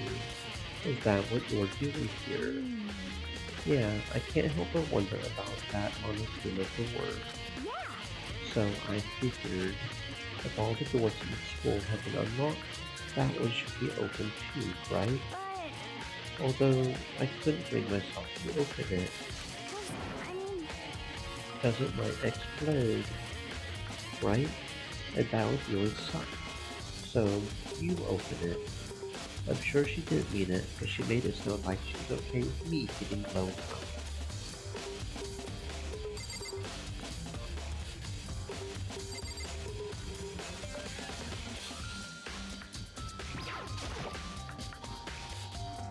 Okay, so I guess I'll open it. Wait, let me take cover first. I don't want to get exploded. Tina raced over to the nearby desk and hid underneath it. Okay, go ahead. Everything will be okay, right? Alright, here goes nothing. I threw all my weight into it, but the door opened much easier than I expected.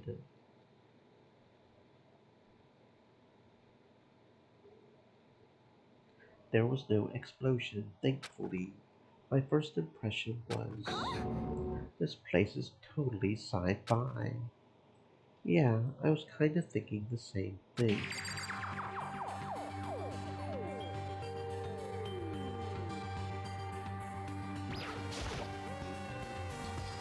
What is this device? It looks like some kind of control panel. It's really over the top though, like some kind of military installation or something. Yeah, it kinda looks like a mech cockpit, right? Hifumi would probably freak out if he saw it. Cockpit. So the Monokuma Moon has a control panel that looks like some kind of cockpit. And that could be. okay.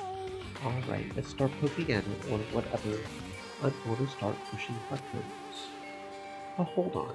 You can't just, or whatever, something like this. But it was too late. Hina was already jabbing away at the control panel. Did you hear that? Yeah, I think it came from the other room. Hina, what did you push? I'm not totally sure, but I think it was that one. The button that says Data Center. Data Center. I take a good look at the control panel, and I saw a bunch of buttons, each with the name of a room next to it. And just like Hina said, there was one labeled Data Center. That must be the one she pushed. But the Data Center, that's right next door. The room we were just in. That's where the strange noise came from. I had better go check it out. Yeah. Yes, please. I'm kinda scared out of my mind right now. So I'll just cheer you on from over here. Uh-huh, okay.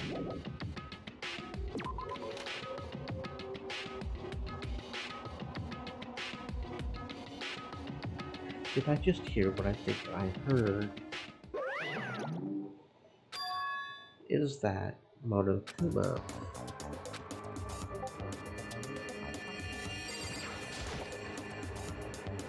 Hey.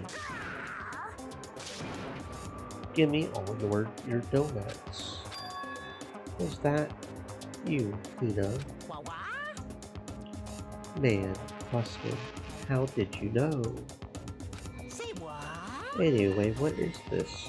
Some kind of remote control camera kind of setup? You don't even know what you're controlling. Hello. Well, I mean, I can't really see anything from in here. Found it. Guess what I found? A self-destruct button. Whatever you do, don't push it. Too bad. Are you seriously gonna push it? Anyway, I guess that settles it. The room with the Monokuma drawing on it, and the control panel inside.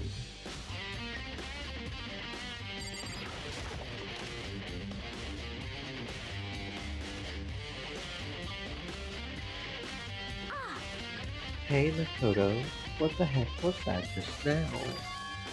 Monokuma, what do you mean? What you were controlling just now, it was Monokuma. Monokuma. What? For you. Yep, it looks like that panel definitely controls Monokuma. Which means the mastermind has been controlling Monokuma from this room. Yeah, they were definitely in here. The mastermind has been controlling Monokuma from this room. And this control room is totally separate from the data center area with all the body cores. In other words, Hey, maybe the mastermind can't monitor us and control Monokuma at the same time. Kyoko's theory was right. If the mastermind's been controlling Monokuma from here, that means they've been inside the school this whole time, right? I guess that would have to be true. But if that is true, it's a very polarizing approach, I know, but okay, enough points. Anyway, here's a hint. I'm sure I told you this already, but this killing game began with 16 participants, all of them high school students, and the only people to take a single step in helps keep since the killing game began are those 16 students. Then the mastermind, Monokuma's puppeteer, really is the 16th student. No, it can't be. There's no way, right? What's wrong with her then? I don't like that face you are making. Oh, no, it's nothing. Oh, okay. What about you? Is everything okay? Oh, well, it's just... This is where the mastermind's been hiding, right? Who knows if they set up trap or something? I can't say it isn't possible, but I really hope it's not true. So, like, you wanna leave soon? There's still lots of other places to check out. Yeah, good point. We can't waste all our time standing around here. Okay, you wanna get going? Yeah.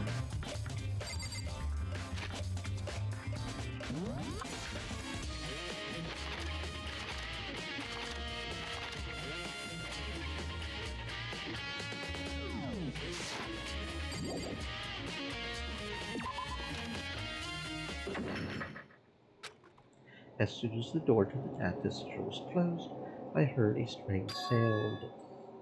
What was that? The door, it just locked on its own. What?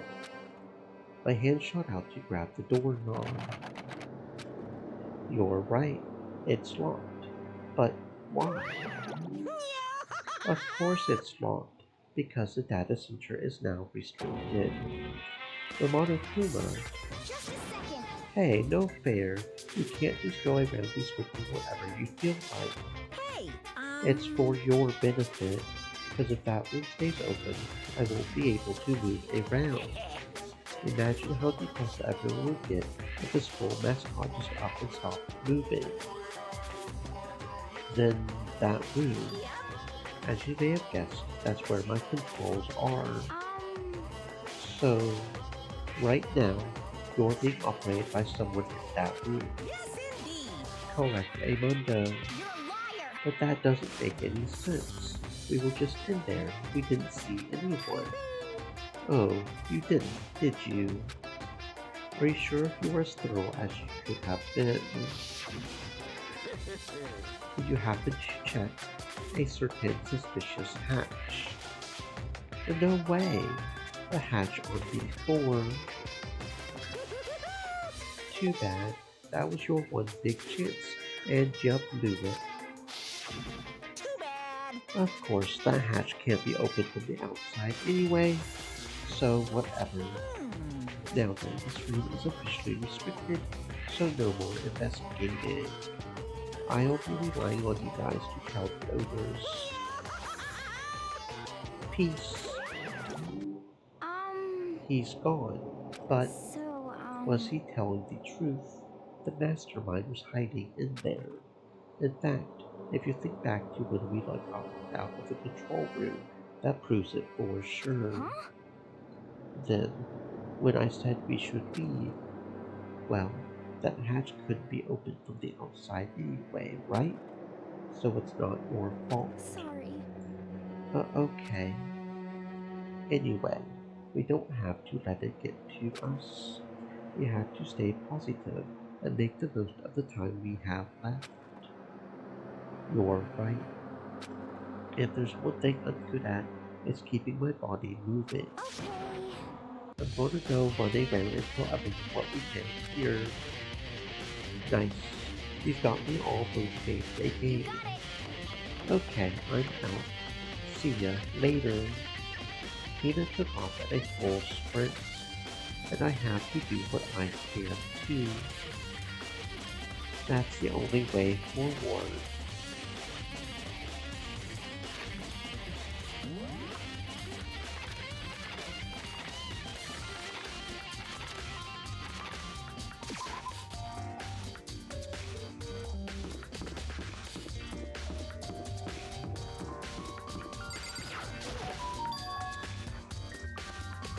The gates open. We can finally check out the second floor of the doors, which means I have to do it. This is the second floor of the doors. It looks like some ancient ruins.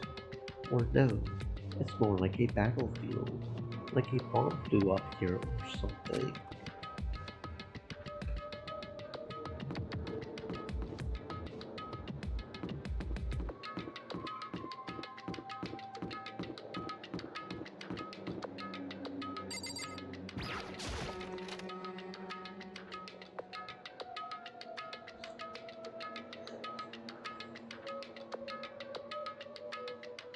This room doesn't really feel like a student's room. It has a more adult atmosphere. Correct. It's the headmaster's private room. Kyoko. Indeed. I've been through this room several times already, but I still have one little regret. So I decided to check it one more time. A regret. There's a strange gap in the wall. It is some kind of design mistake, or a construction defect, or something. So... There's a gap here, but not just any normal gap. I can feel a breeze coming out. A breeze. Indeed. There's likely an open space on the other side of this wall. Open space. Does that mean... You mean, like a hidden room?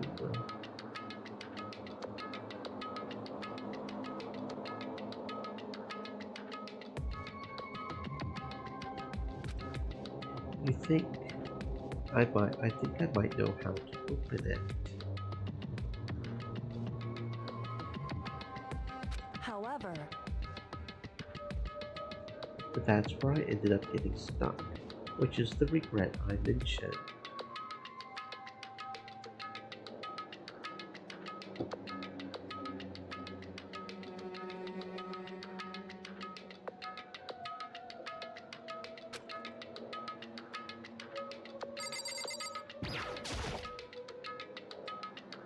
There's a PC on the desk.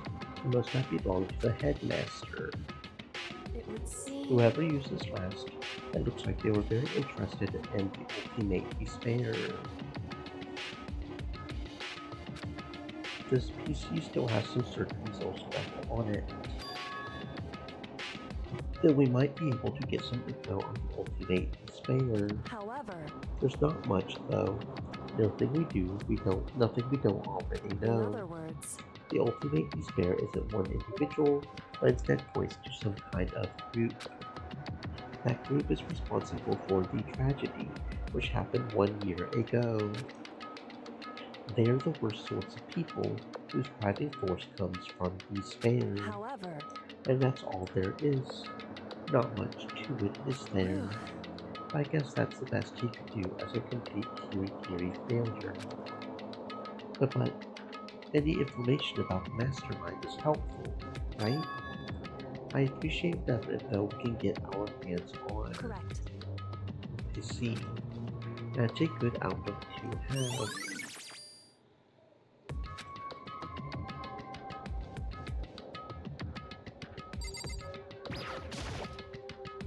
I think I might know how to open it, but that's where I got stuck, Correct. which is the regret I mentioned.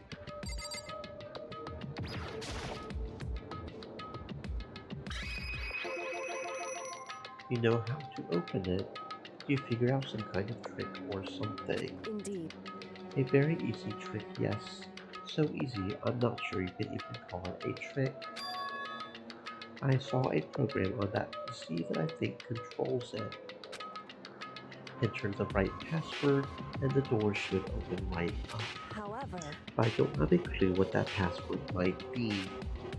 All we know is it's probably made up of letters and or numbers. You can't really go from there. You're right, that's not nearly enough to go on. it's true. I looked through all his paperwork, all the files on the PC, everything I could think of. I'd learned more about him than I had any desire to, but nothing that might have been his password. When I think of how much time I wasted on this. So there's a hidden room she couldn't get into. That's what she meant by regret. I think we can assume that there must be some kind of clue waiting in there. But maybe for her, there's more to it than that. Anyway, if we want to get in there, we need to figure out the password. And if Kyoko can't figure it out, no way do I stand a chance. No, wait, there might be a chance. The password could be something Kyoko wouldn't have thought of, or something she didn't want to think of. For example, what about your name? What? Oh, sorry. I was just trying to think of what the password might be. I'm sure she hasn't tried it. I mean, it's totally understandable. After the way she talked about her dad, the idea that he would use her name as his password. Knowing how she is, I bet the idea never even occurred to her. Do you mind if I try it, just to be sure? Well, It's not like you need my permission. If you want to try it, try it. Do whatever you want. Okay.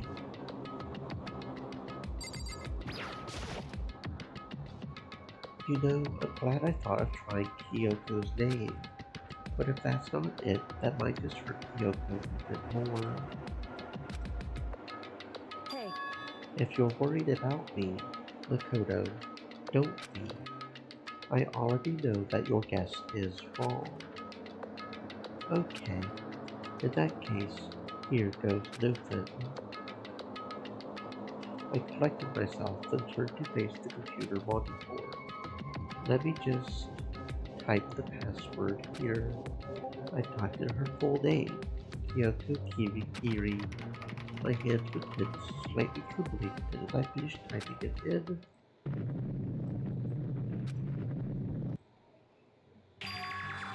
what? That did it. Kyoko, it worked. why? to Kyoko. Without looking at me, she disappeared into the hidden room. She looked grim. Kyoko.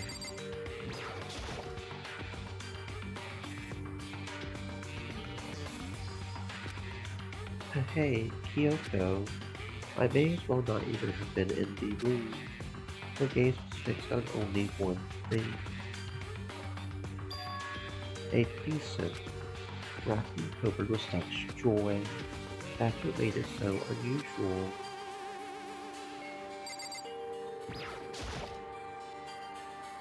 There's a brightly colored box here that seems totally out of place in here. The more I look at it, the more suspicious I get. Should we open it? I'm getting kind of a bad vibe from it. But I mean, we can't not open it. Okay. Makoto. Be careful. Why, you think it's dangerous? No, not dangerous. But surprising, probably. It would seem... If it is what I think it is, at the very least, it's not something you will be happy to see. Wait, so you know what's in there? Anyway... Just don't scream or anything, okay? Are you saying it's something that'll make me want to scream? Okay, I'm just gonna open it. Step by heavy step, I approached the box.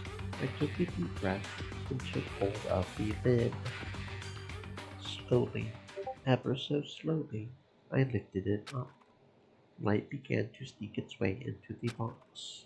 I stole a hesitant glance inside and... Kyoko's advice was no use. I let out a trembling cry. What was in the box? It was bones. She meant bones. It was the last thing I expected to find in such a bright, joyful box.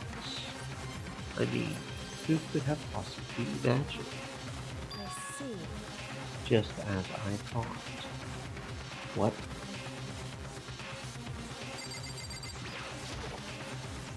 Just as you thought? How could you have known that? I mean, there were bones in there. She meant bones. Well, it's not that I was thinking of the bones specifically. I just had a feeling it would be his body.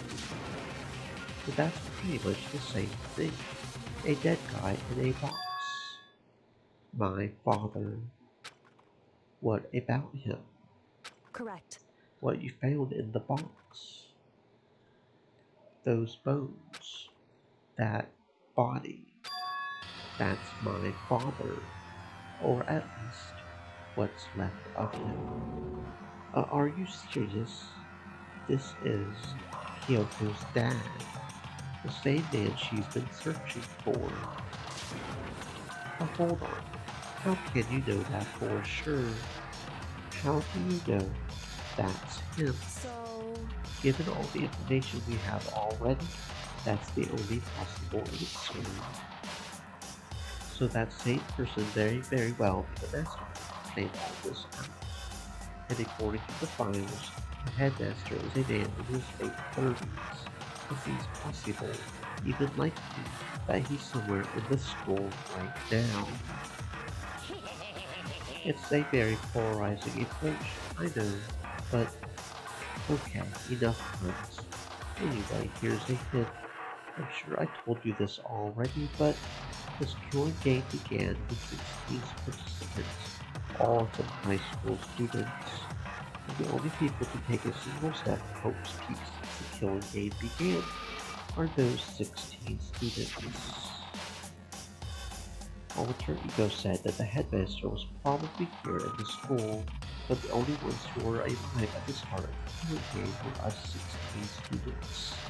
When you put those two ideas together, it just doesn't take much to assume. In other words... that most likely my father was in this school, but he was also dead. That's my assumption anyway. As Kyoko explained her innocence, she was completely calm. Or no, she wasn't calm. She was only trying to seem calm. She said it was just as she thought, so she knew it was a possibility. But I have to believe that at some point she wanted to be proven wrong, which is why she never looked in the box herself, even though she had plenty of chances. I knew Kyoko said she wanted to see her father, so she could cut off all ties. But was that all there was to it? I gave up some of that pride. In order to enter Hope's Peak, I had to reveal myself to the school. I didn't know it was something a true Kirigiri detective would never do. Would she really give up her pride just for that? I couldn't help but wonder.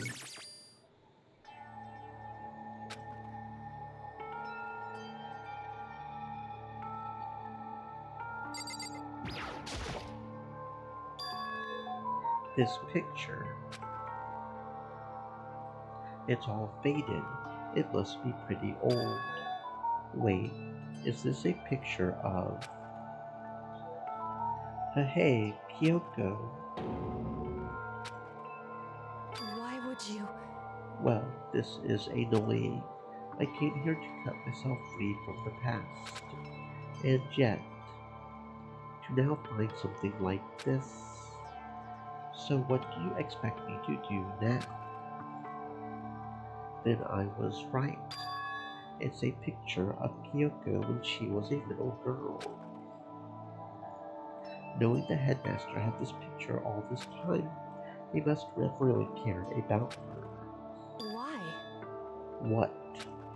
I wanted to face him and tell him myself, to cut him out of my life for abandoning me. That's the whole reason I came here. And now he's abandoned me again. And this time, he even stole the only opportunity I had to move on.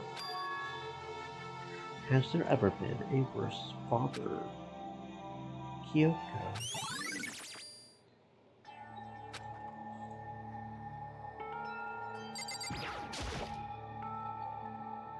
The headmaster's desk. It's probably hiding some kind of clue, so I really want to check it out, but I really don't want to touch Kyoko's dad's desk without her permission. Hey. Don't worry about me. Feel free to look around as much as you like. Are you sure? Because...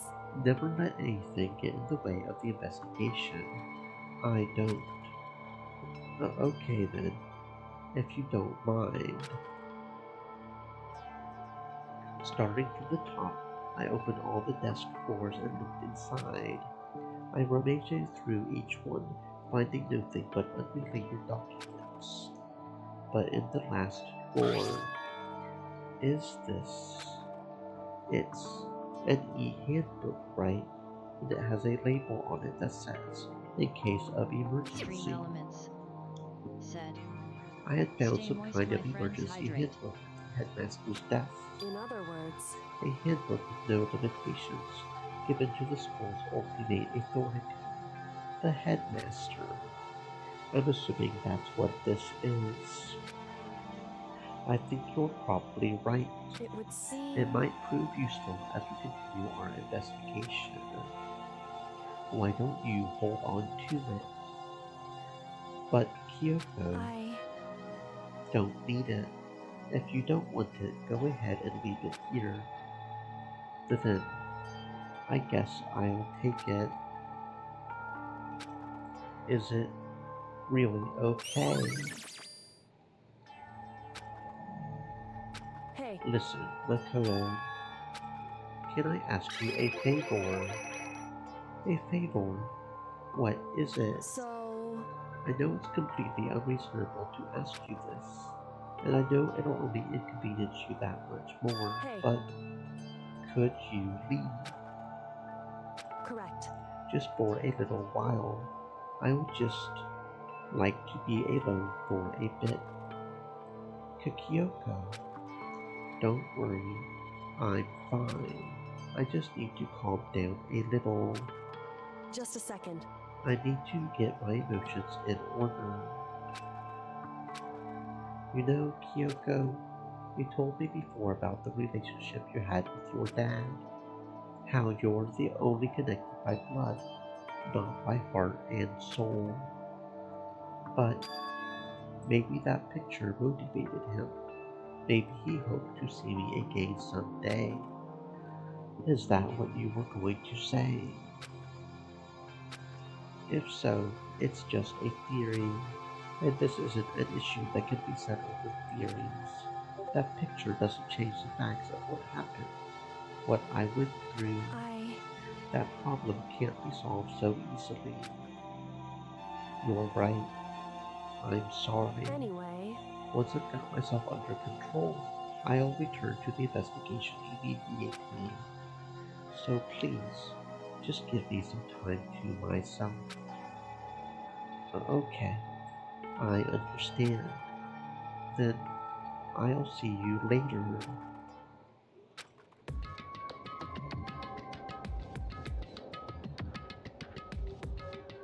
Is she really okay? Kyoko, it must have been a complete shock to her. I mean, it was a shock to me. To find out what happened to the headmaster. There's no doubt the mastermind performed that evil deed. They killed the headmaster, killed Kyoko's father. They killed him. The headmaster is dead. The one leading the Hope's Peak staff, the one who finalized the plan to isolate me, was the Hope's Peak headmaster. So that same person may very well be the mastermind who planned all this out. And according to the files, the headmaster is a man in his late 30s. It seems possible, even likely, that he's somewhere in the school right now. But we were wrong about that. The headmaster wasn't the mastermind, which means the mastermind's true identity is... It's a very polarizing approach, I know, but okay, enough puns. Anyway, here's a hint. I'm sure I told you this already, but this killing game began with 16 participants, all of them high school students. And the only people to take a single step in Hope's Peak since the killing game began are those 16 students. 15 of us met in the main hall, in the male hall, and Mukuro to the mix, and you get 16. And including me, only 6 of us are still alive. Everyone else is dead.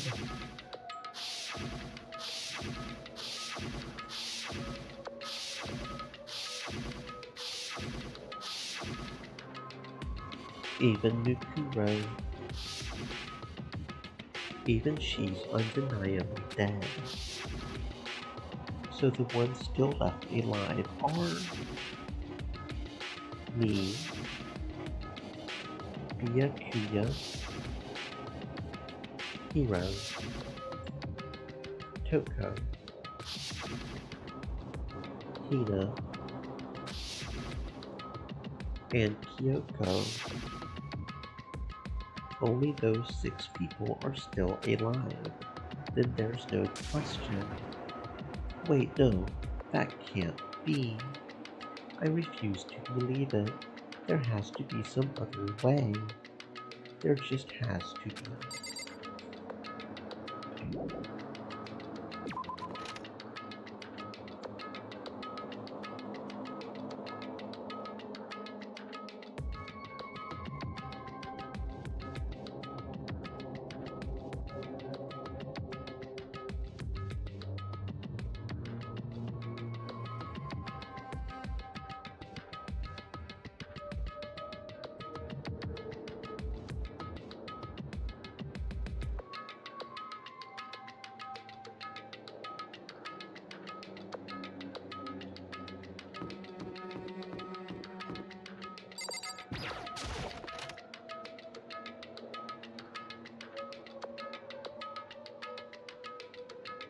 This room is filled with lockers.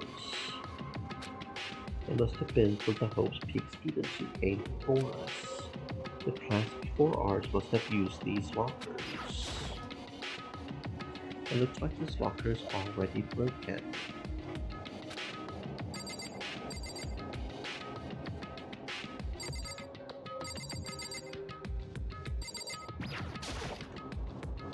I wonder if I can open this locker.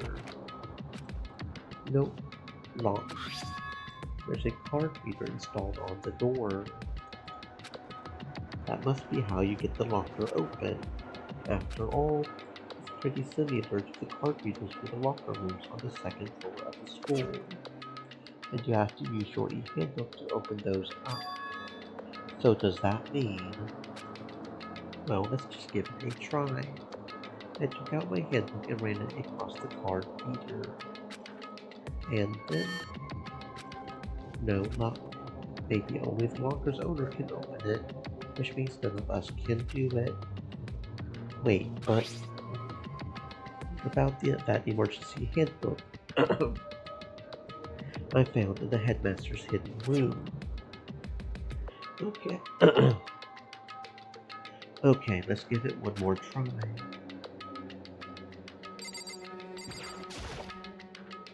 I took the emergency handbook and ran that across the card reader and... Alright, just what I was hoping for. Now let's see what we've got inside. This locker is totally disorganized. Whoever it belongs to probably has organization problems in every part of their life.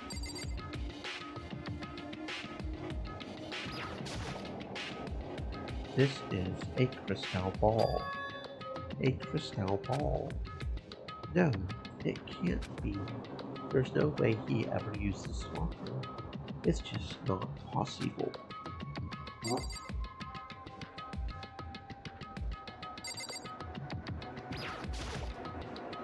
Is this a deck of playing cards? No, they are tarot cards. But wait, aren't those used for telling fortunes? It's just a coincidence, right?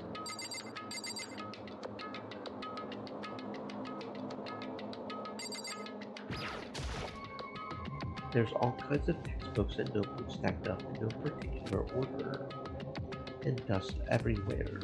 I have to assume whoever stuff this is didn't do a lot of studying. Not that I can really talk. Trying to act as casual and natural as possible. I picked up one of the notebooks I saw, but the moment I looked inside the notebook, any sense of easiness I may have had evaporated. What? There was no denying what I saw. Inside the note was written, Yashuhiro Hagakure. Is this our Yashuhiro?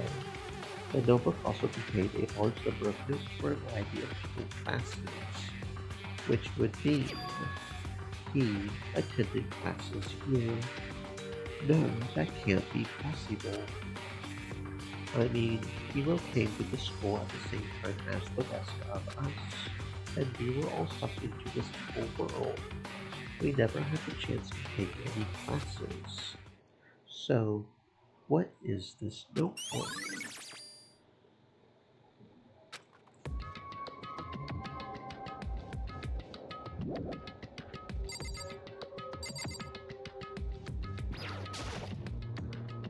I took the emergency handbook and ran that across the card reader and...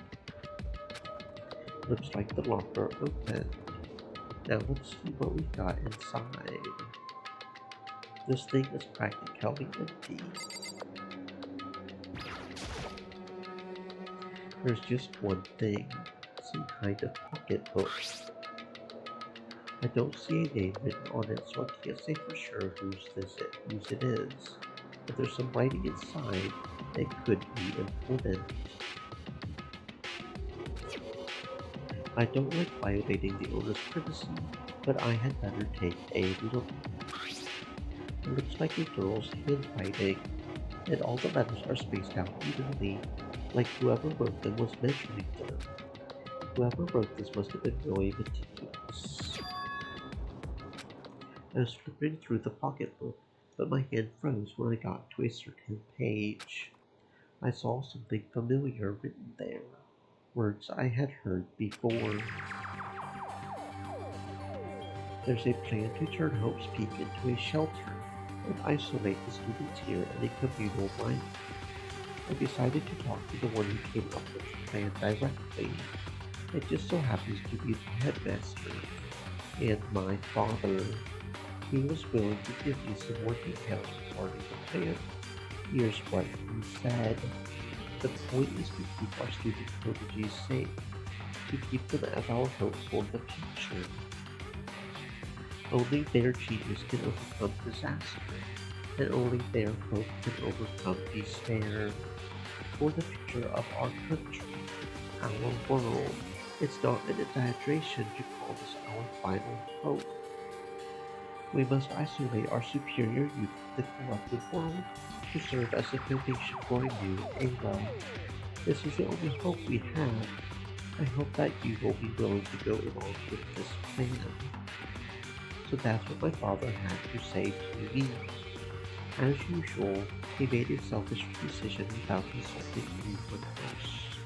I can't imagine a worse father. This can't be true, can it? But I knew it was, and I knew exactly who the pocketbook belonged to. Kyoko. It couldn't be anyone else. But if this belongs to Kyoko, what was it doing in this locker? And what she wrote here completely contradicts what she already told me. She said she hadn't seen her dad since he left when she was little. I decided to talk to the one who came up with the plan directly. It just so happens to be the headmaster and my father. What does this all mean? I quickly scanned the remaining pages of the notebook. I must have been looking for something that would prove me wrong about this whole thing. But when I reached the last page, the question mark spinning through my mind just started spinning that much faster.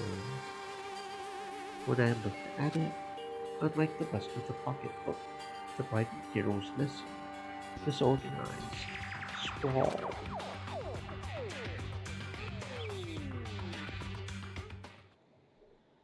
What is this? What does it mean? I have no idea. How could this possibly make any sense? Despair walks among us, and so we survive. There's a second despair.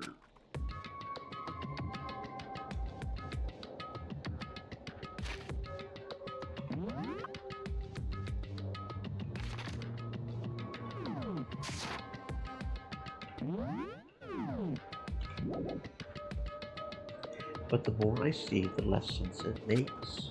Because these lockers, I mean, they had to belong to the previous students, right? So why am I seeing this? Why are there things in the lockers that look like they belong to people here? A notebook that seems like it belongs to Hiro, and a pocketbook that seems like it belongs to Kyoko. There has to be some kind of explanation. But if I want to find that out, I have to keep moving the investigation forward. And I have to believe in everyone.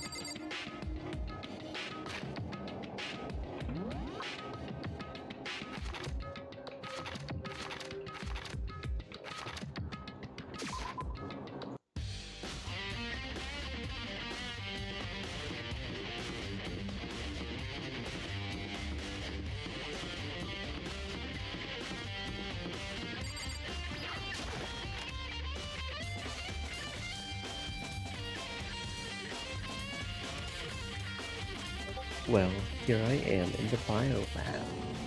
It's so cold. It's like abnormally cold. I feel like I'm in a giant refrigerator. Seriously, why is it so cold?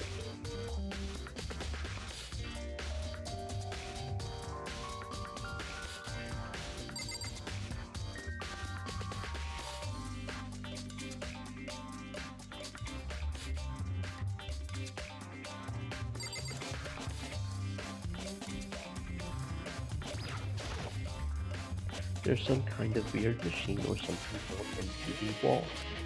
And on the left side there's a bunch of glowing blue lights. But on the other side,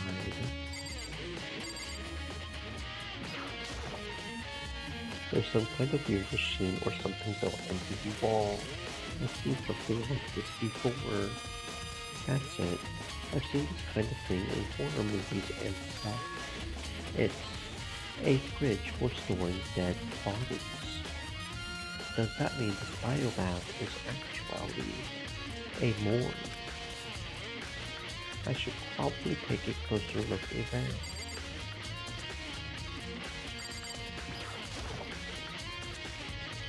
There's some kind of booklet here that looks like an instruction manual.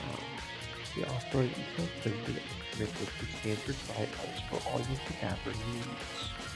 In addition to the germicidal list, they also provide an ozone generator for the removal of ethylene gas. Simply insert the cadaver and the blue light will let you know the automated systems have activated. Temperature and humidity levels will be adjusted automatically for optimum settings. With our system, anyone can keep a body fresh as a daisy for as long as you need. In the unlikely event of a problem, the red light will activate and the alarm will sound immediately. The exterior is stainless steel and we do offer an optional leather upholstery upgrade package. This is the instruction manual for the fridge.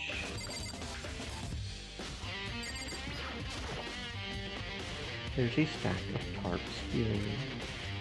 I've been seeing a lot of those things lately.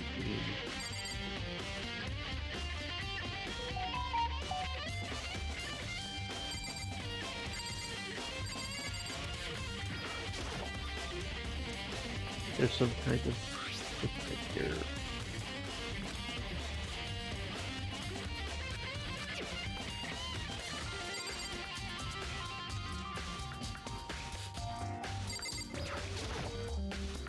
There are icicles hanging from the monitor.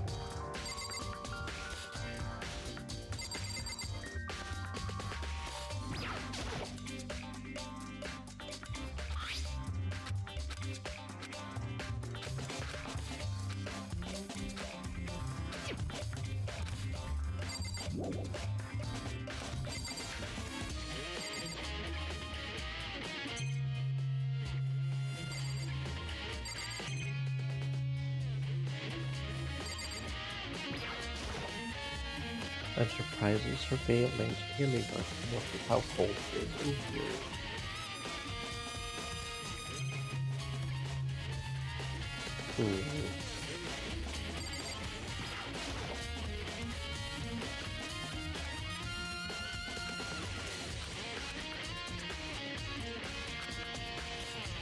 While looking around, I think I get it. This seems clear to me now. There's a makeshift morgue. And about those lights by each slot. It looks like it's set up so that when a slot is occupied, the blue light comes on.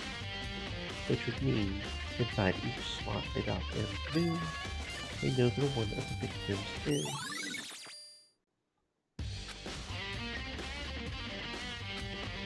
I can't let my emotions take control right now. There's only one thing I can do for everyone who's died.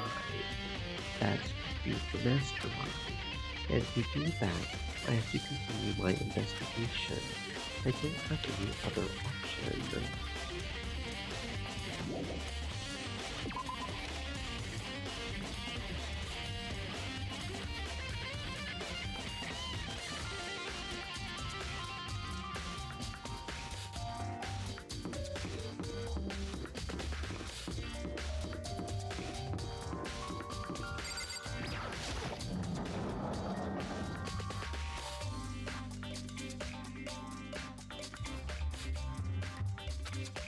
Oh, Toko, so this is where you were. What do you want?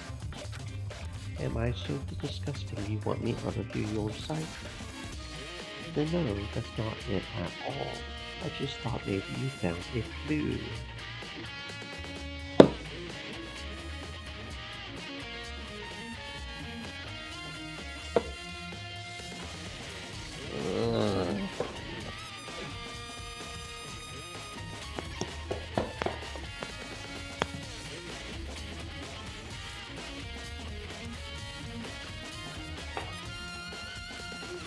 Well, I haven't. I didn't find anything. Not once a single clue. I figured since this place was ruined lately to the beast, they would have something, right? But there wasn't anything out of the ordinary here. Give it back. Give me back my precious time. To calm down, Coco. What's your problem? Don't tell me to calm down. Do you have any idea what I'm going to do right now? When everyone finds out, they are going to call me useless. Good for nothing. Nobody's going to say that. Master will. I'm not sure I can disagree with that. I don't want that. I'm sick of always being looked down on. Why won't anyone accept me? Well, I don't think there are any clues here, so maybe I'm going to get going.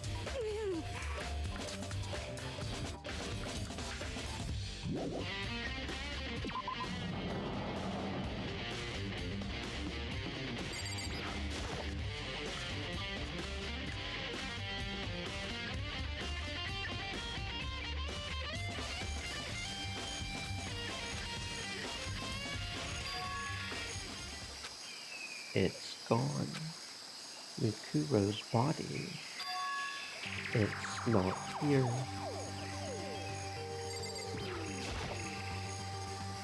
Maybe the body is inside the tool shed. I had better check just to be sure. I didn't find anything even close to a dead body. But if it's not in here either, then it must be. Could it be in the bio lab? But corpses are the only thing I need to check in here. There's one other thing. That tart. A tart played a key role in a noble case, so I had better look into it.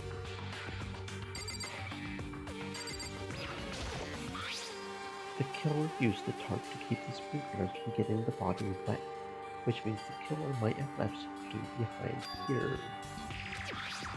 I didn't realize this before, but there's a small stamp in one corner of the tart. It says BioLab. Then this originally came from the BioLab.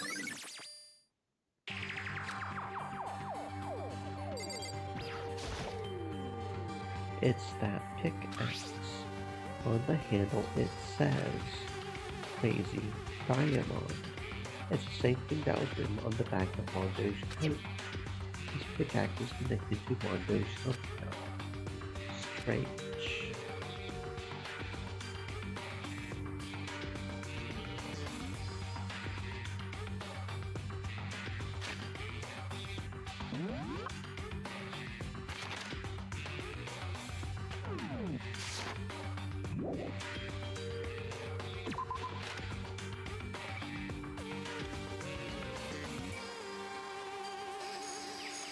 That's all I really needed to check here.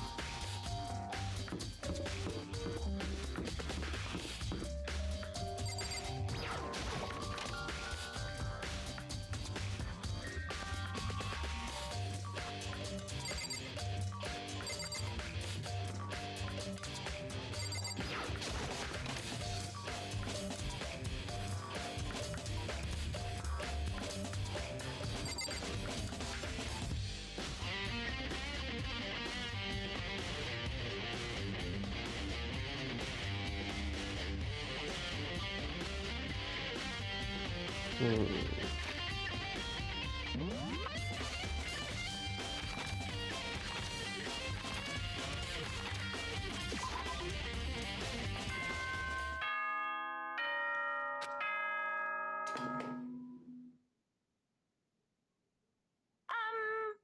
is a school announcement. Is everyone working hard? Is your investigation coming along nicely?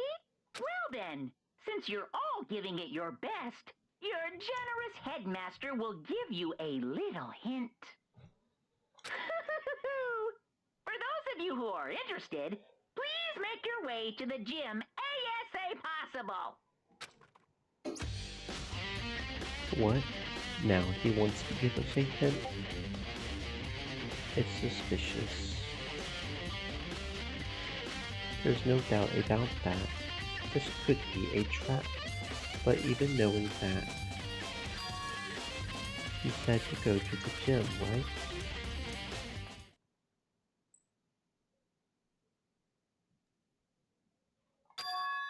Oh, hey hero. Makoto, why did you act so surprised? No reason. You heard Monokuma's announcement, right? Are you here to find out what he has to say? I just did actually. I'm on my way out. You already talked to him. What did he say? Listen, sorry, but I got to go. Hero, wait. There was no point in trying to stop him. He ran off like a frightened animal. The hero. It was like he was trying to avoid me. I was hoping to talk to him about the notebook I had found in the locker. Has he been hiding something this whole time?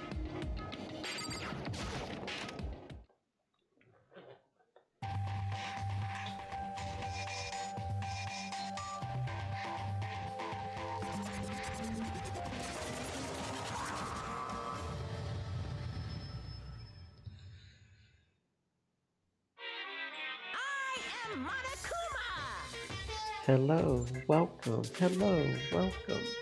Are you ready for your final hint? Well, it just so happens to be in the envelope on the ground in front of you. The envelope. This must be the envelope. And just so you know, I won't be answering any questions about what you find inside. Well, what? Don't worry, just get on with it. Monokuma's cryptic words didn't make me feel any better, but I picked up the envelope and opened it. What I found was a single photograph. It featured a bunch of faces I recognized extremely well. It was everyone who had come to Hope's Peak at the same time as me. Wait, but there's someone behind Sayaka. She's the only one I don't recognize. Wait, that's not true. I do recognize her. That's right. When Byakuya and I were in the headmaster's room, and we looked at that file, Mukuro Ikusaba, then this girl is... What? Why? Why is Mukuro here with everyone else? And even more than that, just having everyone here pose like this is weird enough by itself. And we're all wearing matching uniforms. I don't remember anything like this. And now that I'm looking at it, it's not even everyone. I'm not in the picture. I'm the only one not there. The picture has all 15 other students, but not me. But I guess that makes sense. After all, I don't remember ever taking a picture like this. I went to junior high with Sayaka, but the first time I met everyone else was when I arrived here at Hope's Peak Academy. So it's natural for me to not be in this picture, but what's definitely unnatural is that everyone else is in this picture. I thought everyone was like me and didn't know each other till they got here. But if this picture is real, then could it mean everyone else and just me? Everyone here except me is. How long are you going to keep up this rambling soliloquy of yours, Hamlet? What are you gonna do? You're kinda getting in the way standing there, you know? So, I mean, get out. But I told you I'm not fielding any questions. Unbelievable. What kind of mystery would this be if I gave you all the answers? That would be totally out of left field. I guess that means he's done talking. Damn it.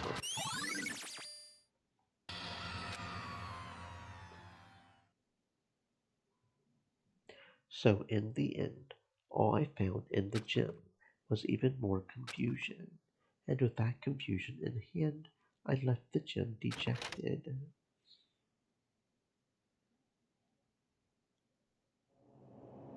How does that count as a hint? It just made me even more confused. Is that what Monokuma was going for? Did he put together a fake photo just to confuse me? But it looked so real, so full of life. How could anyone fake that?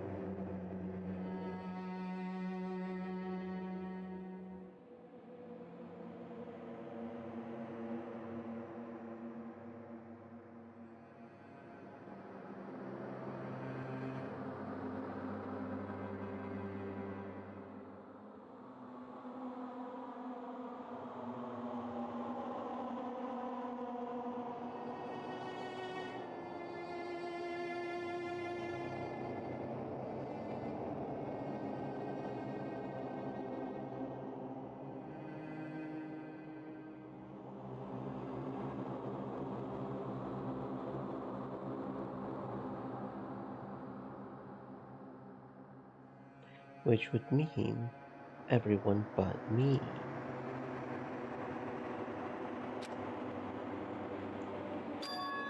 Maybe I should just ask for everyone directly. That should clear all this up. No, I have to clear all this up.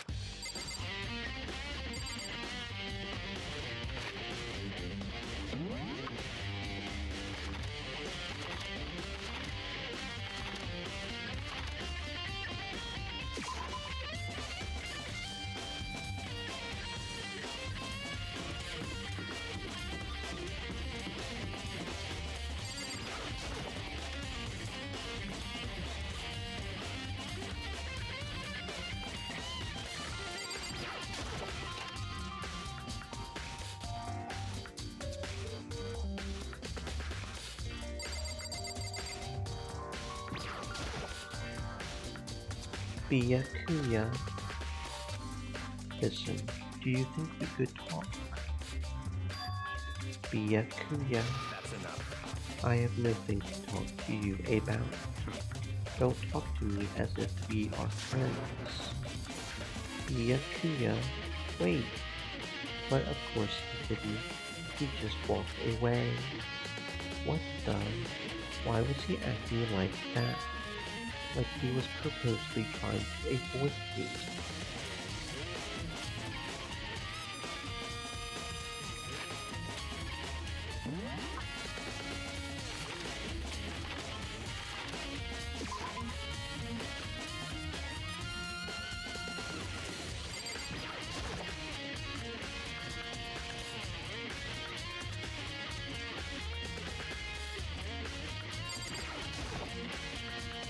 So this is where you've been hiding. Listen, I was hoping to talk to you. Makoto. So sorry, gotta go. What? She ran off so fast, I didn't even have time to ask her to stop. Hina. Why? Why won't you talk to me?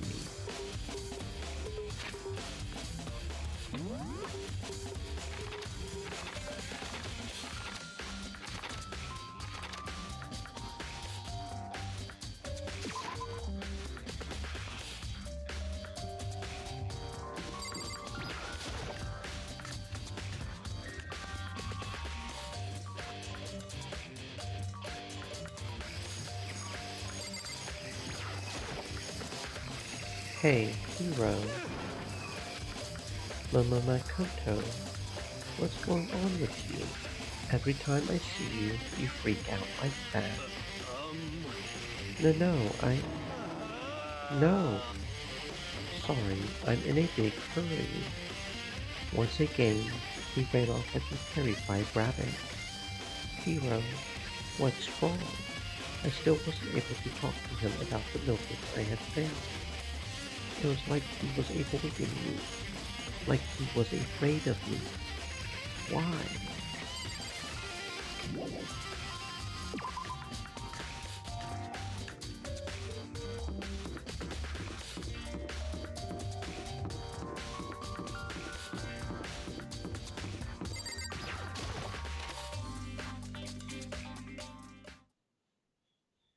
I decided to visit the biolab one more time. And the first thing I saw when I got there was her passed out again. Toko?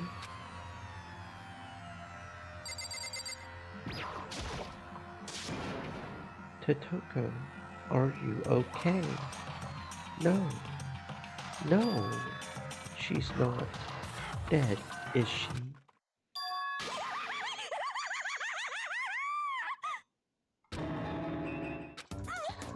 It's cold.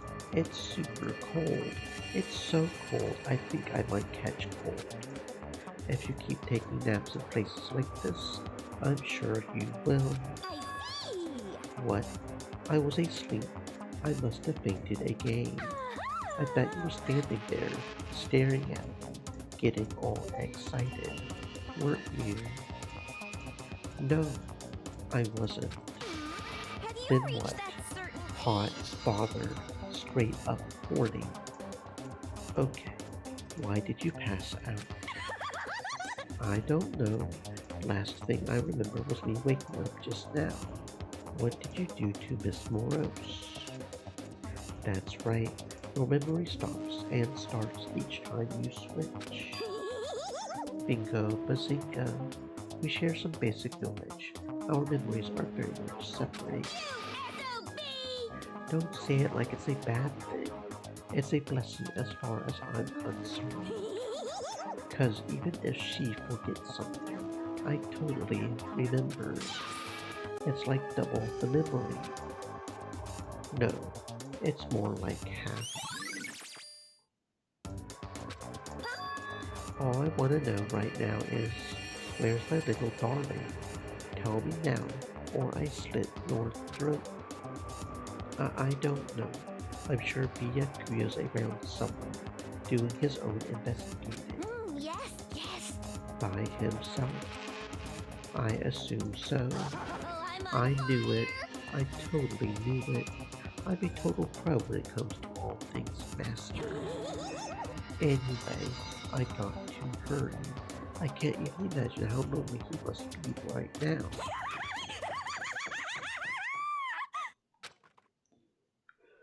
Toko shot off, her eerie laughter echoing behind her.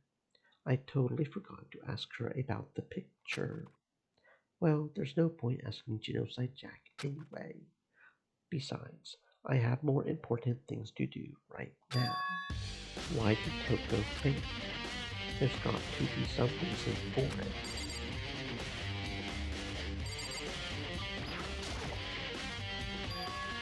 The fridge. It's open, but I'm sure they were all shut tight last time I was here. That must be why she passed out. Right. She faints so easily. Kyoko. Makoto. It's getting late, isn't it? Are you okay? Indeed. I'm sorry if I made you worry. But no, you don't have to apologize. Listen. About this room. Yes, It would seem it's a morgue. Yes, I knew it. I suspected as much. Toko must have looked inside the fridge, seen what was in there. Well, there you have it. You knew she had fainted. Indeed. I was on my way here when Genocide Jack came running past me. I assumed she must have sneezed. Once I got inside, the real reason became clear. It would seem I imagine she came here to investigate. When she opened the slot there, that's when she saw the body inside, dropped like a bag of books. Why has everything got to be so difficult with her? anyway. We should close it up. Don't want to leave it hanging open like that. Yes, good idea. Makoto. Give me a hand with this. Kyoko approached the fridge, hands outstretched. Suddenly, she stopped. What's wrong? Listen. Maybe we should wait a second before closing it. How come? Because Mukuro's body isn't here. Mukuro's corpse. Mukuro's body is inside the I fridge. see. Just like every other time, the mastermind probably brought it up here while we were in the class trial. The mastermind did, because they assumed we wouldn't be doing the class trial over again, I guess. So You may be right. Either way, now I can finally get a good look at the body. That's right, Kyoko didn't get a chance to check the body during the last investigation. Makoto. I need to do my own examination of the corpse as soon as possible. I'm going to find a clue this time. I'm going to grab the mastermind by the tail. Okay, what should I do? So then, Why don't you just wait over there? I'll let you know as soon as I finish. Just wait over there. That's it.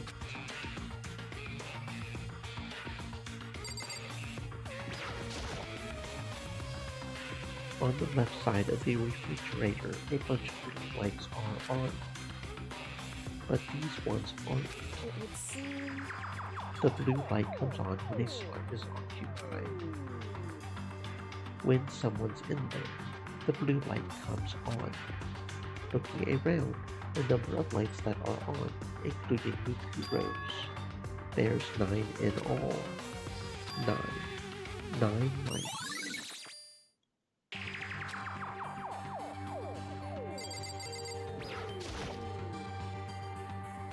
You know, I think I've seen a tarp like this somewhere before. It's the same as the one I found in the garden tool shed. And if I remember, that tarp, it had a stamp on it that said Biolab. And that's the tarp that was used to help camouflage the murder in the garden. At some point, someone got it from the biolab and took it over there.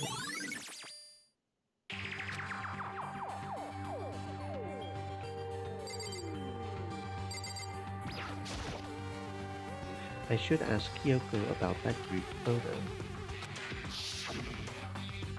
After all, she's in it too. Don't let me interrupt your investigation, but I wanted to talk to you about something. What is it? It's about that announcement Monokuma made earlier. You mean the one about a hint or something? I didn't take him up on the offer. Why not? Because... The only reason he would give us a hint at this point would be to confuse us, to cloud our judgment. I can solve this mystery on my own without whatever hints he may have to offer. That's a good point. I wish I could go back and do the same thing, but what's done is done, I guess. Standing here looking at her, I don't think she's hiding anything from me. Is she right? Did the mastermind forge that picture as a trap to confuse us? That's got to be it. There's no other explanation. Okay, Makoto, I'm done. Already. That was fast. Indeed. Anyone can do good work if it goes slow. In that spirit, I will make my report easy. So, did you find anything? Indeed. I paid careful attention to the wounds and the traces of blood, and it seems highly likely that the stomach wound and blow to the back of the head were inflicted after death. Real. The burnt tissue made things a little difficult, but I'm completely confident in my findings. So that means neither of those were the fatal injury, right? Then what was the fatal injury? Due to the explosion, the victim's identity is unknown. They were, however, dead before the blast. The victim had been stabbed a single time with a knife, which went completely through the body. They had also been struck in the head with an object about as thick as a metal pipe.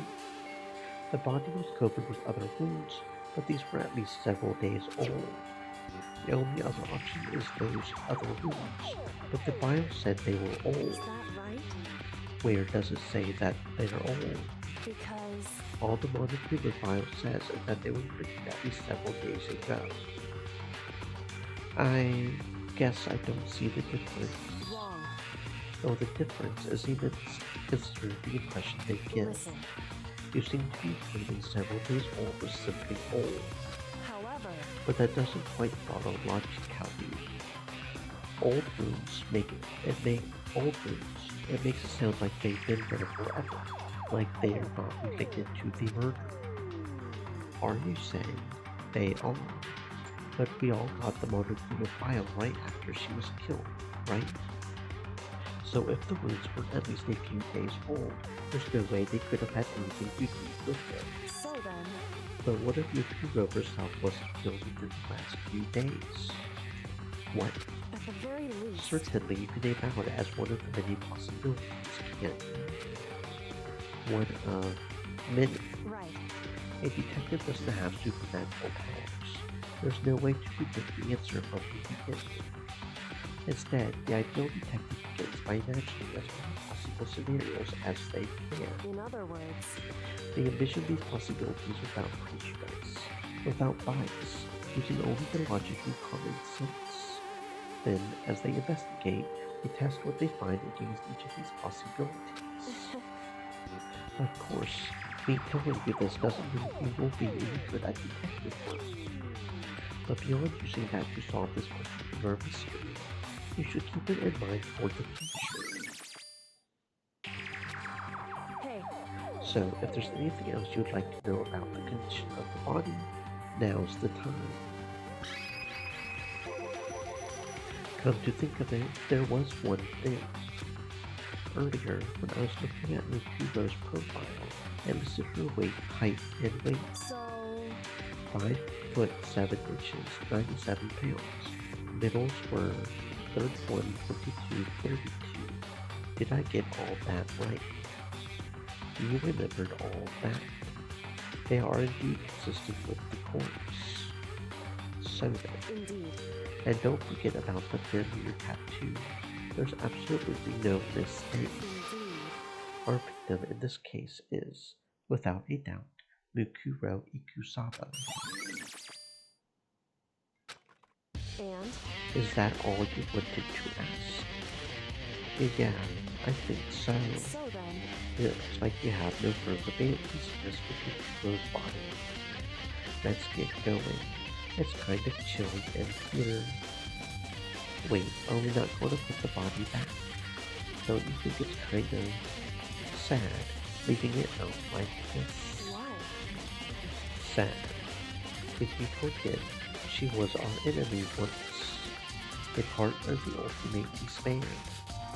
But she still got killed. She's still a victim. Hey, Have you ever heard the phrase, you reap what you sow? Well, yeah, but still. whew, You really are naive. You know that. It's really quite appalling. But she could have abandoned me, but she decided to help me instead. So for someone like that, what does it mean to be naive? so then, I think we've done all we can do here. Back to our separate investigations. Hold on. I still have one more thing to do. Something I need to talk to Kyoko about. I need to ask her about the pocketbook I found in that locker. If I don't do it now... Hey, Kyoko. I did have one last thing. I know I shouldn't, but I feel like I have to ask. what? Go ahead then. Out with it. Have you really not seen your dad even once since you got here? What? So, What do you mean? Well, you know all those onlookers on the second floor of the doors. Indeed. I do, yes.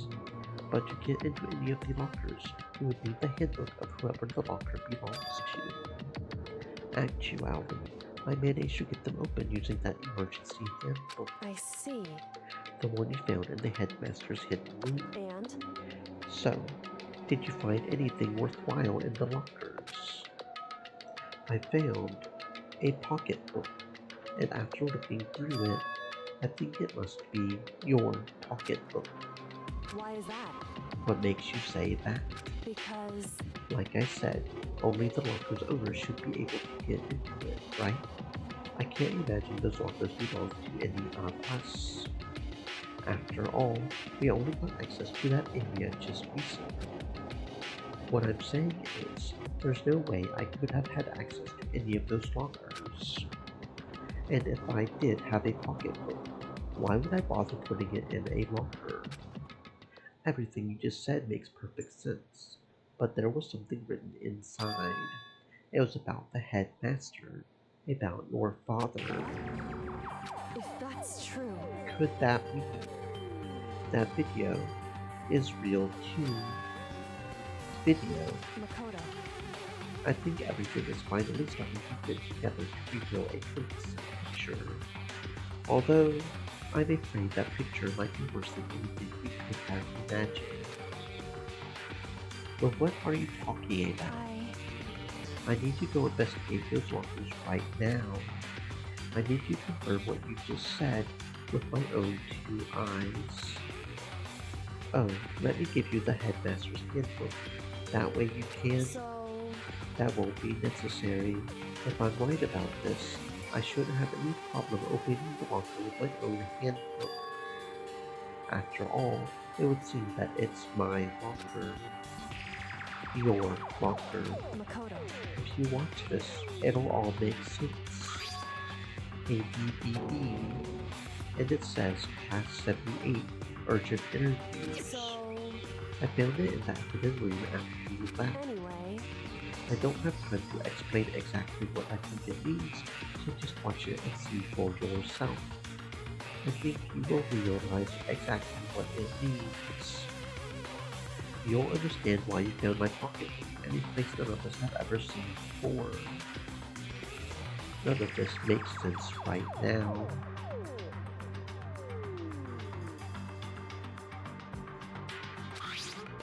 But I guess that means there's some important clue on this DVD. Makoto. Oh, and now it's my turn. You have a second to listen to me ramble. Ramble. In other words, So, as it turns out, the arrangements I had made didn't stick. What I mean is, I'm less and less sure of everything, even my own feelings. You're talking about your dad, right? Stream I can never elements. find the answers to the Set. questions I wanted to ask Stay moist, my for friends. the rest Hydrate. of my life, and all because of the mastermind. however, But there's one thing I am sure of. When it comes to the mastermind, there's no room in my heart for forgiveness. I swore to destroy the mastermind. This is just one more reason to follow through on that. Kyoko's eyes burned with the fire of determination. The determination to defeat the mastermind. It's strange to be confronted with his death and suddenly feel this way. I couldn't care less if my father had found happiness. why? So why is it? Why does it bother me so much to know how he suffered? It's ridiculous. There's just no understanding it, I guess. She let out a small laugh as she said it, but her smile was filled with sorrow. Whew. So that's it for my rambling. There's still much to do before I can consider my task complete. Yeah, you're right, Hey, but keep this in mind. There's only ever one absolute truth. Whether that truth serves justice or suffering, whether it's the greatest truth or the worst. What do you mean? Makoto. Even if the truth you uncover is filled with hopelessness, you still can't give up hope. Absolutely not. Because all I can do is keep moving forward. That's pretty much all I'm good at, you know? Indeed. Sorry if that was strange. So then, Anyway, I need to get going. I'll see you at the class trial. Leaving behind that final farewell, Kyoko was gone. I had better get going myself. I got that DVD from Kyoko. I should head to the AV room to check it out. Kyoko said something about hopeless truth, but no matter what happens, I won't lose hope, even if it's the worst truth in the world. I can't afford to lose.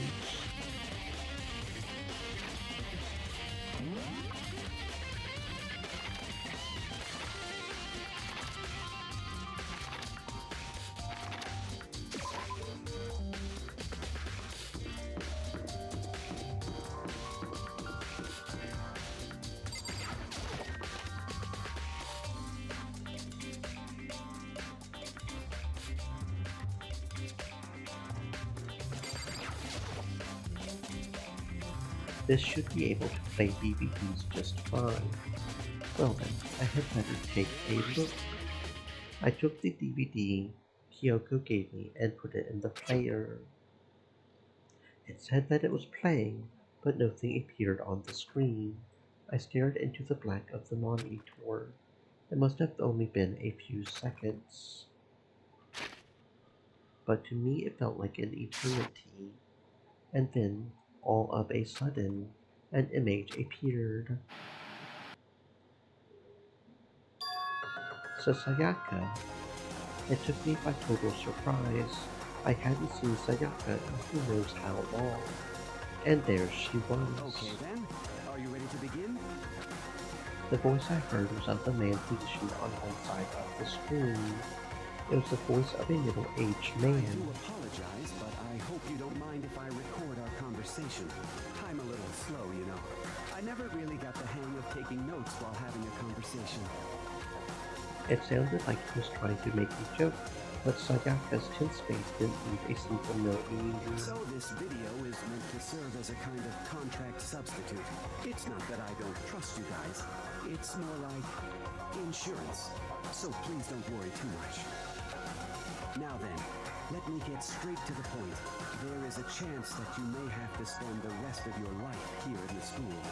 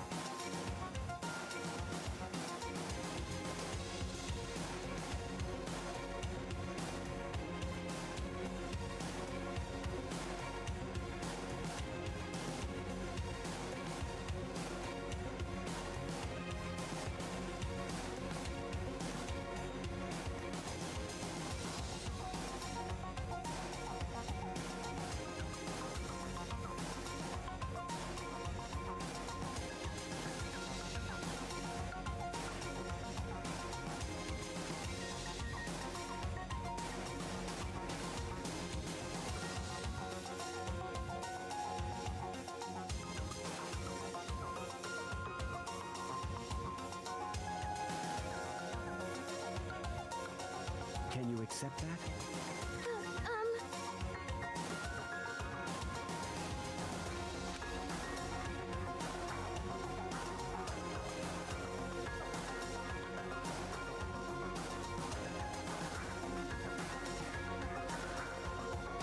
Sayaka was obviously at a total loss. It made total sense. He would agree to spending the rest of his life in this school. Except... what? Thank you. And I'm sorry about all this. Well, I can promise you that I will do everything in my power to keep you safe. As the headmaster of Hope's Peak Academy, I give you my word. As if on cue, that's where the video cut out. There was a lot I hadn't understood up till now, but this, only this, I simply couldn't comprehend what I had heard, because I know how much Sayaka wanted to get out of here. I know how much she wanted to escape and pursue her dreams with her friends again. She wanted that so bad, she tried to frame me for murder. So, why? Why would she say yes to living here for the rest of her life?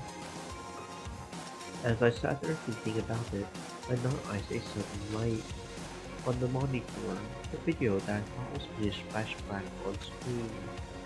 My eyes darted back to the screen.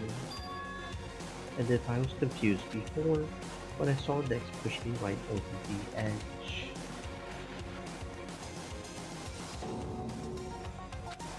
What I saw was me, and possibly, undeniably, me. So, Makoto, before we begin, I should let you know that I'll be recording our conversation.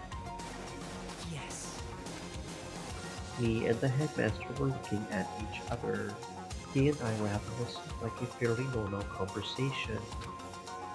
But the I in the here and now, had absolutely no memory of it. I had no memory of even meeting the headmaster, much less sitting down to talk to him like this. Now, shall we get straight to the point? Makoto, there's a chance you may have to spend the rest of your life here in the school. Can you accept that? Yes. This can't be real. I said yes. I'm sorry I'm putting you through all this. Well, I mean, we don't have much of a choice, do we?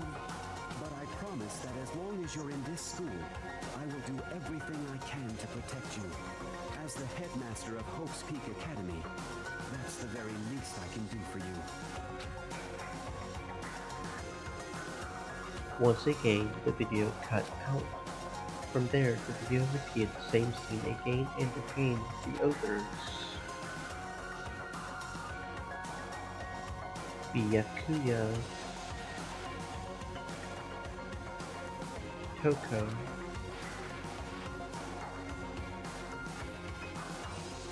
Hina, everyone, they all said that they agreed to live in this school forever. And then Kyoko, her interview with him had been recorded just as clearly. Without a doubt, she had met him.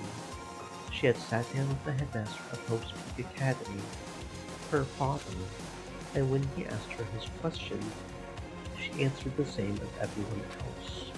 She accepted a life within the school, just as Kyoko's interview was wrapping up. The monitor suddenly went black. It wasn't just the monitor, the DVD player itself had apparently turned off, which of course meant that the DVD wasn't playing anymore. But what the heck just happened? Say what? Oopsie, looks like it broke out of service. What? It just so happened to break just now. Too bad. Now then, when doesn't matter.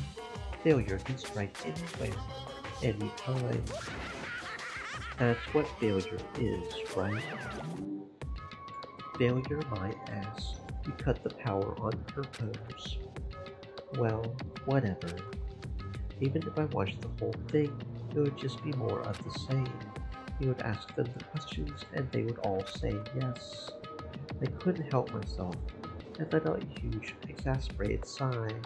But as I did, I remembered something. That's right.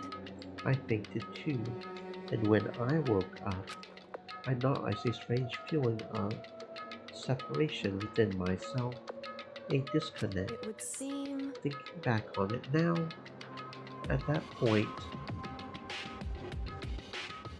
my memory was gone. At that time, I had forgotten. I couldn't remember why I had come to this school, and I couldn't remember what my ultimate ability was. But what would make you forget all that? Hey, Strange, isn't it? It's hard to imagine it happened by chance. It seems much too convenient. A convenient outcome. Something that seemed to obviously work in favor of the mastermind. So does that mean I've lost my memory too? What about the others? Have we all forgotten? Or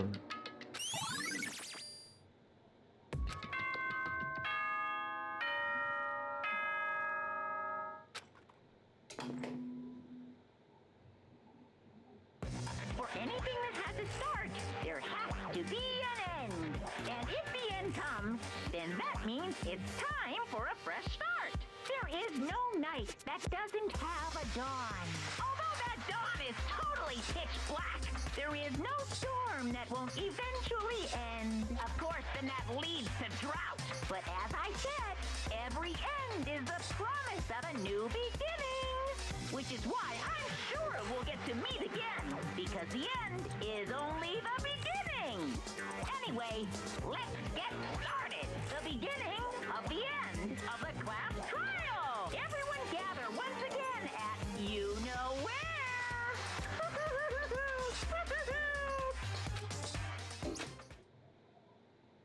it's about to begin again. The class trial is going to start. The final class trial. The last time all our lives will be on the line. The last time hope and despair are on the line. I don't have a choice. I have to do this. Okay then, this is the end.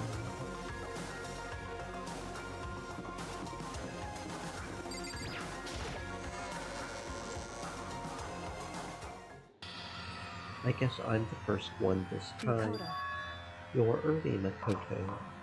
listen. Does that mean you feel prepared? Yeah, for now at least. But where's everyone else? Why aren't they here yet? However, Don't worry, I'm sure they will be here soon. And just like she said, Byakuya. The Byakuya. They arrived one after another, but they were all in the same state of shock. Lina, Hero, silence, and there wasn't any normal silence. It was a deafening silence of fear and suspicion. It was like the first class trial. You called for me and so I appear. I'm on fire! Strong, silent master is so wonderful, so cool, so hot. My boys are ablaze. Now listen, everything will be just fine if you leave it to me. With my sharp scissors in hand, I will stab and gouge and shift the master of evil. But I thought you couldn't kill anyone but adorable little boys.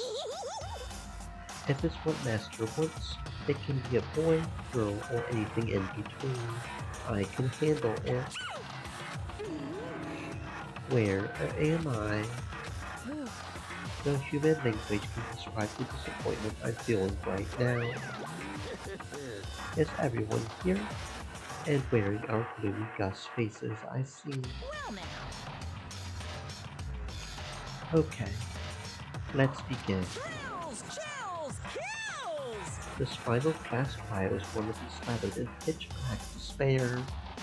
Climaximum sorrow. that's fine. You're right, this is the final class trial, and this time it'll be fair. What do you mean, this time? Stop with all the slander. I'm a bear in good standing, you know? Unbelievable. If there was a Mr. Fair Guy Universe contest, I would take home the tiara every year. I'm gonna win this game super fair and square. Today, I'm feeling white. And I'll make sure everyone watching at home knows that despair is my near-dim hope. Stop talking. Enough of your tedious dribble. Begin the trial already. Sure. Let's begin the trial already. I'll be waiting for you down below. Guys, So don't try and run away. Laughing as loud as ever, Monokuma disappeared.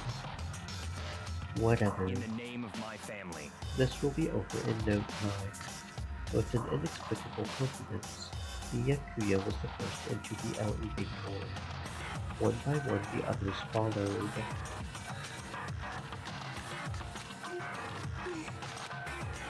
Nobody made eye contact. Nobody said a word. They just disappeared into the elevator. They are all acting odd, like they are paranoid, suspicious of each other. However, But you know why that is, don't you? Yeah, I think so. however, Well, you can tell us all about it soon. At the class trial. You're right. I'm ready. so Ready to win, right? Of course. I'm glad to hear you say that. And then Kyoko was aboard the LED-4. I started making my way toward the opening, step after step toward that gaping maw. I had resolved that this would be the last time. I repeated to myself that there was no fear, no mystery left. I pushed the anxiety down, calmed my trembling body. And finally, on steady legs, I passed the threshold and stood in the elevator. Without warning, it began to descend, deeper and deeper, deeper, deeper, deeper still, deeper and deeper, deeper and deeper, deeper and deeper, deeper and deeper it fell. I closed my eyes and sight fell away, and all sound too disappeared. Alone in the universe, I waited for the elevator doors to open for the last time. What could have been seconds or centuries later, I felt the gentle vibration of the elevator come to an end. I slowly opened my eyes. This is the final trial site. What do you think? Isn't it just the perfect background for deciding a person's fate? It's the long-awaited last stage, the always exciting final boss battle. And I'm gonna sit in on this one. I'll just sit right here in the vacant 16th seat. Chills! Kills! Well then, let's begin.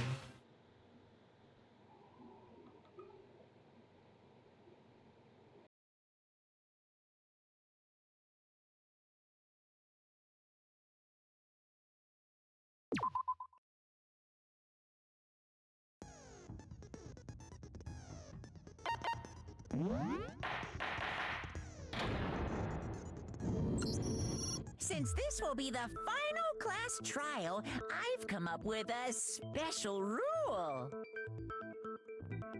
So listen up! If you can figure out Mukuro's killer and go on to solve the mystery of this school, you guys win! But if you can't, then I win! And of course, waiting for the loser is a super exciting, super heart-pounding punishment!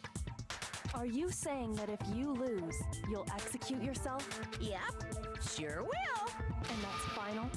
No loopholes? No wiggling out of it later?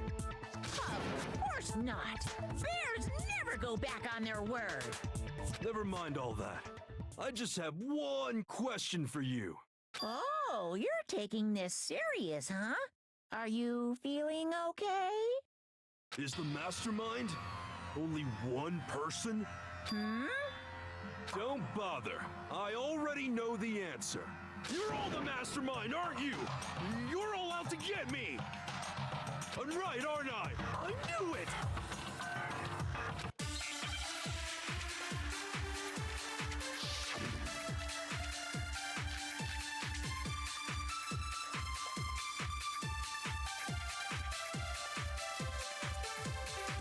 guys have all been working together, haven't you? I have evidence, so I know I'm right. Hey, you stole my line. You're all out to get me. I'm sure of it. I have evidence of my own. What a coincidence. I too have evidence to present. Evidence that proves everyone other than me has been working together. What? Wait, hold on. This doesn't make any sense. How can the three of us each have that kind of evidence?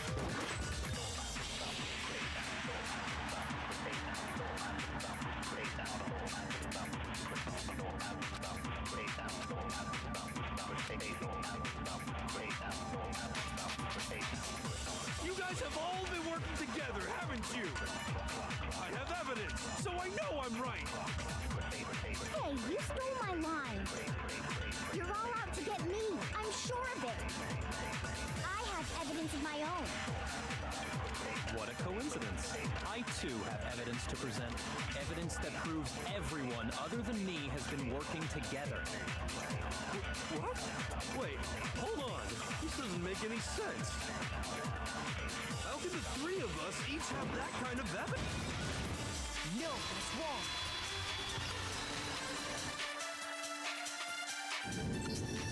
It's not just you three. I have evidence too. What? You too? The evidence you're all referring to is this group photo, right? Well, yeah. Huh? Wait, but mine's different. With the picture you have, I'm in it. But that can't be right. Because in my picture... See? I'm the only one not in it.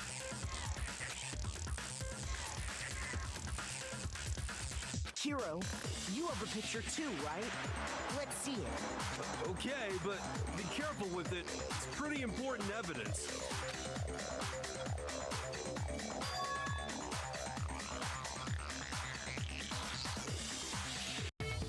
So the secret in these pictures has been revealed. Secret or whatever, I don't care. You guys are all in on this together. That's why I'm the only one missing. But you're in my picture. You're the ones trying to trick me. So the whole purpose behind these photos was to get us questioning and fighting with each other. The mastermind laid a trap to make us each think everyone else was working against us. Huh? I laid a trap? A trap? How rude! What grounds do you have for such audacious accusations?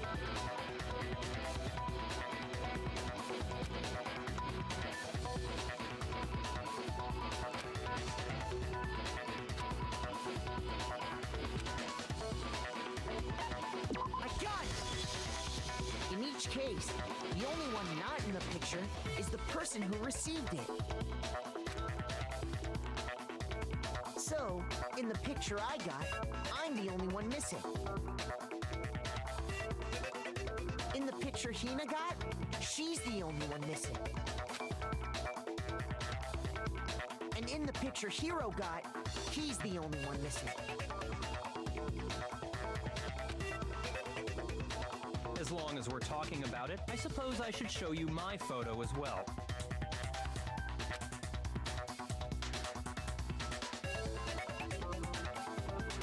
In other words, Monokuma gave each of us a group photo in which that person wasn't included. When we each saw our picture, we just assumed everyone else was the enemy? Figured it out, huh? Yeah, I thought that must be it. But how was that a hint?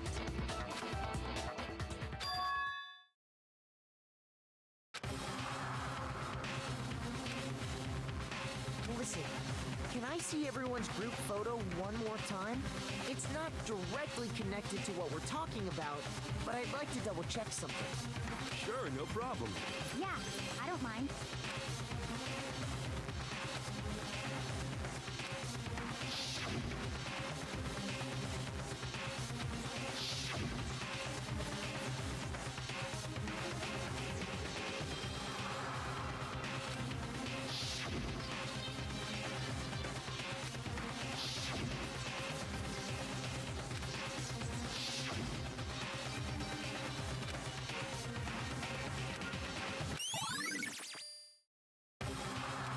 just forget about the photo already? Ugh. Trying to trick me with such an obviously fake photo? I'm still pissed about that. And on top of that, they went to all that trouble to make it look like we were wearing matching uniforms. So you think they're fake? No. I assure you, they're quite real. What are you talking about? There's no way.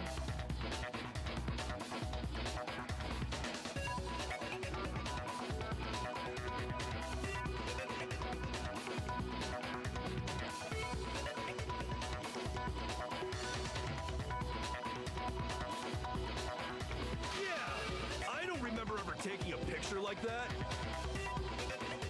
So it's gotta be a fake. I'm sure of it. But you know, can we really be so sure? Huh? Don't get me wrong. I don't remember taking this picture either. But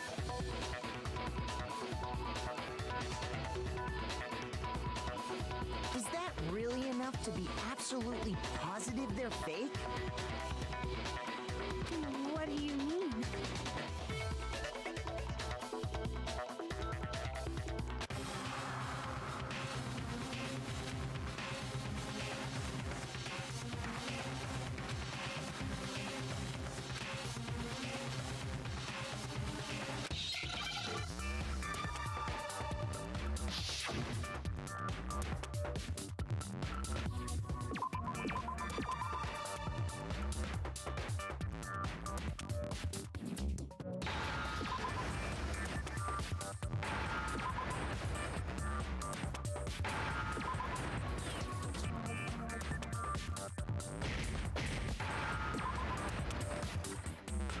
Now I understand. Let's say that somehow we'd all lost our memories. That could explain it, couldn't it? Oh, I get it. So we all just lost our memories at the same time and forgot about the photo. Makes sense. As if. You expect me to believe such an unbelievable occult-type story? Yeah, we all lost our memories? That's just crazy.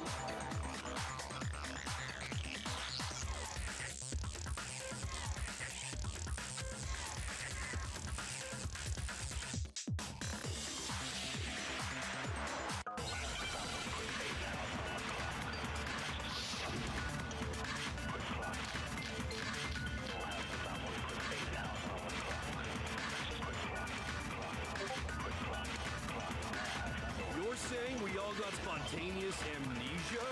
Since when did this turn into some kind of sci-fi fantasy? I promise you, I haven't lost my memory.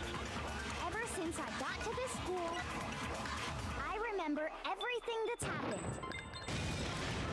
No, that's wrong.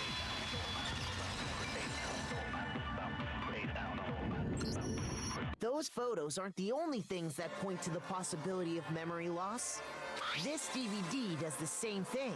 You're not gonna show us something indecent, are you? No, it's nothing like that. It's a video of all of us being interviewed by the Hope's Peak Academy headmaster. When you say all of us, you mean...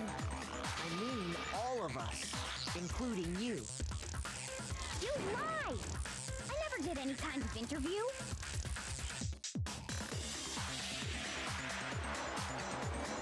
No, it's not a lie. Just watch the DVD and you'll see for yourself.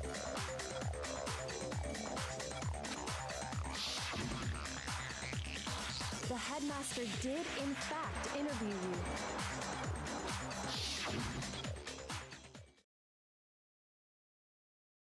What are you saying?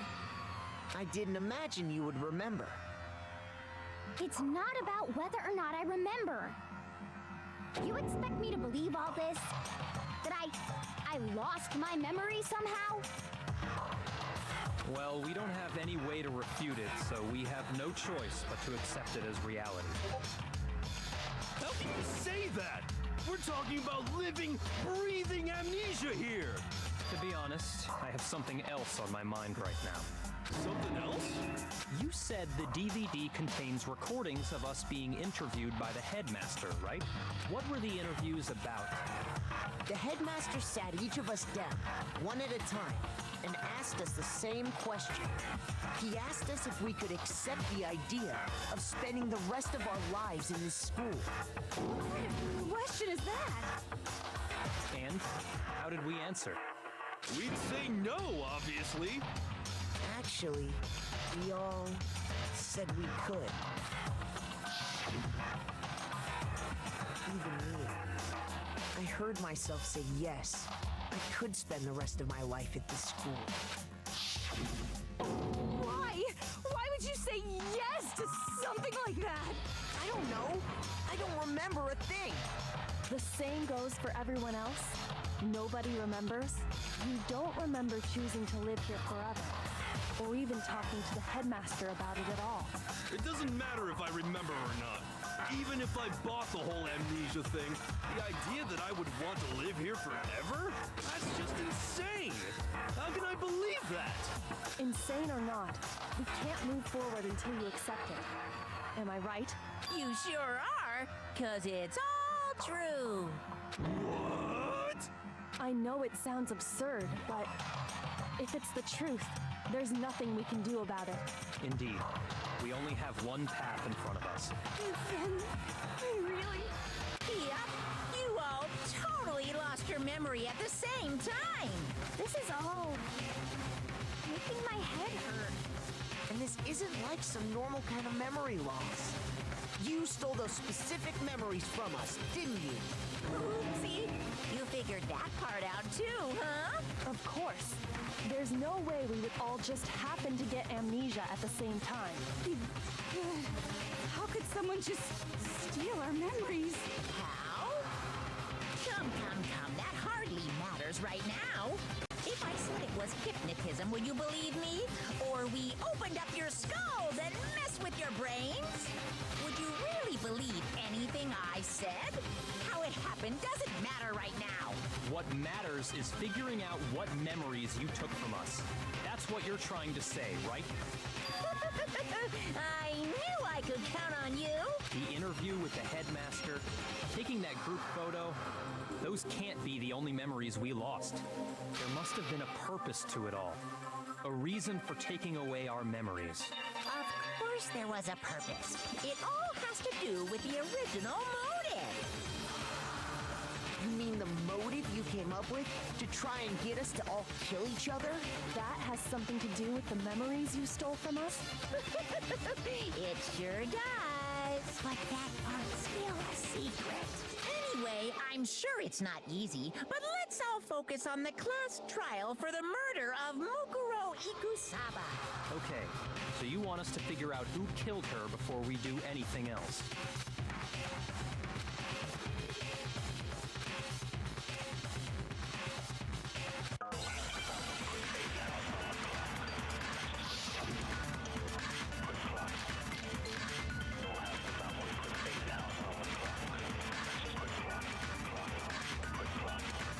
So who did it?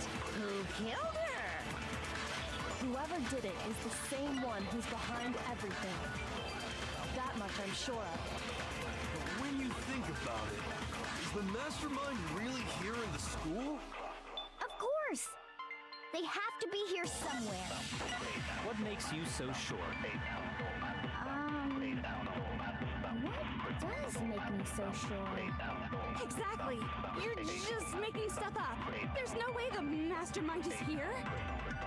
The mastermind is probably a million miles away. No, it's wrong.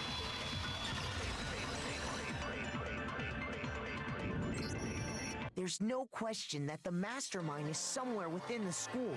How do you know? Did you find some evidence or something? In the back of the data center, I found a panel that controls Monokuma. The mastermind must have been using that to control him all this time. So there can't be any doubt. The mastermind has been inside the school all along. There can't be any doubt. In which case, there also can be no doubt that the mastermind is one of us. What? Why? Recall what Makoto told us Monokuma said to him earlier.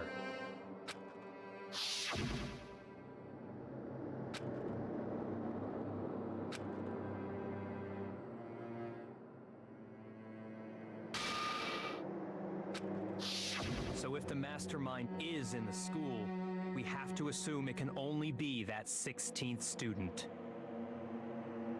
But how'd they manage to survive all of this? So we're the only ones here? It's not me! I'm not the mastermind! Well, it's not me! I blame Makoto! What? Why me? 'Cause it's super weird how you're the only one who survived being executed. Oh, I get it. The only way he could have survived is if he was actually the mastermind himself, right? Aw, nuts! You got me!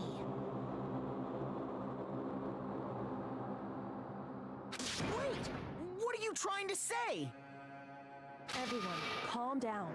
There's no reason to panic. The Mastermind's true identity will become clear soon enough. Just as soon as we find out who killed Mukuro. That's a good point. Rather than wasting time bickering, we should put our minds to work solving this mystery. Yeah, well, how much time have we already spent talking about the murder? He's right. What more is there to talk about? If you want something to talk about, I think there might be one thing. We haven't fully established what Mukuro's fatal injury was. Huh? But I thought we figured that out. She died when she got hit in the back of the head. No, that isn't actually what killed her. It was something entirely different. Wouldn't you agree, Makoto?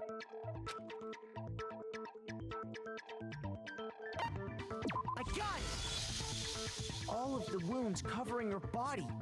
That's what really killed her. Hey, now hold on a second. You did read the Monokuma file, right? It made it pretty clear. Those wounds were made at least a few days ago. So they can't possibly be what killed her. Consider this. What if the murder itself took place at least a few days ago? What? What if, when we discovered her body, she'd already been dead for several days? If that's true, then naturally the wounds that killed her would appear to be however many days old. That doesn't make any sense. Because she had all those wounds before she ever came here. Huh? How do you know that? Isn't it obvious? She was the ultimate soldier, right? So that means, you know. You're wrong. She denied me before I could even say anything. Come on. I mean, you think I'm not weird, okay? At least listen to what I have to say before you deny me.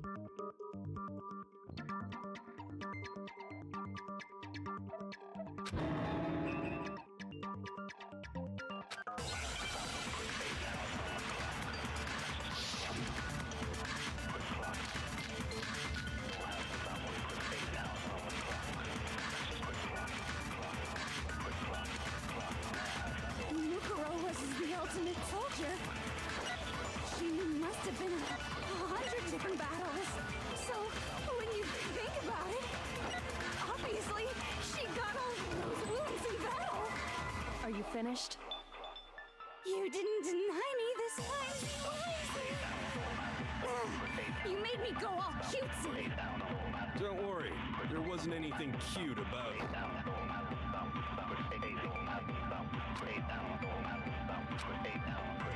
Mukuro was the ultimate soldier. She must have been in 100 different battles. So, when you think about it, obviously, she got all those wounds in battle. Are you finished? You didn't deny me this time, You made me go all cutesy.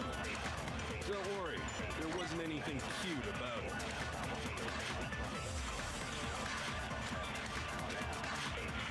Mukuro was the ultimate soldier. She must have been in 100 different battles. So, when you think about it, obviously, Obviously, she got all of those wounds in battle. Are you finished? You didn't deny me this time, Zee-Wimesy. You made me go all cutesy. Don't worry, there wasn't anything cute about it.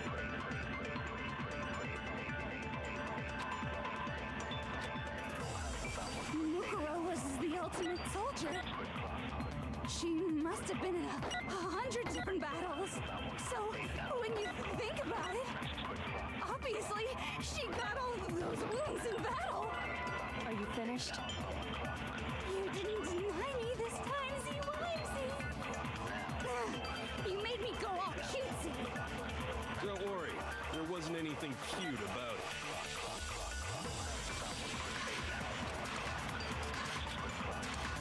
Mukuro was the ultimate soldier.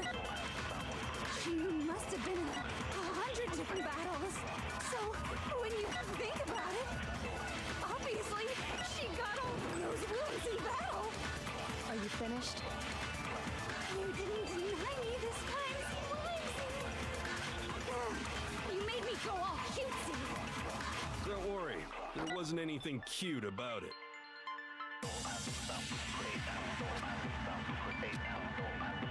Mukuro was the ultimate soldier. She must have been in 100 different battles. So, when you think about it, obviously, she got all of those wounds in battle. Are you finished? You didn't deny me this time, Zee-Wimesy.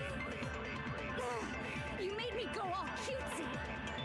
Don't worry, there wasn't anything cute about it.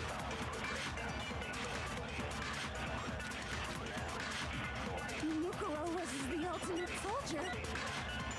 She must have been in 100 different battles. So, when you think about it, obviously, she got all of those wounds in battle. No, that's wrong.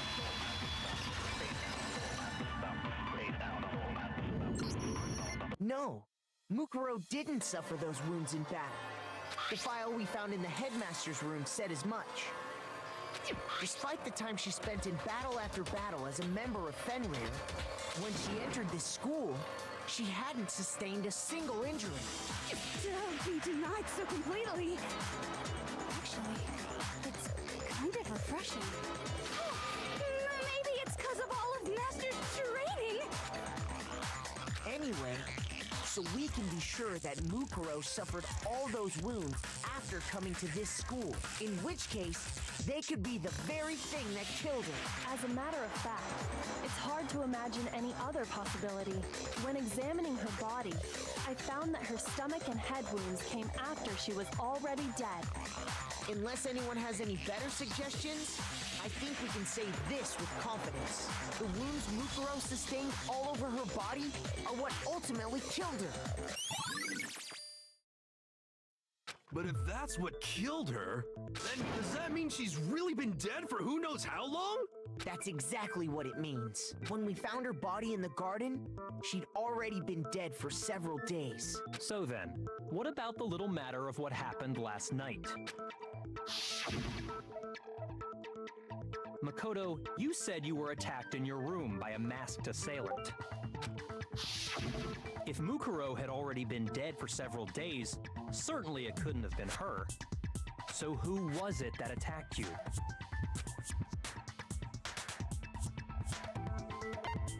I got it! The one who attacked me was the true mastermind. When we discovered Mukuro in the garden wearing the same mask, I naturally assumed she must have been the one who attacked me, but I was wrong. It wasn't her at all. It was the mastermind.